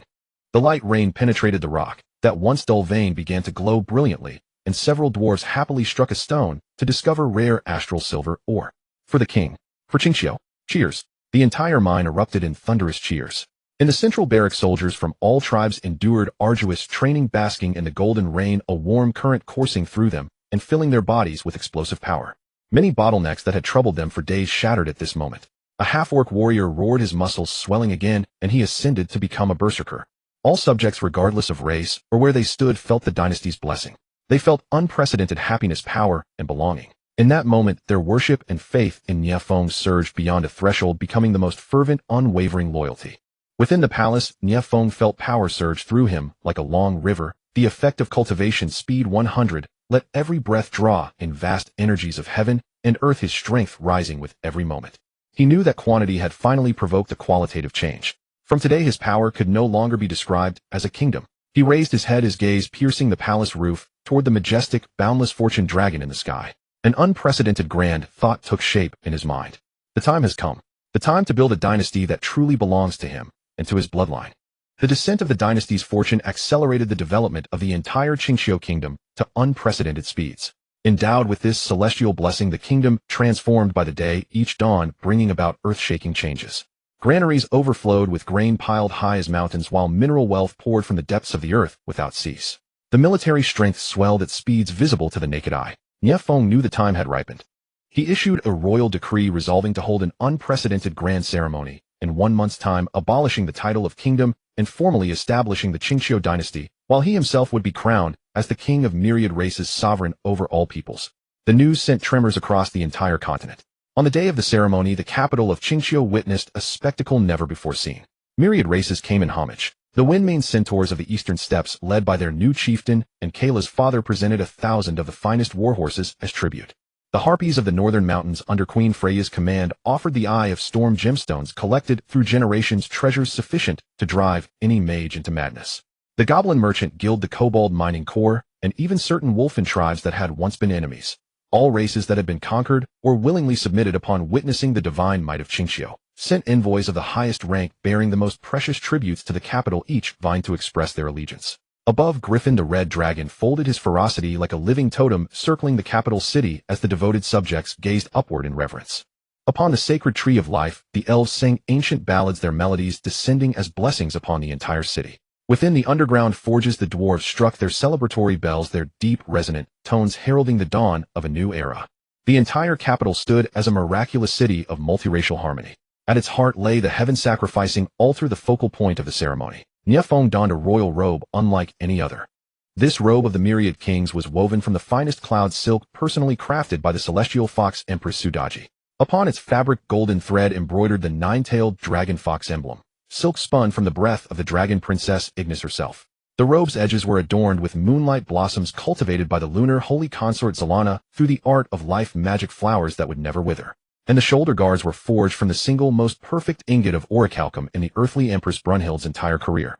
This robe itself was a perfect embodiment of his dynasty's core strength. Upon his head rested the fortune crown bestowed by the system, capable of resonating with the golden dragon of destiny. Surrounded by 20 consorts of diverse races and breathtaking beauty, Nie Feng cradled his youngest son in his arms, the centaur infant Nie Chi, who had brought fortune to the dynasty from the moment of his birth. Step by steady step he ascended the heaven-sacrificing altar paved with sacred light, stones radiating a soft glow. Standing at the apex of the altar, he looked down upon the myriad races prostrate before him and raised high the scepter, symbolizing royal authority. Roar! As if responding to his call, the golden dragon of fortune emitted a roar that shook heaven and earth. A thick pillar of golden light descended from the heavens, completely enveloping Nie Feng. Bathed in the grace of the fortune dragon, Nie Feng's voice, amplified by magic, echoed through every corner of the capital and reached far beyond into the distant world. From this day forth the Qingxiu dynasty is established. I, Nie Feng, shall be the first ruler of this dynasty, the king of myriad races. Boom. Below, the multitudes prostrated themselves, their cheers rising like tidal waves. Long live our king. Forever, ever, and ever. The sound waves surged toward the heavens, scattering the clouds above and announcing the birth of a new sovereign. Triumph. Pure triumph. This was the grandeur, this was the spectacle. Precisely the treatment a transmigrator deserved. Joy surged through Nie Feng's heart, yet his face remained etched with sacred majesty. He set down the scepter, and the ceremony moved to its next phase, the enfeoffment of the realm. By the mandate of heaven, the king, decrees, an elder of the Fox clan, unfurled a golden scroll and proclaimed in a resonant voice, I hereby grant the title of Celestial Fox Empress to Queen Su Daji, who shall embody grace across all lands, govern the imperial harem, and wield dominion over allures and illusions. Su Daji, draped in sumptuous palace garments, offered a graceful bow to Nie Feng, her enchanting gaze sufficient to bewitch even the divine. I confer upon Consort Zelana the title of Lunar Holy Consort, granting her dominion over life and magic, that she may bless all creation. I bestow upon Consort Brunhild the title of Earthly Imperial Consort, entrusting her with industry and the forge that she may craft divine weapons for this dynasty. I elevate Consort Ignis to the position of Vermilion Dragon Noble Consort, granting her dominion over draconic might, that she may guard the skies on behalf of our dynasty. Each consort received a title and authority commensurate with her abilities and lineage, formally tied to the dynasty's fortune. These were not mere honors, but tangible power and responsibility. With the enfeoffment of the consorts concluded the next, and more important, phase, began the investiture of the heirs. This was the very foundation upon which dynastic succession would rest. I hereby crown my eldest son, Nie Chongqing. At the sound of his name, the young boy, born of Su Daji, already half a person's height, bearing the dual bloodline of both Nie Feng and the Dragon Fox, strutted forward on short legs with an expression of grave seriousness. You are invested as Prince of the Dragon-Blooded. You shall be granted the territory of Dragonfang and command the dynasty's most elite force, the Dragon-Blooded Imperials. Nie Feng personally placed a miniature sword forged from Dragon's Fang into his eldest son's hands. I name my eldest daughter Nie Yueying. A maiden bearing the combined lineage of the Fox clan and night elves emerged from the shadows, her form so light she seemed to possess no weight at all. You are invested as Princess Moonshadow. The territory of the Silent Woods is granted unto you, and you shall formally take command of the dynasty's intelligence and assassination network, the Shadow Claws. One by one, these gifted second-generation heirs were invested, and they would become the sturdy pillars supporting this newborn dynasty. Just as the Fox clan elder cleared his throat preparing to announce the investiture of the third heir, the centaur Prince Nie Chi, a most discordant voice abruptly rang out from the rear of the crowd, interrupting this sacred and solemn ceremony. Humph, what laughable and pathetic savages from barbarian lands mimicking the ways of humans by establishing a kingdom. The voice was not loud, yet it carried an uncanny penetrating quality, reaching every ear with crystal clarity. The crowd instinctively parted, revealing an emissary draped in ostentatiously magnificent crimson robes embroidered with solar sigils, advancing slowly beneath the escort of golden armored guards. His features were strikingly handsome, yet marred by an arrogance that seemed baked into his very bones. Most arresting of all were his elongated pointed ears that surpassed even the elven countenance. He paid no heed to the hostile glares surrounding him, offering no respect whatsoever to Nie Feng upon the dais. He merely lifted his chin, surveying the scene with cold appraisal before fixing his gaze upon Nie Feng. He declared in a voice brimming with undisguised superiority, beneath the radiance of the great sun deity, any dynasty founded without divine mandate is a false kingdom. A false kingdom must be destroyed. The entire venue fell into a deathly silence. That casual condescending remark pierced through the fervent and sacred atmosphere of the ceremony like a poisoned needle. The cheers of the myriad races abruptly ceased, and countless gazes, laced with fury, astonishment, and icy killing intent, swiveled toward the source of the voice. The crowd parted like the Red Sea clearing a passage. A man clad in an ostentatiously magnificent crimson wizard robe strode forward, flanked by a contingent of soldiers in gleaming golden plate armor, their bearing fierce and disciplined. Upon his robe a phoenix rising from ashes was embroidered in golden thread, the royal sigil of the Blood Elf Kingdom, the supreme hegemon of the Eastern continent. The newcomer possessed a strikingly handsome face, his skin pallid to the point of illness. Yet his upturned phoenix eyes and ears, even more slender and pointed than those of a true elf, unmistakably declared his noble lineage. He tilted his chin slightly, a formulaic smile plastered across his lips, as though measured with a ruler, yet it held not a single degree of warmth, only a profound, bone-deep sense of superiority. His name was Kale, that's a member of the Blood Elf royal family sent forth by the Edict of the Sun King. He disregarded those surrounding gazes that seemed intent on tearing him apart. In his eyes, these foxfolk, half-orcs, and centaur were nothing more than filthy, uncivilized savages, barely worthy of a glance. His gaze swept past the kneeling myriad races below and landed directly upon the man shrouded in the pillar of golden fortune light atop the high platform. "We have heard that a mere fox plays at being king here." Kale Dats's voice rang out once more, dripping with undisguised mockery amplified by magic to carry clearly across the entire venue. "I come bearing the decree of the great Sun King, His Majesty Phoenix. I warn you, restrain your laughable and abject ambitions." He paused, raising a hand as though proclaiming a divine oracle. "Offer your faith to the great Sun God. Present all your wealth and beauties as tribute, and beg the deity for forgiveness. Or be consumed alongside your ridiculous dynasty, reduced to ashes in the flames of divine retribution." Provocation. An outright ultimate provocation before the eyes of all races. Countless Qingqiu warriors' eyes turned crimson in an instant. Their weapons creaked under the crushing force of their grips. Had the officers not held them back with iron discipline, they would have already torn this brazen fool to shreds. Upon the high platform, consorts such as Su, Daji, and Ignis alike gleamed with cold fury in their eyes. In particular, Queen Brynhildr of the dwarves had already begun searching through her storage ring for her warhammer. Yet to everyone's astonishment, Nie Feng, the focal point of all this turmoil, showed no anger. Instead, he smiled. It was the smile of one witnessing a clumsily predictable performance, tinged with amusement. Like an adult watching a brat throw a tantrum desperate for attention. He didn't even bother to speak. "Insolence." A youthful yet supremely authoritative shout erupted beside Nie Feng. Nie Chongqing, recently invested as the Dragonblood Prince, stepped forward. Though barely half a person's height, appearing as a youth, his face, bearing a striking resemblance to Nie Feng's, was etched with the unyielding majesty of a sovereign. The ancient void dragon fox bloodline within him surged to its peak in a terrifying pressure, mixing the draconic dominance of a dragon king with the devouring might of the void, exploded outward like an invisible cannonball.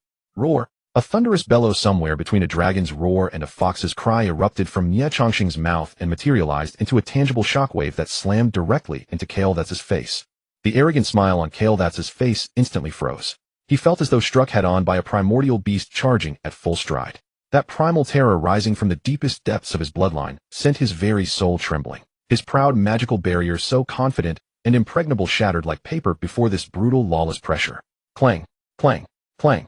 Kale Dats was swept off his feet by the blast, forced to stagger backward multiple steps. His face drained of all color, he barely managed to steady himself, his once elegant composure utterly destroyed. His elite, gold-armored guards behind him were scattered like bowling pins, some even collapsing to the ground, foam flecking their lips as they fainted outright. The entire venue fell deathly silent. All stared in dumbfounded astonishment at that small figure. This was their crown prince. A single roar had reduced a mighty envoy of the Blood Elves to such disgrace. Then how terrifying must their king be? Only then did Nie Feng slowly rise from his throne, looking down upon Kale Dats, whose face cycled through green and white with an air of casual disdain. His voice was calm, verging on cold. "Whether my dynasty is illegitimate or not is not for you to decide." He extended a finger, pointing first to the majestic and vast golden dragon of fortune overhead, then to himself. "And as for this so-called sun god of yours, if he finds my radiance too blinding, let him come himself to my capital, kneel before me, and speak."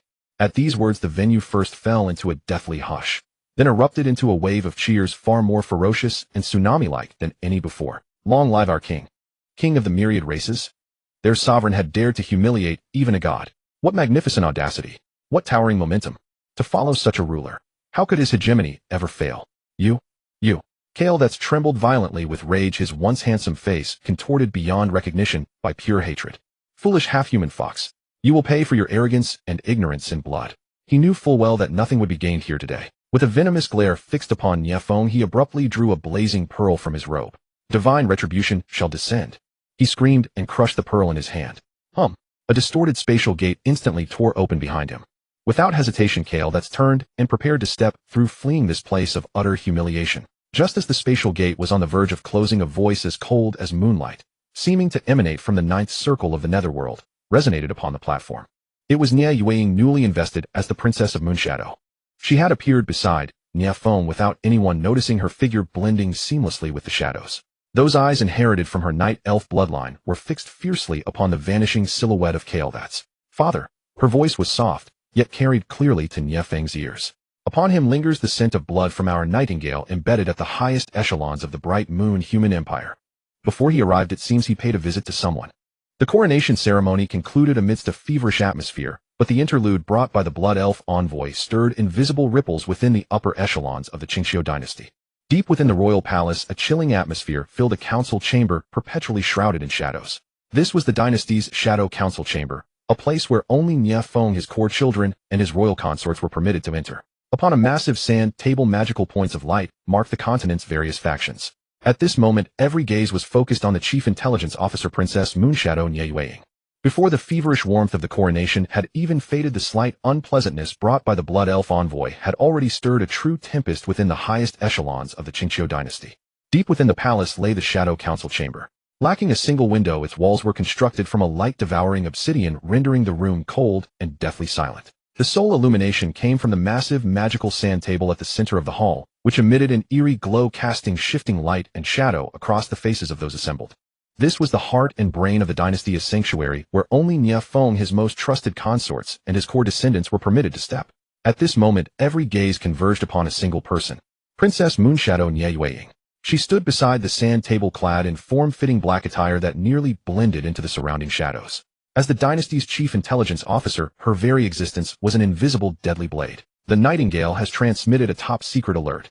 Nie Feng said, her voice as flat and taut as a stretched violin string, completely devoid of emotion. With a light trace of her slender finger across the sand table, several points of light in the east, north, and west of the continent suddenly flared to life, linked together by a glaring blood-red line. Before arriving at the royal capital, the blood elf envoy Kael secretly visited the temporary capital of the Bright Moon Human Empire. There he not only met with the exiled nobles plotting to reclaim their nation, but also held a meeting with envoys from the northern barbarian Khanate and the chiefs of several dark tribes who worship ancient gods. She paused briefly, her icy gaze sweeping over everyone present before she uttered a key detail. The one orchestrating this meeting is a mysterious figure claiming to be the envoy of the Lord of Radiance. The Lord of Radiance.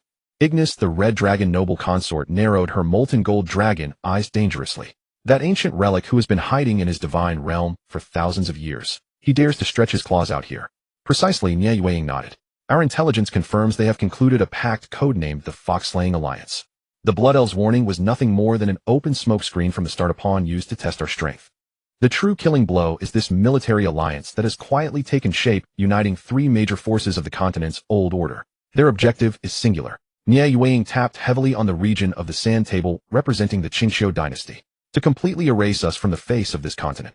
As her words fell, the air in the council chamber seemed to instantly freeze, and the temperature plummeted. On the sand table, the enemy's red points of light merged, forming an ironclad encirclement around the Qingxiu dynasty from three directions. To the north, hundreds of thousands of bloodthirsty wolf riders from the barbarian Khanate had already massed on the border grasslands. To the west, the Bright Moon Empire's cobbled-together Legion of Vengeance glared hungrily, aided by the dark tribes. To the east, the massive fleet of the Blood Elf Kingdom, though yet to declare war, had completely blockaded Qingxiu's outlets to the sea. A war capable of overturning the very landscape of the continent was now imminent. Faced with a desperate situation that would rob any monarch of sleep and peace, a smile slowly surfaced on Nie Feng's face. There was not a shred of tension in that smile, only a near-cruel excitement, like a long-starved beast finally beholding a feast delivered straight to its maw. An alliance. Excellent, truly marvelous. Isn't this just a one-stop procurement service for bloodline resources? And they even deliver it right to my doorstep. How thoughtful. He stood up and walked slowly to the sand table, his burning gaze fixed on the red glow representing the enemy. It saves me the trouble of hunting them down one by one. Nie Feng's voice was not loud, yet it made the blood of everyone present begin to boil. Since they wish to wage a war that will decide the fate of the continent, then I shall give them one. The overbearing aura of a conqueror instantly filled the entire space. Passive defense. That was never his style. Nie Feng's gaze first fell upon his eldest son, the dragonborn prince, Nie Changsheng. Changsheng, your son is here. Nie Changsheng immediately stepped forward, his small frame standing perfectly straight. I shall give you 30,000 Dragonborn Imperial Guards and assign 50,000 Centaur Iron Hooves to your command. I want you to peer straight into the barbarian Khanate from the north like a red-hot knife. Ignore their main legions. I want you to go straight for their royal court and gut it. Make that Khan hear your dragons roar from inside his very own tent. As you command, father. Nie Chongqing's eyes blazed with battle intent, the dragon blood boiling within him. Nie Feng's gaze then shifted to the Earth Imperial consort, the dwarf Queen Brunhild. Brunhild, my beloved. Huh. My king, command me as you wish. Brunhild smashed her fist in excitement, causing the air to crackle with a sharp boom. I want your subterranean forges to work day and night without cease from this moment on. Before the war fully erupts, I want every single soldier of my dynasty clad in runic heavy armor capable of withstanding low-level magic. Gold and ore will be supplied without limit. I want the enemy's blades to strike our soldiers and fail to leave even a scratch. Leave it to me. Order after order was issued, methodically, fully activating the entire war machine of the Qingqiu dynasty in an efficient and cold manner. Finally, his gaze fell upon the woman who had remained quiet in the corner of the council chamber. The former saintess Isabella. She wore a simple white robe, her demeanor holy and gentle. She watched him quietly, her eyes filled with devotion and trust.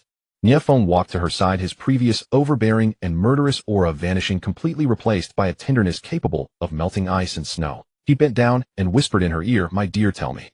Since that lofty Lord of Radiance has dispatched his envoy, he must have also chosen a new flawless saintess to pray for his army, correct? Isabella's body trembled slightly as she nodded. The corners of Nie Feng's mouth curled into a gentle smile, yet his words sounded like a devil's whisper. I have left an empty plot of land next to your chapel of holy light. Once we capture that new little saintess, you shall personally instruct her. Teach her how to pray to me and praise my name day and night without cease. Tell me when that Lord of Radiance beholds through divine revelation that his most devout believer, the holy vessel he personally selected, is kneeling at my feet and singing hymns. What kind of expression will appear on his sacred face, which has remained unchanged for 10,000 years? The nightingale has transmitted the highest level of encrypted intelligence. Nie Yueying's voice was devoid of emotion. Her slender fingers swept lightly across the sand table, causing several points of light to flare up, connected by a thread of blood-red light.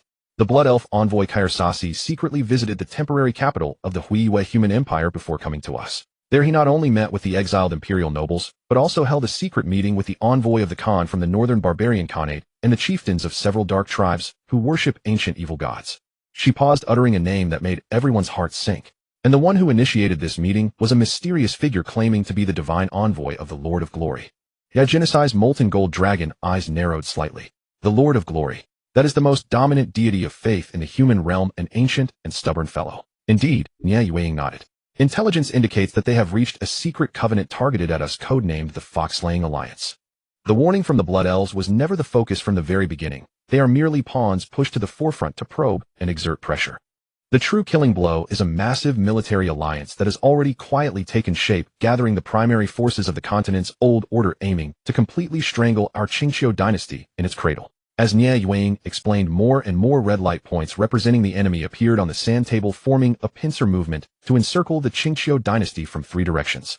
To the north, hundreds of thousands of wolf cavalry from the barbarian Khanate have already begun to mass along the border. To the west, the remnant legions cobbled together by the Huiyue Empire are growing restless, abetted by those dark tribes. To the east, the main fleet of the Blood Elf Kingdom, though not having declared war directly, has already blockaded the sea outlets of the Qingqiu dynasty. A holy war poised to sweep across the entire continent is already imminent. Faced with such a colossal enemy and a terrifying pressure that would rob any monarch of sleep, a smile that could be described as excited or even somewhat bloodthirsty slowly appeared on Nie Feng's face. Very well, excellent. He stood up, walked over to the sand table, and gazed at the red lights representing the enemies, as if looking at a sumptuous feast already laid out. It saves me the trouble of hunting them down one by one. If they want a war to decide the fate of the continent, then I shall grant them one. The domineering aura of a conqueror emanating from him instantly filled the entire council chamber. Passive defense, cowering and waiting. That was not his style. Nie Feng's gaze fell upon his eldest son, the dragonborn prince, Nie Chongqing. Chongqing, your son is here. Nie Chongqing immediately took a step forward. I will grant you 30,000 Dragonborn Imperial Guards and another 50,000 Centaur Iron Hooves under the command of your uncle Kyla. I want you to act like a sharp dagger tearing through the northern defensive line to launch a surprise assault on the barbarian Khanate. Ignore their main force, strike directly at their royal court. I want that arrogant Khan to feel the despair of the frozen plains right inside his own tent. By your command, royal father. Nie Chongqing's eyes burned with an intense fighting spirit. Nie Feng's gaze then shifted to the dwarven Queen Bjornherd beside him, and their son who was already running around carrying a miniature warhammer. Bjornherd, my beloved consort. I want your subterranean forge to run non-stop 24 hours a day. Before the war breaks out in full force, I want every single soldier of my dynasty to be clad in runic armor capable of resisting low-level magic. Money and resources will be supplied without limit. Huh. Leave it to me, my king. Bjornhjerd slapped her chest in excitement. I guarantee those rascals' swords won't even scratch our soldiers' skin. Orders were handed down in an orderly fashion. The entire dynasty's war machine was fully activated by him in an efficient and ruthless manner. Finally, his gaze landed on a quiet woman sitting in the corner. Draped in a simple white robe, her temperament was holy and gentle. She was Yishabela, the former holy maiden whom Nie Feng had captured and reformed when he conquered a minor human principality that worshipped the Lord of Glory. She was now his 20th consort.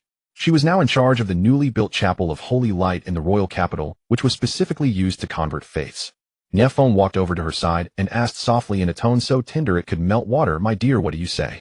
If in this war we capture the newly chosen holy maiden of the Lord of Glory, and then have her pray to me devoutly day and night in our chapel, singing praises of my greatness."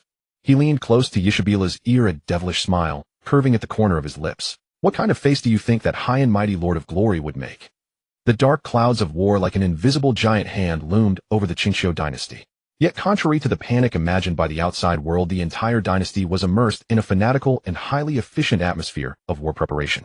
With the blessing of the dynasty's destiny, crops in the fields grew at a frenzied pace, the fires of the underground forges burned throughout the night, and the battle cries from the barracks shook the heavens. Nie Feng was well aware that the coming war would not merely be a contest of army numbers, but a clash of top-tier combat power, even reaching the level of demigods and deities. Since the Fox-slaying alliance had gods backing them, then he would create his own gods. Deep within the royal palace, in a secret chamber of the bloodline crucible that was deeply bound to the system and opened specifically for Nie Feng. Without the slightest hesitation, Nie Feng threw all the treasures containing the power of laws into the crucible. The wind soul crystal contributed by the centaur tribe, the eye of the storm seized from the harpy tribe, and the earth source crystal borrowed from the dwarven treasury system purify them to the highest level. I want the purest essence of laws. Ding. Purification of laws commencing. Consuming 100 points of dynasty's destiny. As the crucible operated, those precious treasures dissolved into streaks of flowing light, constantly decomposing, reorganizing, and refining within. Ultimately, they transformed into several drops of law essence that resembled liquid diamonds, each radiating a different halo. Outside the secret chamber, several core consorts had already been waiting for a long time. "Shirna, my moonlight." Nie Feng placed the drop of moon essence radiating a pure, bright lunar glow into the hands of the elven queen. Shirna took the essence and swallowed it without hesitation.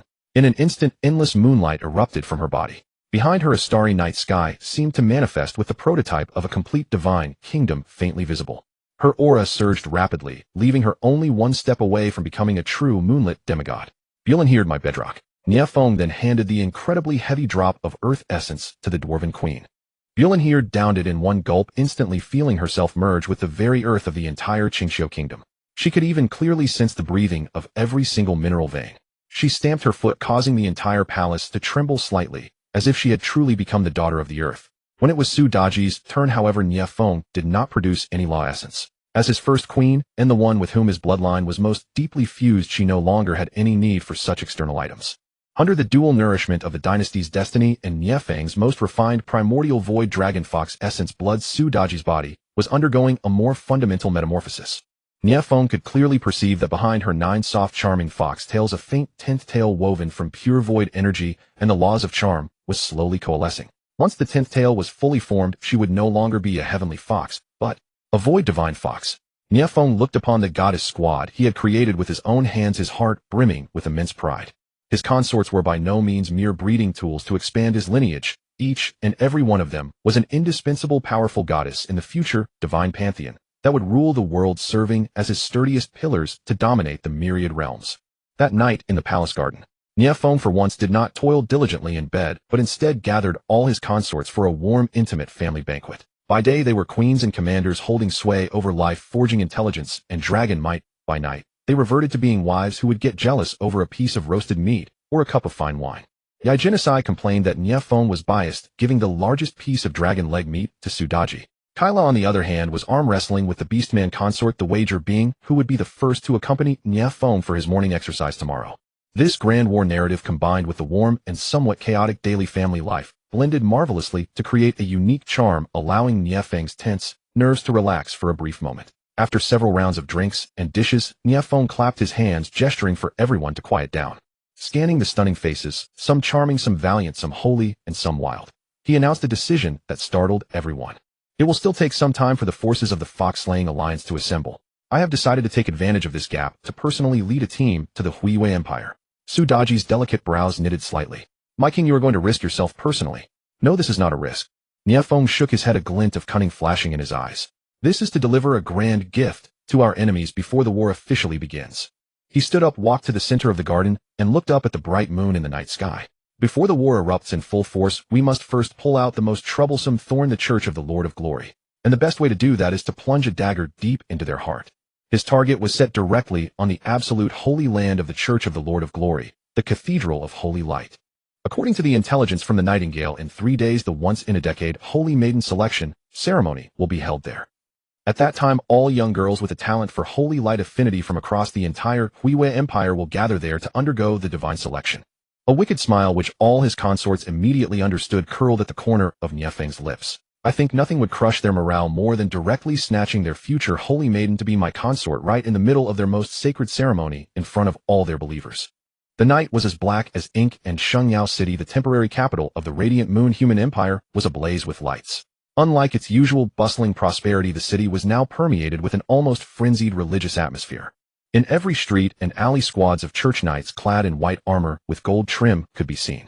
Their gazes were fanatical, their expressions solemn, and the spears in their hands glinted with the cold moonlight. Countless commoners and believers holding candles gathered in the central square. They prayed through the night, chanting the divine name of the Lord of Radiance, building up morale for the impending holy war. Within the city's shadows, 2 figures flitted like ghosts, silent and stealthy. Father, the entire city is under martial law, with a sentry every 3 steps and a guard every 5. Over 100 divine barriers have been erected around the Holy Light Cathedral, so secure that not even a fly could slip through. The voice of Princess Yueying drifted into Nie Feng's ear like a cold mist. Nie Feng stopped in his tracks, standing atop a bell tower, looking down at the magnificent edifice bathed in holy light, the Holy Light Cathedral. Tisk, they've certainly put on quite a show. But while they might keep out the flies, can they keep out a trickster like me? A playful smirk curled the corner of his lips as the bloodline power of the primeval void dragon fox quietly surged. The surrounding space rippled imperceptibly, perfectly blending their aura and figures into the scene between night and shadow. Yueying, is the intel correct? Is this saintess trial meant to select a so-called war angel? Yes. Nie Yueying nodded, her voice remaining calm and placid. The intelligence from the Nightingales indicates that to counter the rise of our dynasty, the Church of the Lord of Radiance is prepared to spare no expense to select a pure maiden with the highest holy light affinity in history. Through a special ritual, they will make this maiden a vessel for the divine power of the Lord of Radiance, granting her combat power comparable to a demigod for a short period to be deployed in the upcoming war. Good grief, a walking Gundam, is it? And powered by divine energy, no less. If they actually deploy her on the battlefield, it will deal a severe blow to our army's morale. But doesn't that make it all the more necessary to snatch her away? Nie Feng chuckled inwardly. His goal had never been mere destruction, but to dig up the very roots of the enemy's faith. To make the most perfect vessel of the Lord of Radiance, the future war angel, a member of his harem, and have her bear offspring inheriting both the Holy Light and the Dragon Fox bloodlines. Now that is what you call a true psychological blow. How many candidates are there? Nie Feng asked. 3. All of them are the top noble maidens of the empire, with illustrious families, devout faith, and holy light affinity that has reached historic levels. The most popular candidate among them is the biological granddaughter of the current Grand Inquisitor of the Church, Angeliacensi. She is hailed as the pearl left on earth by the Lord of Radiance. It is said that when she was born, the entire Shengyao City heard the singing of angels. She's the one. Nie Feng made the final decision, his target as clear as day. He did not choose to force his way in, as such a reckless approach was beneath him. He pulled a tattered linen robe from his storage ring, threw it over his shoulders, and used a special kind of mud to smear his handsome face until it was dark and rough. Instantly, the image of a travel-worn ascetic monk from a remote parish was freshly minted. This outfit and disguise technique were actually learned and improved upon from the former Saintess Yeshabila. Come, daughter, let father show you what professional pyramid selling, proselytizing looks like. With Nie Yueying in tow, Nie Feng strutted out of the shadows and blended into the crowd of pilgrims heading towards the cathedral. The square outside the Holy Light Cathedral was packed with people. In a corner of the square, crude temporary healing stations had been set up where several young priests and nuns were casting healing spells on the poor and wounded soldiers. Nie Feng's gaze locked instantly onto a young maiden surrounded by the crowd in the center. She wore an immaculate white priest's robe, and her brilliant golden hair, like flowing sunlight, shone resplendently under the illumination of the holy light. Her facial features were as exquisite as the deity's most perfect creation, her skin fair and translucent, and her azure eyes were so clear they held not a single speck of impurity, filled with a sacred and pure compassion for humanity. She was indeed Angelia. At this moment, she was slightly knitting her delicate brows, her hands pressed together in prayer as she chanted complex incantations. A ball of soft holy light gathered in her palms, slowly infusing into a soldier with a severed leg. Wherever the holy light touched, the soldier's wound healed slowly, but the speed was far from satisfactory. It was evident that this simple, lesser healing spell had already consumed most of her energy as fine beads of sweat formed on her smooth forehead. Sigh, her professional skills are lacking. How long is this going to take? The efficiency is way too low. Nie Feng complained inwardly, maintaining the appearance of a compassionate ascetic monk as he struggled to squeeze through the crowd. Just as he accidentally passed by the soldier with the severed leg, he seemed to trip over a stone underfoot, stumbling as his right hand casually pointed in the soldier's direction. Buzz. A golden beam of light 100 times more dazzling and 100 times purer than the holy light in Angelia's hand shot out, with laser-like precision, instantly enveloping the soldier. That light was warm, sacred, and filled with boundless vitality. Under the horrified gazes of everyone, the soldier's mangled, severed leg began to grow at a speed visible to the naked eye. Bones reconstructed, muscles regenerated, skin healed. In less than 3 seconds, a perfectly intact leg had grown back. The soldier even felt 10 years younger, his entire body bursting with strength. My leg is healed. A miracle. This is a miracle. The soldier was incoherent with excitement, falling to his knees on the spot and kowtowing frantically in Nie Feng's direction. The entire area fell into a dead silence. Everyone was stunned. The ball of holy light in Angelia's palm dispersed with a soft pop. Her cherry lips parted slightly, her pure azure eyes filled with absolute disbelief. The surrounding priests looked as if they had seen a ghost. What tier of divine spell was this? Instant limb regeneration. This would require at least an archbishop-level holy laying on of hands to achieve, wouldn't it? Yet they had never witnessed such pure, majestic, and unreasonable holy light power. It was even more powerful than when the Grand Inquisitor himself took action. Just what was the background of this poor and rustic-looking ascetic monk? As if he had done something utterly trivial, Nie Feng didn't even spare the soldier a glance. He merely brushed the dust off his clothes, muttering, as one gets older, one's legs just aren't as nimble as they used to be." With that, he turned to leave. His display of aloof grandeur was instantly maxed out. Master, please wait." Angelia finally snapped out of it. Holding up her skirt, she hurried to stand before Nie Feng, offering a respectful clerical salute. Her eyes, as she looked at Nie Feng, were already filled with star-like admiration and curiosity. She had never seen such a powerful user of the holy light, and the scent of the holy light on him was so pure, without a single admixture of faith, as if he were the very incarnation of the source of holy light. "Master, may I ask from which divine envoy did you learn such a sacred technique?" Angelia's voice was crisp and melodious, filled with a thirst for knowledge. Nie Feng stopped slowly, turned around, and looked at her with an unfathomable gaze tinged with vicissitudes, offering a faint smile. "The one I believe in is not the Lord of Radiance." His voice was not loud, yet it was like a heavy bombshell exploding in the hearts of Angelia and all the surrounding priests. Not a believer of the Lord of Radiance, yet capable of wielding holy light more powerful than all of theirs combined. How is this possible? Watching the young maiden's cute expression as her worldview shattered, Nie Feng slowly cast his final hook. But rather, an even greater existence.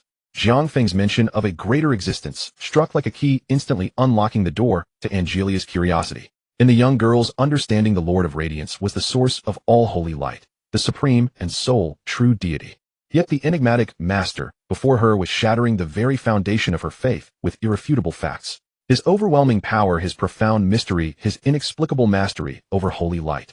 All of it drew the innocent blank slate girl toward him like a great magnet. "Master, could you teach me?" A note of entreaty laced Angelia's voice, her sapphire blue eyes shimmering with sincerity. She treated Jiang Feng as an honored guest, personally escorting him through multiple layers of guards and into the heart of the Sacred Light Cathedral. The church knights, who had maintained rigid inspections, saw no need to intervene upon witnessing Miss Angelia herself showing such deference. Instead, they regarded him with reverence. Inside the cathedral, in a quiet chamber reserved for meditation and study of doctrine, Angelia sat opposite Jiang Feng like an eager student, chin resting in her hands, awaiting his teachings with visible anticipation. Watching her earnest demeanor, Jiang Feng nearly laughed aloud. "Little sister, you didn't invite a teacher. You invited a wolf into your home and handed over the keys to your ancestral legacy." He cleared his throat and began his campaign of indoctrination, no evangelism. He did not begin by outright denying the Lord of Radiance. Such crude tactics would only breed resentment. Instead, he chose to strike from a higher dimension. "Angelia, I ask you, what is holy light?" Holy light is the gift of the Lord of Radiance, the compassion and salvation bestowed upon all mortals by the divine. Angelia answered without hesitation. It was doctrine she had absorbed since childhood. Jiang Feng shook his head, a hint of compassionate sorrow on his face. No, you are mistaken. Consider this: the sun rises each day, showering its radiance upon the earth. Does that light belong exclusively to some sun god as private property? When fish swim through water, does that water belong as a gift from some river deity? Angelia froze. This metaphor left her mind momentarily unable to process. Holy light is not anyone's personal gift. It is a primordial force of the universe, a manifestation of order, life, and benevolent will. Jiang Feng's voice carried a peculiar enchantment, coaxing her gently. It is like air, like flowing water, ever present throughout heaven and earth. Anyone who harbors light within their heart and maintains a sufficiently pure soul can commune with it, comprehend it, and wield it, rather than cowering like a humble slave on their knees begging for divine charity. All people can master it, Angelia whispered to herself. The notion struck like thunder, reverberating deep within her soul. Of course. Jiang Feng snapped his fingers, and to strengthen his argument, he began a demonstration. He extended his hand toward a nearly withered sacred light orchid in the corner of the chamber, and a thread of gentle holy radiance drifted from his fingertips. Within that light lurked the subtle rhythm of elven life magic. And then, a miracle occurred. The yellowed, withered orchid revived before their eyes, pushing forth new shoots and blooming with colors more vibrant than ever before. This is using holy light to accelerate plant growth. Angelia covered her mouth in shock. In her understanding, holy light was only for healing and exorcism. She had never heard it could be used this way. This is merely the most basic application, Jiang Feng said with effortless grace, then picked up an ordinary iron letter opener from the table. Complex golden runes flickered into existence across his palm, the legendary forging divine art of Queen Brynhild of the dwarves. He channeled holy light energy through the runes and into the blade. Humming softly, the letter opener emitted a faint chime, a pale golden radiance rippling along its edge. With a casual wave, Jiang Feng sliced through the hard stone tabletop, as easily as cutting tofu, leaving behind a perfectly smooth incision. Weapon enchantment. Angelia's eyes widened further. It can even soothe the soul, Jiang Feng continued. His voice suddenly grew distant and ethereal, carrying the enchantment of a mermaid's song. A strand of holy light merged with his words, radiating outward as invisible sound waves. An unprecedented serenity enveloped Angelia. Days of tension from preparation and selection melted away as her spirit felt gently cleansed. So profound was the comfort that she nearly moaned aloud. Life magic, dwarven runes, merfolk song. All the supreme techniques of different races were masterfully packaged by Jiang Feng under the guise of holy light, delivering an epic-level shock to this naive, insular girl. Her worldview shattered completely in that moment, then began reconstructing itself according to the blueprint Jiang Feng outlined. Done. This girl's faith is already wavering. Next step, make her transition from worshipping my theory to worshipping me as a person. Just as Jiang Feng prepared the next phase, the meditation chamber door burst open with violent force. Angelia, what are you doing consorting with this person? An aged yet thunderous voice boomed, brimming with unquestionable authority. Through the crowd of Inquisition knights strode an old man clad in dark crimson episcopal robes trimmed with gold, wielding a staff wreathed in sacred flame. His face was gaunt and his gaze sharp as an eagle's. The Supreme Inquisitor of the Church, Marcus Gensi, and Angelia's own grandfather. The moment Marcus entered, his cloudy, yet piercing eyes locked onto Jiang Feng. From this mysterious ascetic, he detected an aura of extreme danger. It was not evil, it was something worse: heresy. A blasphemous defiance of divine authority, a stench of sacrilege. Grandfather. Angelia started hastily, rising to her feet. Silence. Marcus barked, ignoring his granddaughter entirely. His staff pointed at Jiang Feng, and the sacred flames atop it erupted 3 feet into the air. You demon disguised as a lamb, daring to spread your filthy heresies within the Lord's holy sanctuary. I, as the earthly representative of the Lord of Radiance and Supreme Inquisitor, sentence you to purification by holy fire.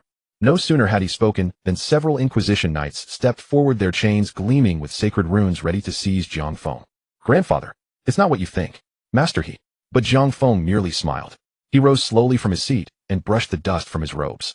The grimy, weathered disguise dissolved like a receding tide, revealing a face so strikingly beautiful it could make even the gods envious. Judge me. Boom. An indescribably terrifying aura erupted from within him. Within that presence swirled the dominion of dragons, the grace of elves, the steadfastness of dwarves, the untamed ferocity of centaurs, bloodline powers from myriad races intertwining into a pressure so terrifying it could make heaven and earth themselves change color, instantly filling the entire chamber. The Inquisition knights' chains clattered to the ground as they paled, their legs trembling uncontrollably, barely able to remain standing. Yet what horrified Marcus most of all was this: at the core of that terrifying aura resembling the descent of a demon god, lay a golden radiance purer, vaster, and more sacred than the holy light crystals adorning the cathedral dome. A demonic presence, a divine core, two utterly opposed forces perfectly fused within a single being. Your holy light sullied and corrupted by the stray thoughts of countless worshippers. A thoroughly mocking smile curled Jiang Feng's lips.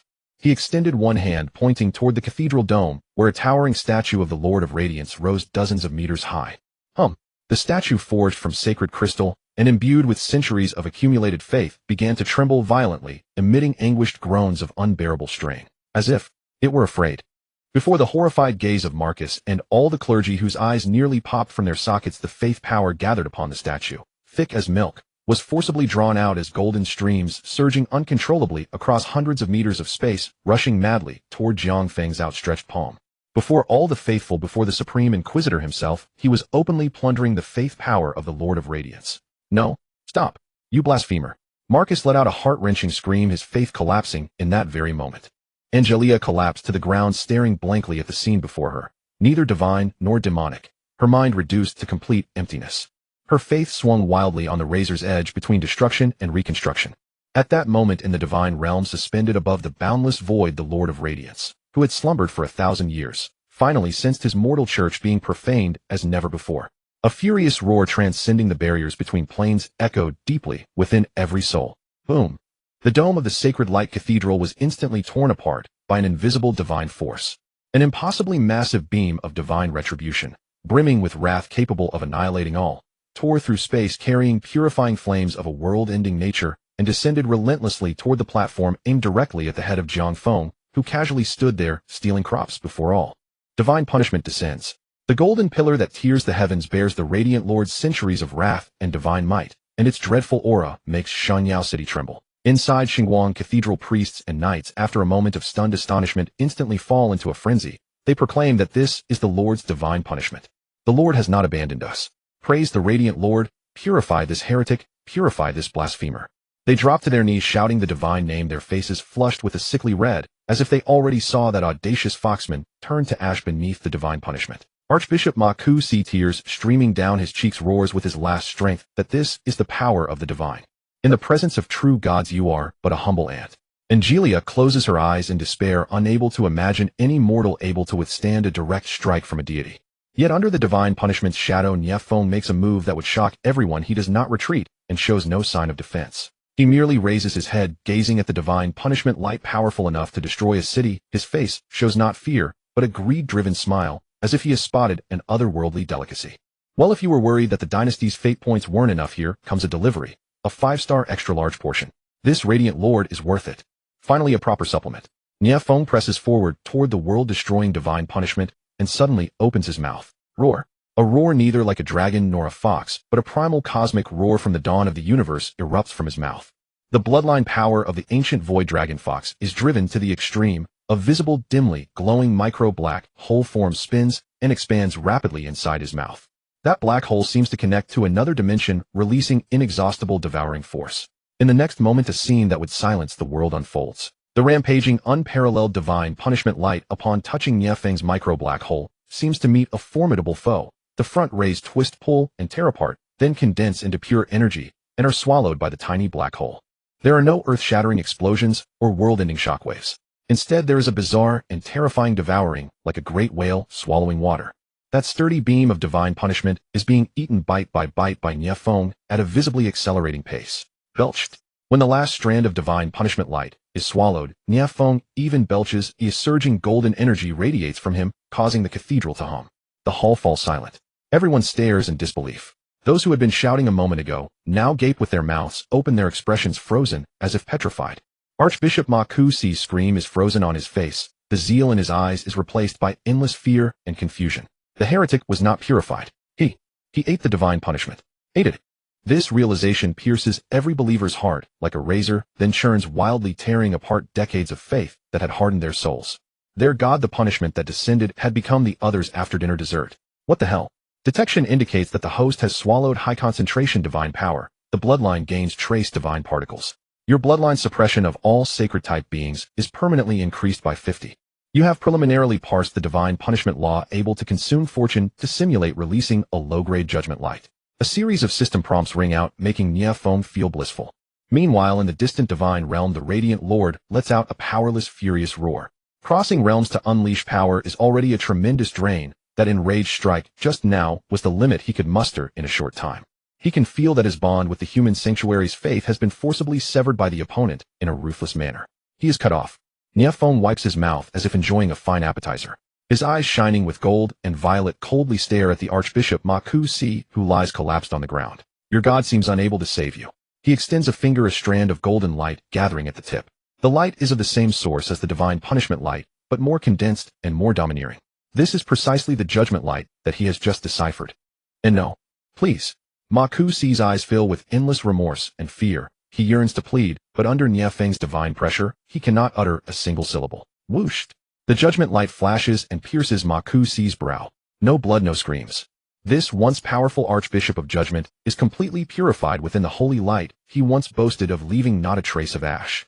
Having done all this, Nie Feng steps forward, as if crushing an ant, ignoring the stunned world-shattered Angelia. He approaches the future saintess. The girl sits on the ground, her eyes hollow, her golden hair scattered across the floor, no longer gleaming as before.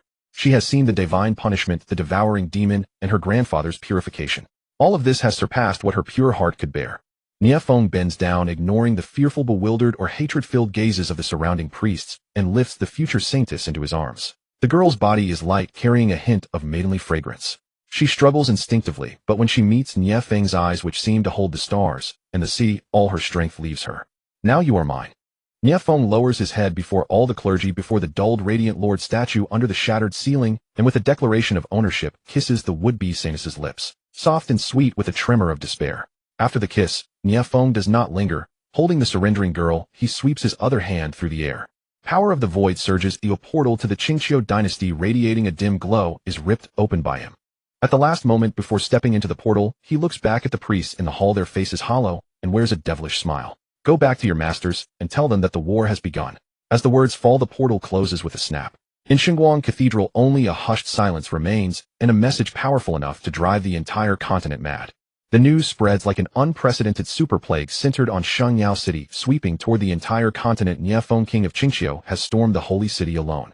Before the eyes of all, he devours the divine punishment.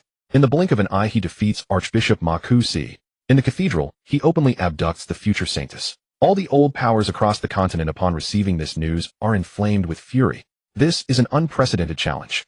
This is a brutal trampling of their dignity.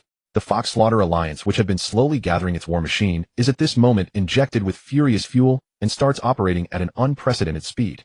A continent-wide ultimate war, betting the fate of all races, has officially begun.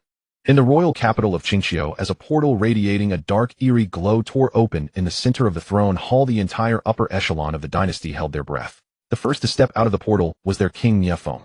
He still possessed that handsome countenance, exquisite enough to arouse the envy of the gods themselves, yet the faint playful smirk playing on the corner of his lips made all his consort queens present, who knew him well, realize that he must have pulled off yet another earth-shattering feat during this outing.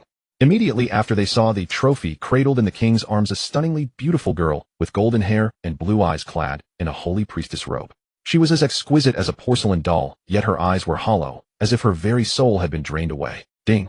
Congratulations to the host for successfully intercepting the daughter of Destiny, Angelia. She possesses the war angel Destiny with an SSS affinity for the holy light. Detection: her faith has collapsed and her soul is in a malleable state. Rewards issued: Dynasty Destiny, 5000 points. Mythical grade architectural blueprint Holy Light Conversion Pool.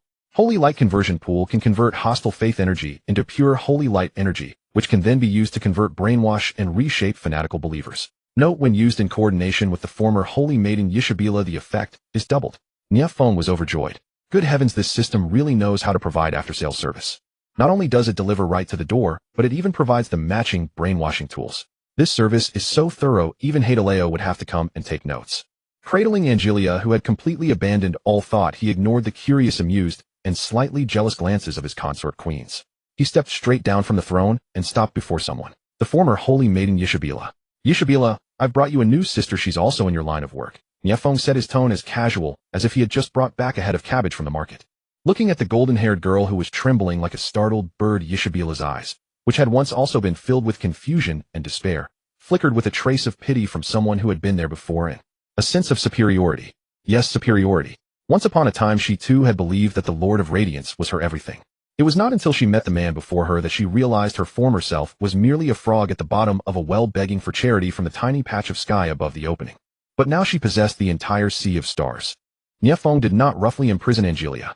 Instead, he handed her over to Yishabela and issued an order. Take her to your holy light chapel for a tour. Let her see what the true path of holy light really is. Yishabela bowed slightly and led the despondent Angelia toward the renovated chapel, which was now filled with Qingxiu characteristics. Along the way, Angelia witnessed sights that shattered her worldview once again. She saw several burly half-orcs straining as they carried a massive holy light crystal chanting in unison. The queen consort said this crystal must be installed in the holy light sauna room to beautify the skin. She saw a group of lovely foxkin girls playing around a holy light fountain. The liquid gushing from the fountain was not ordinary water, but holy light fluid brimming with life energy. It was said that bathing in it would make one's fur even sleeker and glossier. She even saw a plump dwarf auntie in the chapel's kitchen carefully infusing a strand of pure holy light energy into a massive baking cake with a solemn expression. Lady Yishabela, how does the baking look? The dwarf auntie asked. The king said that for today's afternoon tea, he wants the holy light blessing strawberry cream supreme flavor cake. Angelia was completely dumbfounded. Was this the new way to use the holy light? Using it to take a sauna for beauty treatments, baking cakes. This was simply blasphemy, and yet it smelled incredibly delicious. Sensing her hesitation, Yishabela smiled and led her into the chapel's prayer room. There were no divine statues here, only a massive map of the starry sky. Look, Angelia. Yishabela reached out her slender hand, a strand of soft holy light flowing in her palm. In the past, we believed the holy light was a gift from the gods, and that we had to kneel and beg just to receive a tiny speck of it. But the king told us that we ourselves can become the light. With a gentle wave of her hand, the strand of holy light flew out, transforming into a lifelike butterfly of light. It tapped lightly on Angelia's nose before dissolving into her body. Angelia felt a warm current course through her entire body, instantly washing away her days of exhaustion and terror. Deep within her soul, a long-lost trace of joy even bloomed. Here the holy light is neither a weapon nor a shackle. It is a part of our lives, a tool for us to please the king and the source of our greater strength. Yishabela's voice carried a strange magical allure. Look at me. Now not only can I use the holy light to bake the most perfect honey bread, but I can also restore my husband's energy after his diligent labors in bed. This sense of fulfillment from being able to help him is 10,000 times happier than praying to some ethereal distant god. Angelia's body trembled slightly, her cheeks instantly flushing a deep crimson. She seemed to understand a little. Just as Angelia's final line of defensive faith was about to be completely dismantled by afternoon tea and marital intimacy. Whoa, whoa, whoa. 3 urgent sharp horn blasts thick with the scent of death rang out simultaneously from 3 directions of the royal capital. It was the highest level war alarm. Inside the throne hall, the atmosphere instantly froze.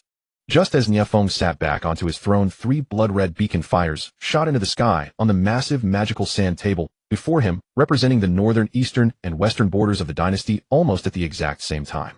Report.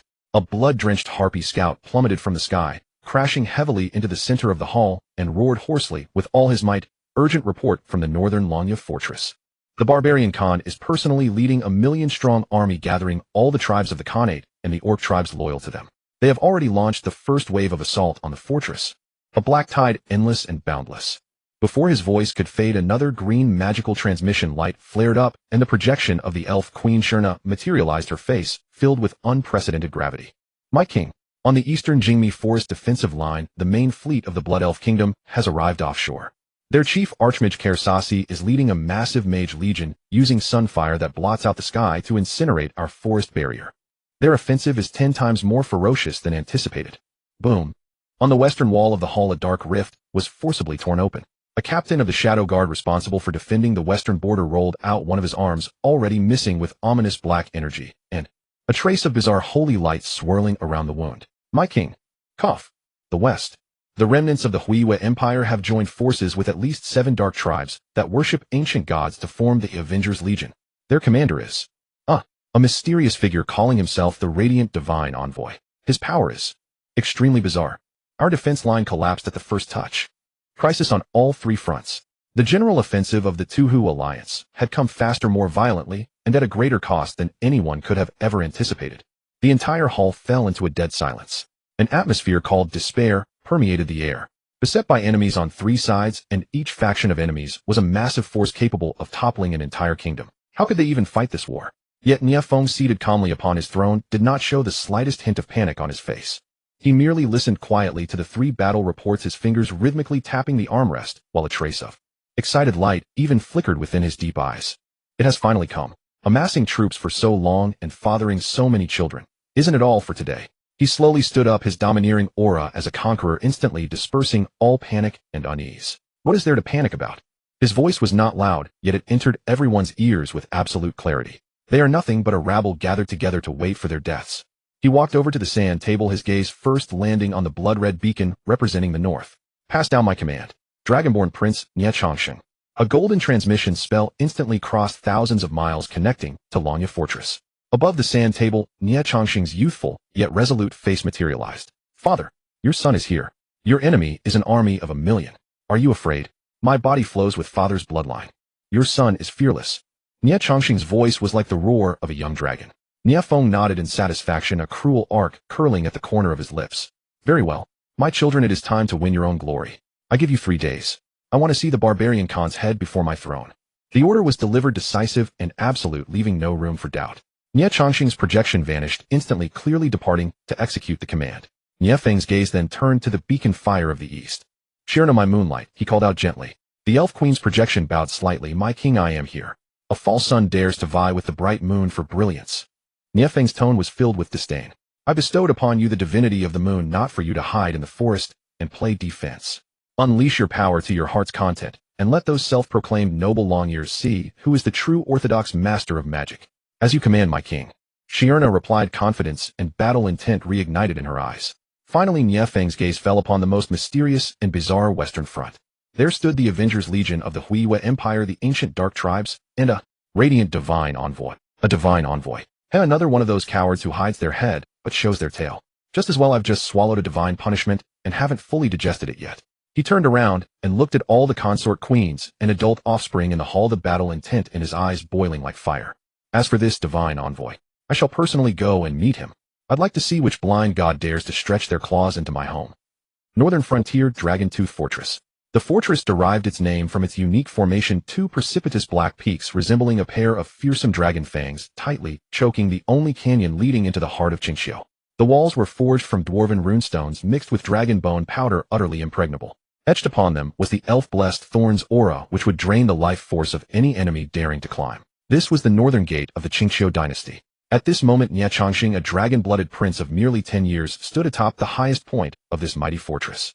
He wore dark gold dragon scale armor personally forged from the scales of his mother imperial consort Ignis the Red Dragon and his other mother Queen Brynhild of the Dwarves.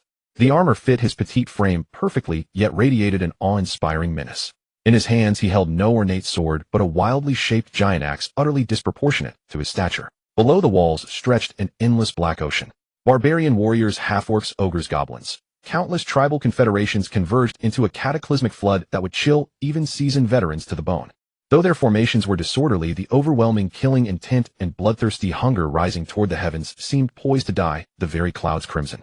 At the vanguard of the coalition rode a man as broad as an iron tower astride a mammoth war beast the size of an elephant, none other than Bada the Khagan of the barbarian tribes. Gazing at the diminutive figure upon the wall, he burst into thunderous laughter. Is this the once mighty Qingxiu dynasty? Sending a weaned infant to guard the walls. Has Nie Feng run out of men? Or have all the males of your Fox clan perished in their mother's wombs?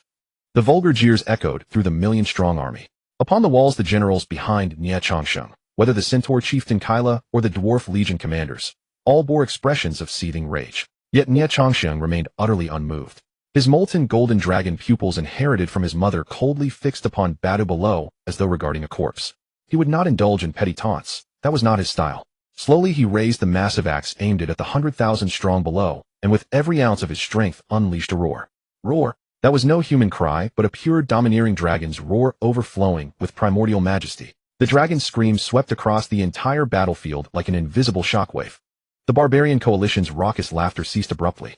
Countless mounts pawed restlessly, and some lesser soldiers were so shaken they grew dizzy and staggered to their feet. Then behind Nie Feng, the so-called second-generation Divine Legion, numbering no more than 50,000, offered their response. Roar. 3,000 dragon-blooded guards simultaneously pounded their chest scales, unleashing synchronized dragon roars.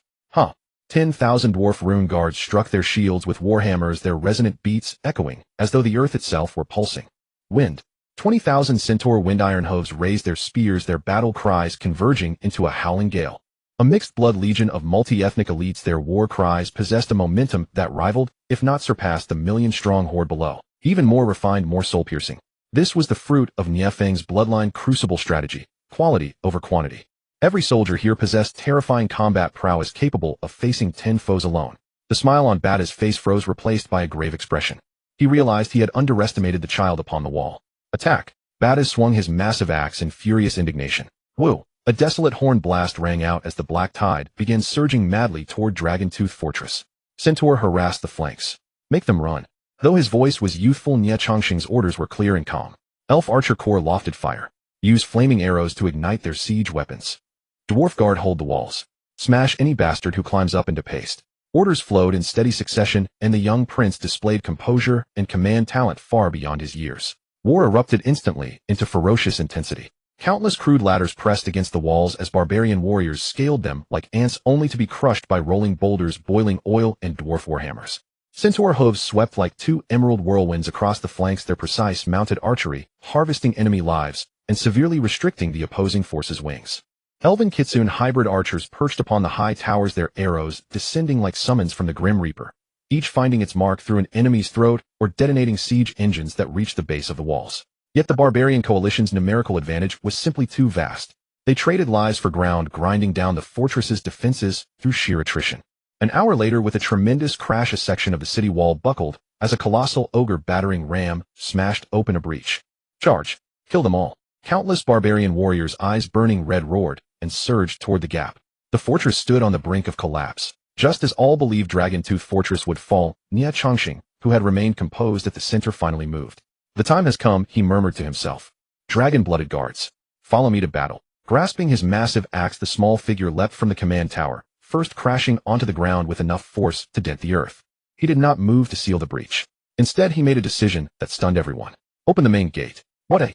Chieftain Kyla gasped in horror. Your Highness, this is far too dangerous. Obey my orders. Nie Chongqing's dragon pupils shimmered with unquestionable authority. The heavy iron main gate creaked slowly open. Beyond lay a dense ocean of enemies. Nie Chongqing stood alone before the gaping maw, facing 10,000 warriors. He drew a deep breath, and within him, the primordial void dragon fox and crimson dragon bloodlines erupted to full boiling. For Father King. For the dynasty. Roaring, his small body transformed into a golden bolt of lightning. Like a red-hot blade, he charged headlong into the very heart of the barbarian host. 3,000 dragon-blooded guards followed in sharp wedge formation, launching the fiercest charge alongside their prince. Their target was not to rout the enemies before them, but to cut through 10,000 warriors and seize the enemy commander's head. Before his command tent, Badu watched smugly as his troops poured through the fortress breach, already envisioning the dawn of victory. But the very next moment his smile froze. He saw his central army suddenly torn asunder. A golden figure carved a bloody path through his supposedly impregnable personal guard. A youth wielding a massive axe, leaving devastation wherever he passed. Whether towering half-orcs or thick-skinned ogres, none could withstand a single strike. Each swing of his axe summoned a storm of gore and shattered limbs. That was no mere child. That was a young demon god wearing mortal flesh. Stop him. Stop him now. Bada bellowed in terror. Just then a piercing dragon cry split the heavens. Ignis, the red dragon noble consorts, mount the enormous red dragon named Griffin, descended from the sky. It had not participated in the defense because it had been waiting precisely for this moment. Whoosh! A torrent of scorching dragon breath fell like crimson divine retribution, carving a fiery path hundreds of meters long. Charred earth and molten rock, between Nie Chongqing and Bada's command tent. Bada gazed at the youth marching through dragon fire and rain of blood, advancing step by step toward him. For the first time, true fear crossed his face. He tried to retreat, but found his legs refused to obey. At that critical juncture, a female figure taller and more explosive than Badu himself stepped between them. She carried a bone warhammer larger than her own frame, her wild crimson hair blazing like fire, her bronze skin covered in mysterious tribal tattoos. The Khagan's most beloved daughter-bearer of the feral beast bloodline, renowned as the steppes' premier female war goddess, Agula. Gazing at the youth charging like a demon god, she licked her lips. Fear was absent from her eyes. Only towering battle fervor burned bright. Quite the interesting little demon. She gripped her warhammer and charged directly toward Nie Chongqing, the eastern front. This place once stood as the elves' sacred ground, where every ancient 1,000 years of age, and the air was thick with the scent of life, and nature. But at this moment it is like a hell. In the sky, hundreds of blood elf sorcerers stand atop ornate, floating circles, chanting incantations of destruction. Gigantic solar fireballs burning with golden flames rain down like a meteor shower, relentlessly pounding the forest. Solar fire is the blood elves' proudest magic. Its heat is extraordinarily high, and it embodies a principle of incineration that naturally restrains plant life. The blaze spreads through the forest, countless ancient trees wail as they turn to charcoal. The elves' defenses stand on a knife's edge under this cost-no-object onslaught. The blood elf's chief archmage Kyr Sa-Si stands gracefully on the highest floating array, his handsome face bearing a sickly condescending smugness. He gazes down at the night elf and fox tribe allied forces writhing in the flames, a contemptuous smile curling at his lips. Filthy night elves, and those shaggy beasts. His voice, amplified by magic, travels clearly across the battlefield. The cold moon you worship before the great sun is but a dull, dark stone. Cease resistance, kneel, and submit, or perhaps the great Sun King will grant you the glory of becoming slaves. His words deal a heavy blow to the elf army's morale. The natural magic they take pride in is sternly restrained by the solar flames, leaving them with a deep sense of helplessness. At that moment, the moon princess Shir-Na, who has stood atop the life tree at the forest center, slowly opened her eyes. In her eyes there is no anger, no rush, only a cold, ancient stillness like a vast ice pool. Son, with the powers you have stolen, you dare call that the sun? She can feel the dynasty's fate gathering toward her. The drop of moon essence granted by Nie Feng has thoroughly melted within her, merging with her bloodline, and her soul perfectly bound together. The final step is at hand. She slowly raises the moon goddess staff in her hand. In my name, Moon, descend. Her voice is soft, yet it seems to contain some supreme principle. In an instant the wind quiets, the flames die, and the entire noisy battlefield falls into a strange stillness. All eyes instinctively rise. Above, in a sky tinted gold and crimson by the solar flame, a bright, immense moon, radiating cold majesty, rips through the clouds and rises from nothing. This is not a magical illusion, but a real projection of a nascent divine realm. The moonlight pours down like a silver waterfall. Where the moonlight touches, those arrogant, unrivaled solar flames hiss, as if faced with a nemesis of ice and snow, and are quickly neutralized and extinguished. The entire battlefield, from a sea of gold and red heat, instantly becomes a silver-white chill. The moon princess Shir-Na takes that final step and ascends to become a moonlit demigod. What is this? Kyr Sa-Si's face changes for the first time. He can feel that the aura emanating from the other moon carries true divine might. Though still young in essence, she stands on par with their solar well. My heavens! It is the moon god. Moon god descended. Praise Shir-Na, praise the moon god. The elves and fox allied forces, after a moment of shock, erupt in earth-shaking cheers. Their morale leaps from the valley to the summit in an instant. Shir-Na bathes in the moonlight. She rises, silver hair flowing, without wind, a brilliant starry backdrop forming behind her, and she appears as a true moon goddess looking down on all living beings. Now it's our turn. Her staff taps lightly, and the cold moonlight bestows a layer of silver frost upon every elf archer's arrow. Fire! Whoosh, whoosh. Tens of thousands of arrows bearing the moon ice effect rain down like silver storms, covering the blood elf mages in the sky. Unleash the solar shield. Kyr Sa-Si roars in anger and rage as a golden fire shield unfolds before the sorcerer host. Yet as those silver arrows touch the shield, a strange scene unfolds. The icy power on the arrows not only fails to melt under the flames, it seems to have a life of its own, rapidly spreading to freeze the golden shield into brittle ice. Crack! The shield shatters. The arrow rain drives into the blood elf formations. The blood elves struck by arrows are instantly coated in frost at their wounds. The cold not only freezes their flesh, but gnaws at their souls, forcing them to scream in pain. The battlefield situation reverses in an instant. The blood elves' magic advantage vanishes before the true Moon Knight demigod, and is suppressed completely. Shir-Na does not personally step into the fray, as she simply stands on the sacred tree's pinnacle, graceful as a conductor guiding with her staff.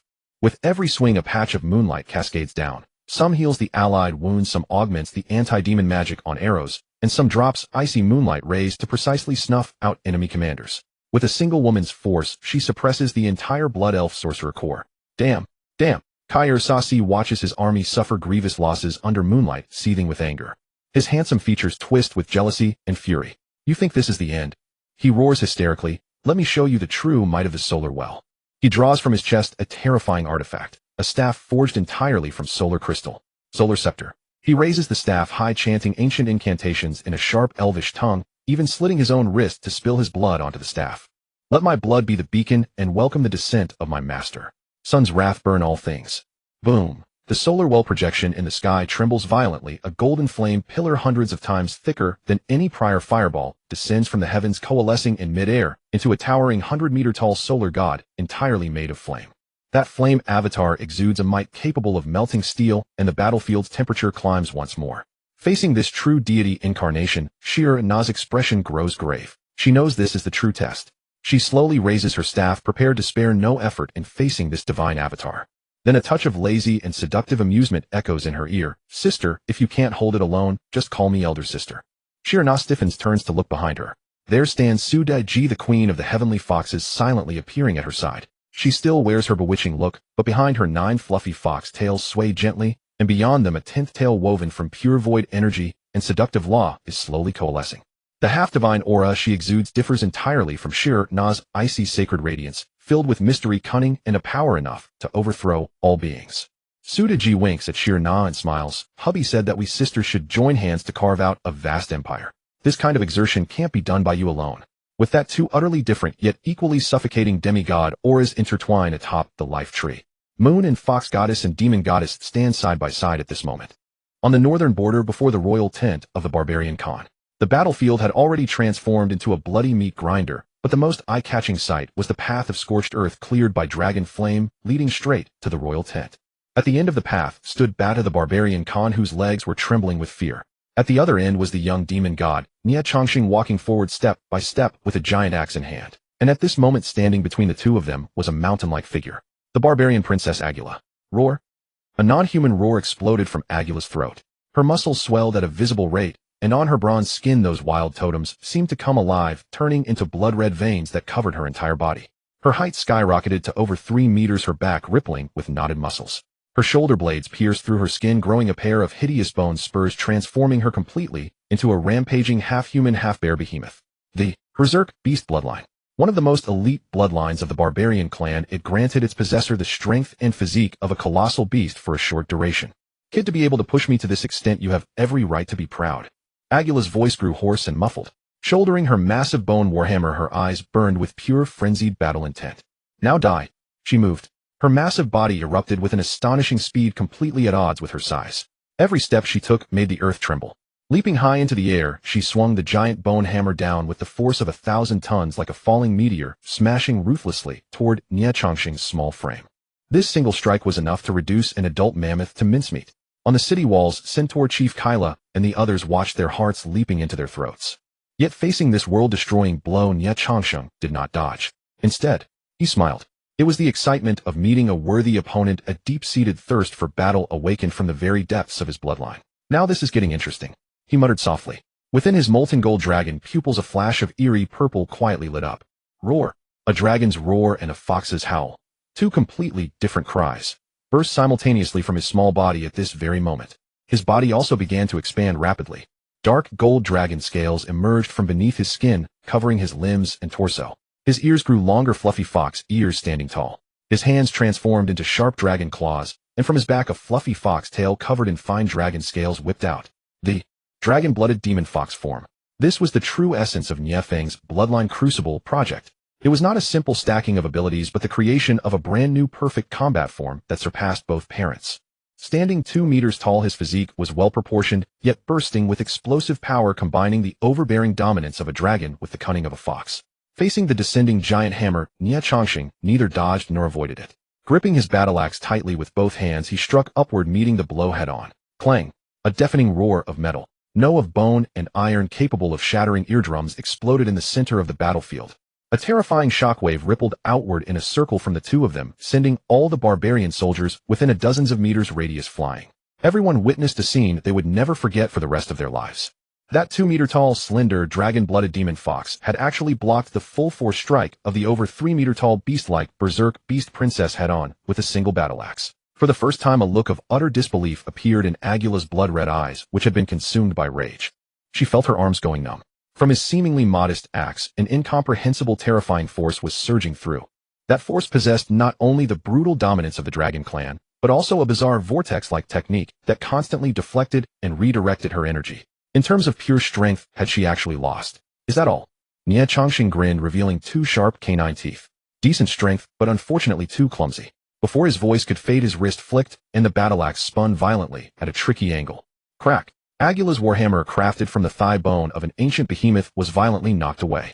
It spun through the air, flying over 100 meters before crashing into the barbarian ranks, knocking down a large swath of soldiers. Aguila's defense was completely blown open. Before she could react, a claw covered in dark gold dragon scales gripped her thick neck, slamming her massive body ruthlessly to the ground. Boom! The earth trembled once more as a massive human-shaped crater appeared. As the dust settled, the battlefield fell into a dead silence. Everyone saw the young demon god kneeling on the chest of the berserk Aguila, the edge of his giant axe hovering right before her brow, its cold gleam stinging her skin. He had won. He won with an absolute crushing dominance. The madness and blood-red hue in Aguila's eyes slowly faded, replaced by shock, unwillingness, and a hint of humiliation. She, the undefeated female war god of the grasslands, had been utterly defeated today by a youth who was countless years younger than her. You are strong, much stronger than your cowardly father, who only knows how to hide in the back. Nie Feng's voice returned to its clear tone. He retracted his battle axe and gently patted Aguila's slightly distorted berserk face with the broad side of the blade. This gesture was highly insulting, yet Aguila did not resist. Come with me. Nie Feng stood up, looking down at her. Within his molten gold dragon pupils flickered an unquestionable dominance identical to his father's. I will make you stronger. Become stronger. These words struck Aguila's soul like a bolt of lightning. In barbarian tradition, the strong possessed everything. The defeated were naturally the spoils of the victor, either to be enslaved, taken as a wife, or killed. This was an unalterable law of nature. She thought she would die or face an even more humiliating fate. But this youth had given her a third option. She looked into his eyes. There was no lust, no greed, only a pure appreciation and recognition of powerful strength. He didn't want to possess her, he wanted to nurture her.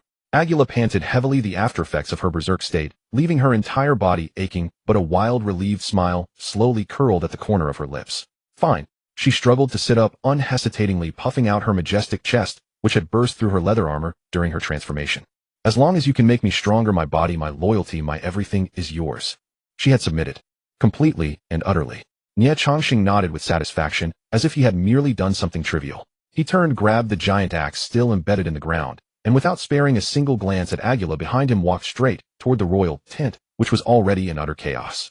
Inside the royal tent, the barbarian Khan Batu was scrambling in a panic to mount his mammoth war beast and escape. But the moment he climbed up, he felt a sudden chill on his neck. He stiffened and looked down, only to see a battle axe stained with blood and dust resting against his neck. Slowly turning his head, he met the icy face of the young demon god. You cannot kill me. I am the Khan. Slash. With a flash of axe light, a massive head soared into the air, its face still frozen in an expression of terror and resentment. Nie Feng casually grabbed the head, holding it in his hand, and turned to walk out of the royal tent. When he appeared on the battlefield holding the Khan's head, accompanied by the grassland female war god, who had just reverted to human form and was silently following behind him, all the remaining barbarian coalition forces, still putting up a desperate struggle, completely collapsed. Their king was dead. Their war god had surrendered. What was the point of fighting this damn battle anymore? The Khan is dead. Surrender and be spared. Centaur Chief Kyla seized the opportunity and let out an earth-shattering roar. Clatter. The sound of weapons clattering to the ground echoed one after another, forming a continuous wave. Great victory on the northern front. Meanwhile, thousands of miles away on the western front, Nie Feng, who was preparing to personally take the field to meet the so-called emissary of light, suddenly heard a system notification ring in his mind, elating his heart. Ding. Detected that your eldest son, Nie Feng, has successfully subdued the destiny female of the berserk beast bloodline. Aguila for you. Ding. Detected that your eldest son has pre-ordered the bloodline potential of the grandchildren generation for you. His filial piety moves the heavens and earth unmatched across the myriad realms. Congratulations to the host. Successfully unlocked a brand new subsystem, filial son and worthy grandson contribution system. System description: your offspring can not only branch out and multiply for you, but their monumental achievements e.g. conquering alien races, capturing destiny females, expanding territories will all be converted into filial piety points, directly granting you bonuses to dynasty fortune and bloodline power. Reward distribution based on the outstanding contribution of your eldest son Nie Feng. The host is rewarded with 1/0 dynasty fortune points. The host is rewarded with a wisp of berserk beast bloodline rare power. Nie Feng was stunned for a moment, then revealed a gratified fatherly smile. Good boy, as expected of my seed. So young, yet he already knows to bring back a daughter-in-law for his old man. What do they call this? This is called inheriting the father's legacy, passed down from generation to generation. This system is too sensible. I haven't even made a move yet, and I'm getting stronger just by lying down. This feeling is so damn good. On the eastern front, in the Jingmi forest, above a purgatory-like sea of fire, that 100-meter-tall incarnation of Flame, the sun god, was radiating a terrifying heat capable of distorting space itself. It was a god. At least in the eyes of all the blood elves it was a god. You ants under the brilliance of the sun turned to ashes. The incarnation of flame uttered a grand, utterly emotionless voice. It raised a colossal hand composed entirely of fire violently striking down toward the ancient tree of life struggling to hold on below, and Shirna, the sacred consort of the moon, who stood atop the tree's canopy. This single strike sealed off all space harboring the pure law of annihilation, swearing to obliterate that false moon which dared to compete with the sun along with its proxy. Princess Shirna. The elven coalition below let out cries of despair. Countless elven archers desperately unleashed arrows at the colossal fiery hand that blotted out the sky, but before such absolute divine majesty their attacks were like clay oxen entering the sea failing to stir even the slightest ripple. Shirna's face was pale. The divine power within her had been pushed to its absolute limit, and the silvery moonlight coalesced into a thick shield of light before her. Yet she knew this would not hold. She had already prepared herself to fall alongside this forest. At this critical juncture a soft chuckle 3 parts lazy and 7 parts charming echoed in her ear without any warning. Little sister, if you cannot hold on alone, just call for your big sister. Why force yourself? Shirna froze suddenly, turning her head. Unbeknownst to her, Daji, the heavenly fox divine empress, had already appeared silently behind her. She remained as breathtakingly beautiful as ever, capable of bewitching all living beings. A purple palace gown perfectly outlined her mature and voluptuous curves. But at this moment within her soul-snatching peach blossom eyes a heart-palpitating dangerous glint flickered.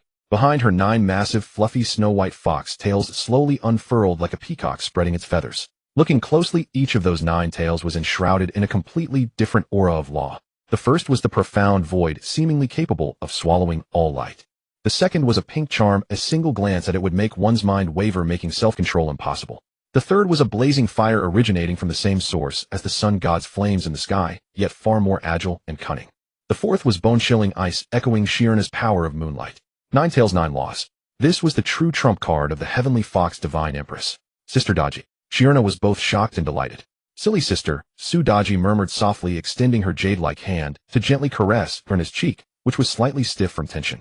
Our husband cherishes us as his very heart and soul. How could he let you face such a massive creature alone? She raised her head, looking at the giant fiery hand that had already reached above them, her lips curving into a smile that could captivate the world. A mere elemental puppet built upon the power of faith dares to call itself a god. Truly laughable. As her voice fell, the 9 foxtails behind her suddenly moved. The pink foxtail, entwined with the law of charm like a spiritual serpent, instantly elongated and wrapped itself directly around the incarnation of flame. Buzz. The grand will of the incarnation of flame came to a sudden halt for a brief moment.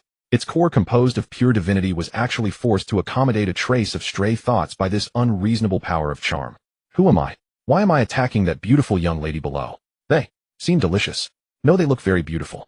The god wavered. Though it was a mere 1/10 of a second for a battle of the demigod level, this was already fatal.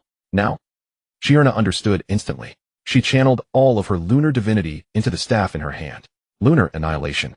A beam of silver-white light, more condensed and colder than any previous attack, shot forth from the tip of the staff, accurately blasting right at the wrist of the giant fiery hand. Sizzle. The sun god's fire, capable of melting steel, was actually frozen solid before the ultimate ice of the moon. Silver-white ice crystals spread at a speed visible to the naked eye, instantly turning that massive fiery arm into a crystal-clear ice sculpture. Shatter for me. Daji cried out softly as the foxtail, entwined with the law of the void, swept gently across the ice sculpture. Crack. Without any earth-shattering explosion, the frozen giant fiery hand, along with the terrifying energy contained within it, was directly swallowed and banished by the power of the void, vanishing without a trace. In the sky, Kairsasi, the chief archmage of the blood elves, nearly had his eyes pop out of his head. What was he witnessing? One used charm, one used freezing, and one was responsible for shattering. Was this fucking fighting a god? This coordination looked exactly like a demolition crew tearing down an illegal structure. He could neither understand nor accept it. How could 2 women whom he viewed as mere filthy outlanders unleash such terrifying power? How could they contend with the divine incarnation he had spent countless resources and painstaking effort to summon? Jealousy makes me unrecognizable. Kairsasi roared frantically in his heart. Roar. Having one of its arms severed, the incarnation of flame let out an angry roar. It finally broke free from that damned charm. Its remaining arm, along with its entire body, began to burn violently, the golden flames even taking on a hint of destructive dark red. It was enraged. It was going to self-detonate. The self-detonation of a peak demigod energy body possessed a power sufficient to completely wipe everything within a 100-mile radius off the map. Not good. It's going to risk its life. Shirna's expression changed. Risking its life? Who's afraid of whom? Su Daji licked her red lips, a trace of madness flashing in her eyes. Pressure, immense pressure. This power capable of destroying everything instead became the catalyst for her breakthrough. She could feel the bloodline within her body boiling at an unprecedented speed. Behind those 9 tails, an illusory shadow woven from pure void, and the power of charm was rapidly condensing. The 10th tail, the key to the realm of a true god. Husband, watch us. We sisters are not just pretty vases who only know how to bear your children. Su Daji unleashed an earth-shaking fox howl. 9 fox tails soared into the sky like a colossal net that blotted out the sun, tightly enveloping the incarnation of flame that was on the verge of self-detonating. Shirana, give me all of your power. All right. Without any hesitation, Shirana poured all of her lunar divinity into Su Daji's body. Moon and fox, ice and fire, holiness and charm. 2 completely different, yet perfectly complementary forces completely intertwined at this very moment. Go die for me. Su Daji used the unladylike catchphrase she had learned from Nie Feng and her 9 tails, along with the half-illusory 10th tail, suddenly tightened. No. The incarnation of flame let out a final unwilling wail.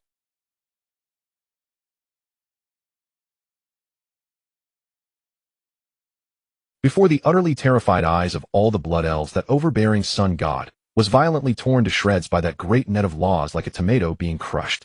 The sky full of golden flames bloomed like a grand fireworks show before being completely annihilated by the subsequent moonlight and void power.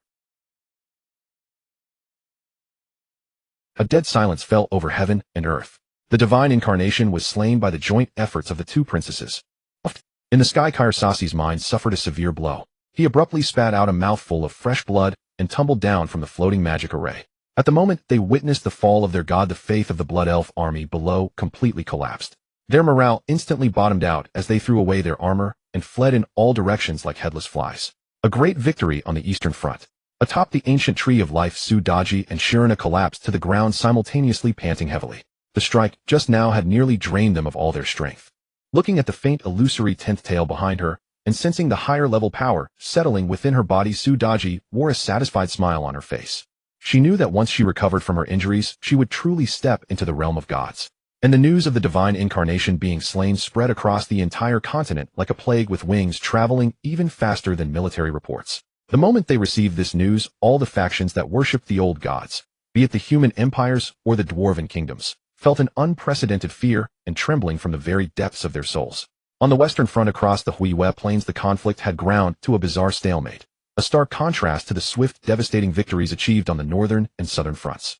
The Royal Guard, personally led by Nie Feng, was a mixed coalition of elite warriors from various races, including Dragonkin, dwarves, centaurs, and elves. It was widely regarded as the most formidable ace army on the continent.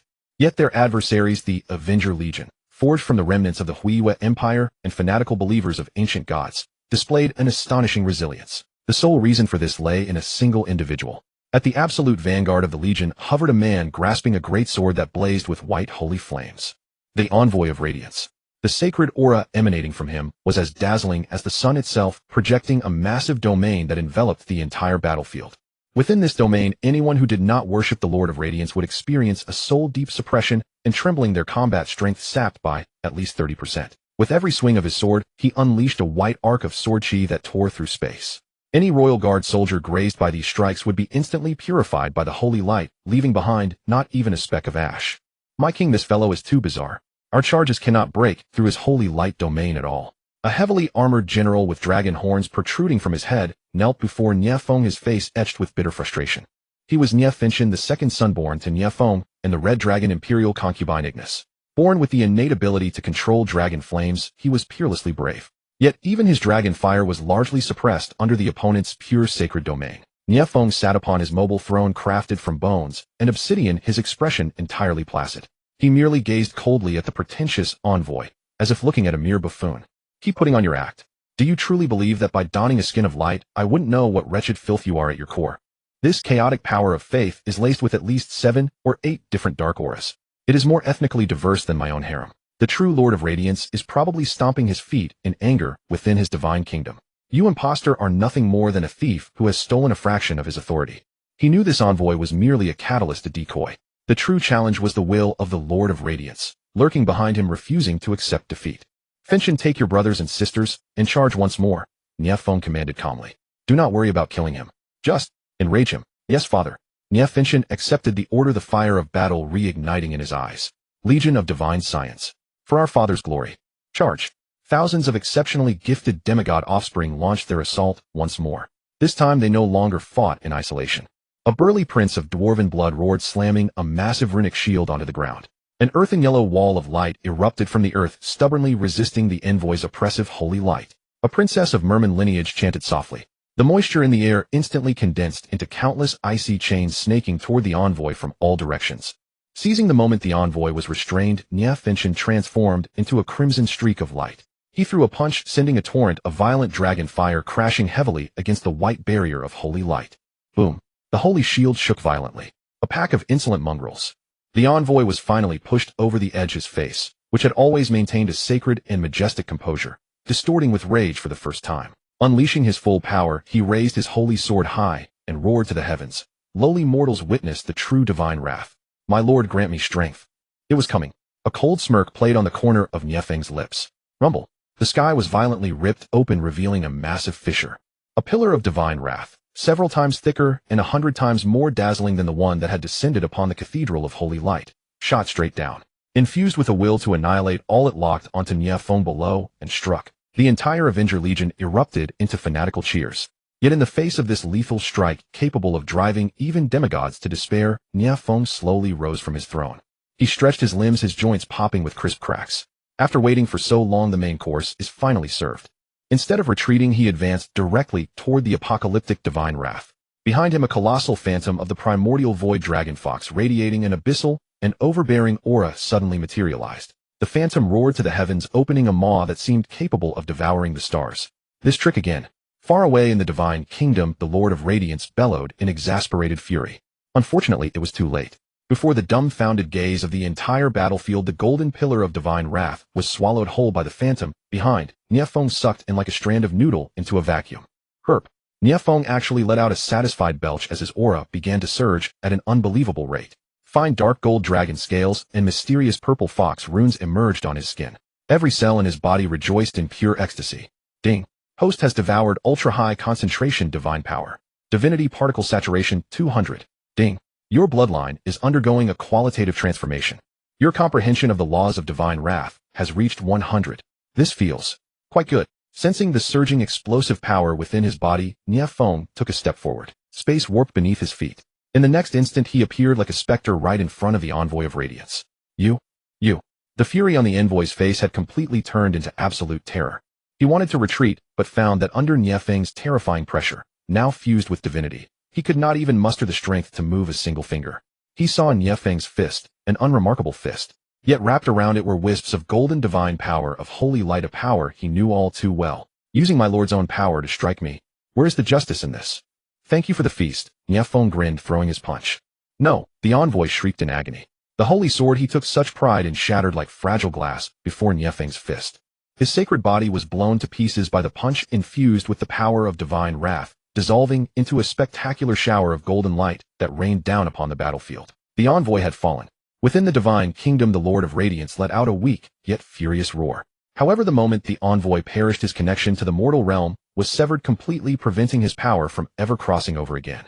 At that moment, across the entire continent, a sharp cracking sound echoed as deep fissures fractured the towering statues of the Lord of Radiance in every cathedral. Simultaneously, countless believers felt their faith waver as they sensed the sudden weakening of their deity. Atop the Huiyue plains, Nie Feng stood at the epicenter of the battlefield, bathed in the rain of light left by the dissolved envoy, savoring the sublimation of his power. He slowly raised his head, his gaze seemingly piercing through the clouds and across plains to lock eyes with the furious will residing in the divine kingdom. He raised his arms high, projecting an earth-shattering declaration of victory toward the heavens and the divine kingdom. So-called gods are nothing more than slightly stronger life forms of energy. From this day forth, this continent is under my rule. I, Nie Feng, am the sole ruler.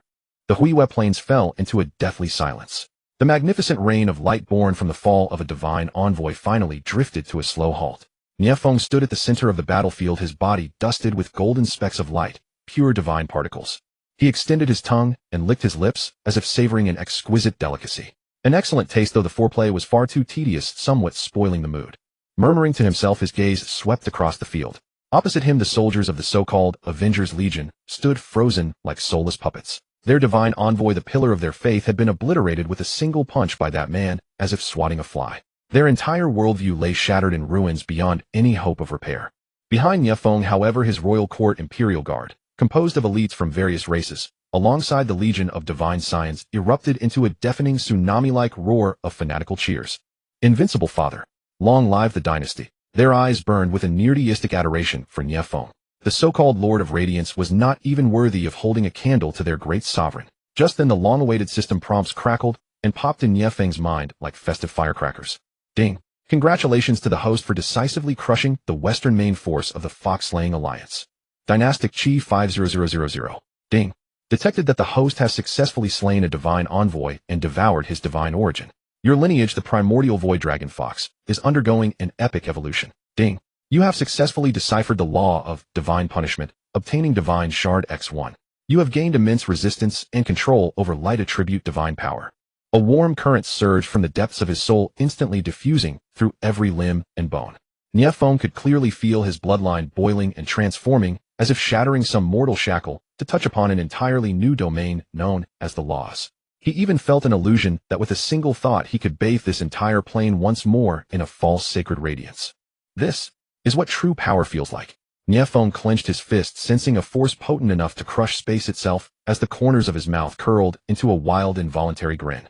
Just as he was immersed in the thrill of his soaring strength, Princess Ying appeared silently behind him, dropping to one knee, her voice trembling with irrepressible excitement. My king, triumphant reports have arrived simultaneously from both the northern and eastern fronts.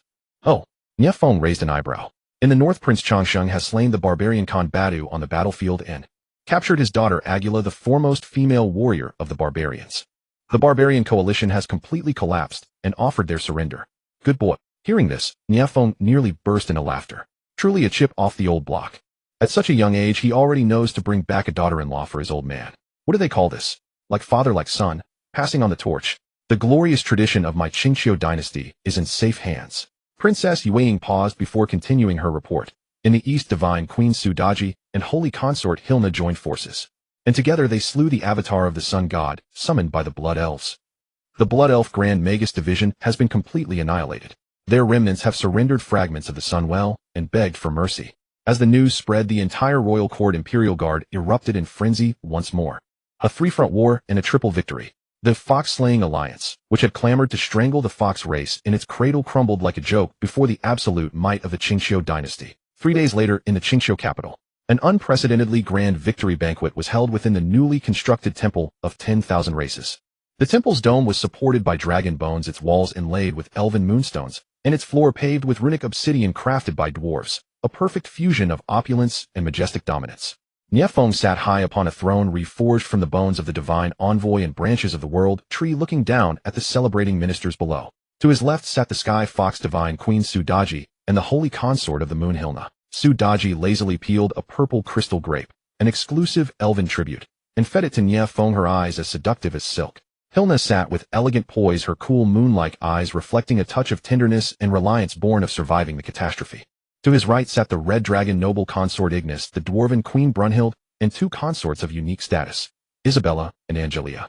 Once the holy maidens of radiance, now consorts of Qingqiu, their emotions were the most complex of all. Watching their former enemies below, blood elf envoys, barbarian chieftains, and nobles of the Huiyue Empire, kneeling on the ground like groveling dogs to offer tributes and beauties, a profound sense of absurdity filled their hearts. Everything they had once fought for and believed in had crumbled. Yet strangely, they felt no sense of loss. Instead, they experienced an unprecedented peace of mind. Under Nie Feng's guidance, the holy light energy within them had not vanished. Instead, stripped of the brand of the Lord of Radiance, it had become purer and far more powerful. It was a light emanating from their own souls rather than borrowed divine power. Bring him in, Nie Feng said calmly as he swallowed the grape.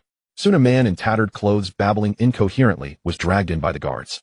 It was none other than Leonardo, the prince of the Huiyue Empire. Long stripped of his former high spirits, he muttered incessantly, "The divine envoy is dead. God is dead. It's all a lie. A lie." Nie Feng looked down at him as if looking at an ant on the roadside. Put him to use as waste. Drag him to the dragon blood crystal mines in the north to dig until he dies. A casual sentence sealed the ultimate fate of a prince. Below the grand hall, the surrendered envoys trembled in fear, burying their heads even lower. Nie Feng was highly satisfied with this effect. He stood up, his gaze sweeping across the entire hall, from his valiant offspring and peerless consorts to the subjugated foreign races kneeling below. He had completed his transformation from a tribal chieftain to a dynastic sovereign, and finally, to a godslayer. Clearing his throat, his resonant voice echoed throughout the hall and beyond. Today we have triumphed over our enemies. But this is not the end, it is only the beginning. I hereby declare that we accept the submission of the Blood Elves, the barbarians, and the remnants of the Huiyue Empire. They shall become the subjects of my Qingqiu dynasty, and their territories shall be integrated into our domain. I shall dispatch my offspring and my consorts to various regions to consolidate resources and spread our clan's glory. Wherever my bloodline reaches, all shall be the king's land. Long live the dynasty. Long live our king. The earth-shaking cheers nearly brought down the temple's dome. Nie Feng relished this moment of universal worship, yet his gaze had already wandered past the immediate surroundings, landing on the giant world map. At the center of the continent lay the human empire of Radiance. To the south lay the boundless sea rumored to harbor the kingdom of Merfolk. To the west lay the desert of death burying ancient secrets, and to the east lay the misty archipelago where dragons dwelt. His conquest had only just begun. Just as the atmosphere of the victory feast reached its peak, Princess Yuing quietly approached him, once more solemnly handing over an urgent intelligence report. My king, our scouts on the far north ice plains have discovered that an ancient werewolf tribe named Frostwolf is conducting a bizarre blood moon ritual. According to our intelligence analysis, they appear to be attempting to summon a sealed ancient evil god. The clamor of the grand hall seemed to instantly fade away. A cold gleam of excitement, like a hunter spotting its prey, flashed in Nie Feng's eyes. Summoning an evil god. There's actually such a wonderful thing. I cannot let them ruin it themselves. Such a precious experience pack must be personally claimed by me.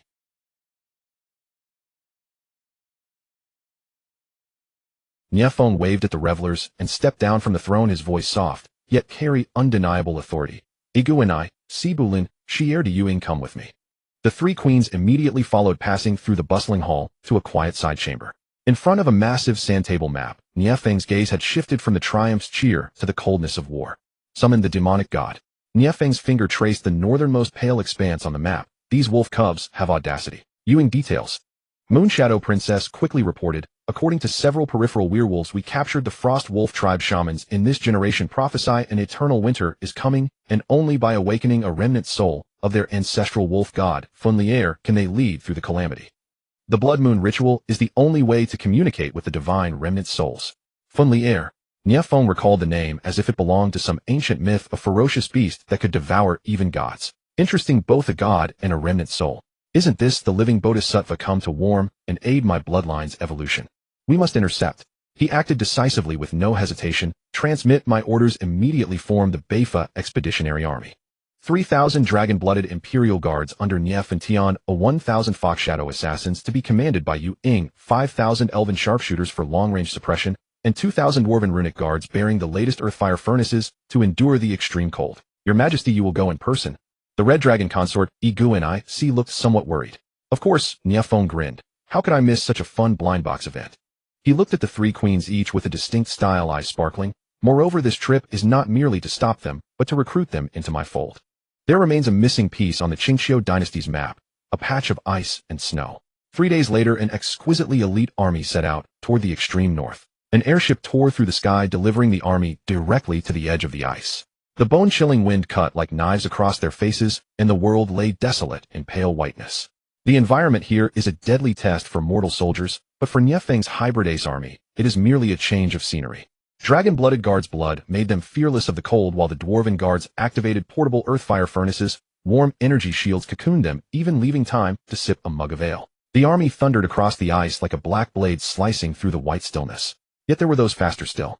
Just as the army entered a glacier gorge, a sudden change erupted. Howl. A piercing wolf's howl rose from all directions, as if the entire ice field had awakened. Then on the towering ice walls to either side, countless white figures appeared like phantoms. They were Frost Wolf tribe warriors, fur fused with ice and snow, the finest natural hunters on this land. Roar. The leading female werewolf, tall and fit, with silver-white hair dancing in the wind, raised a staff made of ice crystals and bone. The canyon's winds and snow instantly intensified tenfold. The leader was a towering female werewolf, her silver-white hair whipping in the wind as she raised a staff of ice crystals and bone, and the canyon's winds and snow instantly intensified tenfold. The blizzard blocked vision. Countless enormous ice spears and blades rained down like a storm, smashing toward the Qingqiu army's formations. Enemy attack. Defend. Nie Feng Tian roared, leading the dragon-blooded Imperial Guards to the front. Their dragon-scale armor blazed with flames, melting the oncoming ice spears. But the werewolves' assault did not end there. Countless agile werewolf warriors using the blizzard as cover leaped down from the ice walls, claws flashing with cold light, charging the army's flanks with ferocity. They moved in packs of 3 to 5, coordinating with uncanny precision, using speed and terrain to harass and bite briefly, giving this ace army real trouble. Quite interesting. Nie Feng sat on a moving throne drawn by several earth-walking dragons, watching the ambush with keen interest.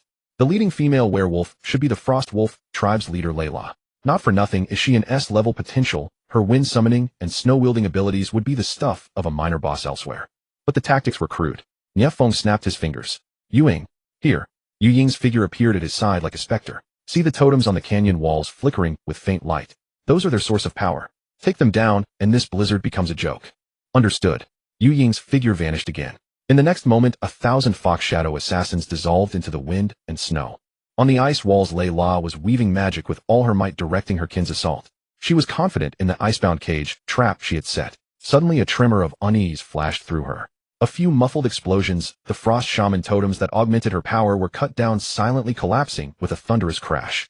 PFT. Layla reeled, spurting a mouthful of blood, and the canyon-wrapping blizzard weakened dramatically. How is this possible? She cried in horror, scanning the surroundings for a single enemy shadow.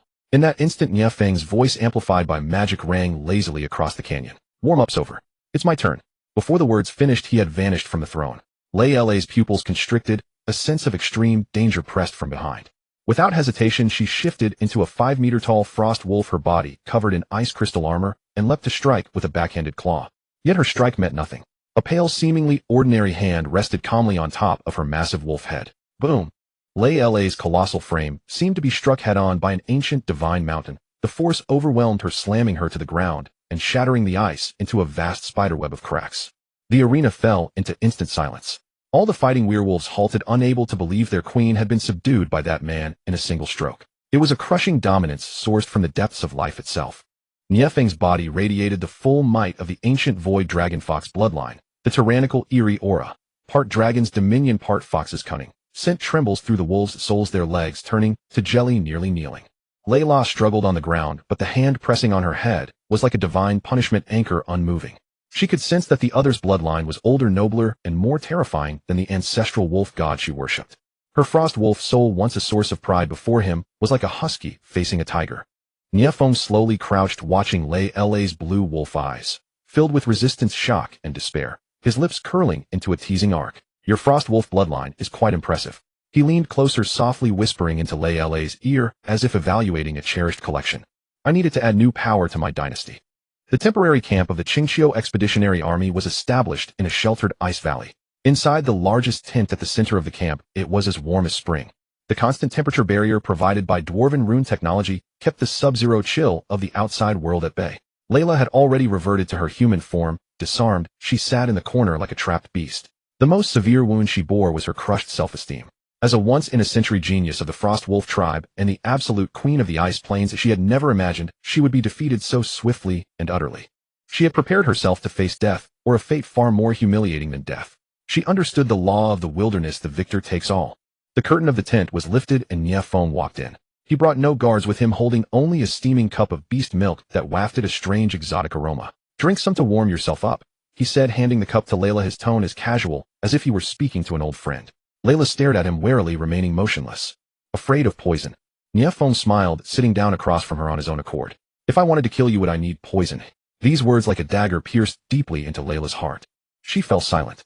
Indeed, for him to kill her would be easier than crushing a rabbit. She accepted the cup, feeling the warmth in her palms as her mind swirled in chaos. What on earth do you want? She finally spoke, her voice hoarse and cold. I told you I have taken a liking to your bloodline. Nie Feng crossed his legs, speaking leisurely. Submit to me and become my woman. Not only will I let you live, but I will also make you and your clan much stronger. Never. Layla reacted like a cat whose tail had been stepped on, instantly bristling. The descendants of the Frost Wolf will never be slaves. Who said anything about making you slaves? Nie Feng's gaze grew deep. You are a queen, and your people are warriors, not slaves. With me you will receive 100 times more glory and resources than you ever would guarding this wretched ice plain. He extended a single finger. At his fingertip, a wisp of pure bloodline energy fused with dragon breath and void power slowly materialized. I know you are holding some blood moon ritual to summon the remnant soul of that Fenrir. Nie Feng said, his tone dripping with disdain. Stop dreaming. Even if you succeed, what you summon will be nothing more than a lingering, pathetic failure. What it can give you I can provide tenfold, even 100-fold. With that, the wisp of bloodline energy at his fingertip gently tapped Layla's forehead. With a soft hum, Layla's entire body shuddered violently. She felt an unprecedented supreme power surging into her body. Like a key, that power instantly unlocked countless shackles deep within her bloodline. Guided by this power, the Frost Wolf soul bloodline within her began to evolve and purify at an unprecedented speed. She even saw the ultimate form of her bloodline. No longer a mere frost giant wolf, but a majestic beast with towering dragon horns treading upon void ice flames, with 9 energy wolf tails growing from its back. The ancient Frost Heaven Wolf.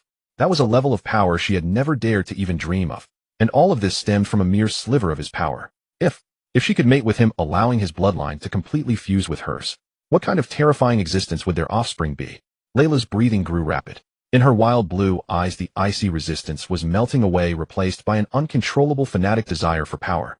For a savage race that believed in the survival of the fittest, such temptation was 10,000 times more effective than any sweet talk. Nie Feng looked at her wavering gaze, knowing the time was ripe. He withdrew his finger, stood up, and looked down at her. I give you 2 choices. First, take your clan, and continue to guard your ridiculous pride on this ice plain waiting to be consumed by the so-called eternal winter. Second, become my consort, and let your bloodline merge into my dynasty. Your people will form my most elite Frost Wolf cavalry, conquering in all directions with me, and their names will resound across the entire continent. As for you, you will witness with your own eyes a future far grander than you could ever imagine. Make your choice. Layla breathed heavily, her magnificent chest rising and falling rapidly. In her mind, the future of her clan and her personal pride clashed violently. Ultimately, slowly, and with great difficulty, she sank to one knee before Nie Feng, bowing her proud head. Queen Layla of the Frost Wolf tribe is willing to submit to you, my king. Ding. Congratulations to the host for successfully marrying the potential spouse Layla, the Frost Wolf soul. Ding. It is detected that the host is making an outstanding contribution to the bloodline diversity of the dynasty. Please sire an offspring with the new consort as soon as possible to obtain the legendary bloodline gift pack, Ancient Frost Heaven Wolf God Bloodline Fragment, X1.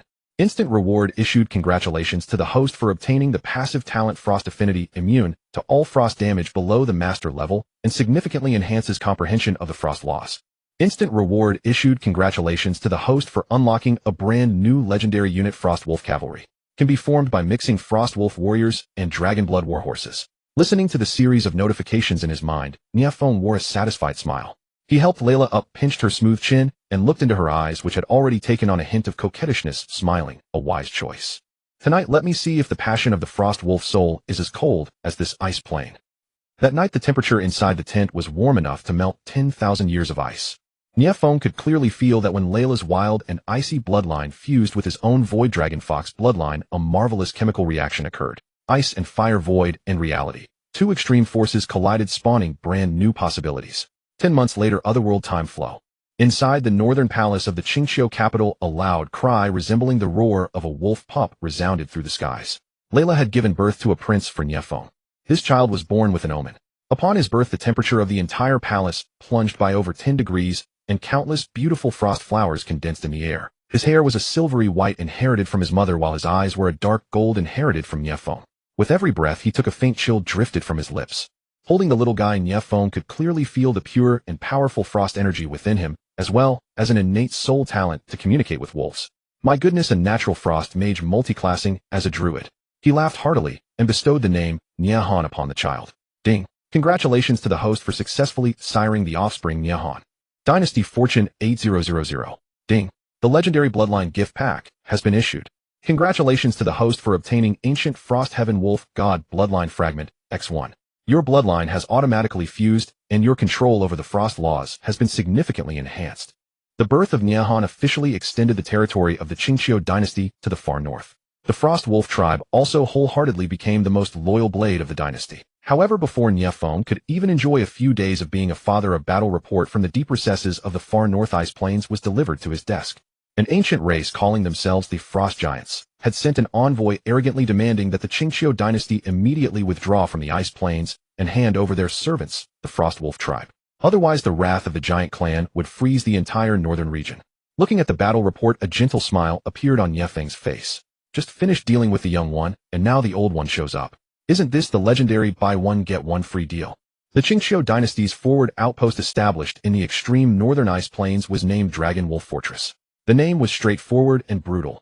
half reflecting the majesty of the Dragon Blood Imperial Guard, half capturing the wildness of the newly subjugated Frost Wolves. It suited Nie Feng's taste in naming perfectly. Yet at this moment the atmosphere within Dragon Wolf Fortress was somewhat grim. Beyond the fortress walls stood a group of uninvited guests. They averaged over 10 meters in height, their massive bodies resembling moving ice blue hills, their breath condensing into ice crystals in the frigid air. They wore rough mammoth hide armor and carried enormous clubs carved from entire glacial ancient trees, their eyes filled with innate arrogance. Frost giants. The lead envoy had several thick ice spikes hanging from his chin, resembling a walrus that had never properly shaved. He spoke in a cavernous voice, sounding like cracking ice. "We are the envoys of Ymir the Frost King. Send out your leader." Nie Feng, the Dragon Blood Prince who guarded the fortress, walked onto the battlements with a furrowed brow. Over 2 meters tall and already imposing among humans, he certainly looked like a miniature figurine in front of these giants. "I am the commander here, Nie Feng. What do you want?" The giant envoy glanced down at him, his expression as if looking at a bug near his feet. A little runt. "Never mind, you can deliver the message. Our king says you little foxes from the south hand over our servants, the Frost Wolf tribe, immediately. Especially their queen Layla. She must face the trial of the glacier for her betrayal." He paused, striking the ground with his giant club, causing the city walls to tremble. "Furthermore, you have trespassed on our territory and must pay compensation. I think your women are quite pretty. Send over 100 to warm our beds, and we'll let this matter slide." Upon hearing this, the expressions of all Qingqiu soldiers on the wall changed. Especially Nie Feng, his golden dragon pupils instantly blazing with fury. Insulting his father king was one thing, but insulting his mothers. This wasn't just testing the edge of death. This was dancing on someone's grave. "What did you say?" Nie Feng's voice was as cold as the eternal ice of the plains. "Huh, little runt, are your ears not working?" The giant envoy picked at his ear and laughed carelessly. "I said send over all those fox spirits, elf women, and dwarf broads, clean and ready. We giants have a taste for variety. The more types, the more fun, haha." The giants behind him joined in with rustic laughter. A lazy voice suddenly echoed in everyone's ears without warning. Startled, they turned around to see Nie Feng had appeared on the wall unseen. He wasn't even wearing armor, only rich casual clothes, holding a steaming cup of beast milk in hand. Clearly he had just come from Layla's tent. "Father." Nie Feng was both surprised and overjoyed. Nie Feng patted his son's shoulders, signaling him to stay calm. He walked to the edge of the wall, looking down at the laughing giants below, his eyes as calm as an abyss. "Are you here to negotiate?" Nie Feng took a sip of beast milk and asked leisurely. "That's right. If you know what's good for you." The giant envoy hadn't finished before he felt something was wrong. An indescribable, terrifying pressure descended upon them, like the entire sky collapsing. It wasn't mere power nor magic. It was an absolute domination from the highest tier of life, the most ancient bloodline. It was as if an ant was facing a primordial dragon that devoured stars. Thud, thud, thud. The arrogant frost giants turned pale and uncontrollably fell to their knees. Their mountain-like bodies trembled violently, now their enormous bone clubs slipping from their hands and smashing into the ground with a series of dull impacts. Their proud giant strength was as fragile as paper in the face of this pressure. The lead envoy fared the worst. He bore 80% of Nie Feng's attention, his body pressed firmly into the ground, his cheek against the icy surface, unable to move a single finger. He could feel his bones groaning, his bloodline wailing, his soul trembling. What monster was this? How could a mortal possess such terrifying aura? This was 10,000 times scarier than their revered ancestor Ymir. Fear, like the most piercing cold current, instantly overwhelmed their muscle-filled brains. Nie Feng finished his beast milk, casually handing the cup to Yuang behind him, then spoke slowly. "First, Layla is my consort. The Frost Wolf tribe is the subject of my Qingqiu dynasty. Second, this ice plain has borne the surname Nie since the moment I set foot here. Third," he paused, a cold smile curving his lips, "I give you a chance to return and report. Tell your so-called king, either lead the entire frost giant tribe to kneel before Dragon Wolf Fortress and submit, or I will personally go and erase him and your tribe from this continent. You are not worthy of negotiation. Now carry my words and be gone." The pressure receded like a tide. The frost giants, as if granted a reprieve, scrambled to their feet, grabbed their weapons, and fled without a word, their backs looking like wild dogs chased by hounds. Deafening cheers erupted from the city walls. Nie Feng ignored the system prompt and turned to look at Layla behind him.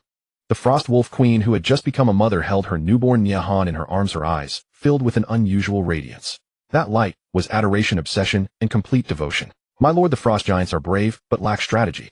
However, their chieftain Ymir is a direct descendant of the ancient giants, his bloodline containing the power of glacial fury. When he enters a berserker rage, his strength multiplies several times over, a force not to be underestimated." "Oh, such a talent. That's essentially a berserker. How interesting." He looked at the sand table, drawing a line with his finger. "Ymir will be furious after this humiliation. Their army will come through this glacial rift valley. It's the shortest route. Deliver my order." Light of a hunter flashed in Nie Feng's eyes. "The entire army will march. We will go to the Rift Valley, and prepare a welcome gift these brutes will never forget. Meanwhile, within the Frost Giant's royal court, a massive palace carved from 10,000-year dark ice.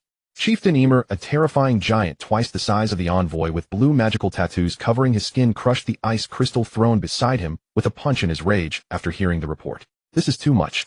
A mere fox tribe dares to insult my giant race like this. Ymir's roar shook the entire royal court. Do they think defeating those useless wolf pups makes them lords of this ice plain? Deliver my order. Assemble warriors from all tribes. I will lead the army, personally crush their fortress, and turn that so-called Fox King's skull into my wine cup. Roar. The roars of tens of thousands of frost giant warriors merged into a torrent of destruction. A massive army like a moving iceberg began to gather and advance across the ice plain.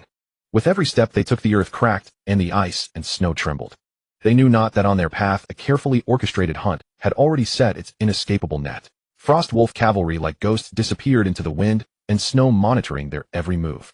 Elven sharpshooters had already scaled the sheer cliffs on both sides of the Rift Valley, silently knocking ice shatter arrows, inscribed with explosive runes. Dwarven rune guards had buried earthfire furnaces at the narrowest point of the Rift Valley, enough to erupt magma instantaneously. A symphony of ice and fire was about to play, and its commander-in-chief sat leisurely in the rear playing with his newborn son, who was born with the power to control ice and snow. Son, look, the foolish brutes ahead are your future toys. Within the glacial rift, the freezing wind howled. A vanguard force of tens of thousands of frost giants like a surging blue tide poured into this narrow corridor of death. Completely oblivious to the lurking danger, they maintained the arrogance that came with dominating the ice plains. Leading them was Gren the Bonebreaker, deputy chieftain and younger brother of Chieftain Ymir. He shouldered a spiked mace thicker than a water vat, cursing under his breath, "A bunch of cowards. I thought they would come out to fight us to the death, but not even a ghost is in sight." Lord Gren, the terrain here is too narrow. It is disadvantageous for us, cautioned a slightly more sensible giant nearby. What is there to fear? Gren slapped the back of the giant's head. On this ice plain we are invincible. Even if those little foxes hide in the crevices of the rocks, we will crush them along with the stones. At the exact moment his words fell, a sharp whistle resembling an eagle's cry pierced through the wind and snow. Atop the precipitous cliffs on both sides of the rift, Nie Feng stood at the highest peak, facing the wind, and lightly snapped his fingers. Do it. With the command issued, 5,000 elven marksmen who had long been prepared released their bowstrings simultaneously. Swoosh. 5,000 ice-rupturing arrows shimmering with runic light did not target any of the giants. Instead, they flew at incredibly tricky angles, precisely striking the weakest structural nodes on the massive iceberg above them. Nodes that Layla had personally pointed out. With a low hum, the explosive runes on the arrows were activated, and waves of high-frequency vibrational force instantly penetrated the interior of the iceberg. At first, there was only a faint cracking sound. Subsequently, the sound grew louder and more frequent, as if the entire iceberg were groaning. What is that?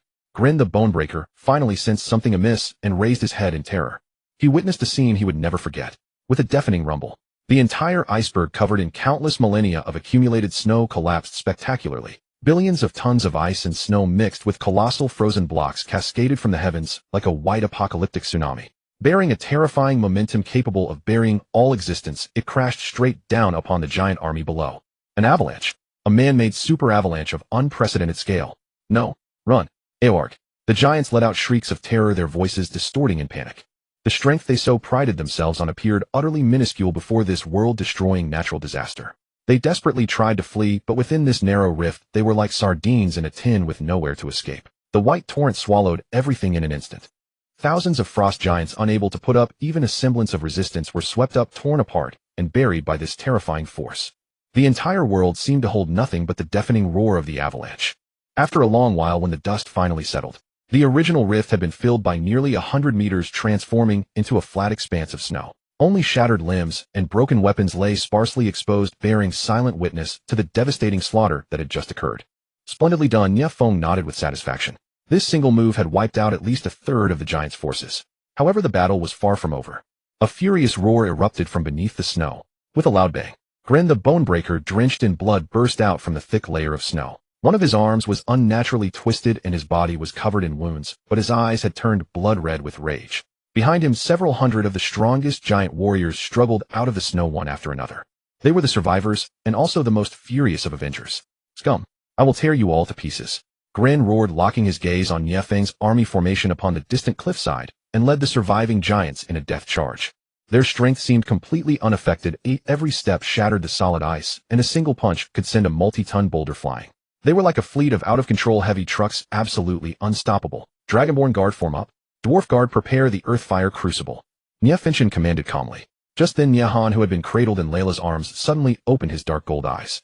Though still an infant, he let out a tender, curious "yah" toward the charging giants below. With a soft hum, an invisible pure force of frost radiated from his tiny body. The charging giants suddenly felt their bodies stiffen. The frost lineage within their blood unexpectedly experienced a brief moment of uncontrollable stagnation and chaos. Though it lasted only a fleeting instant on a battlefield, it was already fatal. Now is the time, for the glory of the Father King. Seizing the opportunity, Nie Feng led the Dragonborn Guard like a red-hot war blade, cutting fiercely into the giants' ranks. Interesting. Nie Feng watched his son's performance, a warm, fatherly smile of gratification spreading across his face. So young, yet already knowing how to support his father. Truly my own blood. No longer merely watching, he flickered and leaped down from the cliffside. The game is over. His body began to transform mid-air, dark gold dragon scales and mysterious purple fox markings spreading across his entire body. Behind him, an illusory yet overbearing tail of a dragon fox loomed indistinctly. The primordial void dragon fox lineage erupted in full force. He transformed into a golden stream of light invisible to the naked eye, instantly plunging into the midst of the giants. A giant roared, swinging a massive mace down toward him. Yet the moment before the mace struck, Nie Feng's figure vanished mysteriously. In the next second, he appeared at the back of the giant's neck, severing the spine with a clean, swift hand chop. Another giant opened his maw, exhaling a bone-chilling torrent of frost. Nie Feng neither dodged nor evaded, letting the freezing current pass right through his body, as if passing through an illusion, completely unharmed. The power of the void rendered him immune to most physical and elemental attacks. He threaded through the crowd of giants like an elegant dancer of death. Every flash of his movement was accompanied by the fall of a giant. The strength and size the giants so prided themselves on became their greatest liabilities before his elusive void loss. Their attacks could never hit their target, while his every strike aimed directly at their vital points, precise and fatal. This was not a battle at all, but a one-sided slaughter. Gren the Bonebreaker watched with eyes nearly splitting with rage. He abandoned his other targets and roared as he charged toward Nie Feng. Coward. Fight me face to face if you have the guts. As you wish. Nie Feng stopped in his tracks, turning to face the charging Gren. At the very moment Gren's massive spiked mace was about to smash into his face, Nie Feng's figure once again vanished into thin air.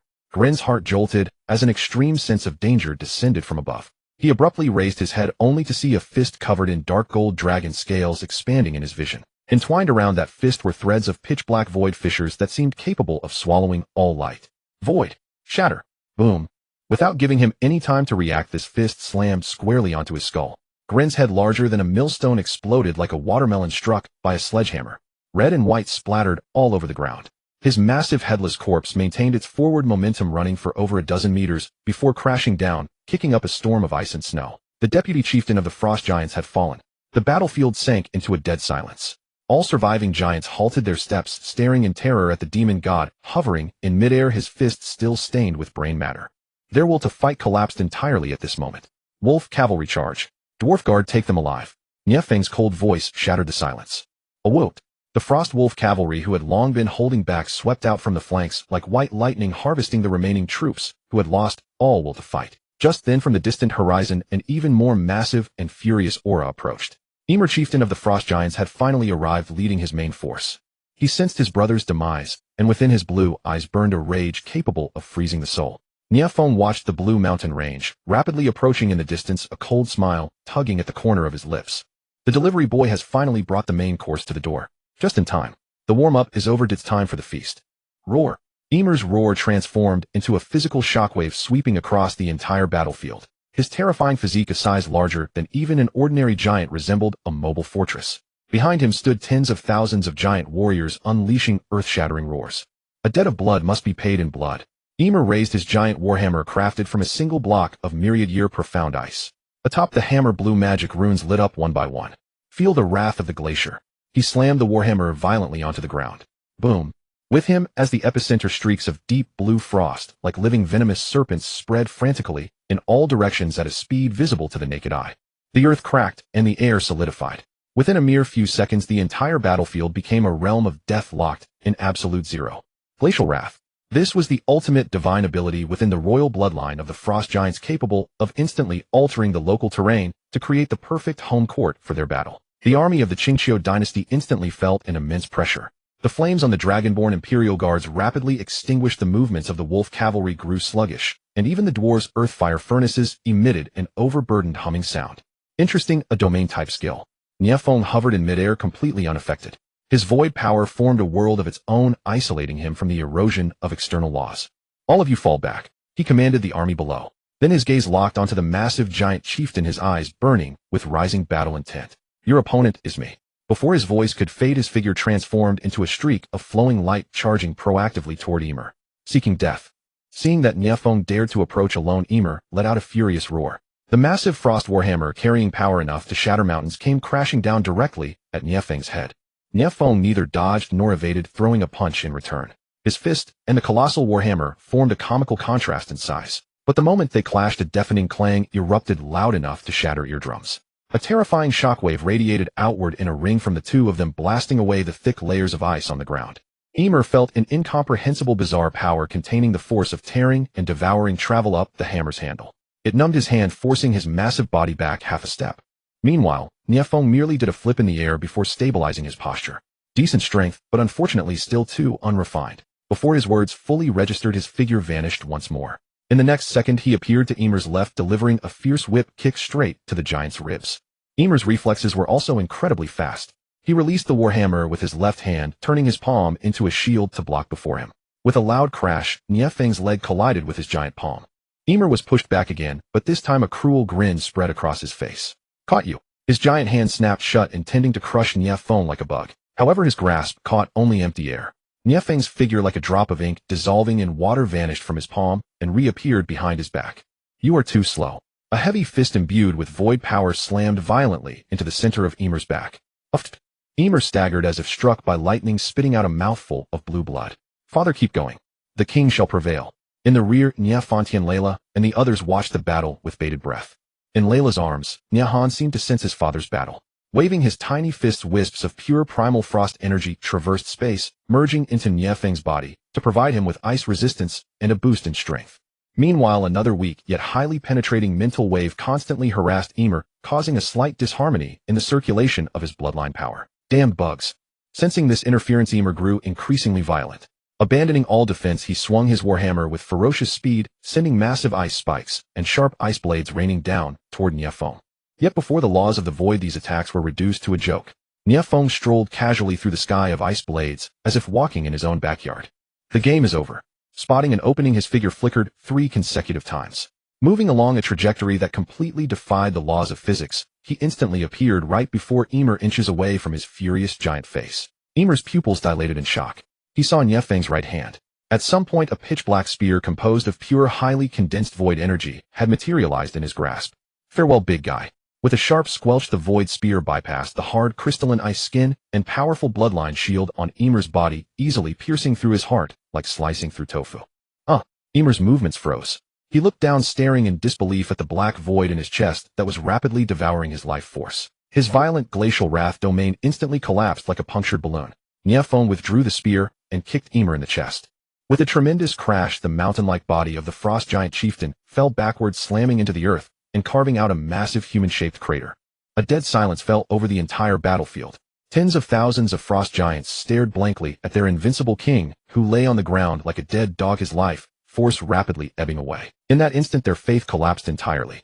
Nie Feng slowly descended beside Ymir, stepping on his massive head. Looking down from above, his cold voice echoed across the battlefield. Submit or die. Ymir panted heavily. He tried to struggle, but found that the foot pinning his head seemed to carry the weight of the entire world. Gazing at the tiny yet demon-godlike figure before him, and feeling the primal fear originating from the depths of his bloodline, he finally let out a humiliated and unwilling growl from his throat. I submit. Just then a figure suddenly rushed out from the giant army. It was a young woman. She shared the same icy blue skin as Ymir, but her figure was not bloated like the other giants. Instead, she appeared tall and well-proportioned. Her silver-white hair was woven into several braids hanging behind her, and her exquisite features were like a work of art sculpted from ice and snow. She was Ymir's daughter, the frost giant princess Elena. Father! She rushed to Ymir's side. Seeing her father's miserable state, she glared at Nie Feng in fury. You monster! Release my father! Nie Feng's gaze landed on the frost princess. Ding! S-class potential target detected. Elena, the heart of frost. This target possesses the purest royal frost giant bloodline. Combining with the host yields an extremely high probability of birthing super offspring who control the Titan power. It is highly recommended that the host subdue her as soon as possible. A playful smirk curled on the corner of Nie Feng's mouth. Well, look at that. Buy one get one free with an S-class bonus. This northern expedition is an absolute jackpot. Looking into Elena's defiant, angry blue eyes, he announced loudly in front of all the giants, "From this day forth the Frost Giant tribe shall be integrated into my Qingqiu dynasty under my protection." He paused, his gaze burning as he stared at Elena. "And you, Princess Elena, shall become my 25th consort, serving as a symbol of peace and integration between our two races." What? Elena was dumbfounded. All the giants were also completely stunned. They had heard of paying reparations and ceding territory for peace after a defeat, but they had never heard of the defeated princess being claimed as a consort by the victor right on the spot. This move was simply outrageous.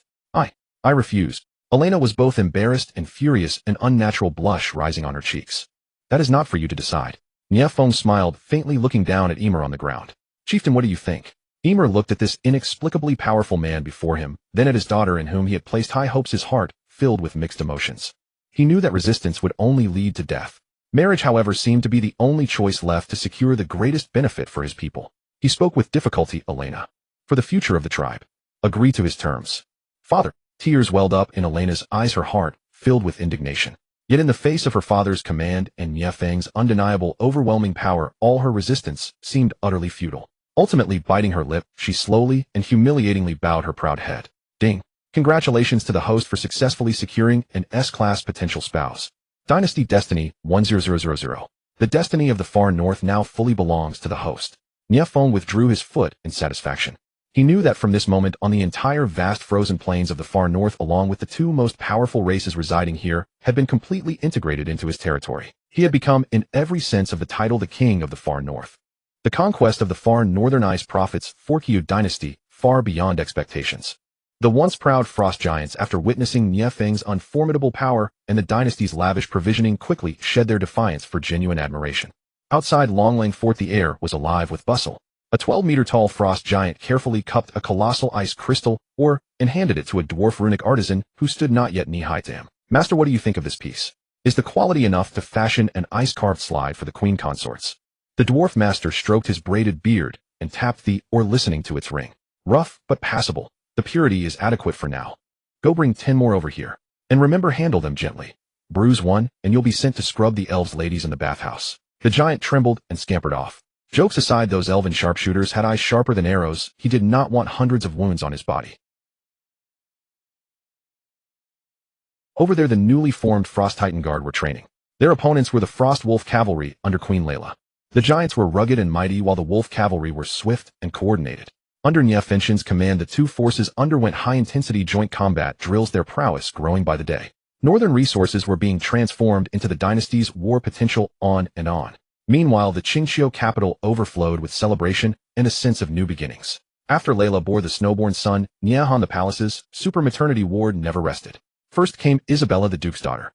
On her delivery day, the entire sleeping quarters were bathed in holy radiance, as if angels sang in the air. A baby boy was born inherently attuned to holy light energy, even able to unconsciously draw light elements to heal himself. Nie Feng cradled his son, whose aura radiated sacred light. The dragon within him rejoiced, and he named him Nie Guangming. Ding. Congratulations, the host has sired a child, Nie Guangming. Dynasty Fortune 9000. You have gained the passive talent Holy Light Augmentation, all holy spells 30 damage to undead and evil beings 50. Next was the Red Dragon Princess Ignis. This proud dragoness's birth was likewise infused with dragonish dominance. The infant's first cry was not a mere wail, but a dragon's roar, majestic and supreme. All creatures in the capital, beasts and fowl alike, cowered and trembled. Nie Feng held this energetic daughter, her fiery red birth hair fluttering and molten gold vertical pupils blinking, as she curiously surveyed her father. Ding. Congratulations, the host has sired a child, Nie Longxin. Dynasty Fortune 12,000. You have gained the passive talent Dragon Language Mastery. You have mastered the base syllables of all dragon language magic. Learning dragon magic speed 300.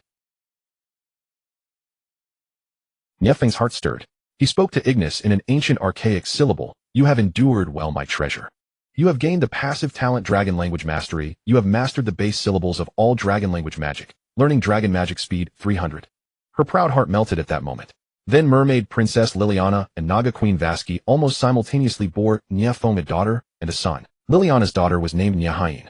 Her cry is a sublime melody that soothes the soul and purifies the heart, and all who hear it feel their spirits lift as if cleansed by a clear spring. Nie Feng also gained the mighty talent Mental Resilience. Vasky's son was named Nie Yu, a natural water lover who thrives in a specially prepared amniotic fluid pool more than in air.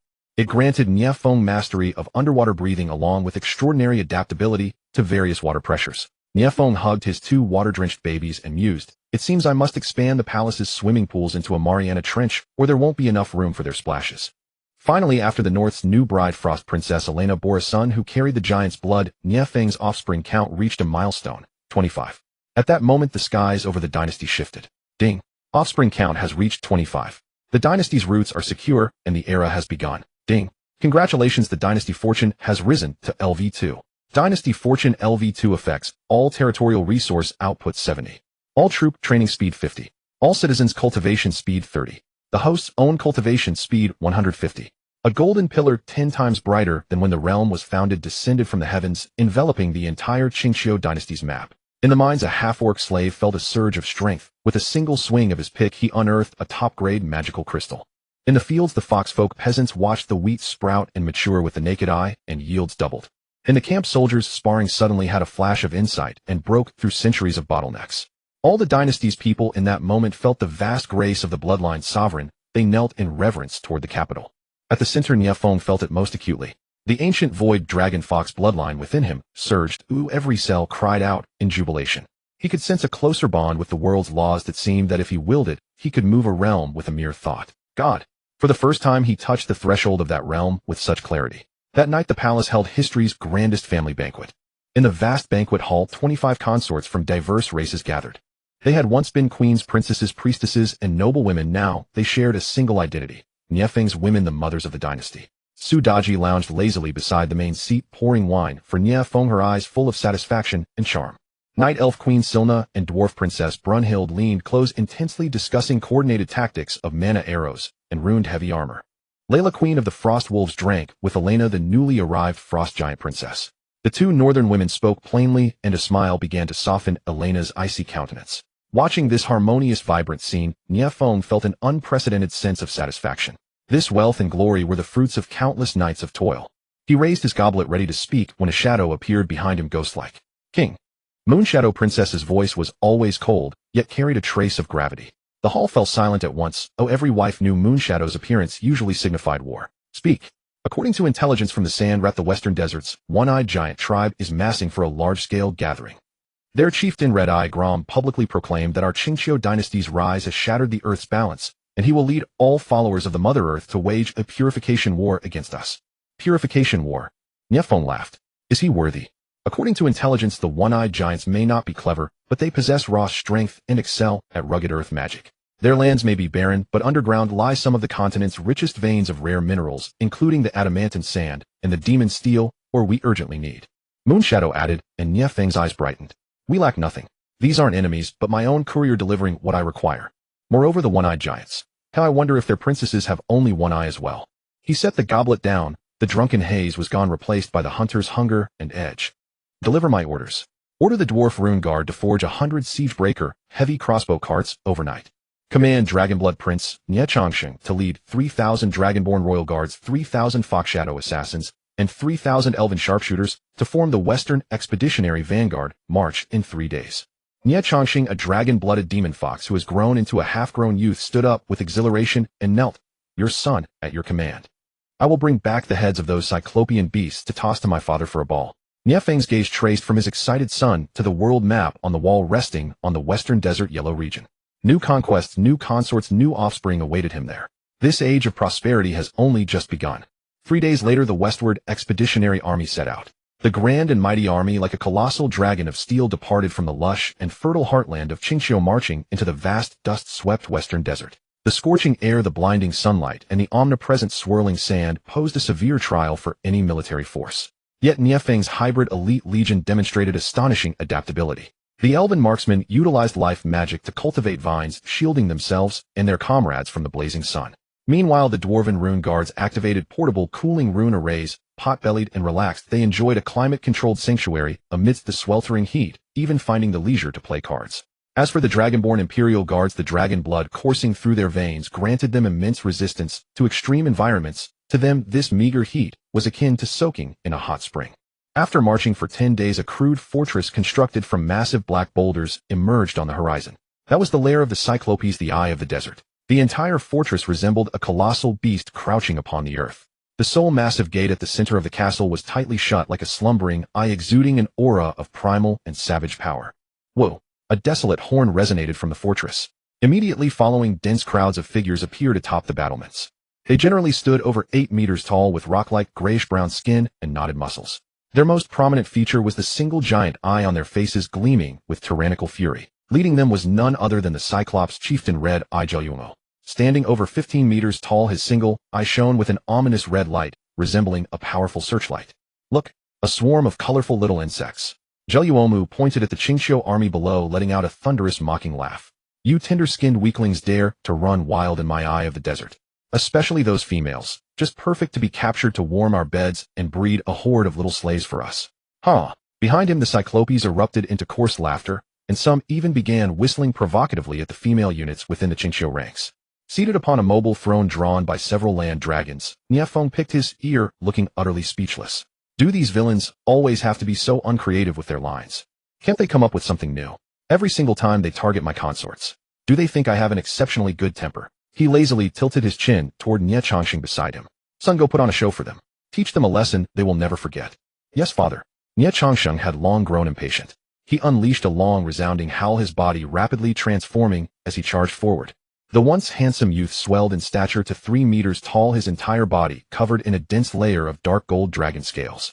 Behind him, 9 fluffy fox tails ignited like demonic flames, while his sharp claws were enveloped in void energy powerful enough to tear through space. Dragon blood, demonic fox form.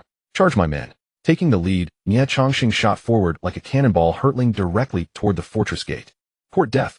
Jelluomu sneered, waving his massive hand. Launch the stones. Boom, boom, boom. Hundreds of millstone-sized boulders were hurled down from the battlements by the Cyclopes.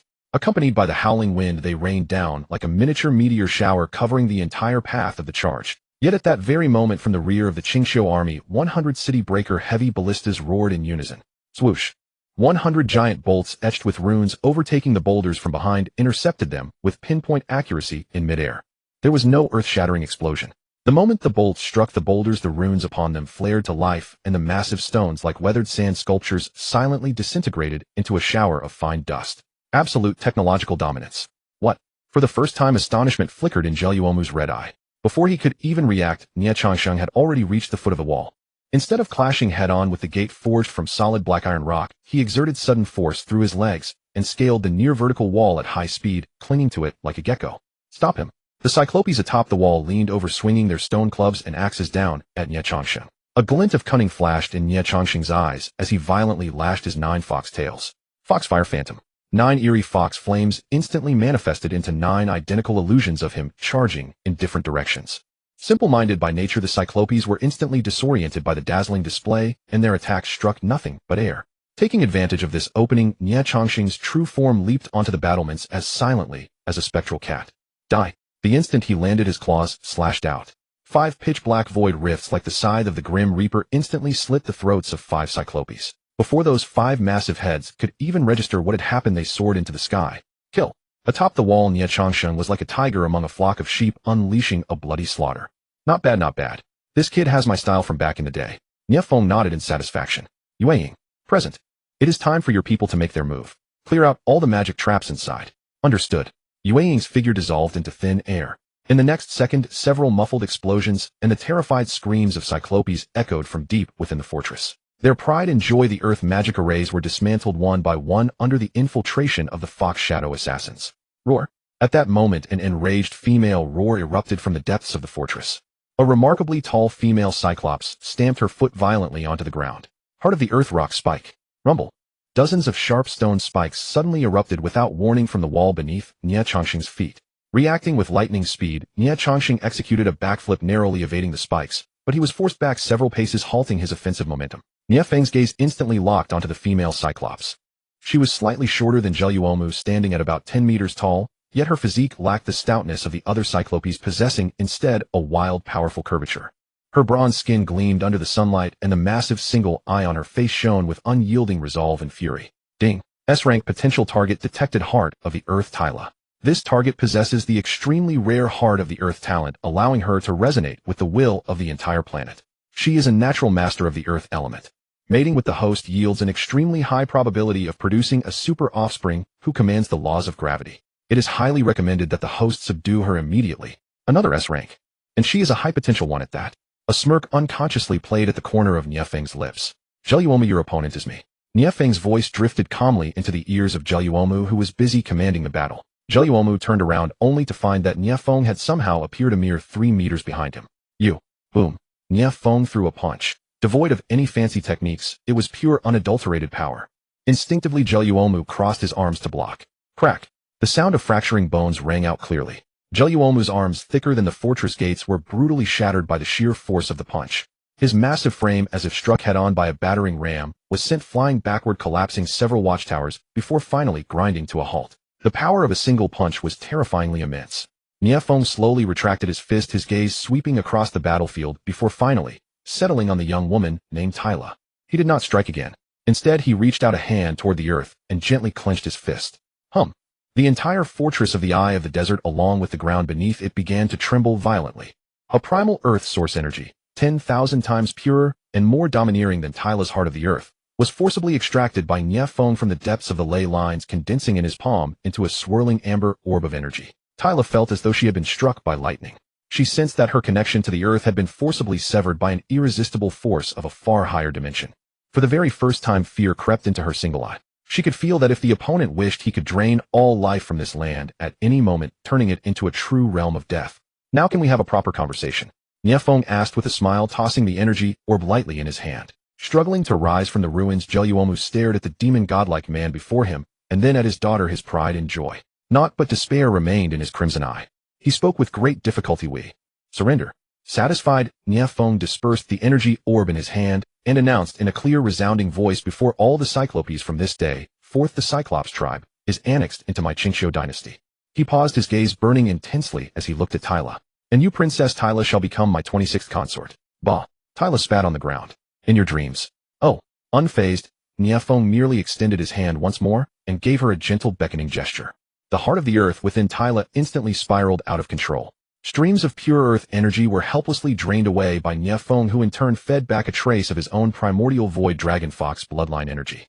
Tyla trembled violently. She felt that the moment her bloodline came into contact with that trace of power, it actually yielded an unprecedented yearning and submission. It was an instinct originating from the depths of her genes, the reaction of a lower life form facing a higher existence. Her body resisted, yet her bloodline rejoiced. Ultimately, under her father's command, and in the face of Nie Feng's unquestionable might, the wild and untamable Cyclops princess gritted her teeth, and with deep humiliation, slowly knelt on one knee. Ding. Congratulations to the host for successfully securing an S-rank potential spouse. Dynasty Providence 11000. The Providence of the Western Desert now fully belongs to the host. Looking at the single-lidded beauty before him, Nie Feng felt a passionate fire igniting in his heart. The integration of the Cyclops tribe brought an epic leap to the industrial system of the Qingxiu dynasty. Around the newly established Terra City in the Western Desert, massive mines cropped up one after another. With their innate divine strength and perception of rock, the Cyclopes became the most efficient miners. Via the newly constructed railway, they continuously transported cartloads of precious emery and raw mana steel, or to the dwarven forging workshops in the east. Brunhild, the dwarven princess, had been grinning from ear to ear lately. She spent day and night with her clansmen in the underground crucible, forging these top-tier materials into sets of brand-new rune-shimmering mana steel dragon scale armor and mage-breaking heavy weapons. The military of the entire Qingxiu dynasty was upgrading its equipment at a visible pace. Just as Nie Feng was inspecting this thriving industrial zone, a peculiar group appeared at the edge of his territory. They claimed to be Grey Dwarves, a forgotten branch of the dwarven race. Unlike Brunhild's robust and spirited Ironbeard dwarves, this group of Grey Dwarves was clad in rags, emaciated with pale grayish skin from years of living without sunlight. Their eyes were filled with dread and despair, like a crowd of refugees crawling out of hell. The moment the leading Grey Dwarf elder saw Nie Feng, he led his entire clan to prostrate themselves on the ground. Great king of all races, please show mercy and save our Grey Dwarf clan. The elder trembled as he presented an irregular black stone from his bosom. The moment the stone appeared, Nie Feng felt a slight throb in his bloodline power.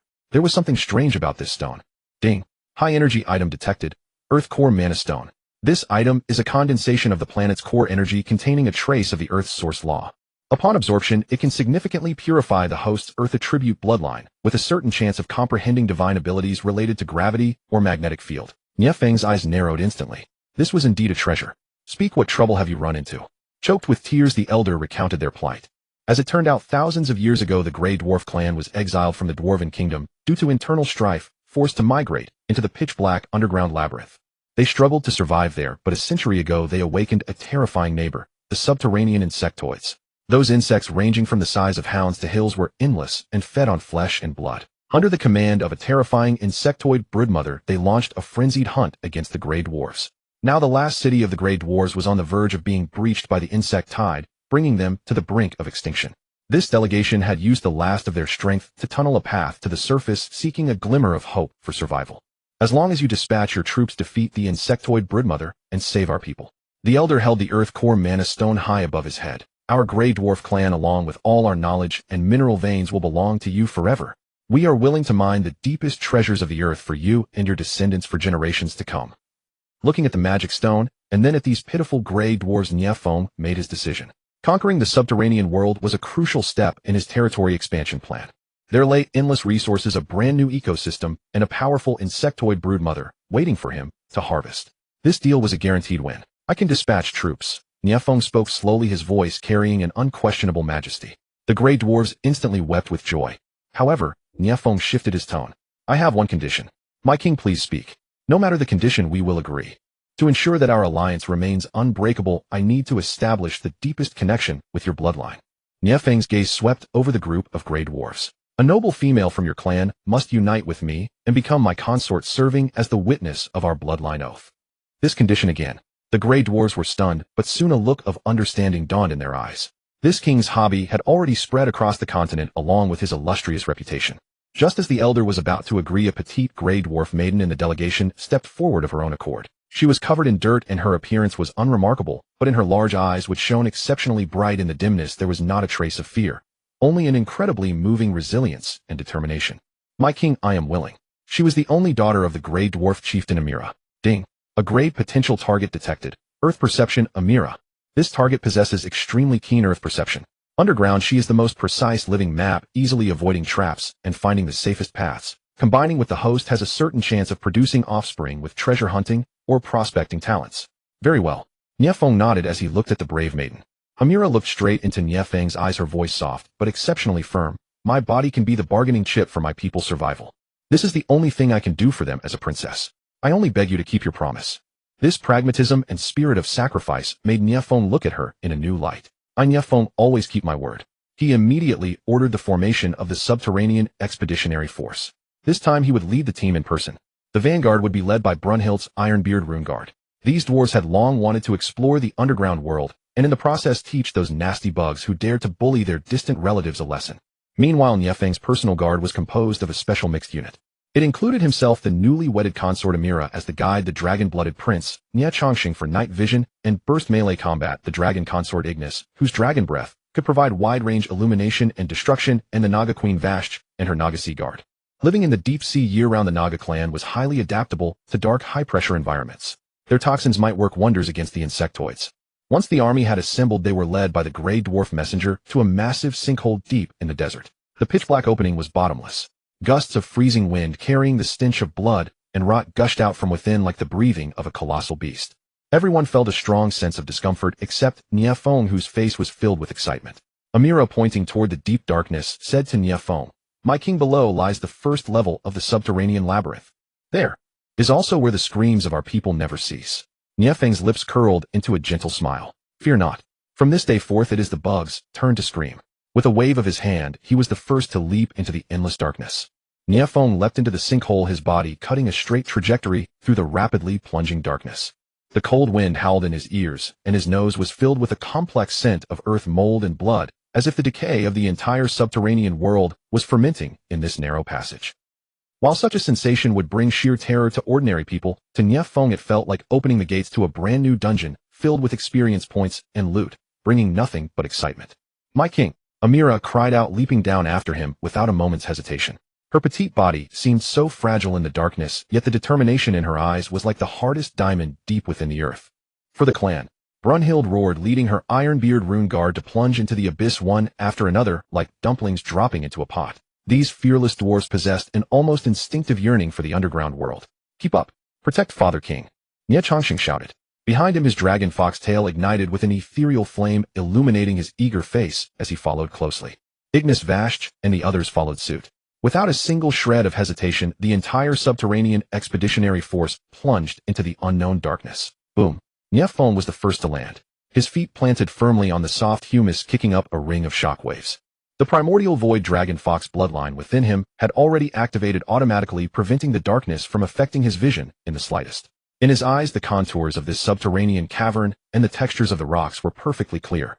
This was a colossal underground cavern, easily 100 meters high. Stalactites hung from the ceiling like sharp swords, and the ground was covered with a thick, sticky carpet of fungi. The air was damp and oppressive, with pitch-black tunnels branching in all directions like the open throats of giant beasts leading into the unknown depths. Screech. Before everyone else could even land, a scalp-tingling sharp screeching sound, like countless fingernails scraping against glass, echoed from the tunnels in all directions. "They're here." Amira's face turned pale as she clutched the corner of Nie Feng's robe. Her earth perception talent allowed her to clearly see countless life forms rapidly approaching them from beneath the ground. In the next second, a black tide surged out from those tunnel openings. They were insectoids. These monsters resembled a combination of giant cockroaches and scorpions. They varied in size, some as small as hounds, others as massive as rhinos. Their black carapaces gleamed in the dim light, their compound eyes flashed with bloodthirsty crimson, and their mandibles snapped continuously, dripping green corrosive saliva. The subterranean insectoids. Numbered in the thousands, they packed together densely, instantly covering the entire cavern floor as they charged fearlessly toward the expeditionary force. "That's it. And here I thought it would be some multi-armed monsters." Brunhild spat in disdain, slamming a massive runic shield onto the ground. "Ironbeard dwarves. Form the circular shield wall. Let these nasty bugs taste our might." Roar. The dwarven guards swiftly formed an impenetrable ring of steel. The runes on their shields flared in unison, conjuring an earthy yellow energy barrier. Thud, thud, thud. Myriads of insects slammed into the barrier, as if hitting an invisible wall, rebounding one after another. Some of the insects opened their maws, spitting highly corrosive acid. It hissed as it splashed against the barrier, yet failed to shake it in the slightest. "Our turn." Brunhild roared. Earthfire crucible open.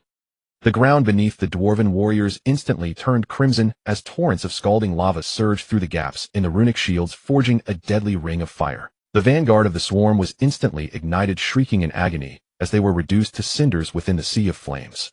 "Splendidly done. But do not just focus on defense." Nie Chongqing shouted in excitement, having long been unable to contain his eagerness. Taking a deep breath, his chest swelled high before he exhaled violently.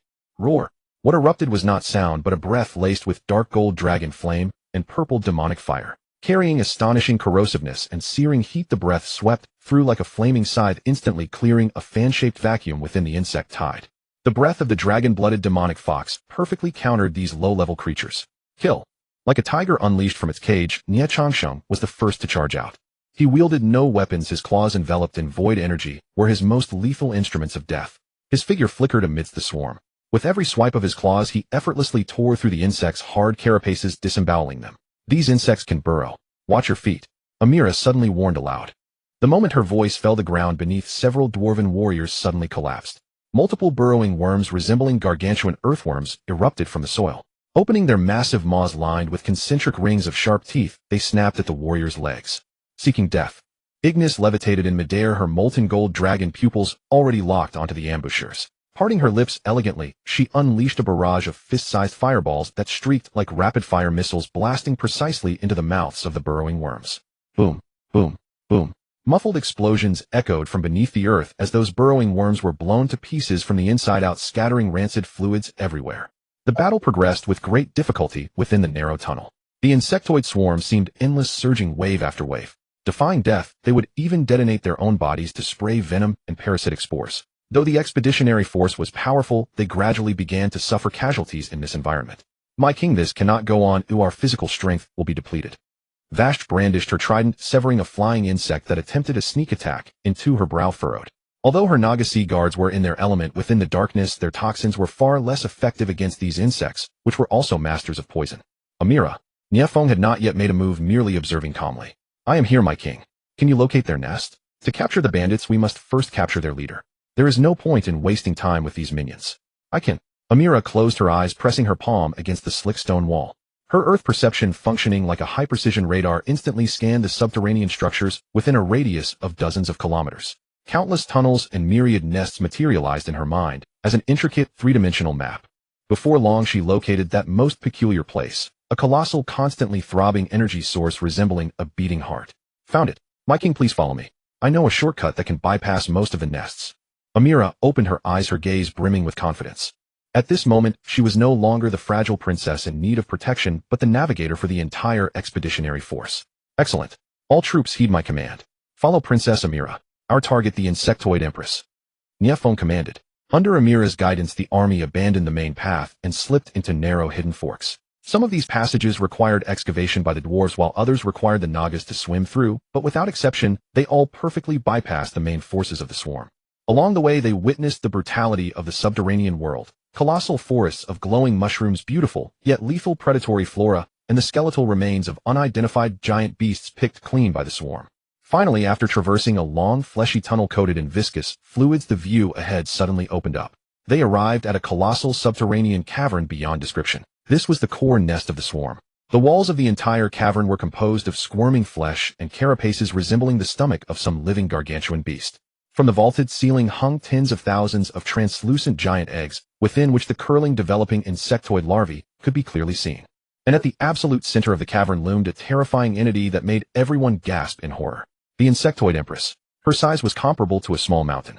Her lower half was a bloated bulbous abdomen resembling a colossal maggot connected to countless fleshy tubes supplying nutrients that branched out in all directions of the cavern.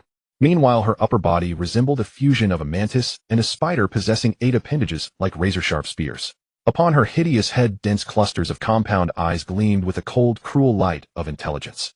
Guarding her periphery were hundreds of massive elite insectoid sentinels, their carapaces gleaming with a metallic luster. Hiss! The insectoid empress had clearly detected these uninvited guests. She let out a shriek sharp enough to pierce the soul, and a powerful mental storm instantly swept through the entire cavern. The soldiers of the expeditionary force immediately felt splitting headaches, as if countless steel needles were pricking their brains. A trivial trick. Nie Feng snorted coldly, and an even more overbearing ancient soul pressure erupted from his body.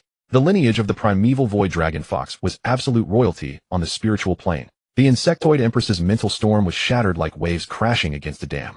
For the first time, shock and fear surfaced within her countless compound eyes. She could sense that within this seemingly minuscule creature lay a terrifying power that made her shudder from the very depths of her genes. It was the absolute suppression of a higher-order life form over a lower one. Hiss! Fear transformed into madness. The insectoid empress shrieked an even sharper command. All elite insectoid sentinels along with every mobile insect in the cavern charged toward Nie Feng and his companions in a suicidal frenzy. Protect the king. Brunhild and the others immediately formed a defensive array bracing for the impact. No need. Nie Feng waved his hand, stepping forward entirely on his own. The game ends here. He no longer suppressed his power. The primeval void dragon fox lineage erupted in full force. Boom. Dark gold dragon scales and mysterious purple fox markings instantly spread across his body. Behind him, 9 colossal tails burning with void, demonic fires slowly unfurled like the wings of gods and demons. An indescribable, terrifying pressure rippled outward like a tsunami. At this moment, every insect present, whether elite or minion, visibly stiffened in their movements. It was absolute suppression born of lineage, a ruthless crushing of the bottom of the food chain by the top. Just in time to test my new power on you. Nie Feng's gaze locked onto the massive empress. He tightly gripped the earth core magic stone he had just obtained from the Grey Dwarf Elder. Come, let me see what the fusion of earth and void will look like. The lineage crucible within his body churned frantically. He forcibly extracted the earth's source laws from the earth core magic stone, instantly merging them with his own void energy. His right fist became encased in a heavy armor of rock that seemed condensed from a planetary core, while pitch-black void rifts capable of swallowing everything pulsed through the armor's crevices. Take a punch from me. Nie Feng's figure vanished from the spot instantly. In the next second, he materialized directly before the insectoid empress's colossal head. The empress's 8 appendages struck like lightning, thrusting toward Nie Feng from 8 different directions, sealing off all avenues of retreat. Yet Nie Feng neither dodged nor avoided them. He simply threw a seemingly ordinary punch forward, his fist enveloped in the combined power of earth and void. Void starfall. Boom. The fist collided squarely with the empress's head.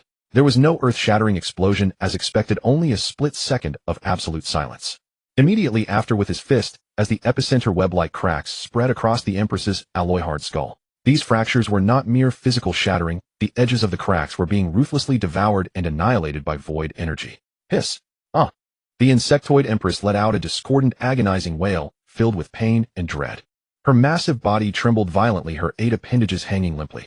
A single punch With just one punch, she had suffered the most grievous wound since her birth. Nie Feng slowly retracted his fist, hovering in midair as he looked down upon her like a deity, passing judgment on all creation. Submit or turn to dust.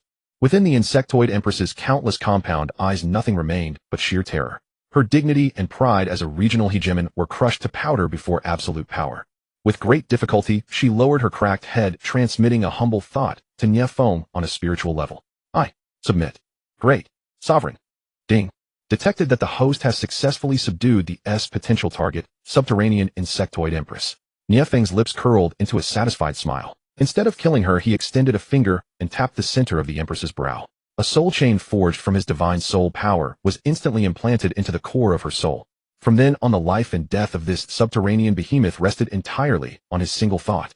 Having done all this, he carefully extracted a drop of amber-like golden blood from the empress's body, which radiated a dense aura of life. Insectoid source essence blood. What kind of creature will be born if I combine this with the gray dwarf lineage? Will it be a dwarf baby born with the ability to dig holes? Interesting. Looking at the essence blood in his hand, Nie Feng had already begun plotting his next offspring cultivation plan. The submission of the Zerg Mother Empress was like the fall of the first domino, causing a cataclysmic shift in the landscape of the entire subterranean world within a mere few days. The insect tide that once struck terror into the hearts of all was transformed under the absolute command of the Mother Empress into the most industrious and obedient free labor of the Qingxiu dynasty. Hey, you the big scorpion over there. Yes, you. Be careful while mining. Don't damage that piece of demonic steel, or it is meant for crafting the king's new throne. An iron-beard dwarf overseer stood with hands on his hips, shouting furiously at a colossal worker insect whose size rivaled that of a heavy-duty truck. The worker insect, as docile as a kitten, used its massive pincers to delicately lift a giant boulder and gently placed it onto the rail cart. On the other side, the gray dwarves had assumed the roles of chief engineers. Drawing upon their intimate familiarity with the subterranean environment, they directed tens of thousands of burrowing insects excavating broad, sturdy underground tunnels with astonishing efficiency. These tunnels would connect newly discovered massive mineral veins, ultimately converging at a subterranean metropolis rising from the depths, Muhuang Fort. The entire subterranean world had transitioned from a blood-soaked hunting ground into a bustling, colossal industrial base. An endless stream of rare ores and strategic resources was transported to the surface through this subterranean artery, injecting powerful momentum into the entire dynasty's war machine. Meanwhile, the instigator of it all, Nie Feng, was currently inside the innermost chamber of Muhuang Fort, reviewing the newly refreshed spoils of war from the system. Ding! Congratulations to the host for successfully conquering the highly intelligent race, the subterranean Zerg.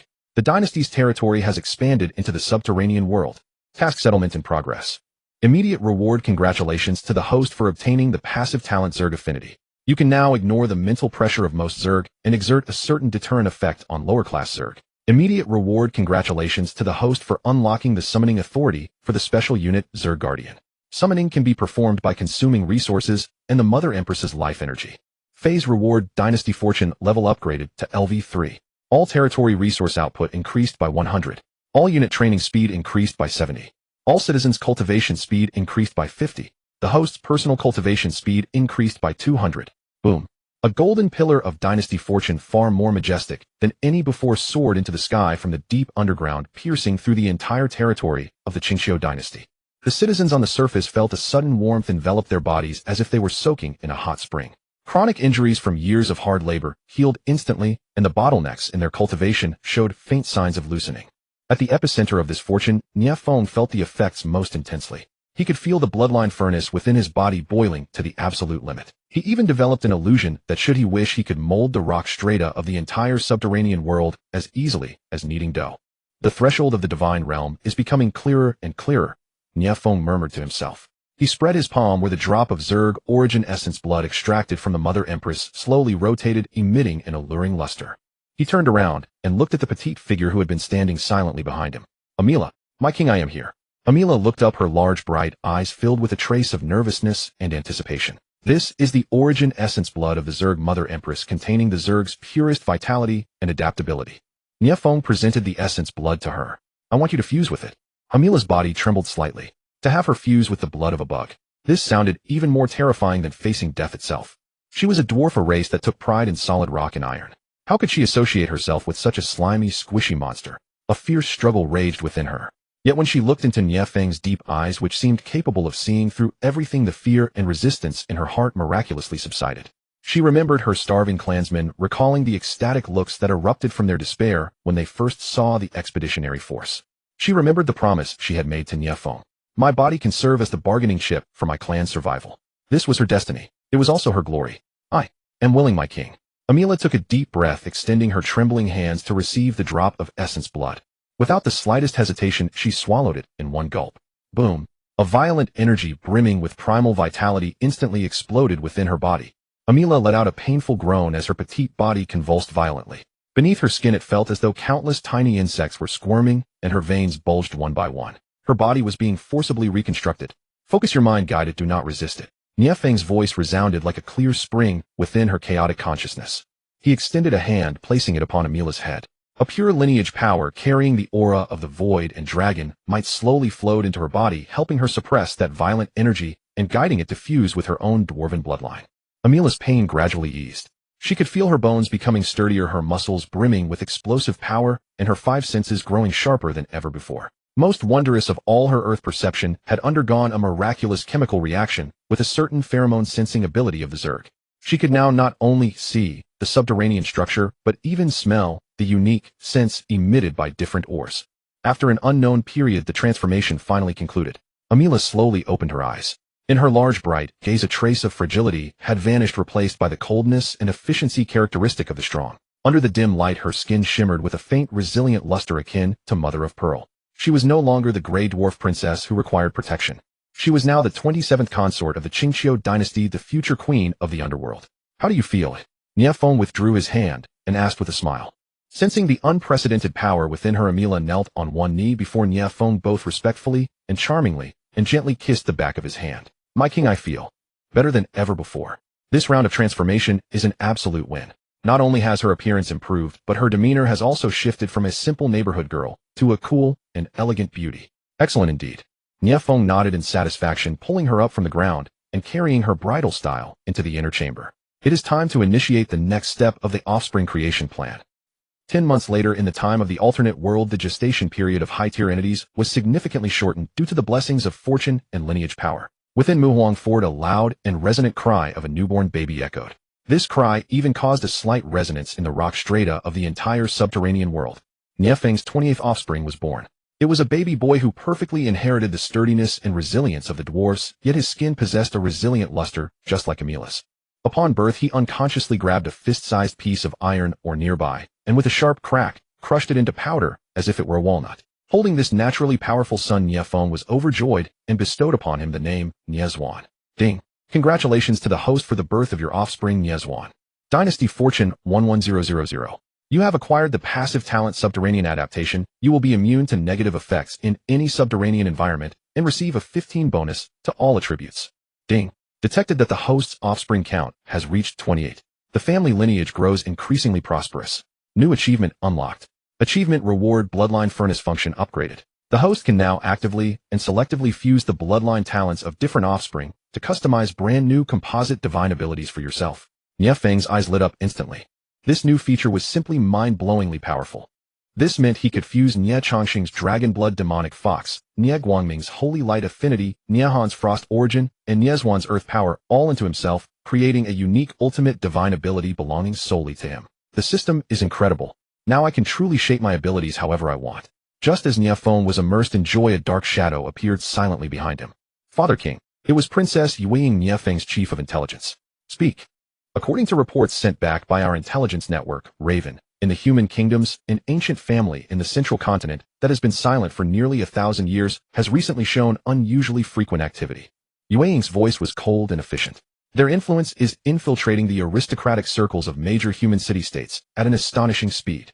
Several city lords and earls have already publicly expressed their allegiance to this family. What family possesses such immense influence? Nie Feng inquired with curiosity. Yueying paused, uttering a name that seemed to freeze the very air. The Dracula family, my king. They are the oldest and purest vampire clan on the continent. Vampires. A glint of excitement flashed in Nie Feng's eyes. He had always been intrigued by these legendary creatures. Noble, elegant, and mesmerizing, they possessed a long history and powerful immortal abilities. Crucially, their unique blood magic and progenitor bloodline presented a fatal temptation to a bloodline collector like him.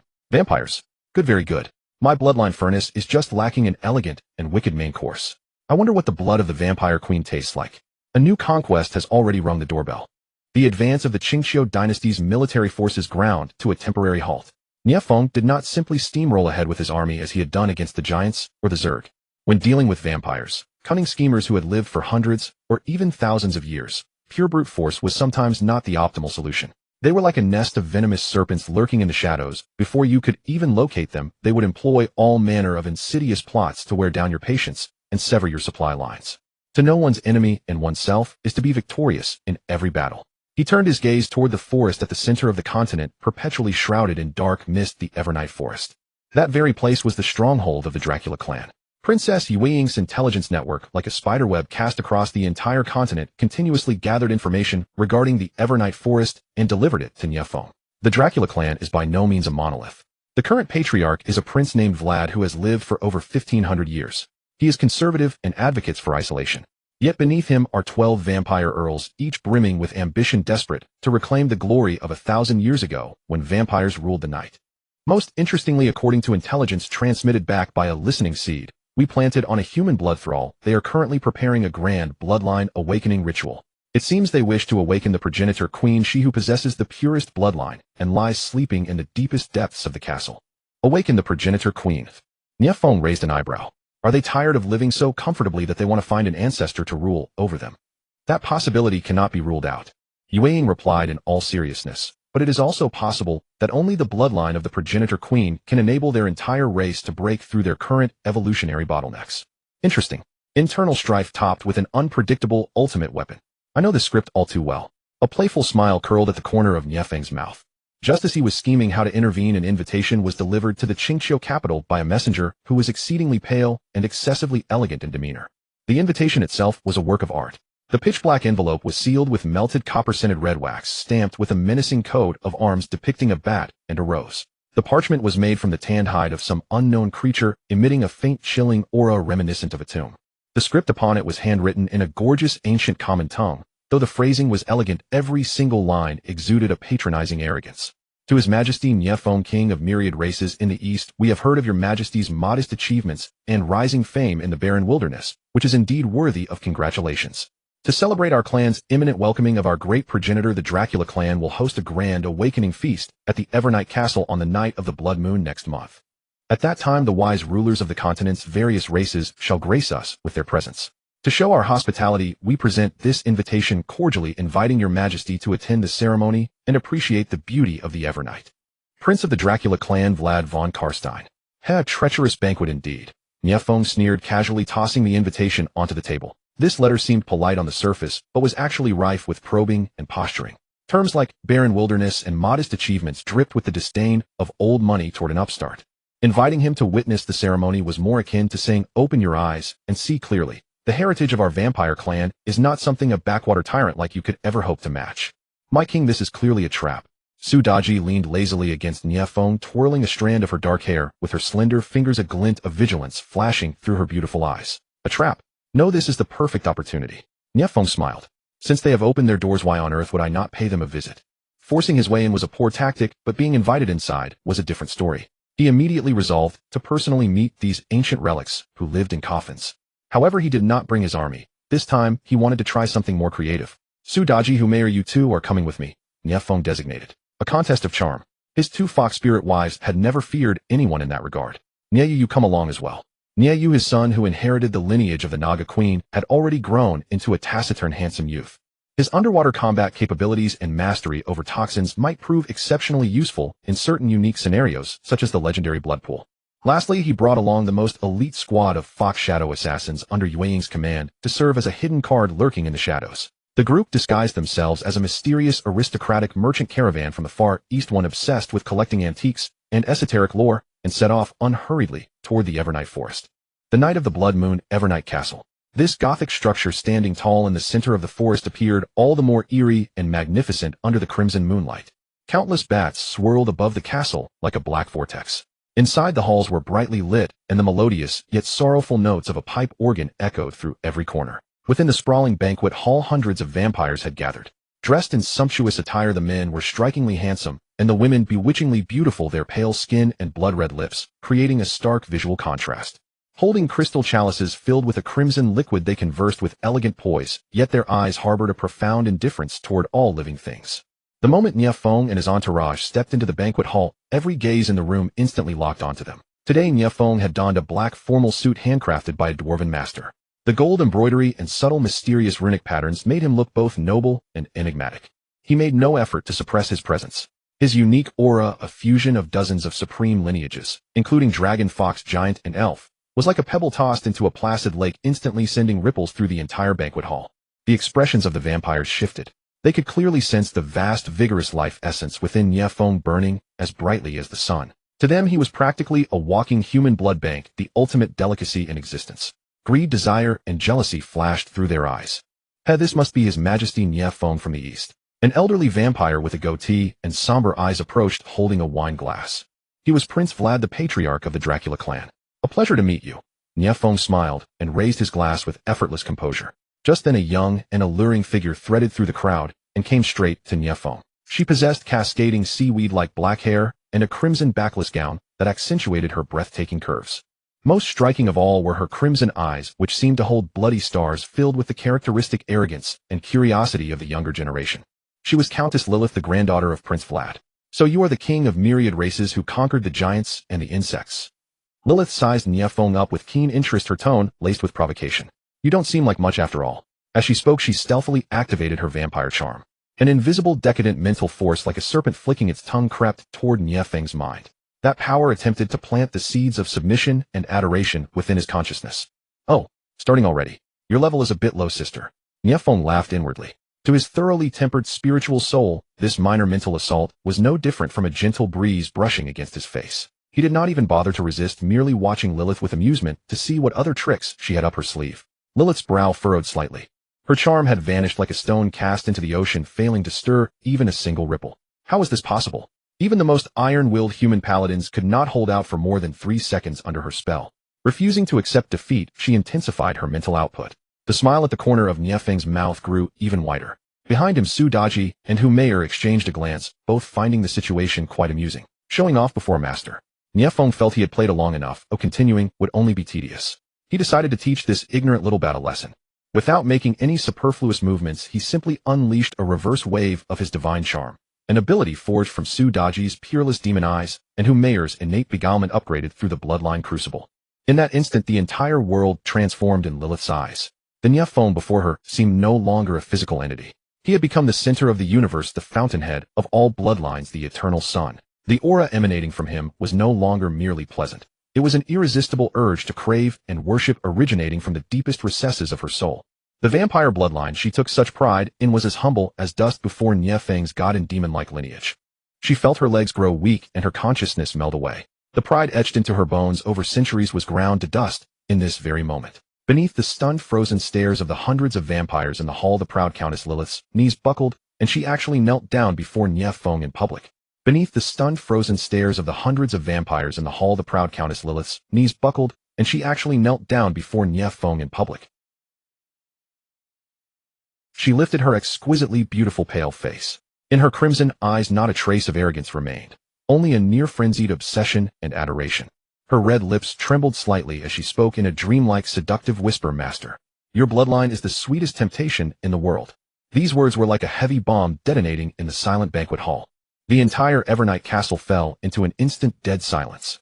With a sharp crack, the crystal chalice in Prince Vlad's hand shattered into fragments, the crimson liquid dripping to the floor along his withered fingers. For the first time, a look of mingled shock and fury washed over his old, normally placid face.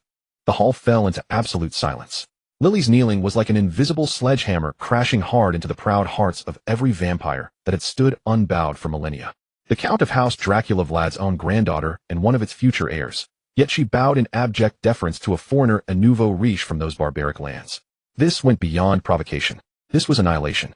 It was tearing the honor of House Dracula from every eye in the room and grinding it into the dirt beneath his boots. You seek death. Prince Vlad finally broke through his shock, his awe replaced by a volcanic rage. With a flick of his withered fingers, the shards of the crushed crystal goblet transformed into a dozen crimson, killing intent, tearing through the air and rocketing straight for Nie Feng's face. At the same moment, he let loose a hoarse bellow. Guards, seize this blasphemer. Imprison his soul in the blood prison for 10,000 years. Roar. From all sides of the banquet hall, dozens of Blood Clan guards clad in black heavy armor and wielding monstrous halberds ignited with red fire in their eyes, closing in like beasts scenting prey from every direction. The sanguine stench rolling off their bodies would have sent a regular army fleeing before the clash of arms. "Your Majesty, be careful," Daji cried out, preparing to act. "There's no need." Nie Feng chuckled softly, not even glancing at the crimson blades hurtling toward him. He simply extended one hand, gently lifting Lily's mesmerized chin, then raised his head and swept his gaze across the entire hall. The upgraded divine-level charm held nothing back.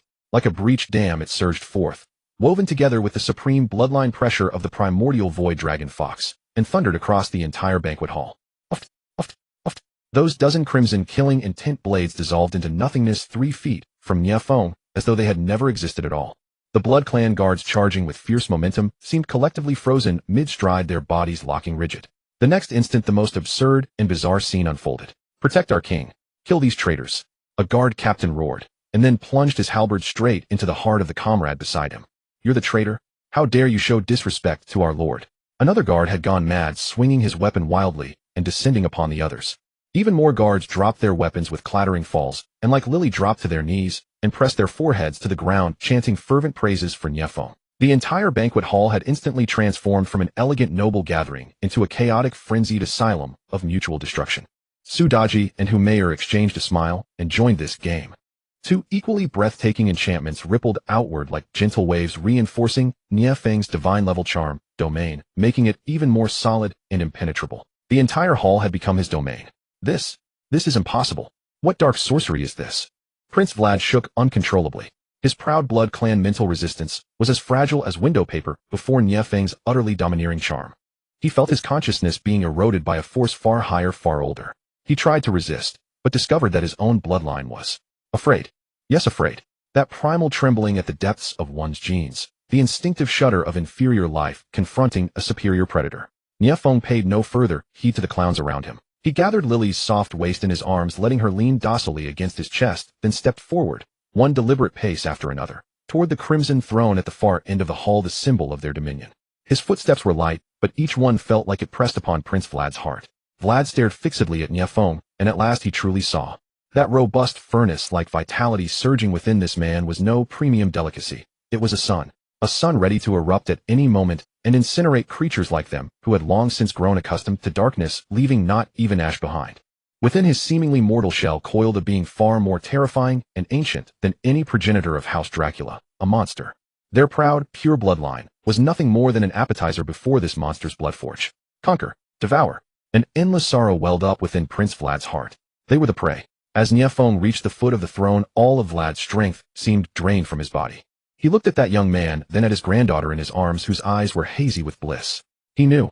House Dracula's 1,000-year pride had ended here on this day. Thud.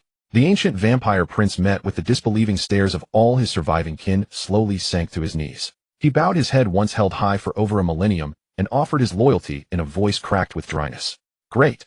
King House Dracula submits to you." He raised his hand and pointed to Lily cradled in Nie Feng's embrace. "My granddaughter Lily shall serve at your side as our offering of loyalty. We only beg for your mercy that House Dracula may endure." Ding. Host has successfully subjugated S potential target, Vampire Countess Lily. To guarantee unwavering loyalty, we recommend the host sire offspring with the target as soon as possible, thereby unlocking the legendary Bloodline gift pack. Instant rewards have been issued. Congratulations, host. You have obtained the passive talent Blood Magic Affinity. You can now comprehend and learn any blood-type magic with greater ease and have acquired resistance to it. Congratulations, host. You have unlocked a special unit Blood Clan Guard. Summonable by consuming resources, they are the most loyal servants and warriors of the night. A satisfied expression spread across Nie Feng's face. He gave Lily's cheek a gentle pat, then turned his gaze to Vlad, still kneeling on the ground. Your choice was wise. He ascended the cold crimson throne and looked down upon his former master. Now tell me about your so-called awakening feast. I'm quite curious. What kind of ancestor do you intend to awaken? Vlad dared not conceal anything and laid everything bare. It turned out they sought to awaken the true first progenitor of House Dracula, a vampire queen who had slumbered for nearly 3,000 years, her power unfathomable. Her name was Vivian. Her Majesty the Queen's power far exceeds our imagination. She is already approaching demigod status. Vlad said, his voice thick with reverence and a trace of fear. However, the awakening ritual requires an enormous amount of refined bloodline energy as a catalyst. We have prepared for centuries and still lack absolute certainty. Moreover, We fear that once the queen awakens, her wrath may reduce every one of us to ashes. A demigod queen. Nie Feng's fingers tapped lightly against the armrest of the throne. Excitement nearly overflowed from his eyes. A demigod-level wife. Good heavens, how could that not be more desirable than an S-grade? He rose from the throne, approached Vlad, and helped him to his feet. Take me to see it. His voice was quiet, yet it carried an irresistible will. I shall personally preside over this awakening ceremony. At the deepest recesses of the Evernight castle lay a subterranean cavern of unimaginable scale. There were no ornate decorations here, only the most primal rock walls exhaling a dense, pungent stench of blood. At the center of the cavern was a colossal pool of blood spanning over 100 meters in diameter. Churning within was not water but a viscous, dark fluid, the purified blood accumulated by the Dracula family over centuries. Countless crimson runes shimmered faintly at the bottom of the pool, weaving a complex and sinister array. Floating silently in the dead center of the pool was a massive sarcophagus crafted from obsidian. Coiled around the sarcophagus were 9 thick chains forged from magic gold, each inscribed with ancient runes meant for suppression and sealing. My king, this is the forbidden ground of our clan, the slumber of the progenitor. Prince Vlad, leading a group of clan elders, followed behind, Nie Feng, his expression tense and apprehensive. They could not fathom why their new master was so intent on awakening the progenitor queen. Was this not equivalent to inviting a far more powerful and uncontrollable superior over his own head? After so much preparation, this is all you have to show. Nie Feng circled the blood pool, shaking his head in slight disappointment. Though the energy within this pool was vast, it was lifeless and riddled with impurities resembling a stagnant foul pond. To awaken a demigod with such a thing, it would be a miracle if it did not poison her to death instead. My king, our clan, has done our absolute best. An elder explained with a bitter face. To activate the grand array, we require a lineage possessing divinity as a catalyst to ignite the energy of the entire pool. Yet such bloodlines have long since vanished from the continent. A divine bloodline. Nie Feng chuckled. He looked at the dejected vampires as if looking at a band of beggars starving beside a mountain of gold. Open your eyes wide and watch closely. He walked to the edge of the pool and extended his right index finger. Every vampire held their breath at this very moment. They watched as a single drop of golden blood radiating boundless majesty and a sacred aura slowly seeped from Nie Feng's fingertip. The drop of blood was not large, yet the instant it appeared, the entire cavern was bathed in a faint golden luster. That supreme bloodline aura, a fusion of true dragon's majesty, celestial fox's allure, and the power of the void, compelled every vampire present with an uncontrollable urge to fall to their knees and worship. This is... Prince Vlad's eyes widened, his lips trembling, unable to utter another word. Having lived for 1,500 years, he had never seen nor ever imagined that such noble and flawless blood could exist in this world. In the presence of this golden drop, the progenitor bloodline they so prided themselves on was nothing more than muddy water in a roadside ditch. Nie Feng paid no heed to their shock. With a flick of his finger, that golden drop of primordial void dragon fox essence blood traced a graceful arc through the air, floating down into the lifeless pool. Boom. It was as if a drop of molten lava had plunged into a frozen lake. The entire pool erupted into a boil. No, that was not boiling. It was purification, it was sublimation. Under the illumination of the golden light, the murky, viscous, dark red blood turned clear and pure at a speed visible to the naked eye. The nauseating stench of blood was replaced by a solemn, ancient, and sacred aura. The sinister crimson runes at the bottom of the pool let out strained wails, collapsing and dissolving one after another. Ultimately, the entire pool was transformed into a golden reservoir flowing with divine radiance. Crack, crack. The 9 magic gold chains coiled around the obsidian sarcophagus snapped in response. Rumble. The massive lid of the sarcophagus was blown away from the inside by an irresistible, terrifying force, crashing heavily against the distant cavern wall. A pillar of crimson energy immense enough to make the entire castle tremble surged into the heavens. Every vampire inside the cavern was pinned ruthlessly to the ground by this overwhelming pressure, unable to budge, their faces painted with sheer terror. Only Nie Feng remained standing with his hands behind his back, watching the open sarcophagus with keen interest. Within the golden pool of blood, a figure slowly sat up. It was a woman of beauty beyond the description of words. She possessed cascading silver hair like a waterfall, skin so pale it was almost translucent, and features as exquisite as the most perfect creation of the gods. Yet her eyes, which slowly fluttered open, were a pure crimson devoid of any emotion. Within them lay only eternal solitude and an absolute disdain for all living things. She was the vampire queen who had slumbered for 3,000 years, Vivian. A flicker of confusion crossed Vivian's gaze first, but soon she sensed the changes within her body. Her bloodline was being modified and assimilated by an external, far more potent power. Her strength was surging rapidly, yet this growth brought her an unprecedented sense of humiliation. Her gaze instantly locked onto the soul-standing figure by the edge of the pool. The man who radiated the scent of golden blood. Who was it? She spoke, her voice ethereal and icy like a freezing wind from the lowest depths of the underworld. Who dares to desecrate this queen's slumber and defile my lineage? Before her voice could fade, a sky-blotting killing intent materialized into substance. The golden liquid of the entire pool obeyed her command, transforming into hundreds of sharp crimson spears that shot toward Nie Feng like a torrential downpour. Interesting. Such a fiery temper right after waking up. Instead of retreating, Nie Feng advanced. He laughed heartily and charged forward. Without deploying any other power, he simply activated his newly acquired blood magic affinity. The golden liquid catalyzed by his own blood did not inflict the slightest harm upon contact. Instead, it was as docile as swallows returning to their nest, merging into his body and becoming a part of his strength. What? For the first time, shock registered on Vivian's perennially icy countenance. She could not comprehend why the blood magic she took such pride in was utterly useless against this man. Your power originates from me. Nie Feng's figure appeared before her like a phantom, their noses nearly touching. So how do you expect to fight me? He reached out, grasping Vivian's pale, slender neck. Vivian let out an enraged roar as her demigod-level power erupted in full force, attempting to break free from his grip. However, the bloodline crucible within Nie Feng's body spun furiously, forcing an even more overbearing power into her body. Vivian let out a pained cry. She felt her body being forcibly dismantled, only to be reconstructed in a brand new, far superior manner. Her vampire bloodline was being ruthlessly devoured and fused by Nie Feng's void dragon fox bloodline. Her power surged, yet her control over this very power was slipping away at a terrifying speed. Ultimately, all resistance fell into silence. Vivian slumped weakly into Nie Feng's embrace, drenched in fragrant sweat. Her crimson eyes were filled with humiliation, resentment, and a trace of fear that she herself had not yet realized. Nie Feng scooped her up in his arms, leaning down to whisper in her ear in a voice meant only for the two of them. From this day forward, your eternal night belongs to me. The highest chamber of the ancient castle, which once served as Prince Vlad's bedchamber, had now become Nie Feng's temporary residence. Before the massive French windows, Vivian stood silently draped in a loose flowing silk robe. Gazing out at the crimson moon outside, her gaze was a complex tapestry of emotions, harboring a raging fire of fury, yet veiled with a trace of helplessness. Her body had been completely remodeled by that man. Although her strength was now several times greater than before her slumber, an indelible brand had been etched deep within her bloodline. A brand of absolute dominance belonging solely to that man.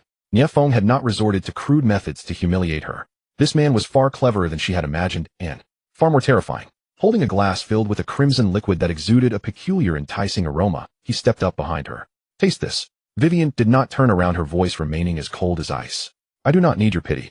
This is not pity, it is an investment. Nie Feng held the glass to her lips. The liquid within was concocted from his own essence, blood blended with dozens of rare heavenly materials and earthly treasures. To any vampire, this was an irresistible sacred elixir. Vivian's body trembled instinctively. She could sense the colossal life energy contained within the liquid, energy immense enough to trigger another evolution within her. Ultimately, her pride succumbed to her primal instincts. Slowly parting her lips, she drank the liquid down in a single draught. A warm and powerful surge of energy instantly coursed through her limbs and bones, repairing her origin essence, which had been damaged by her forced awakening and subsequent battles. To her absolute astonishment, she felt her primal craving for mortal blood, which had persisted for thousands of years, actually fading. How does it feel? Nie Feng's voice whispered by her ear. Vivian did not reply, but her tightly clenched fists quietly relaxed. Over the next few days, Nie Feng made no inappropriate or overstepping gestures. Like a patient beast tamer, he simply used his blood, comparable to a divine medicine, to continuously nourish Vivian's body day after day, allowing her to gradually adapt to and become addicted to this sensation of rapid empowerment. Until the seventh day, just as the first ray of morning sunlight was about to breach the horizon, Nie Feng suddenly took her hand and led her out onto the castle's open-air balcony. Are you mad? Vivian shrieked in terror, struggling to break free. Sunlight. That was the natural enemy of all vampires. It was a curse etched into their very genes for thousands of years. Even as a demigod-level being, she would be scorched under the sun and her power would drastically deteriorate. Do not fear, I am here. Nie Feng did not let go. Instead, he pulled her closer. A faint dark gold barrier of light woven from the power of the void enveloped them both. The warm sunlight finally cascaded down. The anticipated burning and agony did not come. Trembling, Vivian reached out her hand, watching the golden sunlight pass through the translucent barrier of light to rest upon her fair skin. There was no scorching pain, only a trace of long-lost warmth. She stood frozen. 3,000 years. For 3 whole millennia, she had existed in endless darkness and cold. She had long forgotten what the sunlight felt like. Yet now this man had effortlessly liberated her from the curse that had plagued her entire race for thousands of years. This level of freedom, of sheer power, was beyond anything she could have ever envisioned. She slowly turned her head to look at Nie Feng's smiling face. This man was a demon, yet also a god. At this very moment, the iceberg of pride and resentment built within her heart completely collapsed and melted away. She suddenly understood. Submitting to him was not a humiliation. It was a rebirth.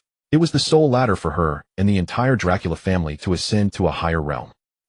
Vivian's crimson lips parted slightly, the final trace of struggle in her eyes dissolving into relief and allure. She proactively stood on her tiptoes and pressed her lips against Nie Feng's. I, Vivian, the first queen of the Evernight, from this moment forth offer everything I have to you, my king. She unreservedly offered all the ancient and core blood magic grimoires of the vampire race stored in her mind to Nie Feng. Ding. Congratulations to the host for successfully obtaining the absolute loyalty of the potential spouse, ancestral Queen Vivian. To guarantee loyalty, it is recommended that the host sire an offspring with the target as soon as possible to receive the legendary bloodline gift pack. Immediate rewards have been distributed.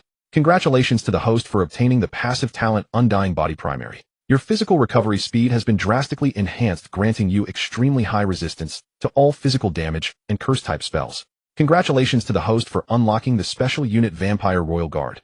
They are the Ancestral Queen's most elite guard, possessing the ability to engage in combat during the daytime for a short duration. That night the moonlight was perfect. Within the bedchamber, boundless passion filled the room. For the first time, Nie Feng experienced the wondrous sensation of the Undying Bloodline merging with his own Void Dragon Fox Bloodline. Benefiting from his powerful bloodline and the boost in destiny, only a few months later, a clear loud cry echoed through the Evernight castle. Nie Feng's 29th child was born. It was a boy. He perfectly inherited his mother Vivian's skin, which was as fair as moonlight, and her silver hair, yet his eyes were a deep dark gold, just like Nie Feng's.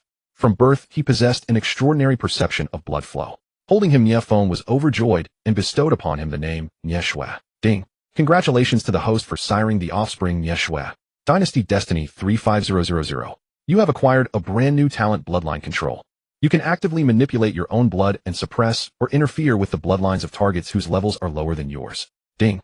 It has been detected that the host has successfully sired an offspring with the ancestral Queen Vivian, distributing the legendary Bloodline gift pack. Congratulations to the host for obtaining the legendary construction blueprint Eternal Blood Pond. It can convert ordinary blood into blood energy imbued with life force, drastically increasing the recovery speed and potential of vampire units. Congratulations to the host for obtaining the special skill Blood Covenant. You can sign a covenant with any target to share life or control their life and death. Feeling the surging power within his body and the powerful new abilities in his mind, Nie Feng grinned from ear to ear. This trip to the Evernight Forest had been an absolute jackpot. However, just as he was immersed in his joy, Yueying's figure silently appeared behind him. Father, speak. Our comprehensive takeover of the Evernight Forest seems to have alarmed another group of indigenous residents in the woods. Yueying's voice carried a hint of solemnity. According to intelligence, the Druid Order entrenched in the deepest part of the forest, the Emerald Heart, has already assembled their woodland wardens. Their leader, Archdruid Malfurion, has publicly declared that an unprecedented power of evil and impurity is corrupting the sacred grove.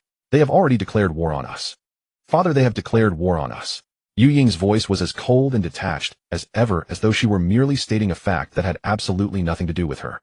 Nie Feng toyed with the tender, delicate hand of Nie Shui in his arms, not even lifting his head. This newborn was extraordinarily energetic.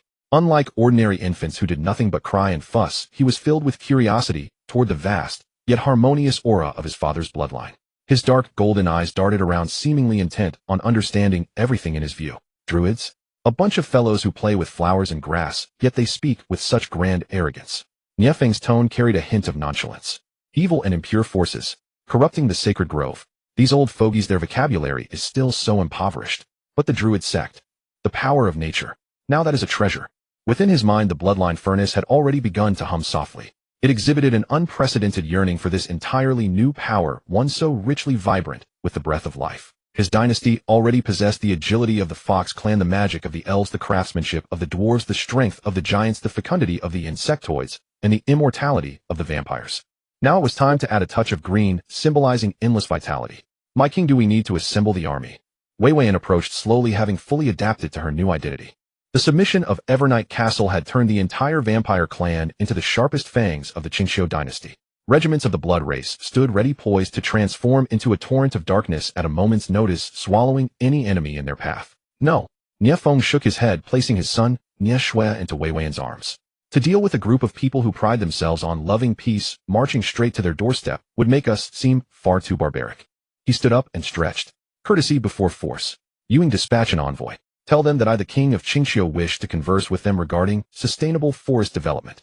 Yu Ying's figure dissolved into the shadows. The outcome was as expected. 3 days later, the dispatched night elf envoy was ignominiously driven out. Several accompanying fox shadow guards were even wounded by giant wolves that had suddenly lunged at them. They claimed that the Emerald Heart does not welcome any creature tainted with the aura of decay and death. Yu Ying's report was concise. Archdruid Mephalio refuses any form of communication. Mephalio. Nie Feng raised an eyebrow upon hearing the name. I recall from your previous intelligence that their leader did not go by this name. Yes, Father, Yu Ying quickly added. Mephalio is the archdruid of the older generation who advocates for a hardline stance against the outside world. The current leader, however, is a female archdruid named Ayla. She possesses the rare heart of nature, talent allowing her to commune with all living things, and her temperament is relatively gentle. But as it stands, the hardliners within the sect seem to have gained the upper hand. Internal division. A moderate female leader. I quite like this script. Nie Feng smiled. It seems I must personally attend this technical exchange. He did not mobilize his vast army, choosing only to bring Shurna, the night elf consort who was equally well versed in the ways of the forest, and a squad of the most elite fox shadow assassins. The group slipped silently into the ancient forest known as the Emerald Sanctuary. The moment they stepped into this domain, an incredibly pure surge of natural energy washed over them. Every tree here towered over 100 meters high, their lush foliage blotting out the sun. The air was thick with the fragrance of fresh grass and damp earth. Every breath felt like a cleansing of the soul. Returning to such an environment, even Shurna the night elf felt entirely at ease, her mental energy becoming significantly more active. What a magnificent place. Nie Feng praised sincerely. The concentration of life energy here was far higher than anywhere in his own territory. Soon they discovered an area where the atmosphere felt distinctly amiss. In a forest clearing stood a dozen massive ancients of war. For some reason their leaves had withered to a sickly yellow, and their trunks were covered in hideous black patches casting an indelible aura of decay. Several druids clad in robes woven from green leaves surrounded these ancient trees. Chanting incantations, they sprinkled glowing green motes of light from their hands in an attempt to heal them. Yet their efforts yielded little result. The green light falling upon the ancient trees could barely delay the spread of the black patches, let alone eradicate them. It is the withering blight, a highly malicious natural curse, Shurna explained in a low voice. It requires an exceptionally pure force of life to cleanse it. A pure force of life. Watching the druids break into a frantic sweat, a faint smile tugged at the corner of Nie Feng's mouth. He stepped out from behind the trees with poise. Do you gentlemen require some assistance? His sudden appearance instantly triggered the druids' vigilance. Who goes there? Leave this place. Outsiders are not welcome here. Nie Feng, ignoring their hostility, walked straight up to the most severely withered ancient tree. He extended a hand and gently pressed it against the rough, cold trunk. Then he channeled the life affinity energy within him, derived from Hu Yu and Shurna, and further purified and enhanced by the bloodline furnace. A pale golden surge of life energy far more majestic and pure than any healing spell cast by the druids flowed from his palm and slowly seeped into the ancient tree. A miracle occurred. Under the dumbfounded gazes of all the druids, the dying ancient tree shuddered violently. The hideous black patches on the trunk faded at a speed visible to the naked eye, as if wiped away by an invisible eraser. The withered yellow leaves rapidly shed, and immediately after vibrant green buds burst forth frantically from the bare branches. Within the span of a dozen breaths, this dying ancient tree had not only regained its vitality, but it also appeared even greener and more vibrant than the healthy trees surrounding it. The entire process was seamless and effortless, completely devoid of any strained exertion.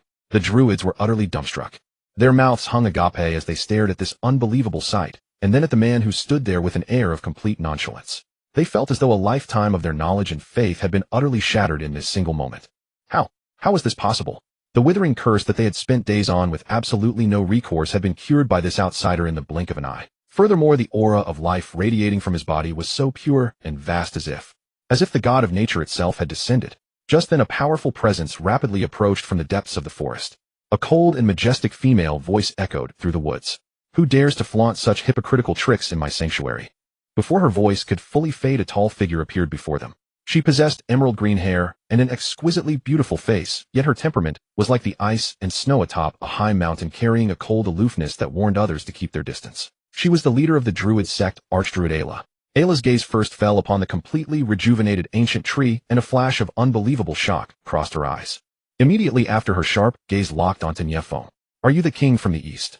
She sensed the majestic aura of life radiating from Nie Feng, but this only heightened her vigilance.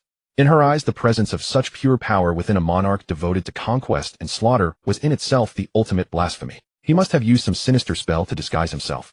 Cast aside your hypocrisy, invader. Ayla's voice was laced with disgust. The Emerald Sanctuary does not permit an unclean entity like you to set foot here. Now get out immediately. Nie Feng smiled. I healed your tree, and this is how you thank your guest. Silence. Ayla's patience had clearly reached its limit.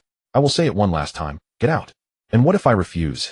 Then you shall remain here forever to serve as fertilizer for this forest. A cold light flashed in Ayla's eyes as she let out a sharp cry. Within a shroud of green light her body began to rapidly expand and deform. Her bones emitted teeth-gritting cracks, her muscles swelled, and thick brown fur sprouted across her skin. In the blink of an eye, the icy beauty had vanished. In her place stood a massive forest bear towering over 5 meters high and built like a small mountain. Roar! The giant bear unleashed a deafening roar, bringing with it a foul wind as it swung its massive claws, strong enough to shatter city walls, and lunged fiercely at Nie Feng. Nie Feng stood his ground, completely motionless, with that same playful smile resting on his face. Turning into a bear. Intriguing. But simply growing larger is of little use, little sister. Let me teach you what the true power of nature really is.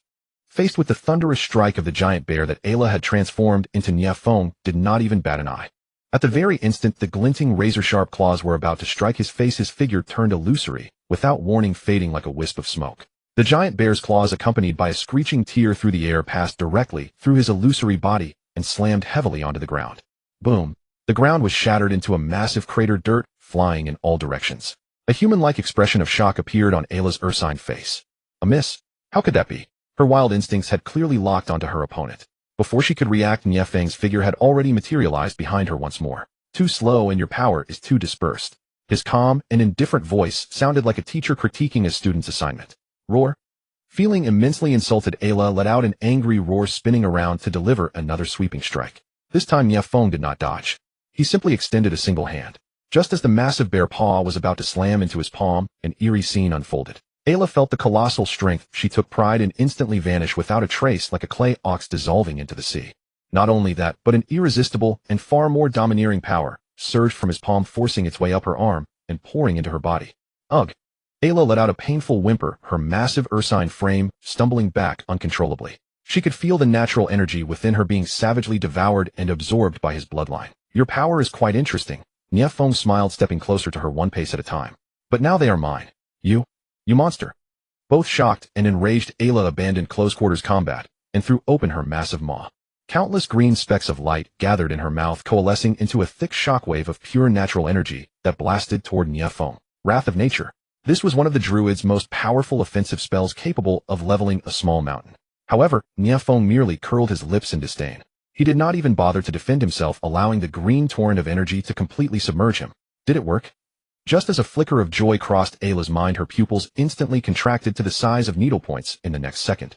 At the center of the energy torrent, the man was not only completely unharmed, but he also wore a blissful expression on his face, as if he were soaking in a hot spring. The natural energy capable of destroying everything was being frantically absorbed and converted by his body. Tastes good, though the energy is a bit impure. Nie Feng smacked his lips and commented. Ayla broke down completely. What kind of monster was this? Physical attacks were useless, and energy attacks actually became his nourishment. Refusing to accept defeat, her form shifted once more, transforming from the clumsy giant bear into an agile shadow panther, attempting to wear him down with speed. Yet her speed was like a leisurely stroll compared to Nie Feng's movement technique, which was fused with the fox bloodline. She then transformed into a soaring eagle, attempting to launch an attack from the sky. But Nie Feng merely snapped his fingers, and an invisible void force completely locked down the space around her, leaving her immobilized like a fly trapped on a spiderweb. No matter what powerful beast she transformed into, or what exquisite natural magic she cast, it all seemed utterly laughable and powerless before this man. She felt like a 3-year-old child brandishing a ridiculous wooden sword before a battle-hardened god of war. This was not a battle at all. If this was mere play, it is about time to end this. Nie Feng seemed to have grown tired of playing. No longer holding back, the majesty of the primal void dragon fox, which fused dozens of top-tier bloodlines, erupted in full force. Boom! An indescribable, terrifying pressure originating from the absolute pinnacle of life descended with a crash.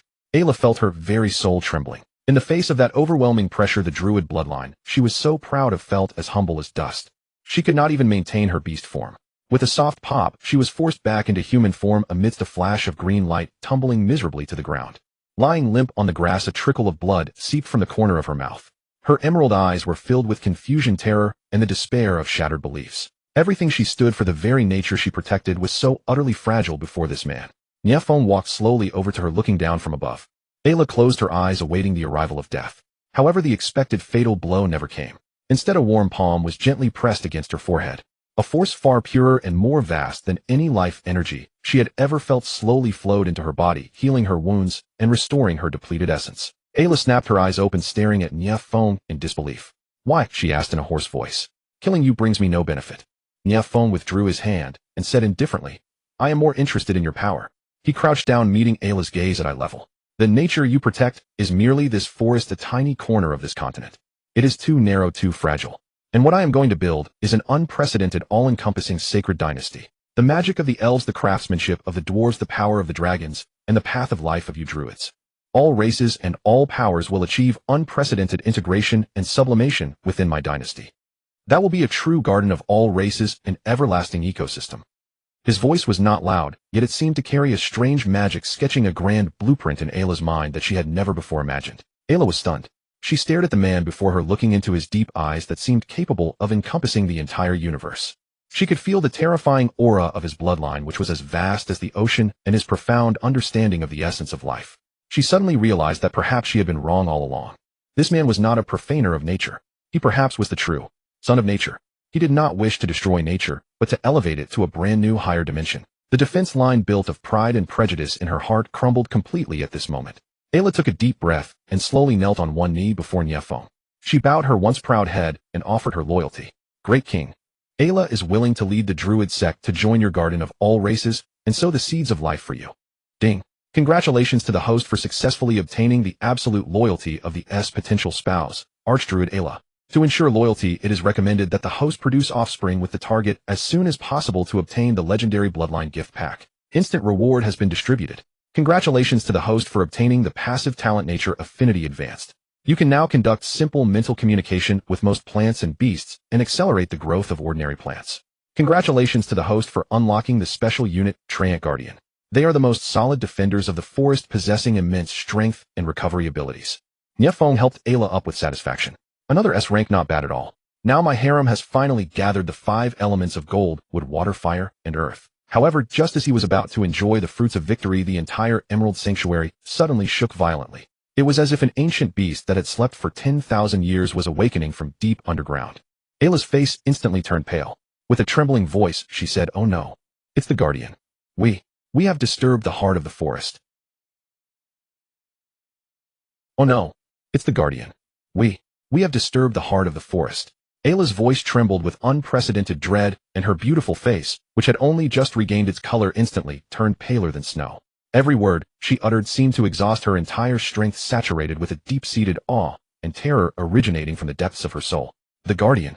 Nie Feng raised an eyebrow, looking down with great interest at the violently trembling ground beneath his feet.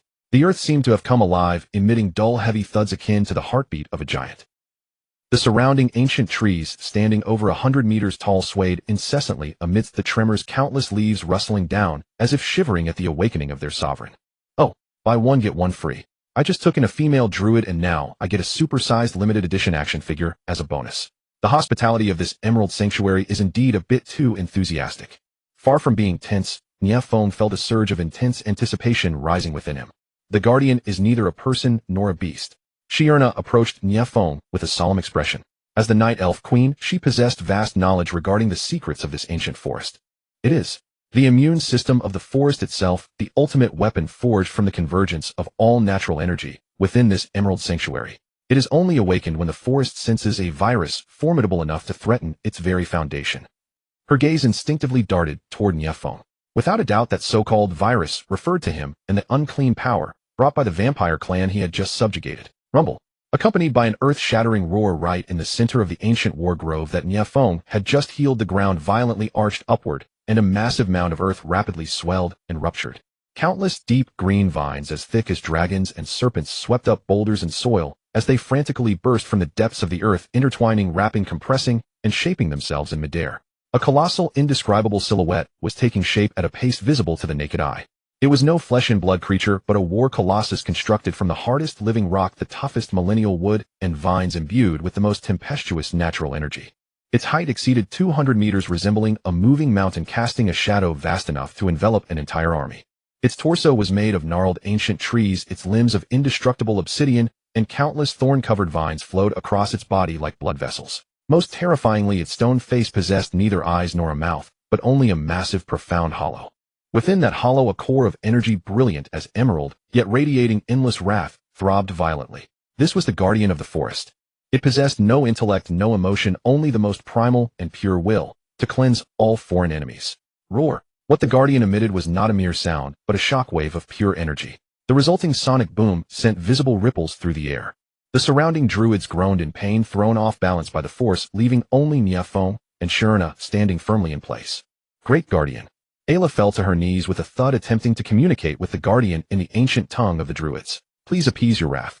This is... However, the Guardian paid absolutely no heed to her prayers. In its perception, the complex aura radiating from Nie Feng, a fusion of dozens of peak bloodlines, especially that trace of death and decay from the Evernight forest, was as glaring as a 10,000-watt searchlight in the pitch-black night. Purge. The Guardian's will was simple and direct.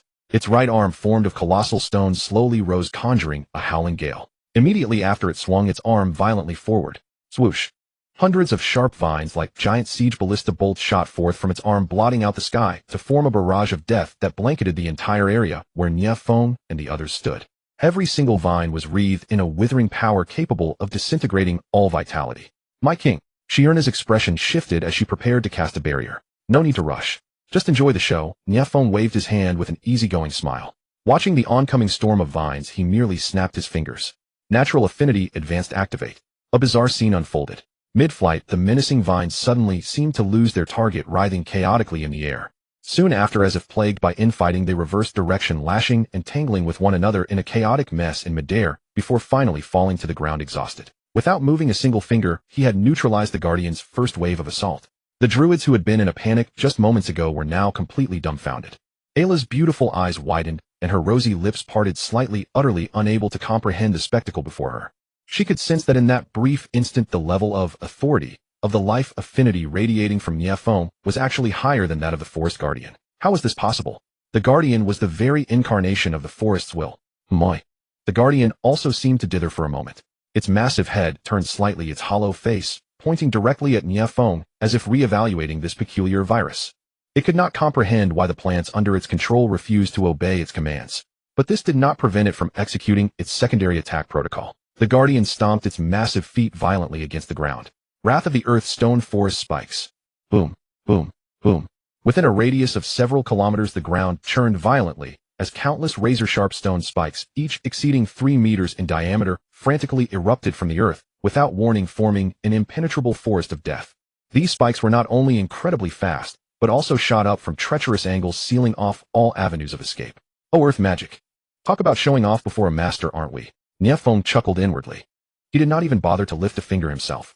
Instead, utilizing his bloodline connection, he sent a vague command to Tyla, the Cyclops princess, who was far away in the western desert learning blacksmithing from her father Joyuomo.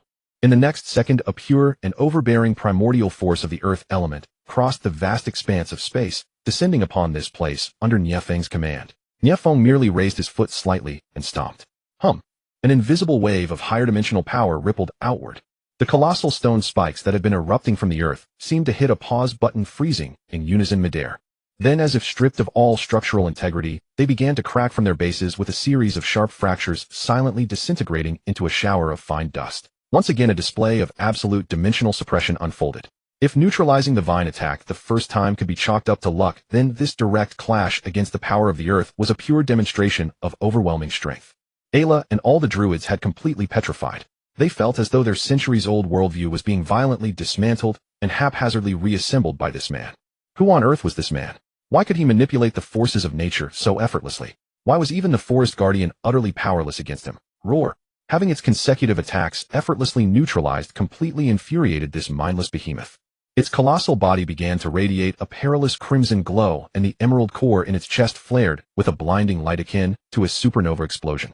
My king, it is gathering energy to unleash life decay across the entire sanctuary. Once released, this forest will be turned into a barren wasteland in an instant. My king, it is gathering energy to unleash life decay across the entire sanctuary. Once released, this forest will be turned into a barren wasteland in an instant.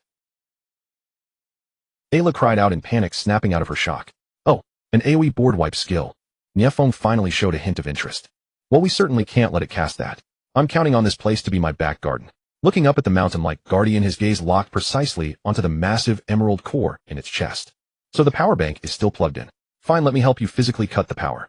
Nie Feng rolled his wrists, a genial smile appearing on his face. Shirna, Ayla, take the others and fall back. Don't get caught in the crossfire. He turned to instruct them, and without waiting for their response, transformed into a streak of golden light soaring into the sky straight toward the guardian's massive chest. Single-handedly, he was going to head-on clash with this ancient behemoth manifested from the very will of the forest. What? What is he doing? A young druid stared at the golden figure rising against the current, his voice cracking with sheer shock. Is he insane? That is the guardian's core. The power of the entire Feitsue sanctuary is concentrated there. Even a demigod wouldn't dare approach it so carelessly. Should we help? Ayla bit her lower lip hard, staring at the man who seemed as minuscule as a speck of dust before the guardian's colossal body, yet possessed an aura that could seemingly devour heaven and earth. A fierce conflict waged in her heart. Reason told her that any attempt to approach the guardian was nothing short of suicide. Yet she had only just sworn her allegiance.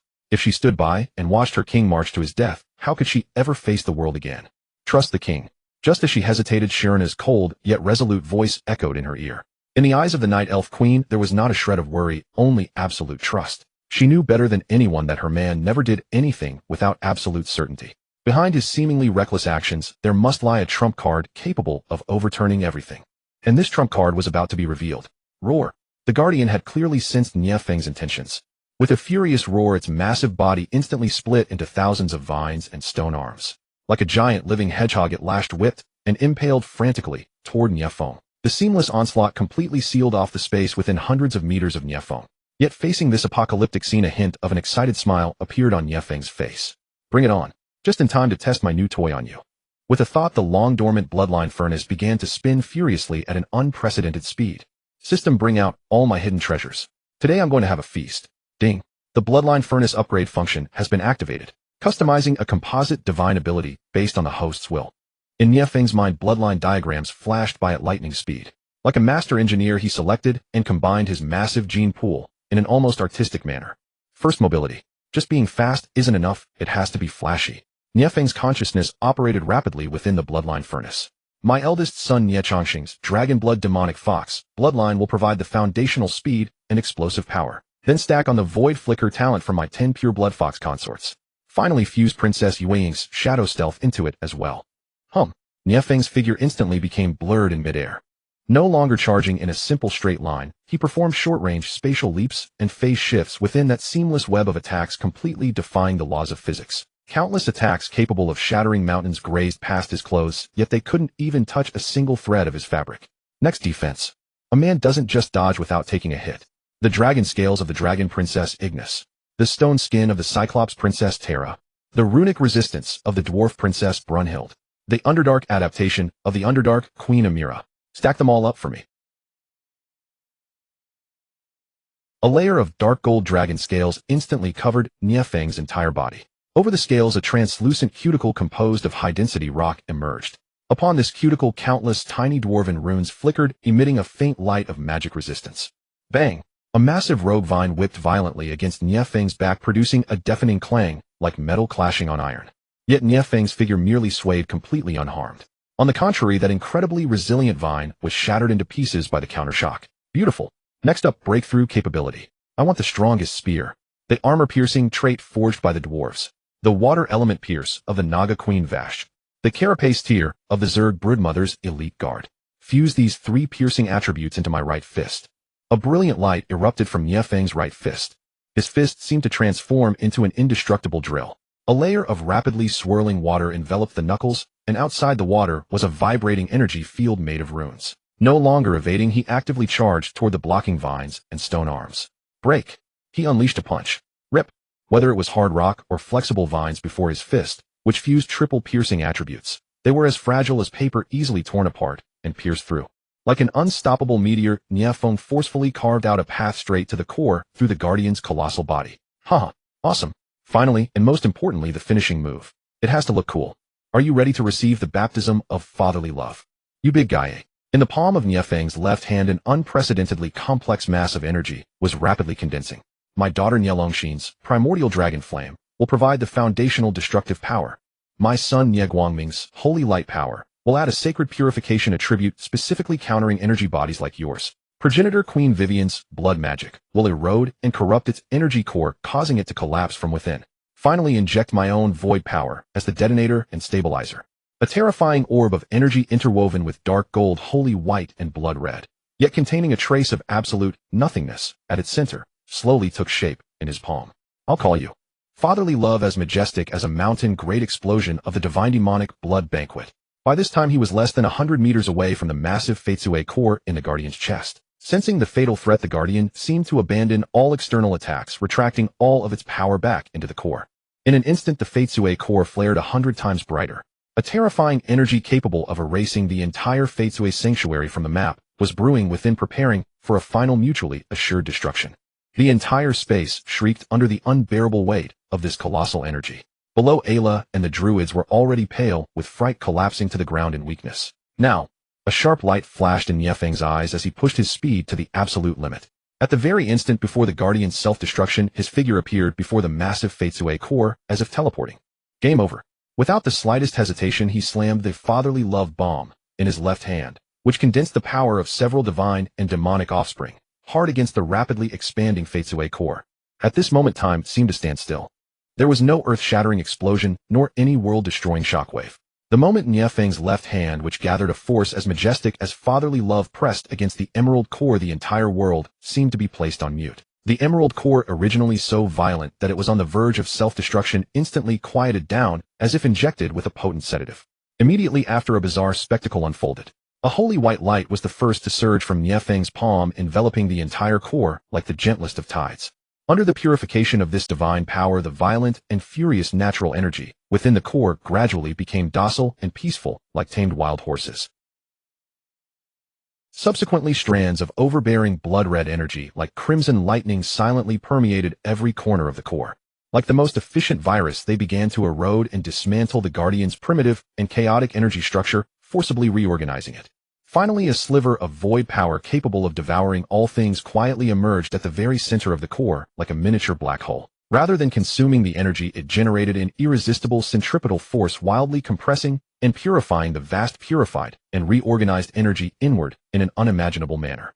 With a low hum, the emerald core let out a melodious chime that sounded like celestial music. Its blinding glare completely receded. Under Nie Feng's palm, the core, originally as massive as a house, shrank rapidly, ultimately transforming into a fist-sized, crystal-clear, perfect emerald that seemed to contain an entire spring within, radiating an endless aura of life. Deprived of its core, the massive 200-meter-tall forest guardian colossus instantly froze. A sharp crack appeared at its ankle. Subsequently, countless cracks rapidly spread across its entire body like a spiderweb. With a gentle rustling, there was no explosion, nor any smoke and dust. The colossal body, composed of rock and ancient wood, silently dissolved into a sky full of golden green specks of light, drifting down gracefully like dandelion seeds. These specks of light fell upon the earth, seeping into the soil. They landed on withered plants, restoring their vitality. They touched the wounded druids, healing their injuries. At this moment, the entire Emerald Sanctuary seemed baptized by the grandest rain of life. The concentration of natural energy in the air surged several times over. Every tree and every blade of grass rejoiced. A crisis of destruction had been transformed by Nie Feng in a manner akin to a miracle into an unprecedented blessing of life. Below, Ayla and all the surviving druids watched in sheer daze. They stared blankly at the man suspended in midair, holding the perfect emerald heart in his hand, bathed in the rain of life. At this moment, in their eyes, Nie Feng was no longer an intruder or a monarch. He was the living, breathing god of nature walking among mortals. Ayla's body trembled uncontrollably. Her proud heart and her dignity as an archdruid were utterly crushed at this moment, only to be reforged with emotions of fanatical worship. She finally understood what Nie Feng had said earlier. He did not seek to destroy nature. He intended to elevate nature to a brand new dimension, one she had never even dared to dream of. With a soft thud, Ayla was the first to prostrate herself from the bottom of her heart, pressing her forehead deeply against the fragrant soil nourished by the rain of life. One after another, all the druids behind her fell to their knees, their eyes filled with unprecedented piety and fanaticism. Their faith in Nie Feng at this moment even surpassed their devotion to this forest. Nie Feng slowly descended from the air, playing with the warm jade-like emerald heart in his hand. It feels quite nice. I should make a piece of jewelry for each of my wives later. As he calculated happily in his mind, the emerald heart in his hand suddenly burst with brilliant light. As if endowed with its own life, it broke free from Nie Feng's grasp, floating in midair and beginning to slowly deform and stretch like flowing water. Within the radiance, a graceful female silhouette composed of pure life energy was slowly taking shape. Finally, the light dissipated. An exquisitely beautiful woman appeared before everyone. She possessed long cascading hair woven from emerald vines adorned with flowers that resembled twinkling starlight. Her skin was a translucent crystal as warm as mutton-fat jade, through which the flowing golden pathways of life could be clearly seen. Her facial features were too perfect to be mortal, and her eyes were like two of the purest emeralds reflecting the boundless vitality of the entire forest. Barefoot she hovered 3 feet above the ground, draped only in a simple gown woven from giant leaves and light shadow, yet she exuded a sacred aura of motherhood over the world, nurturing all creation. She was the will of the forest, the true soul of this land. A pure elemental life form liberated by Nie Feng from the shell of the violent guardian. System alert. Warning. Warning. Superspec potential target detected. System alert. SS rank potential target detected. Gaia the Emerald Heart. This target is a pure elemental life form born from the fusion of a planetary wolf fragment and the forest's origin, possessing the ultimate talent to control plant growth and the pulsation of the earth. Union with the host yields an extremely high probability of producing a super offspring with the world tree bloodline and unlocks the dynasty-grade building temple of life. It is highly recommended that the host subdue her immediately to complete a crucial piece of the myriad races chart. SS rank. Nie Feng's heart skipped a beat. This was the very first time the system had issued an SS rank evaluation. Furthermore, the rewards were actually the world tree bloodline and a dynasty-grade building. This was an absolute jackpot. Just as Nie Feng prepared to use his old routine, unleashing an aura of supreme dominance to intimidate her first, the forest goddess named Gaia made a move that caught him completely off guard. Her emerald eyes gazed quietly at Nie Feng. There was no fear, no hostility, only the purest curiosity and affinity akin to an infant looking at its mother. She could feel how fatally attractive the all-encompassing bloodline power within this man's body was to her. Instead of destroying her, he had purified her, liberating her from thousands of years of fury and chaos, granting her a new life. She slowly floated before Nie Feng, extending her delicate hands of light to gently cup his cheeks. Then in a solemn and sacred posture, she slowly sank to one knee before him. Father of all things, Lord of life. Her voice like celestial music resonated in the depths of everyone's soul. You liberated me from the prison of fury, and with your breath you brought new life to this dying forest. Gaia's life originates from you. From this moment on, I am willing to become the humblest speck of dust in your sacred garden, using my all to nourish your greatness. This sudden surrender, essentially a free handout, left even Nie Feng dazed for a moment. Is that it? I prepared over 100 overbearing CEO lines, and I didn't get to use a single one. Are girls nowadays all this proactive? Looking at this virtually perfect goddess of nature before him, and the glowing SS rank text on the system interface, his heart burned with excitement. He reached out and gently helped his new consort up. As expected of me, my charm is simply beyond reason. Back to the palace, we must return to the palace immediately. Such fertile land must not lie fallow. He had already begun to envision how heaven-defying his 30th child possessing the world tree bloodline would be. Where was the next target? Oh right, there seems to be a Naga empire in the deep sea that needs sorting out. I recall Queen Vashti mentioning that she has an elder sister who has been in seclusion for years, whose strength surpasses her own. Hey, it's time to pay a visit to this sister-in-law. A new conquest had already revealed its enticing silhouette on the horizon. The disintegration of the forest guardian transformed into a rain of life that swept across the entire Emerald Sanctuary. The influence of this miracle, orchestrated entirely by Nie Feng, far exceeded all imagination. When Nie Feng returned to the territory of the Qingqiu dynasty with his 2 newly wedded consorts, the frosty and elegant great druid Ayla and the sacred ethereal forest goddess Gaia, the entire dynasty erupted in excitement. The most intuitive change lay in the dynasty's ecological environment. Although those drifting specks of life-giving light primarily nourished the Emerald Sanctuary, the planetary origin aura of Gaia contained within them still blessed every inch of the dynasty's land through the golden dragon of providence. In the eastern farmlands, the ears of wheat grew thicker than a man's arm and crop yields quadrupled. In the western deserts, vast oases emerged out of thin air, where the cyclopes even learned to cultivate melons. On the northern ice fields, cold-resistant mosses and lichens began to spread at an astonishing rate, providing a brand-new food source for the frost wolves. Meanwhile, in the underworld, guided by Amila, bioluminescent mushrooms and subterranean flora experienced explosive growth, vastly improving the ecology of the underground cities. The entire Qingqiu dynasty seemed to have been injected with a powerful growth stimulant, becoming vibrant and thriving. The palace's inner court in particular was livelier than ever. Daji reclined lazily on her royal daybed, sizing up the 2 newly arrived sisters with great amusement. My, one is as cold as ice while the other is as pure as a blank sheet of paper. Our king's tastes are truly becoming more and more unique. She gently swayed her foxtail, a playful glint dancing in her eyes. Meanwhile, Zerna, the night elf queen, huddled with Ayla, a fellow forest-affiliated expert, whispering in low tones. One represented the shadow forest beneath the moonlight, while the other represented the sanctuary of life under the sun. Their exchange sparked countless new ideas and insights regarding natural magic. Undoubtedly the one who drew the most attention was Gaia.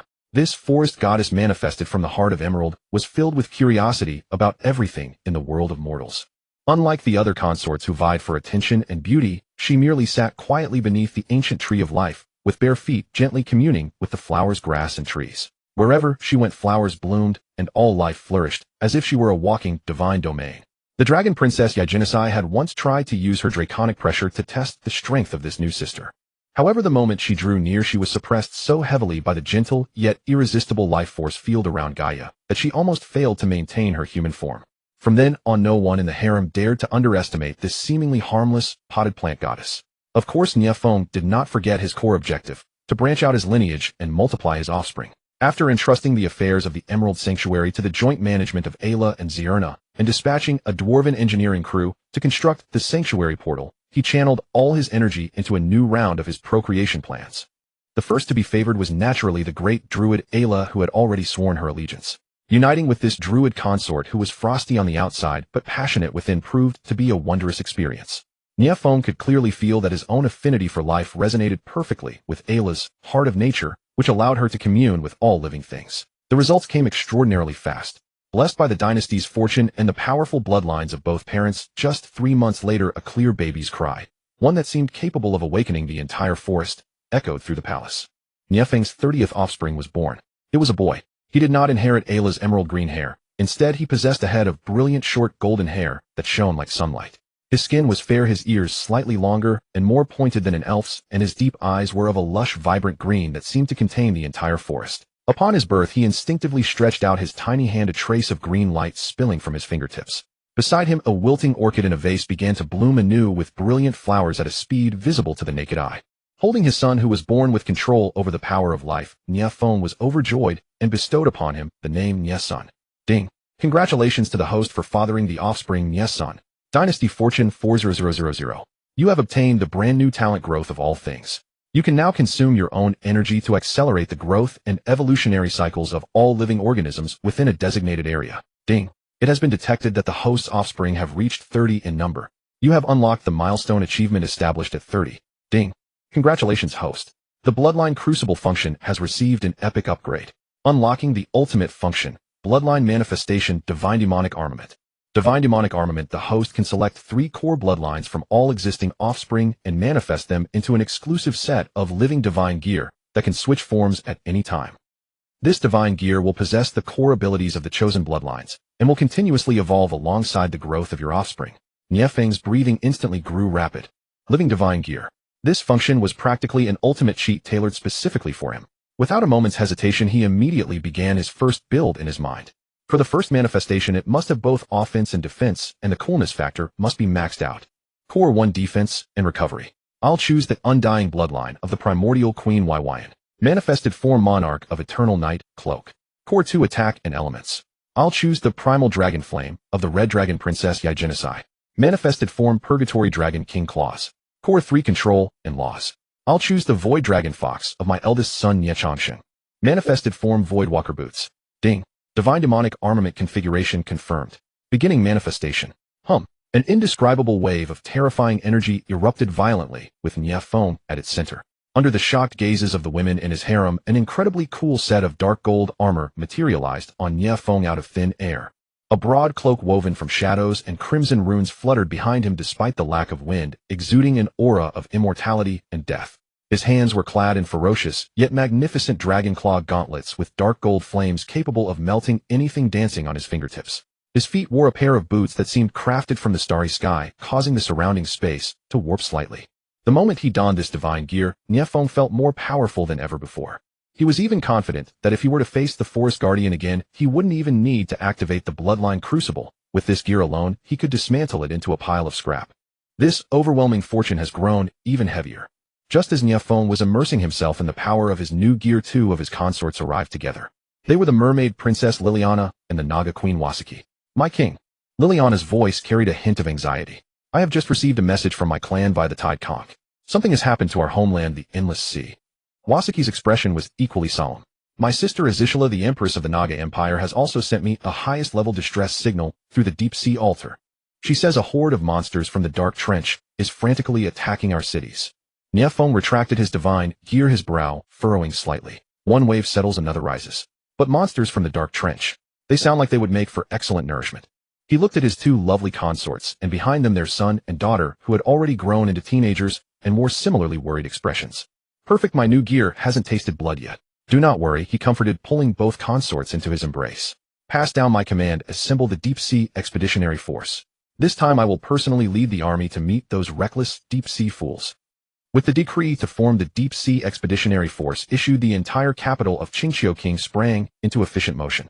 Yet the first and most pressing challenge was not troop deployment nor logistical supply, but rather the allocation of expedition quotas. Within the Royal Council chamber, an unusual tension hung in the air. Your Majesty, this is a deep-sea campaign with unique environmental challenges. It is only fitting that those of us most familiar with the underwater realm should serve as the main force. Queen Vashti of the Naga stepped forward with her head held high, the first to voice her claim. Her gracefully swaying serpent tail carried an innate regal authority. My Naga sea guards are natural warriors of the deep. Whether in stealth operations, surprise assaults, or the casting of aquatic magic, none can match us.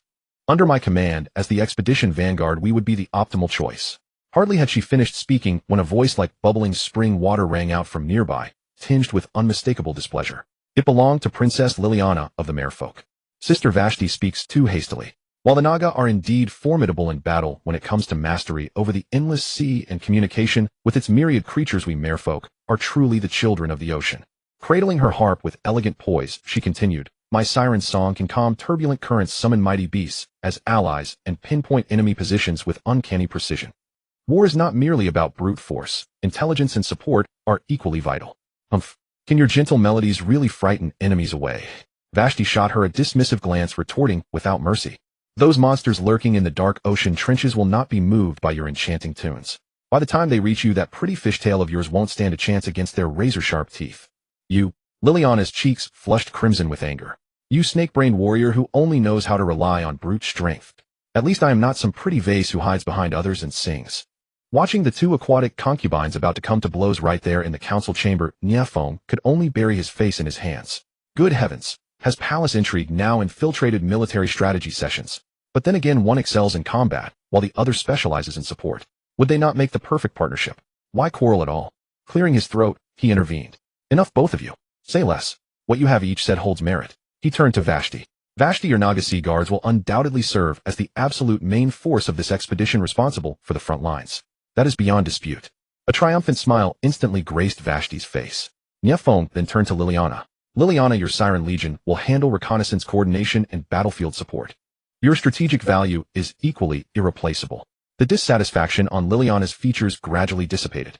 Therefore, Nie Feng declared with a firm clap of his hand, you two shall jointly serve as my vice-commanders for this campaign. The two women exchanged glances, each catching a flicker of defiance in the other's eyes. Yet the king's command was law, and neither dared disobey. They merely huffed in unison and turned their heads away.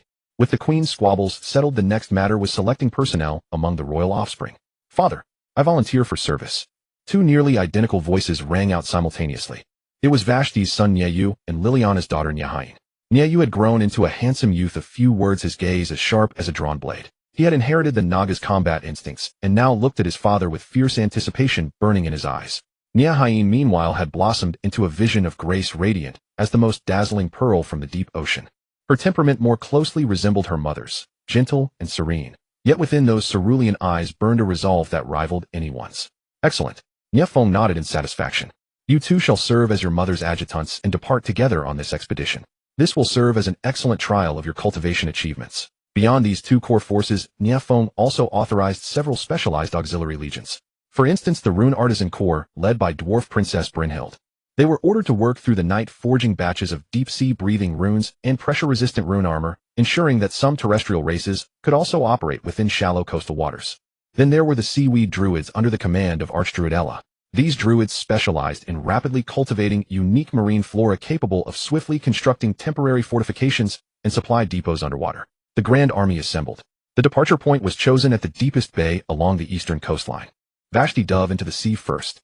With a splash, she transformed into her massive Naga form, her multi-meter serpent tail slicing gracefully through the water. Liliana was not to be outdone. Cradling her harp, she stepped elegantly into the sea. With a flick of her beautiful fish tail, she carved a perfect arc through the water, and countless multicolored fish swarmed around her, as if welcoming their princess. Nie Feng chuckled at what could only be described as a deep-sea beauty pageant. He did not rush into the water. Instead, with a thought, he summoned his divine armament. System switch armament form. Ding. Instruction received. Switching divine armament form. Bloodline core reconfiguration in progress.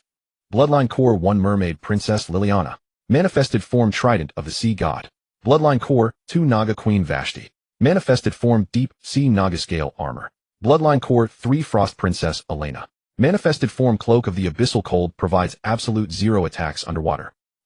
The Night Monarch armor set upon Nie Feng's body instantly disintegrated, transforming into countless luminous particles that reassembled into an entirely new divine armor imbued with an oceanic aura. A streamlined armor composed of deep blue scales perfectly conforms to his figure. In his hand, a trident crackling with lightning, and flowing water radiates immense oceanic authority. Upon his back, a deep blue cloak flows like liquid seawater, with ice crystals periodically forming along its edges. Wow! The concubines upon the shore could not help but gasp in admiration. Father is so magnificent. Nie Hien and Nie Yu's eyes shone with unreserved worship. Depart. Nie Feng pointed his trident toward the sea. Boom. The ocean surface before them split apart automatically, forming a vacuum passage straight to the seabed. This miracle rivaling Moses parting the Red Sea left everyone utterly dumbfounded.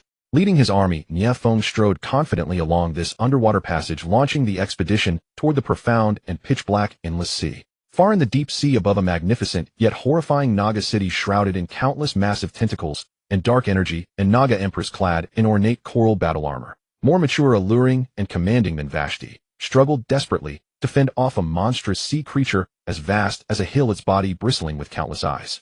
Vashti, if you do not arrive soon, sister, can no longer hold. Empress Azhara panted heavily, a trace of golden blood escaping the corner of her lips. In her eyes a spark of despair flickered.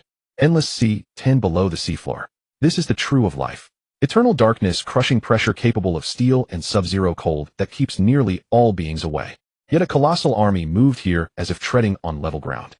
Nie Feng's deep sea expeditionary force, shielded by his divine armor Shanhai Zhuzai, formed a vast, faintly glowing bubble of pressure resistance, enveloping every soldier ill-suited to the deep sea. The Naga and merfolk forces swam around the ranks, as if returning home, merrily patrolling and paving the way.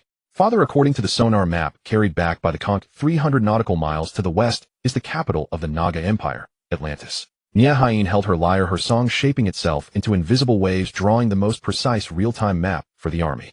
Are there any enemies nearby? Nie Feng's voice rang through the comms array.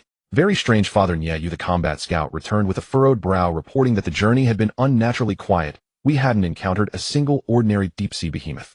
As if all living beings were deliberately avoiding the region ahead of us. This abnormal silence is more unsettling than facing a multitude, prompting heightened vigilance. Nie Feng's gaze grew grave. Through his bloodline mastery, he could vaguely sense that the waters ahead seemed off. The water there seemed infused with a thick, chaotic, malicious mood. All hands on deck, Titan formations, prepare for battle. He gave the order. The army slowed, advancing cautiously. After traveling tens of nautical miles, a glimmer of light finally appeared in the darkness ahead. It was a magnificently indescribable city. The entire city stood atop a colossal underwater volcano built from glowing corals, crystalline water, and some unknown deep-sea metal. Countless towers reaching the clouds like inverted swords pierced the sea surface. A gigantic energy shield like an upturned bowl enveloped the city, radiating a soft glow that lit the surrounding sea as bright as daylight. This is the capital of the Naga Empire, Atlantis. Yet the city at this moment seemed like a lamb surrounded by wolves trapped. The city's energy shield flickers violently, its surface scarred with spiderweb-like cracks, clearly unable to hold much longer. Beyond the shield, a dense, inexhaustible army of monsters launched a frenzied assault. They came in myriad shapes, grotesque beyond measure. There are hill-sized deep-sea giants covered with enormous suction cups and tentacles, the deep-sea colossal squid. There are others clad in black armor like oversized lobsters wielding gigantic claws, the abyssal raiders. Another group without fixed form, like flowing black oil, able to morph into various weapons, the faceless. Their numbers run into thousands, surrounding Atlantis from all directions. Behind the monster army, the largest sea monster with countless crimson eyes crouched atop an undersea mountain, like a king watching this unfolding with a cold gaze. It's them. This damned pack of monsters. Wasaki trembled with rage, eyes burning. Liliana's face turned pale. My God, it's the whisper of the void, Thun. The old one sealed by the ancient gods in the dark trench. How could it have escaped? Whatever it is, Nie Feng's eyes flashed with a hint of cold excitement. Before me, there are only two things. my people, and my experience cache. He looked at the enormous sea monster, nearly drooling. Good heavens, what a gigantic octopus. How much life energy must be contained within. If he absorbs it, and with Wasaki and Liliana sires a child, would we not birth a Cthulhu baby? All troops listen up. Nie Feng raised the sea god's trident. Target the enemy ahead. Crush them. Roar. The first to strike was not the Naga nor the merfolk, but Nie Feng himself. He hoisted the trident high, aiming at the densest cluster of monsters. Deep sea storm. The waters within thousands of meters around the trident were instantly stirred by an irresistible force. A colossal underwater whirlpool formed out of nothing. The terror of suction dragged tens of thousands of low-tier monsters into it. The fast-spinning seawater became the sharpest blades, tearing them to pieces in an instant. The might of the strike instantly carved out a vast vacuum within the encirclement. Kill them. Wasaki and Nyeyu at the heads of the Naga guards surged like arrows through the vacuum, driving straight toward the enemy's heart. Liliana and Nyehain sang a soaring battle song from the rear. Countless colossal beasts, sleeping on the nearby seabed, including orcus sharks and ancient plesiosaurs, were awakened by the song, their eyes reddened, joining the fray to tear at the monsters. An unprecedented deep-sea battle erupted inside Atlantis. Empress Azhara with the last of her royal guard fought doggedly at the shield's weakest point to fend off the onslaught. She hadn't slept for 3 days and nights, her armor bore cracks, and her pretty face was etched with fatigue and despair. Just as she believed the city would fall, the distant earth-shaking underwater storm and the familiar Naga war cries jolted her. She looked up to behold a well-equipped relief force, their aura blazing like a red-hot blade, easily cleaving through the monsters that had held her at bay. In the lead stood a man in blue divine armor, wielding a trident like a descended sea god, crushing the sea demons with overwhelming might. It is Wasaki. She really brought reinforcements. Azhara's eyes for the first time rekindled the flame of hope. Her gaze fixed on that man. Who is he? Why does his presence carry an aura vaster than the sea itself, older than the abyss? Within the city of Atlantis, the energy shield was teetering on the brink of collapse, its light flickering erratically like a candle sputtering in the wind. Naga Queen Azhara leaned heavily on a coral staff, panting heavily. Golden blood slowly trickled from the corner of her mouth, dripping onto her magnificent, yet crack-ridden armor. Her face, more mature and bewitching than that of her younger sister Vashti, was now etched with exhaustion and grim resolve. She had lost count of how many times they had repelled the charges of the Abyss Raiders. The royal guard by her side had dwindled to fewer than 100, every single one of them wounded, yet they still stood their ground unflinchingly before the fissures in the barrier. Despair, like a cold undercurrent of the deep sea, gradually eroded her heart. She had even prepared herself to sink into the abyss alongside this city. Yet at this very moment, a sudden mutation erupted in the distant dark waters. An unspeakably violent surge of energy swept over them with a thunderous roar. Immediately after, a colossal undersea vortex materialized out of thin air, as if the sea god himself were enraged, sucking thousands of monsters into its depths and instantly shredding them into minced meat.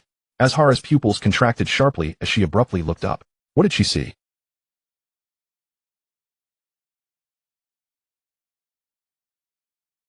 An army she had never seen before, like a red-hot blade of a god, tore a massive opening right through the impenetrable encirclement of monsters with unstoppable momentum.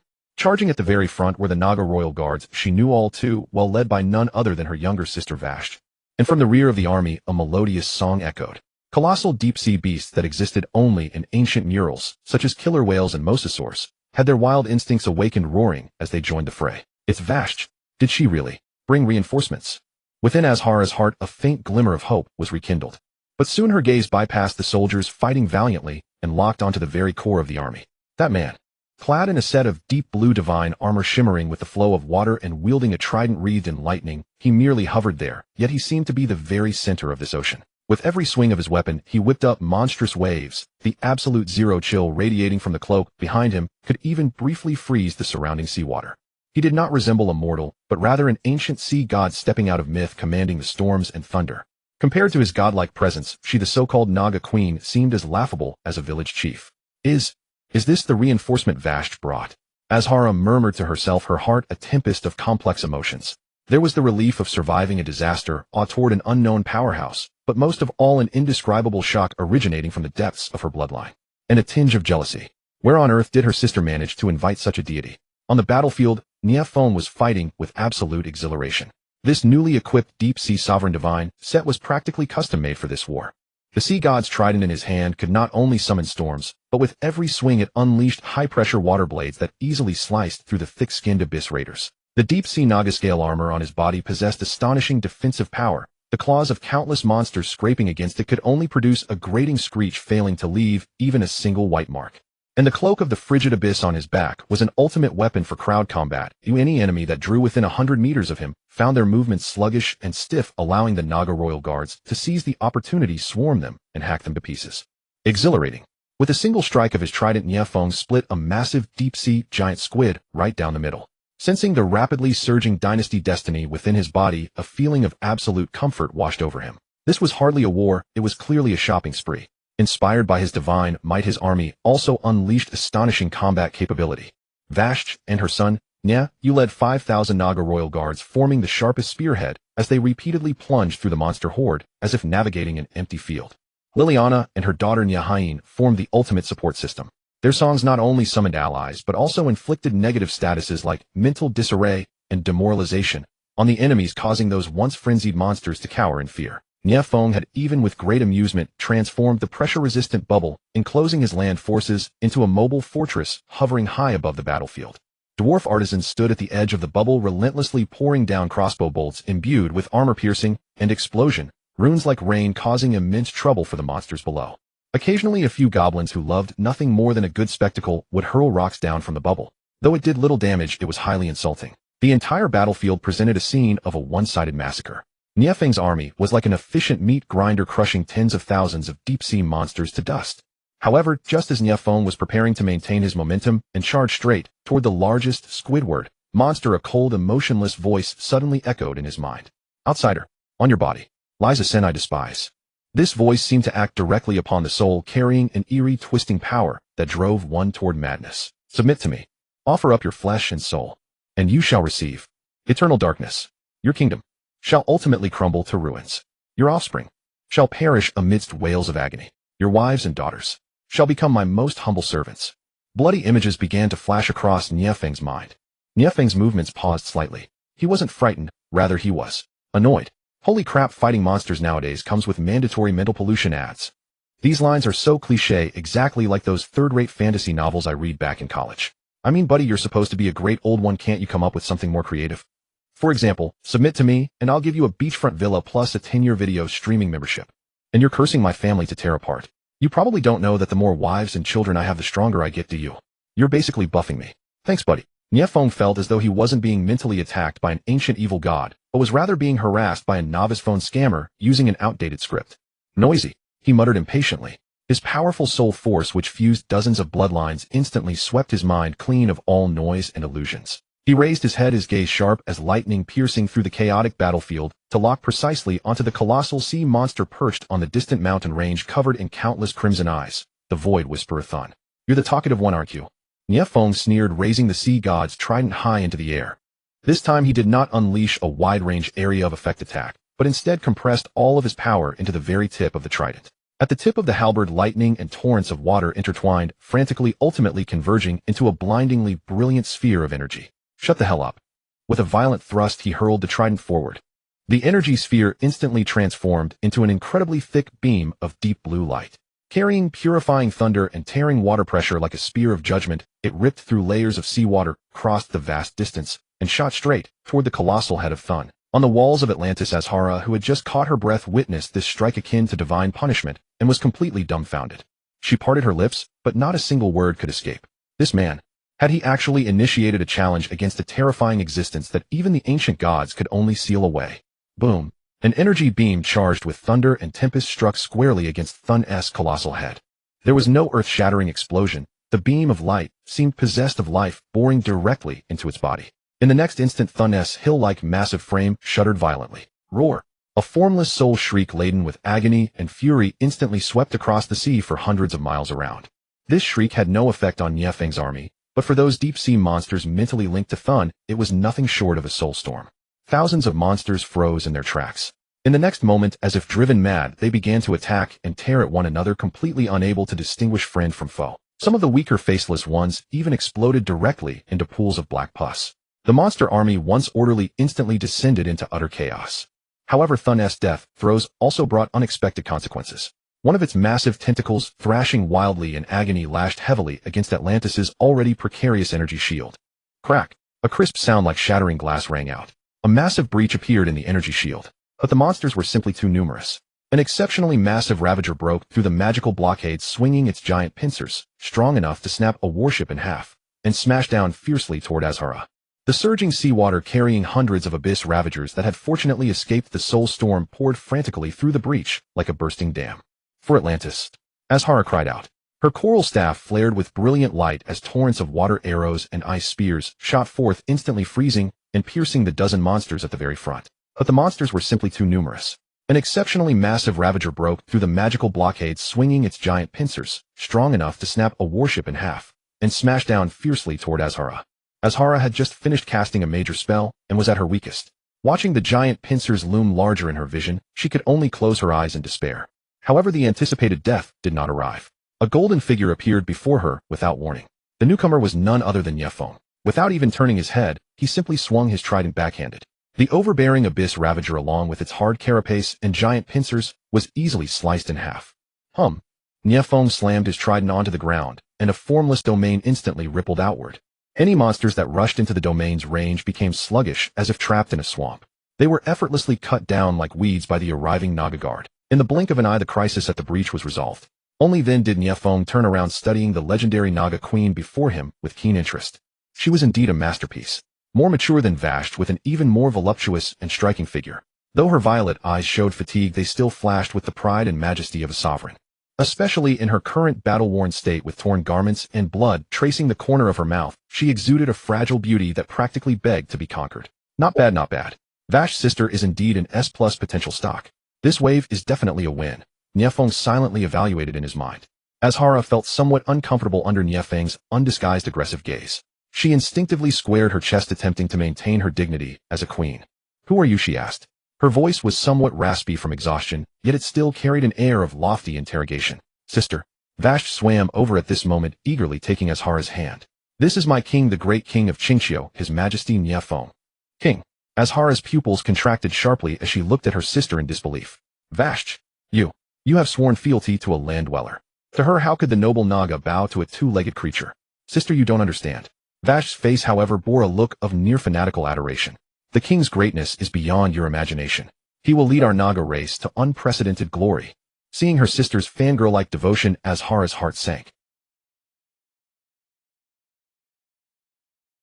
She realized that the man before her not only possessed godlike power, but also wielded a terrifying charisma that drove his followers to madness, a power she could not comprehend. He was no ally, he was a conqueror. Just then Thun, heavily wounded by Nie Feng, seemed to finally recover. Its countless crimson eyes locked dead onto Nie Feng, filled with venom and hatred. This time it did not unleash another wide-area soul attack. Instead, it concentrated all its mental power into a single stream, surging directly into Nie Feng's mind. Lowly insect. Did you truly believe you had harmed me? Open your eyes and look. Look at your pathetic future. Thun's voice carried a mesmerizing, seductive magic. A vision appeared before Nie Feng's eyes once more. This time it was no longer a vague curse, but a crystal-clear future. In the vision, his kingdom of Qingqiu was utterly destroyed by a legion of countless fell-burning demons descending from the heavens. The fox god altar collapsed, the ancient tree of life was set ablaze, his subjects wailed in agony, and his wife and daughters were bound by demonic chains, their faces filled with despair. As for himself, he was crushed into ashes by a single finger of a terrifying entity whose face was obscured, seated upon a throne of countless bones. Do you see? This is your destiny. This is the end for all mortals who dare defy the great overlord. Now kneel. Offer your loyalty to me, to the great burning legion. You still have a chance to become the most. Before Thun could finish, Nie Feng rudely interrupted. Stop. Nie Feng roared back impatiently in his mind. Are you out of your mind? Are you showing me a PowerPoint presentation here? With such terrible image quality, not even in 4K, how do you have the nerve to call yourself a great old one? Thun. Its chaotic mind was clearly unable to comprehend what PowerPoint, or 4K, meant. In the Burning Legion. Why don't you mention the Scourge while you're at it? Did you crawl out of some backwater village in Azeroth? If you've run out of tricks, go buy the lighter, don't embarrass yourself here. Nie Feng's roasting was like a machine gun firing at full capacity. Who was he? A modern soul who had consumed countless web novels, anime, and video game tropes. An illusion attack of this level was as laughably childish to him as watching a cartoon. Come on, don't waste your energy. Nie Feng grinned, a glint of cunning flashing in his eyes. Mobilizing his massive dynastic fortune, infusing it with his own mental energy, he reverse-invaded Thun's mind. Let me open your eyes and show you your own future. Thun, who was still in a daze, suddenly had an incredibly clear and realistic vision of the future forcibly crammed into its mind. In the vision, its colossal body was washed squeaky clean, then skewered from head to toe, with countless giant iron spits mounted on a supersized grill built by dwarves that spanned an entire canyon. Countless goblin and gnome slaves chuckled as they sprinkled cumin chili powder and various seasonings all over it. Seated on a throne, Nie Feng held Su Daji in his left arm and Vivian in his right. Raising a glass of red wine, he smirked at the camera saying, "My friends, you won't believe this. Today we have a real feast. I'm going to show you how to charcoal grill though. Wait, no, a charcoal grilled giant octopus." The scene shifted. The roasted octopus tentacles were sliced prepared as teppanyaki takoyaki and seafood sashimi, then served onto the dining tables of every citizen in the kingdom of Qingqiu. The entire kingdom was immersed in an ocean of joy. Happiness beamed from everyone's faces as they shouted, "Thank you, great old one, for sending the rocket. You were so generous, boss. Wishing you good health." Thun's chaotic consciousness suffered an unprecedented shock. It could not comprehend. It could not understand. But it could feel the purest, most undisguised appetite coming from the very top of the food chain embedded within that vision. It had dignified great old one, an old god who sowed fear and madness was actually nothing more than an ingredient in this man's eyes. This dimensional strike on its cognition was far more terrifying than any physical blow or magical damage. Thun's countless eyes instantly lost their luster, and its massive body fell into a brief paralysis from the colossal mental shock. "Now's my chance." Nie Feng keenly seized this split-second vulnerability. He said to Vashj and Azhara beside him, "You two sisters take the troops and clean up these small fry. This giant octopus is mine." Before his voice could even fade, he transformed into a streak of light charging forward, instead of retreating, actively rushing toward the dazed Thun. The divine demon armament rapidly switched on his body. The Purgatory Dragon King's claws, the Evernight Sovereign's cloak, the Voidwalker's boots.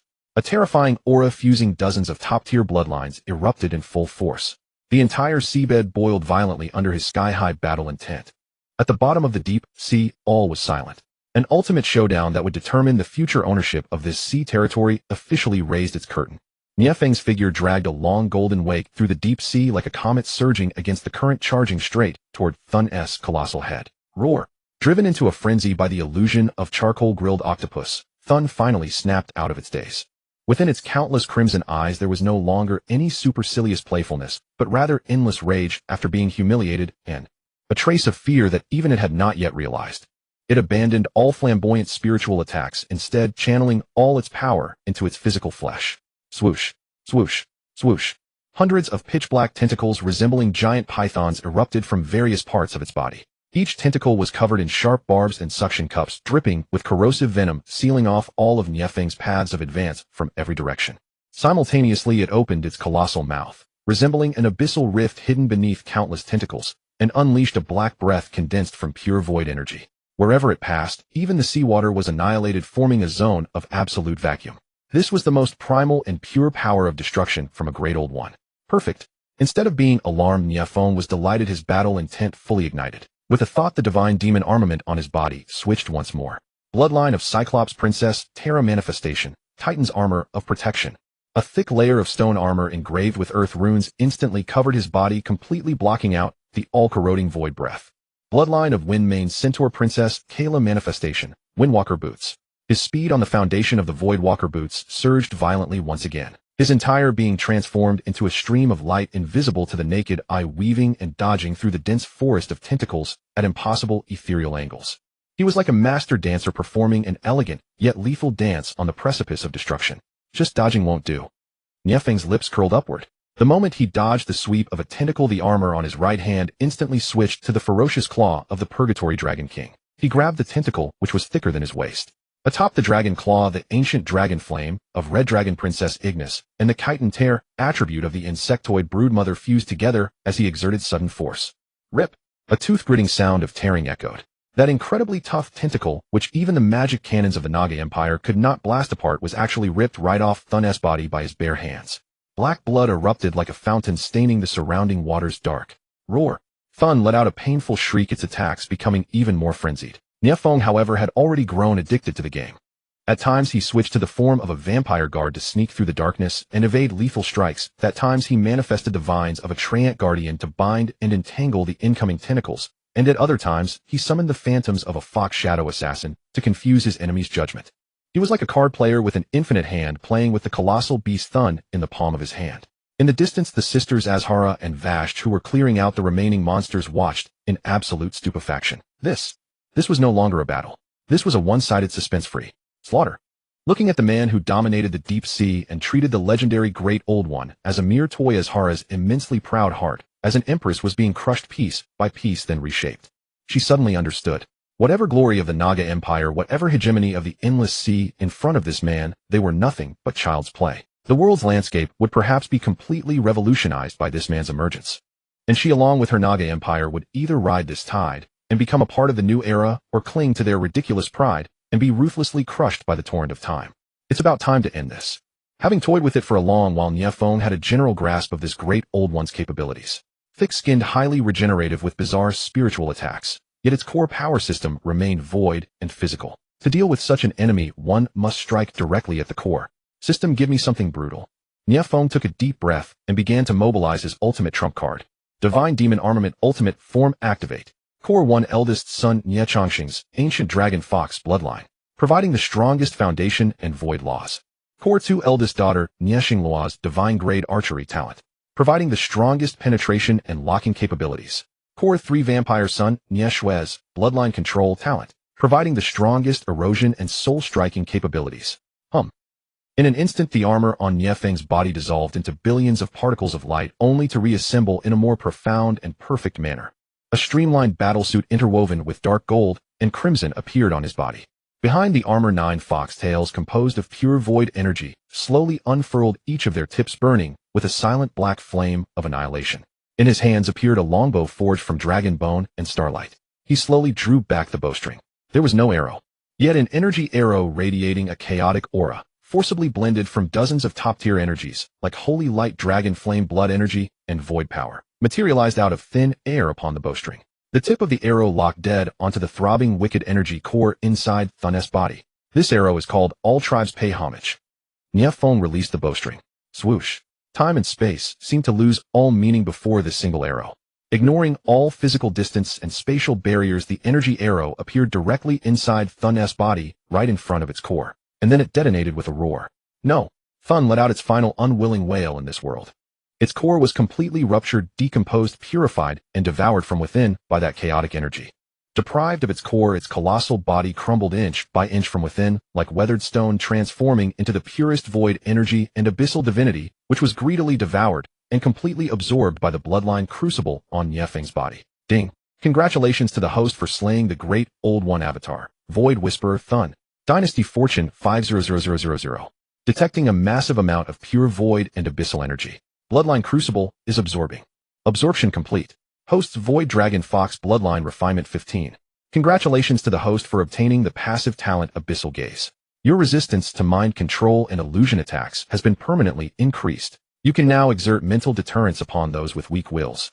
Congratulations to the host for obtaining the special item Heart of Thun Fragment. Can be used to craft divine artifacts or upgrade dynasty buildings. A succession of system notifications made Nie Feng so thrilled, he almost cried out in delight. He slowly dismissed his divine armor and floated in the silent depths of the ocean, feeling the surging power within his body with immense satisfaction. The battle was over. Azhara, leading Vashti and a group of high-ranking Nagas, slowly swam before Nie Feng. Looking at this man of terrifying godlike majesty, all the complex emotions in the proud Naga queen's eyes ultimately dissolved into the purest awe and submission. She knew it was time to make her choice. Under the shocked gazes of all her people, Azhara, the empress who had ruled the endless sea for thousands of years, knelt on one knee before Nie Feng with grace and solemnity. Lowering her proud head, she offered her loyalty. Great King Azhara is willing to lead the entire Naga Empire to offer you our eternal loyalty. From this day forth, the endless sea shall be a part of your sacred territory. Her voice traveled clearly through the seawater into everyone's ears. Ding. SS grade potential target detected. Naga Queen Azhara has voluntarily submitted. Please sire an offspring with the target as soon as possible to obtain the epic grade bloodline gift pack, unlocking the dynasty grade unit Naga Royal Guard and the Ocean Authority Throne of Tides. Another SS grade. Nie Feng was ecstatic inwardly, yet remained expressionless on the outside. He slowly floated before Azhara, reaching out to gently lift her exquisite chin, forcing her to look into his eyes. Looking into her beautiful purple eyes, which were filled with wildness and pride, yet now carried a hint of submission and trepidation, Nie Feng flashed a satisfied smile. Very well. His voice carried an unquestionable dominance. Starting tonight, you shall sleep by my side. His mind was a blank. What had she heard? From tonight you by my side. That sentence drifted by as casually as the weather is nice tonight. But every word struck like a red-hot hammer hammering into the Naga Empress's heart, which had been proud for thousands of years. Who is she? She is Azhara, the eternal empress of the Naga Empire, the one-time ruler of the Endless Sea. A goddess worshipped by countless Naga. But now this man, the Land King, who had just saved her city yet arrived in the manner of a conqueror, spoke, as if issuing orders to subordinates, and determined her fate for the night. This was no longer humiliation. It was a natural, unquestioned domination from a higher plane of existence. As if the dignity, status, and glory she valued so highly were nothing more than trophies to be taken away at any moment in his eyes. You will not have your way. Almost instinctively, Azhara forced those 3 words from between her teeth. She tried to stand tall to regain the Empress's aura, but as soon as she finished, she met Nie Feng's half-smiling eyes. What eyes they were! Deep calm, yet seeming to hold the entire starry sky. No anger, no desire, only a calm that seemed to see through everything. To him her resistance looked as childish as a child's tantrum. Sister. Waski hurriedly pulled at Azhara's sleeve and lowered her voice. Don't anger the king. The king's majesty forbids provocation. Waski was truly anxious. She knew her sister's temper all too well. Proud, stubborn, willing to die for honor rather than yield. But she knew Nie Feng's terror even better. That was a power you cannot hope to fathom with ordinary logic. Defy him, and the fate would be 1,000 times worse than being ripped apart by Cthulhu. Azhara looked at her sister with disbelief. This sister who had once been equally proud, and even dared to talk back to her, now she spoke for this man like a little maid. What power does he wield anyway? Nie Feng finally spoke, strolling toward Azhara with interest, looking down on her. He released no aura, yet the innate kingly air around him froze the surrounding seawater.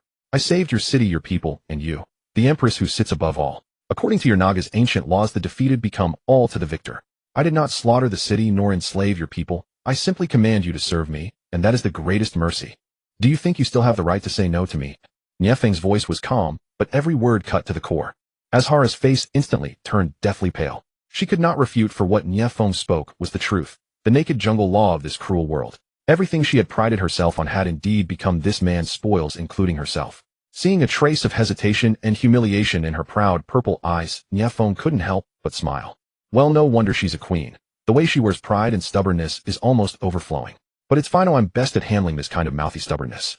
As long as his mind doesn't falter, there are always more ways than difficulties. Tonight, I must claim this SS-grade gift, the Naga Royal Guard, and the Tide Throne. I can hardly wait. He spoke no more, simply reaching out to seize Azhara's cold, smooth jade hand. Up. Azhara trembled all over like an electric shock, instinctively trying to pull back, but his hand was like iron clamps, and she could not break free. A warm yet domineering force flowed from his palm, causing the power within her to falter. Come with me.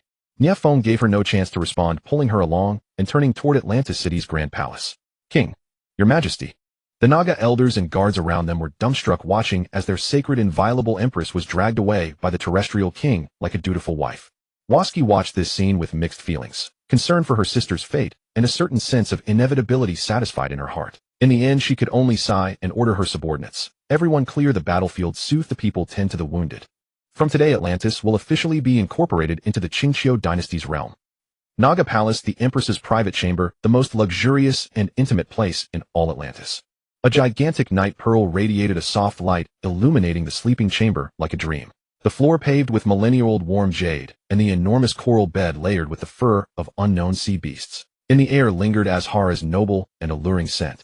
Nie Feng waved a hand, and closed the palace doors, sealing off the outside world. He released Azhara's hand, and walked to the enormous coral bed, sat down, then patted the space beside him. Come here. The simple 2 words carried an unchallengeable command. Azhara stood in place, her body trembling slightly. Inside, a celestial conflict raged. Thousands of years of pride prevented her from yielding to a conqueror as ordinary women might. Yet the cruelty of reality reminded her that there was no room for resistance. She looked at the man sitting on her bed. The suit of divine armor had come off, replaced by a loose black robe that revealed a sculpted chest and abs. On his incomparable handsome face rested a hint of lazy amusement, like a hunter waiting for prey to bite. He had done nothing yet. That invisible pressure suffocated her more than Cthulhu's abyssal power. I can lead the Naga to fight across the seas for you, to sweep away all enemies. Azhara took a deep breath, attempting one last struggle to preserve a shred of dignity for herself. I possess the most detailed charts of the Endless Sea. I know the locations of all ancient ruins. I can bring you endless wealth and power. My value goes far beyond pleasing a man in bed. Her words rang out, full of the wisdom and pride of a queen. Yet Nie Feng listened and laughed. He slowly stood, approached Azhara, raised his hand, and gently lifted her delicate chin. You speak rightly about that. His voice carried a hint of mockery. But it seems you've misunderstood one thing. What you call wealth, power, and armies. I can take for myself any time. You do not need to offer them to me. And now, his gaze filled with aggression roamed deliberately over her curvaceous form, the ruined armor outlining her remarkable body. I am only interested in you as a person. Azhara's breath trembled completely. This man, he cared nothing for worldly power or wealth. What he desired was to conquer her as a person. His pleasure lay in pinning this exalted empress beneath him, forcing her to cast aside all pride and submit completely. You demon. Azishala's eyes finally reddened, and a glistening tear slipped down her flawless cheek. That single tear was the final straw that broke the camel's back, shattering every psychological defense she possessed. That's right. Nie Feng smiled with satisfaction. He gently wiped the tear from her cheek with his finger, then leaned close to her ear and whispered in a voice meant for only the two of them, "Do not fear. I will be gentle. From this night forward, forget your identity as empress. You are merely my woman, Azishala. All you need to do is one thing. Bear me the finest offspring so that my lineage may spread to every corner of this ocean." With those words spoken, he gave her no chance to think. He swept her into his arms and strode toward the massive coral bed. "No, let me go." Azishala struggled weakly, but that feeble resistance meant no more than a tickle before Nie Feng. When she was thrown roughly onto the soft fur, the first thing she smelled was that man's intense, aggressively masculine aura. She closed her eyes in despair. The lamplight flickered. Garments tore. The empress's last and proudest line of defense was utterly shattered and crushed beneath the conqueror's tempestuous assault. Pain, humiliation, confusion. All manner of emotions tangled within her mind. Yet gradually a strange sensation she had never before experienced, like melting her very soul, washed over her limbs and bones from the deepest reaches of her body. The bloodline she had always prized under the torrent of this man's domineering power actually trembled, cheered, and yearned. The shackles of her bloodline were being forcibly broken. The bottleneck that had trapped her at the peak of empress rank for thousands of years actually loosened. How is this possible? Azishala's eyes snapped open. Within those hazy violet beauty eyes remained only endless shock and subversion. She felt as though she were not being possessed by a mere man, but rather irrigated and purified by a walking furnace of the divine bloodline. So everything he had said was true. Bearing his children could truly allow herself and her entire clan to achieve unimaginable evolution. At that moment, the last trace of resentment and unwillingness in Azishala's heart vanished completely. Replacing it was an even more complex emotion, one that frightened even herself.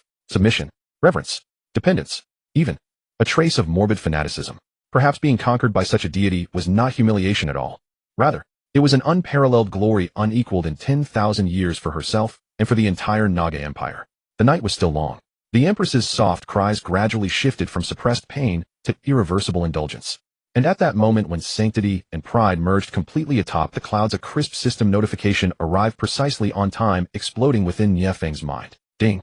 Host has successfully united with the SS rank potential target, the Naga Empress Azishala. The offspring has been successfully conceived. Congratulations, host. You have obtained the epic grade bloodline gift package. Opening the gift package. Congratulations, host. Unlocked the dynasty grade unique troop structure, the Naga Royal Guard training camp. Congratulations, host. Obtained the Ocean Authority divine artifact, the Throne of Tides. Congratulations, host. Obtained a brand new talent, Majesty of the Empress. Your charm and conquest ability toward all proud female characters such as queens and princesses have been permanently increased by 30%. Ding. The system detects that the host simultaneously possesses bloodline bonds with both the Naga Queen Wasaki and the Naga Empress Azishala. The hidden special achievement, Bond of Sisters, has been triggered. Congratulations, host. Unlocked the special bloodline fusion skill, Deep Sea Concerto.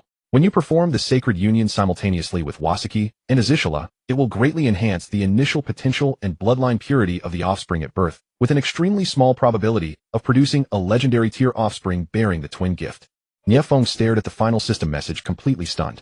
Then his lips curled upward uncontrollably, barely restraining himself from laughing aloud. What the hell? System, you damn. You're quite cultured, aren't you? Bond of Sisters. Deep Sea Concerto. Those names are simply tailor-made to my liking.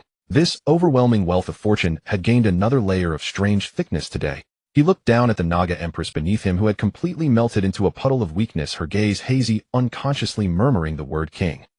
Thinking of Wasaki outside, still handling post-battle affairs for him, a bold and thrilling idea instantly surged to his mind. Tonight perhaps I could try that. Legendary. Double. Atlantis Imperial Palace Council Hall. When Nie Feng appeared in the hall, looking refreshed, left arm around Wasaki and right arm around Azishala, all the Naga high-ranking officials reporting their work instinctively lowered their heads, not daring to draw breath. Everyone could see that these two former queens had now completely become the king's personal property. Their slightly unnatural gait and the lingering tenderness and sweetness in their expressions all testified to how fierce the battles had been throughout last night and this morning. Especially Empress Azishula. Though she tried hard to maintain a stern face and preserve her usual authority, when Nie Feng's hand dishonestly pinched her waist, her instantly softened gaze and the blush rising on her cheeks completely betrayed her. Was this still the resolute, iron-blooded Empress? She was clearly just a thoroughly conquered woman who had tasted true delight. The effect of Deep Sea Concerto was indeed outstanding. Nie Feng secretly rejoiced within. Not only had combat power and pleasure both doubled, but the dynasty's fortune growth was also 30% higher than usual. Most crucially, the conflict between the two sisters had been directly resolved. Now when they looked at each other, their eyes carried a revolutionary friendship of, we are all sufferers in the same boat. Harmony in the harem was the hard truth of sustainable development. Ahem. Nie Feng cleared his throat and took his seat upon the newly placed throne of tides radiating supreme authority. The moment he sat down, the water elements throughout the entire hall seemed to come alive, cheerfully swirling around him. An invisible pressure instantly enveloped the entire assembly. How have the post-battle affairs been handled? He asked calmly. A Naga minister hurriedly stepped forward and reported respectfully. Reporting to your majesty. The monster army of Thun has been completely annihilated. Our clan suffered over 30,000 casualties. As for captives, well, there are no captives. Those monsters are completely deranged and impossible to communicate with. Furthermore, Princess Liliana of the Mermaid clan has sent an envoy with a battle damage report and a condolence gift. With that, he presented a list and a box carefully wrapped in seaweed. Nie Feng took the list, glanced at it, and opened the box. Inside, he found several immensely large deep-sea pearls emitting a soft glow with a small note lying beside them.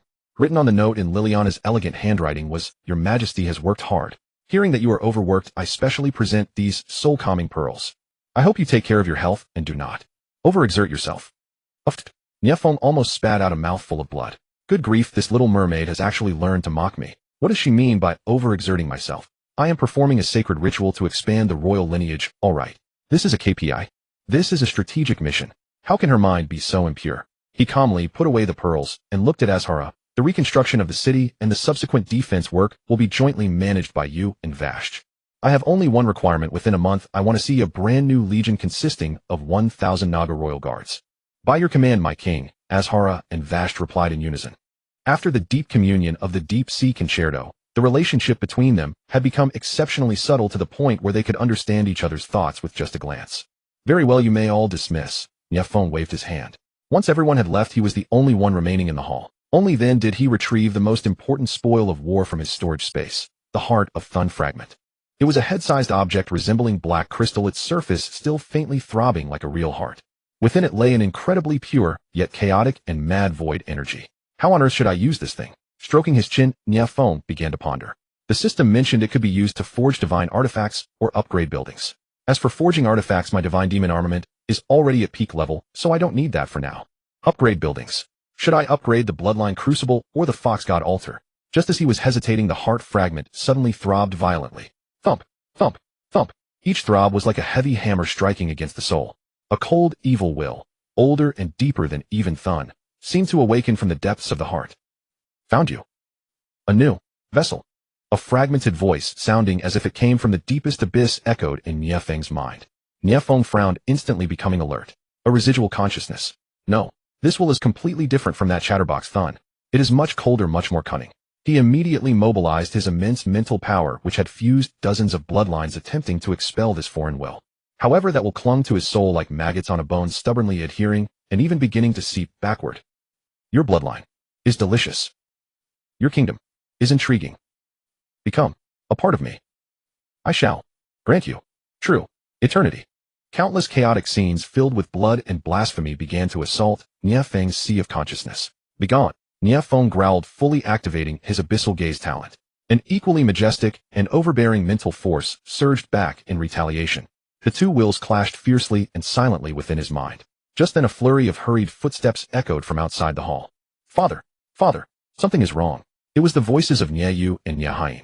The two children, who had now grown into a young man and woman, rushed in with panic written all over their faces. Father, look. Nie Hein pointed outside the hall, her voice trembling. Forcing down the mental clash in his mind, Nie Feng looked up, his pupils shrinking instantly. Outside Atlantis, the dark sea that had returned to peace following Thun's death now seemed to have come alive.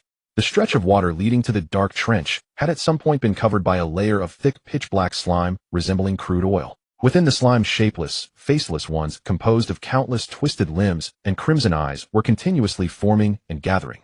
Their numbers were 10, even 100 times greater than Thun's previous army of monsters. They did not attack, but merely hovered silently in the darkness, their countless eyes staring in unison, dead set on the direction of Atlantis. More precisely, they were staring at Nie Feng, who sat upon the throne of tides. What kind of gaze was that? It was not hatred nor anger, but rather the gaze of someone looking at their possession. It was as if Nie Feng and his entire kingdom were already in their grasp. It's the beast of 1,000 maws, Yogg-Saron. Azhara had also rushed over at some point. Looking at the terrifying scene outside the city, she spoke with a trembling voice. Legend has it that 2 great old ones are sealed within the dark trench. Thun was merely the gatekeeper responsible for guarding the entrance. Yogg-Saron is the true master of the trench. The death of Thun broke the seal, and now it is coming out. So that was it. Nie Feng understood instantly. The Thun he had fought so hard to kill was actually just a gatekeeper. Now the real master had come knocking, and the heart of Thun in his hand was the very coordinate the enemy used to locate him. Well, isn't this a buy one get one free deal? Beat the minion and the boss shows up. Have even the great old ones started running nested scams now? Nie Feng complained wildly in his mind, but his expression was more solemn than ever. He could feel that the entity named Yogg-Saron outside the city was far more troublesome than Thun. Thun was violent and direct. Yogg-Saron, however, was cold, cunning, and mentally corruptive. The foreign will in his mind was undoubtedly its doing. You want to corrupt me? Treat me as your vessel. Looking at the still throbbing heart in his hand, a fierce glint flashed across Nie Feng's eyes. I don't even let myself get harvested, and you think you can harvest me. You like this heart so much. I'll eat it right in front of your face. A crazy idea formed in Nie Feng's mind. Hesitating no longer under the shocked gazes of everyone, he opened his mouth and bit down hard on the head-sized, evil radiating heart of Thun Fragment. Crack. The next morning, when the first ray of light softened by the seawater filtered into the bedchamber of the Naga Imperial Palace, Azhara slowly stirred awake. A hangover-like exhaustion radiated from every corner of her body, particularly from those long legs she had always been proud of, now feeling so achingly weak they hardly seemed her own. She slowly opened her eyes, and the first thing that came into view was the sleeping profile of the man beside her. Stripped of the domineering aggression he carried through daylight hours, the man resting in slumber appeared strikingly handsome and gentle, his long lashes casting shadows across his features that lent him an almost innocent quality. Yet Azhara understood all too well what terrifying spirit and power lurked beneath this deceptively calm exterior. The mad and incomprehensible scenes from the previous night remained branded into her memory like indelible scars. The Naga Empress who had ruled the endless sea for millennia came to this realization with absolute clarity in that moment. There was no way she could ever leave this man now. Lost in thought, she felt a warm hand encircle her slender bare waist and draw her closer into his embrace. Awake! Nie Feng's voice, rough and sleep-laden, whispered against her ear. Azhara froze instinctively, muscles tensing to resist, but her body betrayed her. Instead of pulling away, she melted against him, curling even closer into his arms. A flush crept across her cheeks, burning with heat, radiating a woman's shy submission rather than any trace of the Empress's former authority. Nie Feng smiled with satisfaction. My, the Ice Queen's been thoroughly thought. Truly a divine creation. But I wonder what scene awaits when she meets Vashj. How will those two sisters get along? As these idle thoughts drifted through his mind, he began mentally tallying the evening's considerable gains. First came the Naga Royal Guard training camp. It was a virtual military structure that could directly manifest in reality. Nie Feng willed it forward, and a panel visible only to him materialized before his eyes. Naga Royal Guard Training Camp, Level 1, upgradable function, convert any Naga warrior of rank 3 or above into the unique Dynasty class unit, the Naga Royal Guard. Naga Royal Guard, a Tier 4 elite force specializing in coordinated underwater combat, with mastery of tactics such as Trident Charge, Siren's Net, and Deep-Sea Stealth. They possess an innate bloodline dominance over all marine creatures. Each member of the Royal Guard shall be bound to the Dynasty's fortune, sharing in its glory and its downfall. Conversion quota 1,000 per month, scales with building level and Dynasty fortune conversion, cost 1,000 units of crystal, 1,000 units of food, 1 Tier 3 Naga warrior. An exceptional asset. Nie Feng's eyes lit up. This was essentially a military conversion assembly line. So long as resources held out, he could continuously forge ordinary Naga warriors into an elite force rivaling any nation's royal guard. Moreover, this Dynasty class exclusive unit meant no other faction could ever replicate it. Next came the Tide Throne. With a thought, Nie Feng summoned before his mind's eye the phantom of a colossal throne forged from abyssal cold iron and ancient coral inscribed with countless oceanic runes. Tide Throne type, maritime authority, relic effect 1, overlord of the sea. Upon claiming this seat, you shall wield temporary supreme dominion over the endless sea. You may command the tides, summon devastating tsunamis, and communicate freely with the myriad creatures of the deep. Effect 2, abyssal beacon, you may materialize the Tide Throne at any location across the ocean, establishing it as a permanent spatial coordinate and teleportation anchor. Effect 3 Heart of the Empire. When manifested in the capital, it shall significantly accelerate cultivation and recovery rates for all aquatic forces within your territory, gradually purify the surrounding waters, and boost marine resource yields. Note the throne's power scales with your destiny. The more ocean you conquer, the greater its authority becomes. Damn, Nie Feng breathed, genuinely stunned for the first time. This Tide Throne was nothing short of a strategic artifact of the highest order. With it, the entire endless sea would become his personal domain. He could materialize anywhere in an instant. And the Heart of Empire effect alone was tailor-made for building his forces and developing his territory. And finally, the Empress's Majesty and the Deep Sea Concerto. Nie Feng glanced at Azhara, then let his mind wander to Vash's striking figure. System, you really don't hold back, do you? Just as his thoughts drifted further astray, a soft knock echoed at the palace doors. My liege, are you awake? Vash's voice came through, carrying traces of nervousness and concern. Azhara's body stiffened, instantly jolted from her languid state. Come in, Nie Feng replied coolly. The doors swung open, and Vash entered, carefully balancing a basin of fresh water. When she beheld the scene upon the bed, she froze entirely.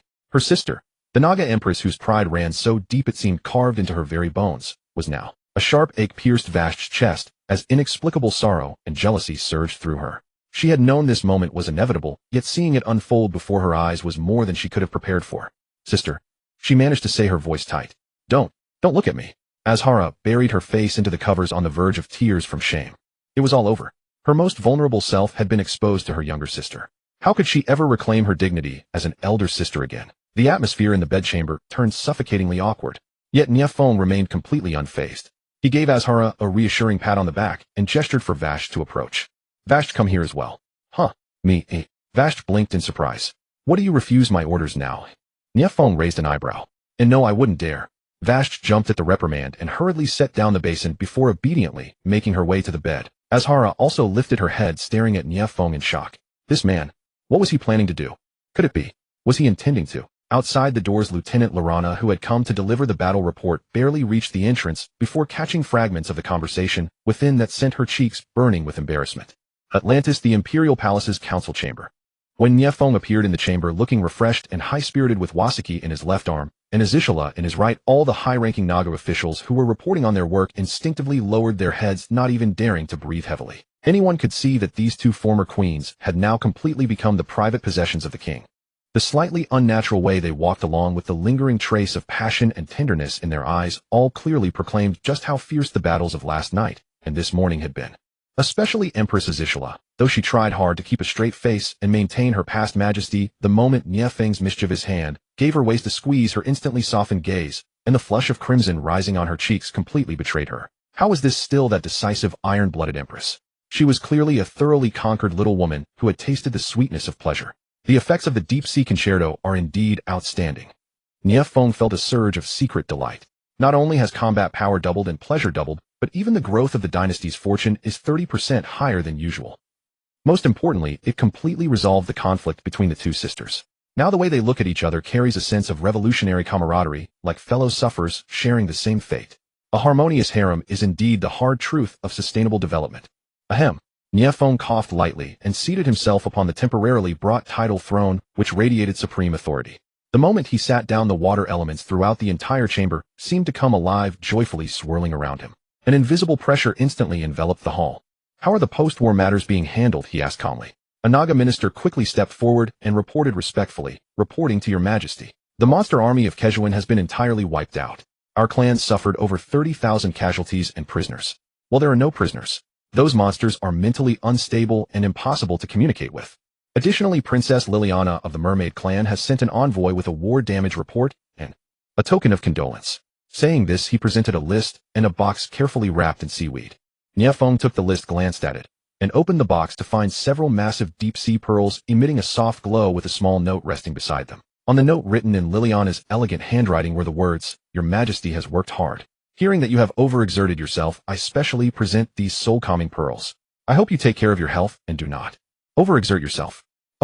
Nie Feng almost spat out a mouthful of blood. Good grief, this little mermaid has actually learned to mock me. What does she mean by overexerting myself?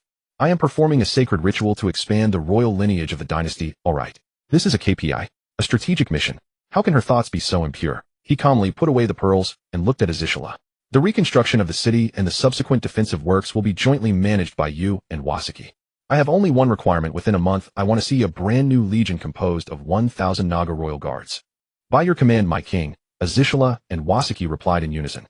After the deep communication of the Deep Sea Concerto, the relationship between them had become exceptionally subtle to the point where they could understand each other's thoughts with just a glance. All right, you may all dismiss. Furthermore, pass down my order. In 3 days, a grand banquet of myriad races will be held in the Qingxiu royal capital. The leaders and royal daughters of all races that have submitted to me must attend. This king has a major announcement to make. Nie Feng's voice carried an unquestionable majesty. He could no longer wait. Having conquered the Naga, his maritime territory was now complete. The major races on land had also basically submitted. It was time to proceed to the next and most core step of his plan, the supergene inheritance. He wanted to sow his divine demon bloodline, which fused the strengths of myriad races into all of his consorts at once. He wanted to create an unprecedented legion of offspring born as gods. 3 days later, in the Qingxiu royal capital, the central square surrounded by the fox god altar, the ancient tree of life, the subterranean furnace, and the dragon's nest had been transformed into the world's most luxurious open-air banquet hall. The protagonist of the banquet was only one person, Nie Feng, who sat high upon the white jade divine throne modified from the title throne. Below him, occupying the first seat on the left, was his first queen, Daji, whose aura grew increasingly unfathomable and who radiated a motherly glow. Beside her were the Elven Empress Dragon Princess, Yigenisai Centaur Princess, Kyla Cyclops Princess Tyla, and the Dwarven Queen. Each was the pinnacle of her race, each once a daughter of destiny, but now they all gazed up at their common husband with eyes full of adoration and affection. On the right side were the newly joined twin beauties of the Ocean Naga Empress Azishala and Queen Wasaki. Their arrival undoubtedly caused a small stir in the harem, but the moment they felt the bloodline pressure of the ancient desolate demon fox from Daji, which shared the same source as Nie Feng's, any petty thoughts instantly vanished. Mermaid Princess Liliana sat a bit further away holding her harp. She was still somewhat shy around strangers, especially after seeing the Naga sister duo, which made her feel the atmosphere was rather strange. The atmosphere of the banquet reached its peak. The various races presented their most precious treasures. The elves brought 1,000-year-old brew, the dwarves beat their war drums to liven up the mood, and beautiful fox girls danced gracefully in the center of the venue. Everyone was immersed in the joy of the Qingxiu dynasty's soaring prosperity. After 3 rounds of drinks, Nie Feng slowly stood up. The entire venue instantly fell silent, and all eyes converged on him. My queens, my subjects. Nie Feng's voice rang clearly in everyone's ears. Since our Qingxiu Fox clan rose from the depths of crisis, only a few short years have passed. We defeated the orcs, annihilated the goblins, conquered the elves and dragons, and now we have even incorporated the boundless sea into our territory. Our dynasty is powerful beyond precedent. But this is not enough. A brilliant divine light erupted from Nie Feng's eyes as a terrifying aura soared into the sky. The foundation of a dynasty lies not in its territory, nor in its armies, but in the inheritance of its bloodline. It lies in how many powerful loyal descendants we have who possess the blood of gods flowing within them. Therefore tonight, he opened his arms wide as if to embrace the entire world. This king shall hold an unprecedented holy right of inheritance. I will use my most primordial bloodline of the king of myriad races to unite with all my queens, simultaneously conceiving our clan's strongest next generation. They will be born demigods, the future guardians of our dynasty and the cornerstone of our conquest of the stars and seas. Boom. As soon as these words were spoken, the entire venue erupted. The leaders of the submitted races showed expressions of shock, which quickly turned into ecstatic joy. How noble was the king's bloodline! To unite with the king and bear his offspring was a supreme glory they had never even dared to dream of. This meant their races would be completely bound to the bloodline of a god. As for Daji, Azishala, and the other queens, their beautiful eyes sparkled with brilliant light, and charming blushes rose on their faces. To conceive divine offspring together with their king and their sisters. Just imagining such a grand yet embarrassing scene made their hearts race and their bodies grow weak. Right at this moment, a series of system prompts frantically spammed Nie Feng's mind. Ding. System detected that the host has triggered the ultimate dynasty quest, the holy right of inheritance. Quest objective achieved, the great harmony of life, simultaneously with over 10 queens of SS grade potential, and successfully sow your seeds. Quest rewards 1. Dynasty Fortune X100000000. 2. Bloodline Furnace will permanently evolve into Womb of God. 3. The host will obtain the unique God tier authority. Creator. Creator, you can freely edit the initial talents and bloodline inclinations of your offspring. Every time you sow your seeds, it will be a sacred act of creation. Holy crap. Looking at these rewards that could only be described as incredibly luxurious, Nie Feng's breathing grew ragged. The Creator. This was practically allowing him to ascend to heaven in a single bound and become the true god of this world. System, you are absolute brothers with me. He roared inwardly, no longer able to hold back. The rite begins now. At his command, the pre-prepared maids immediately guided Su Daji Azishala and all the other queens into the massive sacred temple of inheritance temporarily constructed from the branches of the ancient tree of life in the center of the square. Inside, the temple fragrance filled the air, brimming with the breath of life. With a thought, Nie Feng's clothes dissolved into points of light, revealing his near-perfect divine demon armament. He took a deep breath, mobilizing all the bloodline power within his body as 9 foxtails composed of pure void energy unfurled, blotting out the sky. He was about to begin. He was about to forge history. Yet just as he took his very first step, preparing to stride into the center of the temple where his breathtaking queens gathered, an incredibly eerie and discordant sensation abruptly welled up from the depths of his soul. It was a sense of incongruity. It was as if the entire world had experienced a microscopic, imperceptible glitch. Immediately after, an extremely faint, yet crystal clear sound slipped into his ears without warning. Beep, beep, beep. The rhythmic, cold, and mechanical sound was utterly discordant with the sacred, grand, and voluptuous scene before him. Moi. Nie Feng frowned. What was that sound? An auditory hallucination. No, with my current mental strength, it is impossible for me to hallucinate. Who is the fool making noise at a time like this? He scanned his surroundings. Su Daji and the others were gazing at him with misty, expectant eyes, clearly oblivious to any sound. My king. Su Daji called out softly, her voice seductive to the bone. What is the matter? It is nothing. Nie Feng replied, shaking his head as he suppressed the strange feeling in his heart. Perhaps it was just a minor energy resonance caused by mobilizing such a massive amount of power all at once. Dismissing the thought, he strode toward the women. Yet the beeping did not fade. Instead, it grew clearer and more rapid. Beep, beep, beep, beep. At the same time, the scenery before him began to warp in a bizarre manner. He saw a highly discordant glitch composed of countless pixels flash across Azhara's stunningly beautiful face. System, get out here. What is going on? Is there another great old one launching a mental attack? Nie Feng roared in his mind. Ding. System operating. Buzz.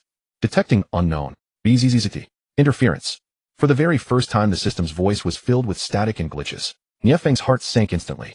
An unprecedented, bone-chilling dread swept through his entire body. He froze in his tracks, staring intently at everything before him. The beeping grew louder and faster, sounding as if it were right next to his ear, directly inside his brain. The world before him, the grand temple, the breathtaking queens, their faces and their bodies, began to blur and turn illusory at a visible rate, like a moon reflected in water or a flower in a mirror. A layer of pure, cold, lifeless white was spreading frantically from the edges of the world, devouring everything he held dear. No. Nie Feng let out a terrified roar. He tried to summon his power to grasp onto something, only to find his body incredibly heavy, completely unable to move. The familiar faces of those he deeply loved, Su Daji, Azhara, Ignis. Their expressions shifted from expectation to terror. Their mouths parted as if calling out his name. Nie Feng, my king. But their voices were completely drowned out by the increasingly loud beeping and another unfamiliar, tearful female voice. Nie Feng, wake up. Please wake up. Doctor. He's responding. His eyelids are moving. That unfamiliar female voice struck Nie Feng's soul like a heavy sledgehammer. At that moment, the world before him finally shattered completely. The golden temple, the exquisite queens, the subjects of countless races. Everything dissolved into drifting specks of light, vanishing into an endless void of white. In the end, nothing remained but that cold, monotonous death knell-like beep, beep, beep. Whiteness. A blinding, freezing, boundless whiteness. This was the only thing Nie Feng could perceive after regaining consciousness. A pungent odor, a mixture of disinfectant and some chemical agent, flooded his nasal passages, making his nose, accustomed to the fragrance of the ancient tree of life and the sweet scent of his queens, recoil in waves of nausea. Beside his ear, that cursed beeping persisted, monotonous and regular, as if conducting a ruthless countdown for his shattered world. What happened? Where is my temple? Where is my Daji, my Azhara, and my hundreds of queens waiting for my favor? Where is the sacred inheritance ceremony? Where is my authority as the creator? Nie Feng's consciousness screamed frantically in the chaos, yet he could not utter a single sound. He struggled desperately to open his eyes, but his eyelids felt heavy as lead. Even after exhausting all his strength, he could only part them a tiny fraction. The sight he caught through this narrow slit froze his entire soul. It was not the carved beams and painted rafters of a palace dome, nor was it a magical ceiling adorned with starlight. It was merely an ordinary, somewhat mottled and yellowed white ceiling. In the corner of the ceiling hung a single spiderweb. A cold droplet slid down a transparent tube, entering the back of his hand through an inserted needle. That hand was not his claw, capable of tearing dragons apart, etched with divine and demonic runes. Instead, it was a pale, frail, powerless human hand. A faint, raspy groan squeezed out from his throat. This groan acted as a signal. He's awake. He's really awake.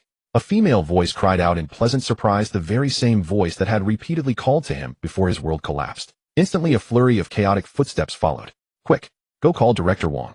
Xiaonia, son, my son, sobbed a trembling, old male voice. Nie Feng, you're finally fucking awake. If you hadn't woken up, your perfect attendance bonus for this month would have been gone.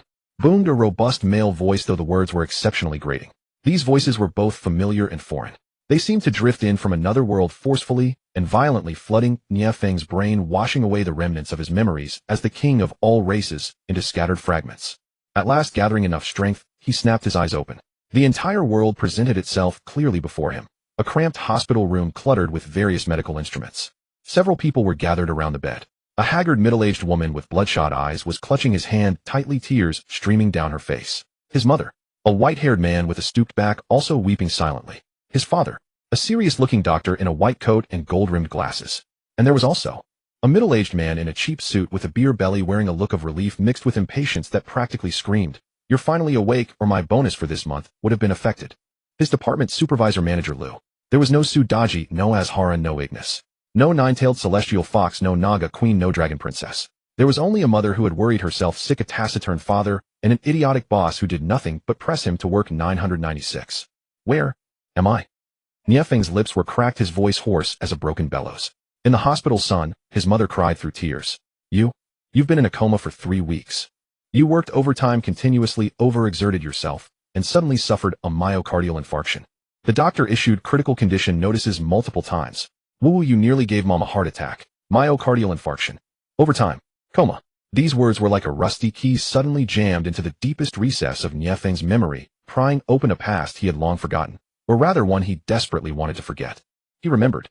He, Nie Feng, an ordinary corporate drone who graduated from a second-rate university, at an internet company, doing the most grueling and exhausting work for meager pay, suffocating daily under the weight of KPI targets. For that elusive, double salary at year-end, his boss dangled. He hadn't closed his eyes for 3 consecutive days and nights, racing to complete a project. Then in that office at 4 in the morning, his heart gave a sudden violent lurch. Darkness swallowed his vision, and everything went black. So, the so-called transmigration. The so-called otherworld teeming with myriad races. The so-called system of progeny and prosperity. The so-called Qingxiu Fox clan, the nine-tailed celestial fox Sudaji. The so-called elves, dragons, nagas. The so-called holy inheritance ceremony. All of it was fake. Was it all just an elaborate, absurd daydream conjured by a dead, overworked corporate slave in his comatose state? No. It couldn't be possible. No. Nie Feng abruptly sat bolt upright in his hospital bed, an immense surge of strength erupting from his frail frame as if from nowhere. His eyes bloodshot red, he locked onto everything around him with the desperate stare of a caged beast. My kingdom, my divine realm of myriad races. Where is it? My queens. Daji, Azhara, where are you? Answer me. He shrieked madly, his voice torn with despair and madness. System, get your ass out here. Didn't you say I'd become a creator god? Where the hell are you? He bellowed hysterically at the empty air. Yet his only answer was cold reality. The system offered no response whatsoever. Son, what's wrong with you? Don't frighten your mother like this. His mother, terrified by his deranged state, clung to him desperately. Director Wang, what's going on here? Manager Lu was equally startled, instinctively taking 2 steps back as he turned to the doctor. Director Wang furrowed his brows, adjusted his glasses, and analyzed calmly. When a patient remains in a deep coma for an extended period, the brain may construct an illusory comfort zone as a protective mechanism. Now that he's abruptly awakened, the real world is in violent conflict with the fantasy constructed in his mind, triggering stress-induced psychosis. In simple terms, he hasn't fully woken up from his dream yet.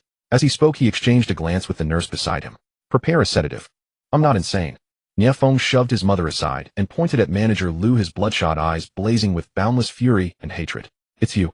Yes, you. If you hadn't forced me into that 996 schedule, if it weren't for your new Ferrari, would I be lying here? My kingdom, my empire, everything I had. You destroyed it all. In that world, he was the exalted king, the god, who commanded all things. But here he was merely a cheap laborer ground to death by capitalists. The staggering fall from heaven to hell, no, to the lowest depths of the 18 levels of hell, had completely shattered him. What nonsense are you spouting? Manager Lu insulted and pointed at, lost his composure and retorted angrily. Nie Feng, let me tell you, stop playing the madman here. The company only covered your medical expenses because you've been relatively diligent. You'd best recover quickly and get back to work. Next quarter's projects are waiting for you. Work? Upon hearing those words, Nie Feng suddenly laughed. That laugh was bitter, desolate, filled with endless self-mockery. Ha. Tears streamed down his face as he laughed. Of course. Even if he woke up, what difference would it make? There would be no tributary races coming to pay homage, no beauties of the harem, no divine authority awaiting him. Instead, there would be endless mortgage payments, unpayable social debts, the daily grind of 996 projects that could never be completed, and manager lose nauseating face. What difference would that life make from being dead? Know that existence was worse than death itself. He had been a king. He had witnessed the most breathtaking sights. He had wielded the most powerful forces. He had lay with the most exquisite women. He could never return. Never again to that cramped rental, that sterile workspace, that existence as a walking corpse. I won't accept this, he murmured to himself. The madness in his eyes gradually gave way to something far more terrifying. It was a deathly calm. Nurse the sedative. Director Wong sensed the danger and immediately shouted. Yet it was too late. Nie Feng watched the nurse approach with her syringe, then glanced at the 4-needle protruding from the back of his hand. Slowly, deliberately, he reached out with his other hand. His movements were measured and calm, yet carried an unmistakable finality. He had to return. He must return. His queens were waiting for him. His children awaited their birth. That world was his true home. Son, what are you doing? His mother screamed in terror. With everyone watching in horror, Nie Feng's expression remained blank as he wrenched the 4 catheter from the back of his hand with brutal force. Blood surged forth instantly. This was only the beginning. Crimson drops traced paths down his pallid hand and splattered across the pristine white sheets, blooming like shocking crimson plum blossoms. Yet Nie Feng seemed utterly devoid of pain. He simply bowed his head, staring intently at that crimson hue, his eyes hollow and terrifying. Nie Feng, have you lost your mind? Manager Liu let out a shriek sharper than any woman's, not out of concern, but fear of liability. Quick, restrain him. Director Wong's face went pale as he lunged forward. 2 nurses and Nie Feng's father also reacted, frantically attempting to subdue him. But they had grossly underestimated the raw power that could erupt from a man who had touched absolute despair. Get lost. Nie Feng let out a roar that transcended human limits. From his emaciated frame erupted a violent force that sent 3 or 4 people sprawling aside. He fought not with technique or martial skill. He fought with his very life, with his resolute heart that would rather rule in illusion than serve in brutal reality. Son, my son, don't frighten your father. His elderly father staggered backward, crashing to the ground in tears. What sin have we committed? What horrible fate? His mother collapsed onto the floor, pounding the ground with heart-wrenching wails. The scene descended into utter chaos. Nie Feng, the center of this chaos, had gained a brief moment of freedom after breaking his restraints. Without a moment's hesitation, barefoot and clad in that blue and white striped patient gown, he surged out of the ward like a caged beast, breaking free, stumbling and desperate. Stop him! Stop him quickly! Director Wong shouted anxiously from behind. The doctors, nurses, and patients' families in the corridor, seeing a patient with bloodshot eyes charging out in a frenzy, were terrified and scattered to avoid him. Nie Feng's target was clear. He did not head for the hospital's main entrance nor the stairwell. Instead, he rushed toward the end of the corridor to the safety door leading to the rooftop, chained shut. He remembered that in that dream his demonic god armament could tear through anything with ease. He remembered that his claws of the Purgatory Dragon King could crush stars in his grasp. He raised his thin, still bleeding hand, mimicking the pose from his dream, and smashed down hard upon the cold iron lock. Bang! Thud! The lock did not budge an inch. Yet a piercing agony shot through his finger bones. Ah! Nie Feng wailed in pain. This real, inescapable agony was like a sharp blade gouging him out once more from his illusory dream of dominion. He was not a god. He was not a king. He was merely a powerless, pitiful, dying corporate drone. Ha! Ha ha! Slumping against the cold iron door, he slid to the floor and let out that desolate, despairing laugh once more. The pursuers finally closed in, surrounding him completely. Director Wong, panting heavily, directed several male doctors and security guards. Careful, don't provoke him. Approach slowly. Subdue him. Nie Feng watched those approaching him, observing the expressions on their faces, some pitying, some fearful, others numb. Suddenly, he felt that these people before him were remarkably similar to the myriad races in his dream, who after being conquered by him lay prostrate at his feet. Equally humble, equally pitiful. Everyone lives within a colossal cage, doesn't he? Only his cage is that cold, ruthless world called reality. And he once had the chance to leap out of this cage to reach a world where he could dominate everything, a world truly his own. He cannot fail. He cannot be captured and dragged back. To be taken back means endless treatment, then endless work, and finally endless bills. His life had already perished in that early morning of sudden cardiac death. The thing now living, no, the mere shell still drawing breath, has long lost all meaning of existence. His soul remained in Atlantis, clinging to that unfinished holy succession ceremony. His queens were still awaiting him. Don't come closer. Nie Feng's voice grew weak and trembling. He curled up in the corner like a frightened child. All right, we won't come over. We won't. Director Wong softened his tone, coaxing him like a child. Listen to me. You are ill and need treatment. We will cure you. Once you recover, you can be discharged. Everything will be fine. Fine. Nie Feng raised his head, his eyes weeping blood, and stared fixedly at Director Wong. What do you mean by fine? Is it going back to continue the 996 grind, pulling all-nighters for a pittance of overtime pay until the next heart attack strikes? Is it cramming onto the subway for 2 hours every day, eating Tinyuan boxed meals, living like a dog under your boss's whims? Is it watching my parents at their age still scraping by with odd jobs to pay my medical bills while I can do nothing but sit idle? If this is what you call getting better, then I would rather die right now. The final words were nearly torn from his throat in a scream. This barrage of accusations struck every adult present like a series of knives. Director Wong fell silent. The security guards fell silent too. Even Manager Liu, who had been hiding behind the crowd, keenly avoiding any trouble, found himself unusually speechless. For what Nie Feng voiced was the bloody reality each of them was enduring or had once endured. No one could refute it. Seizing the momentary daze of the crowd, a flicker of resolve flashed in Nie Feng's eyes. He saw it.